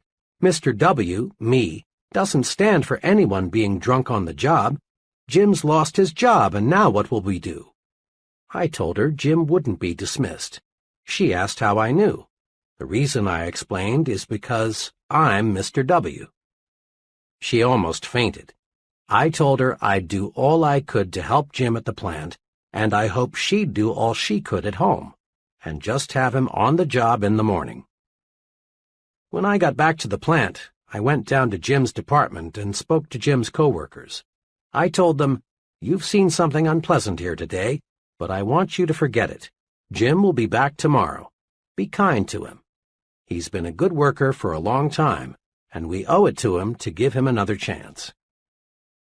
Jim got back on the ball, and his drinking was never again a problem. I soon forgot about the incident. But Jim didn't. 2 years ago, the headquarters of the local union sent some men here to negotiate the contract for the local. They had some staggering, simply unrealistic demands. Jim, quiet, meek Jim, suddenly became a leader. He got busy and reminded the fellows in the plant that they'd always gotten a fair deal from Mr. W, and we didn't need outsiders coming to tell us how to run our affairs. The outsiders left, and as usual, we negotiated our contract like friends, thanks to Jim. Here are 2 ways to use the Be Human approach to make you a better leader. First, each time you face a difficult matter involving people, ask yourself, what is the human way to handle this? Ponder over this question when there is a disagreement among your subordinates, or when an employee creates a problem. Remember Bob W.'s formula for helping others correct their mistakes. Avoid sarcasm. Avoid being cynical. Avoid taking people down a peg or two. Avoid putting others in their place. Ask, what is the human way to deal with people? It always pays. Sometimes sooner, sometimes later, but it always pays. A second way to profit from the Be Human rule is to let your actions show you put people first. Show interest in your subordinates' off-the-job accomplishments. Treat everyone with dignity. Remind yourself that the primary purpose in life is to enjoy it. As a general rule, the more interest you show in a person, the more he will produce for you. And his production is what carries you forward to greater and greater success. Praise your subordinates to your supervisor by putting in plugs for them at every opportunity. It's an old American custom to admire the fellow who's on the side of the little man. Your subordinates will appreciate your plugs, and their loyalty to you will grow. And do not fear that this will lower your own importance in the eyes of your supervisor. Rather, a man big enough to be humble appears more confident than the insecure man who feels compelled to call attention to his accomplishments. A little modesty goes a long way. Praise your subordinates personally at every opportunity. Praise them for their cooperation. Praise them for every extra effort they put forth. Praise is the greatest single incentive you can give people, and it costs you nothing. Besides, a write-in vote has often overthrown a powerful known candidate. You never know when your subordinates can do you a turn by coming to your defense. Practice praising people. Rub people the right way. Be human. Leadership rule number 3. think progress, believe in progress, push for progress. One of the most complimentary things anyone can say about you is, he stands for progress. He's the man for the job. Promotions in all fields go to individuals who believe in and push for progress. Leaders, real leaders, are in short supply. Status quoers, the everything's all right, let's don't upset the apple cart folks, far outnumber the progressives, the there's lots of room for improvement, let's get to work and do it better people. Join the leadership elite. Develop a forward look. There are two special things you can do to develop your progressive outlook. 1. Think improvement in everything you do. 2. Think high standards in everything you do. Several months ago, the president of a medium-sized company asked me to help him make an important decision. This executive had built the business by himself and had been functioning as sales manager. Now, with 7 salesmen employed, he decided his next step was to promote one of his salesmen to the job of sales manager. He narrowed the choice down to 3, all of whom were about equal in experience and sales performance. My assignment was to spend one day in the field with each man and then report my views on which fellow seemed to be best qualified to lead the group. Each man was told that a consultant would visit him to discuss the overall marketing program. For obvious reasons, they were not told the specific purpose of my visit. 2 of the men reacted pretty much the same way. Both were uncomfortable with me. They seemed to sense that I was there to change things. Each of these men was a real defender of the status quo. Both approved of the way everything was being done. I raised questions about how the territories were laid out, the compensation program, the sales promotional material, every facet of the marketing effort. But on all points, the response was always, everything is okay. On specific points, these 2 men explained why the present way couldn't and shouldn't be changed. Summed up, both men wanted the status quo to remain the status quo. One of them said to me as he dropped me by my hotel, I don't know exactly why you spent the day with me, but tell Mr. M for me that everything is okay as is. Don't go refiguring anything. The third man was wonderfully different. He was pleased with the company and proud of its growth, but he was not wholly content. He wanted improvements. All day, this third salesman gave me his ideas for getting new business, providing better service to customers, reducing wasted time, revising the compensation plan to give more incentive, all so that he and the company would make more. He had mapped out a new advertising campaign he had been thinking about. When I left him, his parting remark was, I sure appreciate the chance to tell someone about some of my ideas. We've got a good outfit, but I believe we can make it better. My recommendation, of course, was for the third man. It was a recommendation that coincided perfectly with the feelings of the company president. Believe in expansion, efficiency, new products, new processes, better schools, increased prosperity. Believe in and push for progress, and you'll be a leader. As a youngster, I had an opportunity to see how the different thinking of 2 leaders can make an amazing difference in the performance of followers. I attended a country elementary school, 8 grades, 1 teacher, and 40 children all jammed together inside 4 brick walls. A new teacher was always a big deal. Led by the big boys, the 7th and 8th graders, the pupils set out to see how much they could get away with.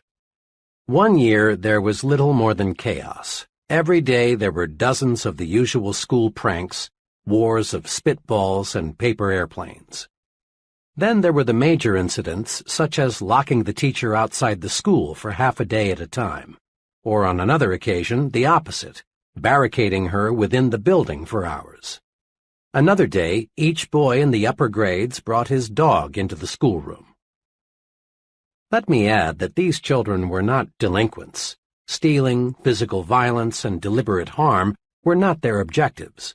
They were healthy kids conditioned by vigorous rural living and needing an outlet for their tremendous pent-up energies and ingenuities.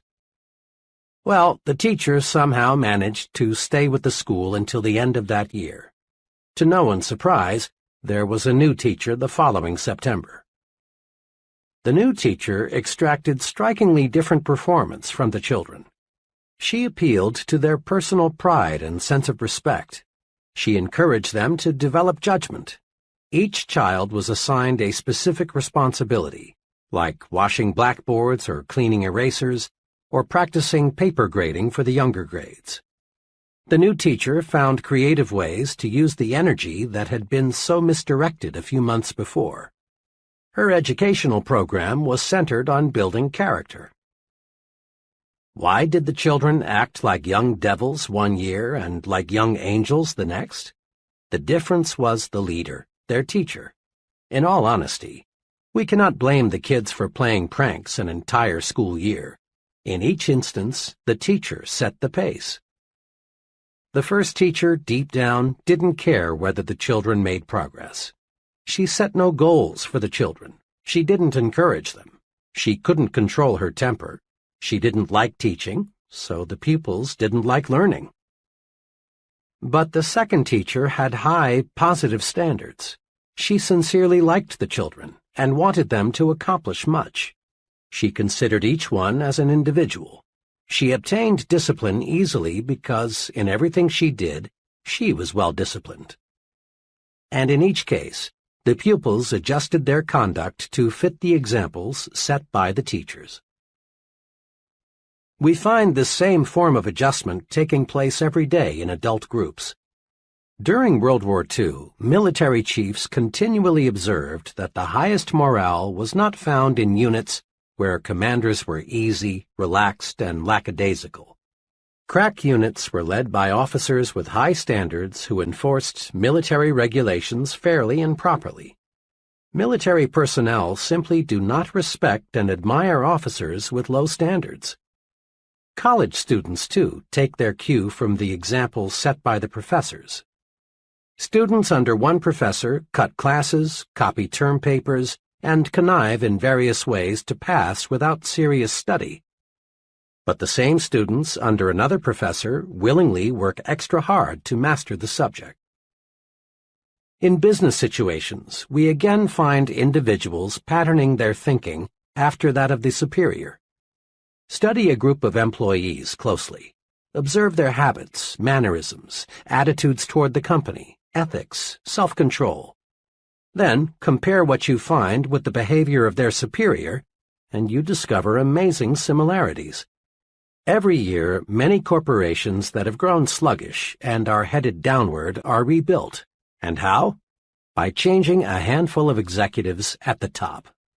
Companies, and colleges, and churches, and clubs, and unions, and all other types of organizations are successfully rebuilt from the top down, not from the bottom up.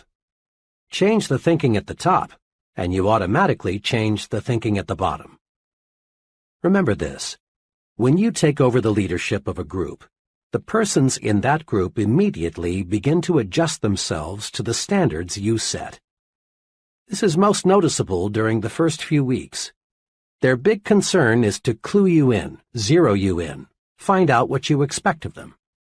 They watch every move you make. They think, how much rope will he give me? How does he want it done? What does it take to please him?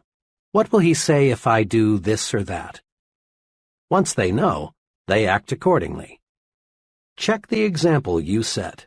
Use this old but ever-accurate quatrain as a guide. What kind of world would this world be if everyone in it were just like me? To add meaning to this self-imposed test, substitute the word company for world, so it reads, what kind of company would this company be if everyone in it were just like me? In similar fashion, ask yourself what kind of club, community, school, church would it be if everyone in it acted like you? Think, talk, act, live the way you want your subordinates to think, talk, act, live, and they will. Over a period of time, subordinates tend to become carbon copies of their chief. The simplest way to get high-level performance is to be sure the master copy is worth duplicating. Am I a progressive thinker? Checklist. A. Do I think progressively toward my work? 1. Do I appraise my work with the "how can we do it better" attitude? 2. Do I praise my company, the people in it, and the products it sells at every possible opportunity? 3. Are my personal standards with reference to the quantity and quality of my output higher now than 3 or 6 months ago? 4. Am I setting an excellent example for my subordinates, associates, and others I work with? B. Do I think progressively toward my family? 1. Is my family happier today than it was 3 or 6 months ago? 2. Am I following a plan to improve my family's standard of living? 3. Does my family have an ample variety of stimulating activities outside the home? 4. Do I set an example of a progressive, a supporter of progress for my children? C. Do I think progressively toward myself? 1. Can I honestly say I am a more valuable person today than 3 or 6 months ago? 2. Am I following an organized self-improvement program to increase my value to others? 3. Do I have forward-looking goals for at least 5 years in the future? 4. Am I a booster in every organization or group to which I belong? D. Do I think progressively toward my community? 1. Have I done anything in the past 6 months that I honestly feel has improved my community, neighborhood, churches, schools, etc.? 2. Do I boost worthwhile community projects rather than object, criticize, or complain? 3. Have I ever taken the lead in bringing about some worthwhile improvement in my community? 4. Do I speak well of my neighbors and fellow citizens? Leadership rule number 4. Take time out to confer with yourself and tap your supreme thinking power. We usually picture leaders as exceptionally busy people, and they are. Leadership requires being in the thick of things, but while it's usually overlooked, it is noteworthy that leaders spend considerable time alone with nothing but their own thinking apparatus.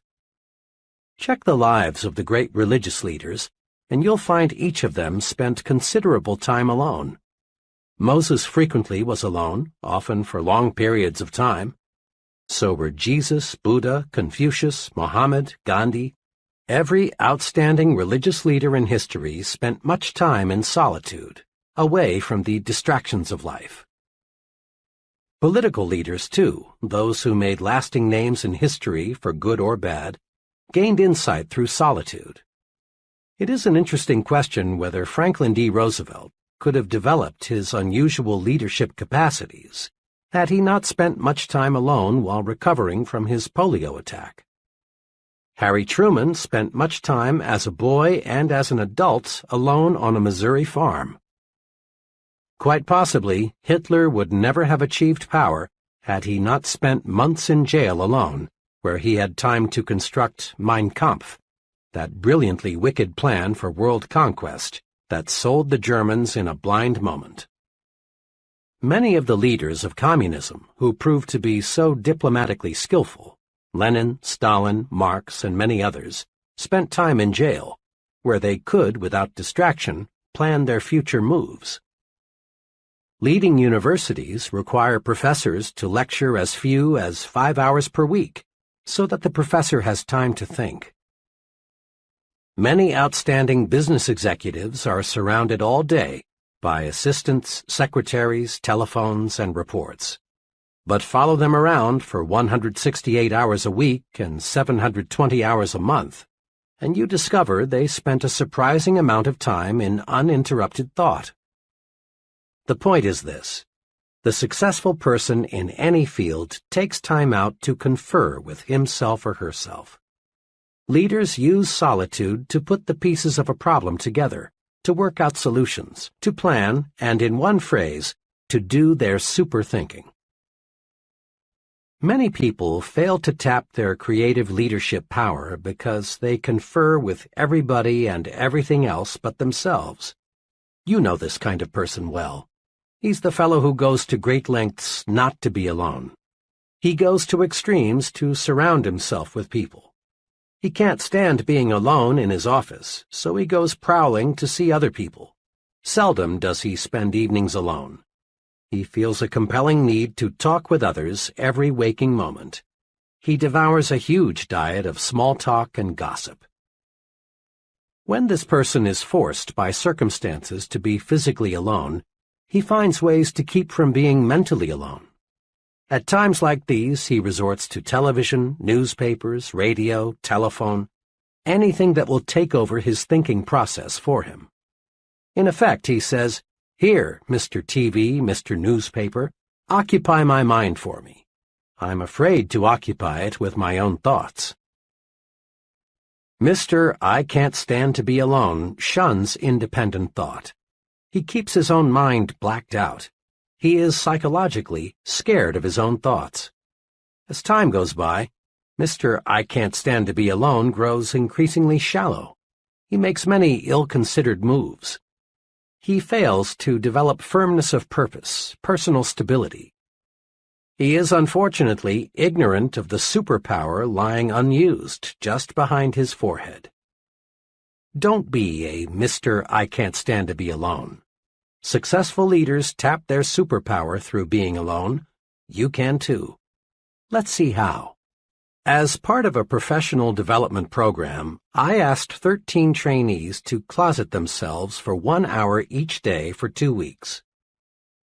The trainees were asked to shut themselves off from all distractions and think constructively about anything that came to mind. At the end of 2 weeks, each trainee, without exception, reported the experience proved amazingly practical and worthwhile. One fellow stated that before the managed solitude experiment, he was on the verge of a sharp break with another company executive. But through clear thinking, he found the source of the problem and the way to correct it. Others reported that they solved problems relating to such varied things as changing jobs, marriage difficulties, buying a home, and selecting a college for a teenage child. Each trainee enthusiastically reported that he had gained a much better understanding of himself, his strengths and weaknesses, than he had ever had before. The trainees also discovered something else that is tremendously significant.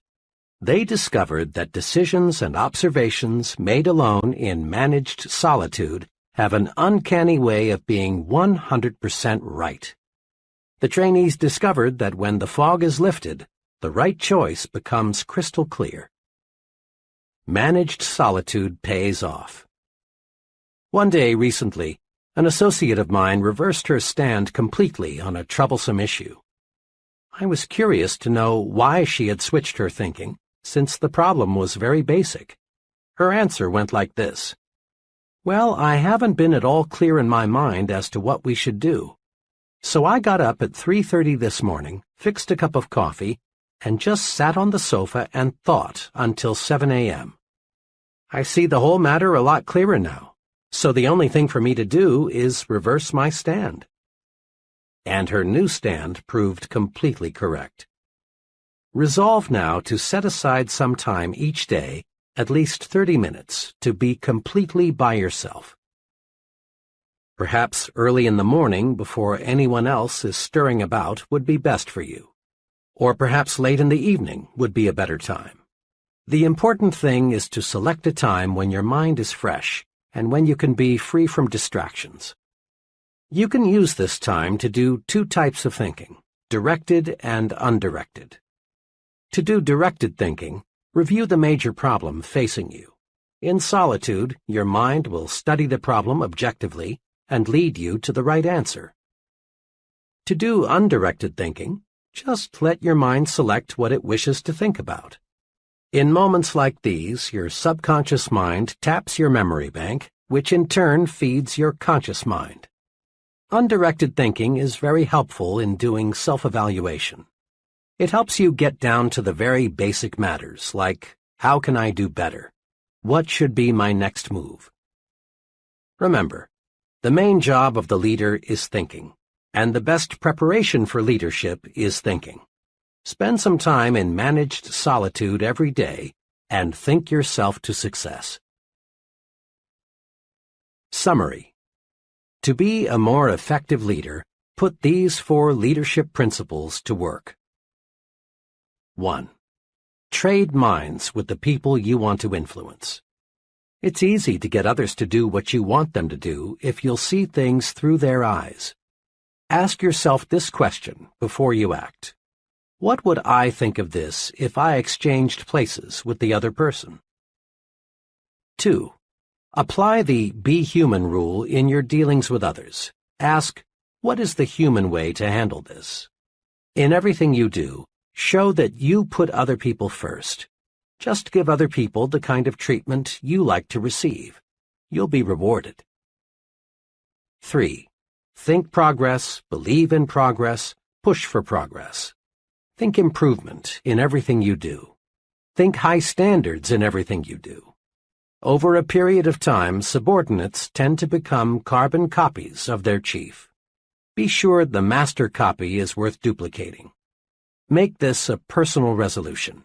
At home, at work, in community life, if it's progress, I'm for it. 4. Take time out to confer with yourself and tap your supreme thinking power. Managed solitude pays off. Use it to release your creative power. Use it to find solutions to personal and business problems. So spend some time alone every day just for thinking. Use the thinking technique all great leaders use. Confer with yourself.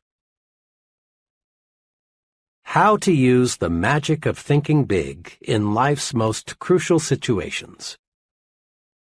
There is magic in thinking big, but it is so easy to forget. When you hit some rough spots, there is danger that your thinking will shrink in size, and when it does, you lose. Here are some brief guides for staying big when you're tempted to use the small approach. Perhaps you'll want to put these guides on small cards for even handier reference. A. When little people try to drive you down, think big. To be sure, there are some people who want you to lose, to experience misfortune, to be reprimanded. But these people can't hurt you if you'll remember 3 things. 1. You win when you refuse to fight petty people. Fighting little people reduces you to their size. Stay big. 2. Expect to be sniped at. It's proof you're growing. 3. Remind yourself that snipers are psychologically sick. Be big. Feel sorry for them. Think big enough to be immune to the attacks of petty people. B. When that I haven't got what it takes feeling creeps up on you, think big. Remember, if you think you are weak, you are. If you think you're inadequate, you are. If you think you're second class, you are. Whip that natural tendency to sell yourself short with these tools. 1. Look important. It helps you think important. How you look on the outside has a lot to do with how you feel on the inside. 2. Concentrate on your assets. Build a sell yourself to yourself commercial and use it. Learn to supercharge yourself. Know your positive self. 3. Put other people in proper perspective. The other person is just another human being, so why be afraid of him? Think big enough to see how good you really are. C. When an argument or quarrel seems inevitable, think big. Successfully resist the temptation to argue and quarrel by 1. Asking yourself, honestly now, is this thing really important enough to argue about? 2. reminding yourself you never gain anything from an argument, but you always lose something. Think big enough to see that quarrels, arguments, feuds, and fusses will never help you get where you want to go. D. When you feel defeated, think big. It is not possible to achieve large success without hardships and setbacks, but it is possible to live the rest of your life without defeat. Big thinkers react to setbacks this way. 1. Regard the setback as a lesson. Research it. Use it to propel you forward. Salvage something from every setback. 2. Blend persistence with experimentation. Back off and start afresh with a new approach. Think big enough to see that defeat is a state of mind, nothing more. E. When romance starts to slip, think big. Negative, petty, she's, he's, unfair to me so I'll get even type of thinking slaughters romance, destroys the affection that can be yours. Do this when things aren't going right in the love department. 1. Concentrate on the biggest qualities in the person you want to love you. Put little things where they belong, in second place. 2. Do something special for your mate, and do it often. Think big enough to find the secret to marital joys. F. When you feel your progress on the job is slowing down, think big. No matter what you do, and regardless of your occupation, higher status, higher pay come from one thing: increasing the quality and quantity of your output. Do this. Think, I can do better. The best is not unattainable. There is room for doing everything better. Nothing in this world is being done as well as it could be. And when you think, I can do better, ways to do better will appear. Thinking I can do better switches on your creative power. Think big enough to see that if you put service first, money takes care of itself. In the words of Publilius Cyrus, a wise man will be master of his mind, a fool will be its slave.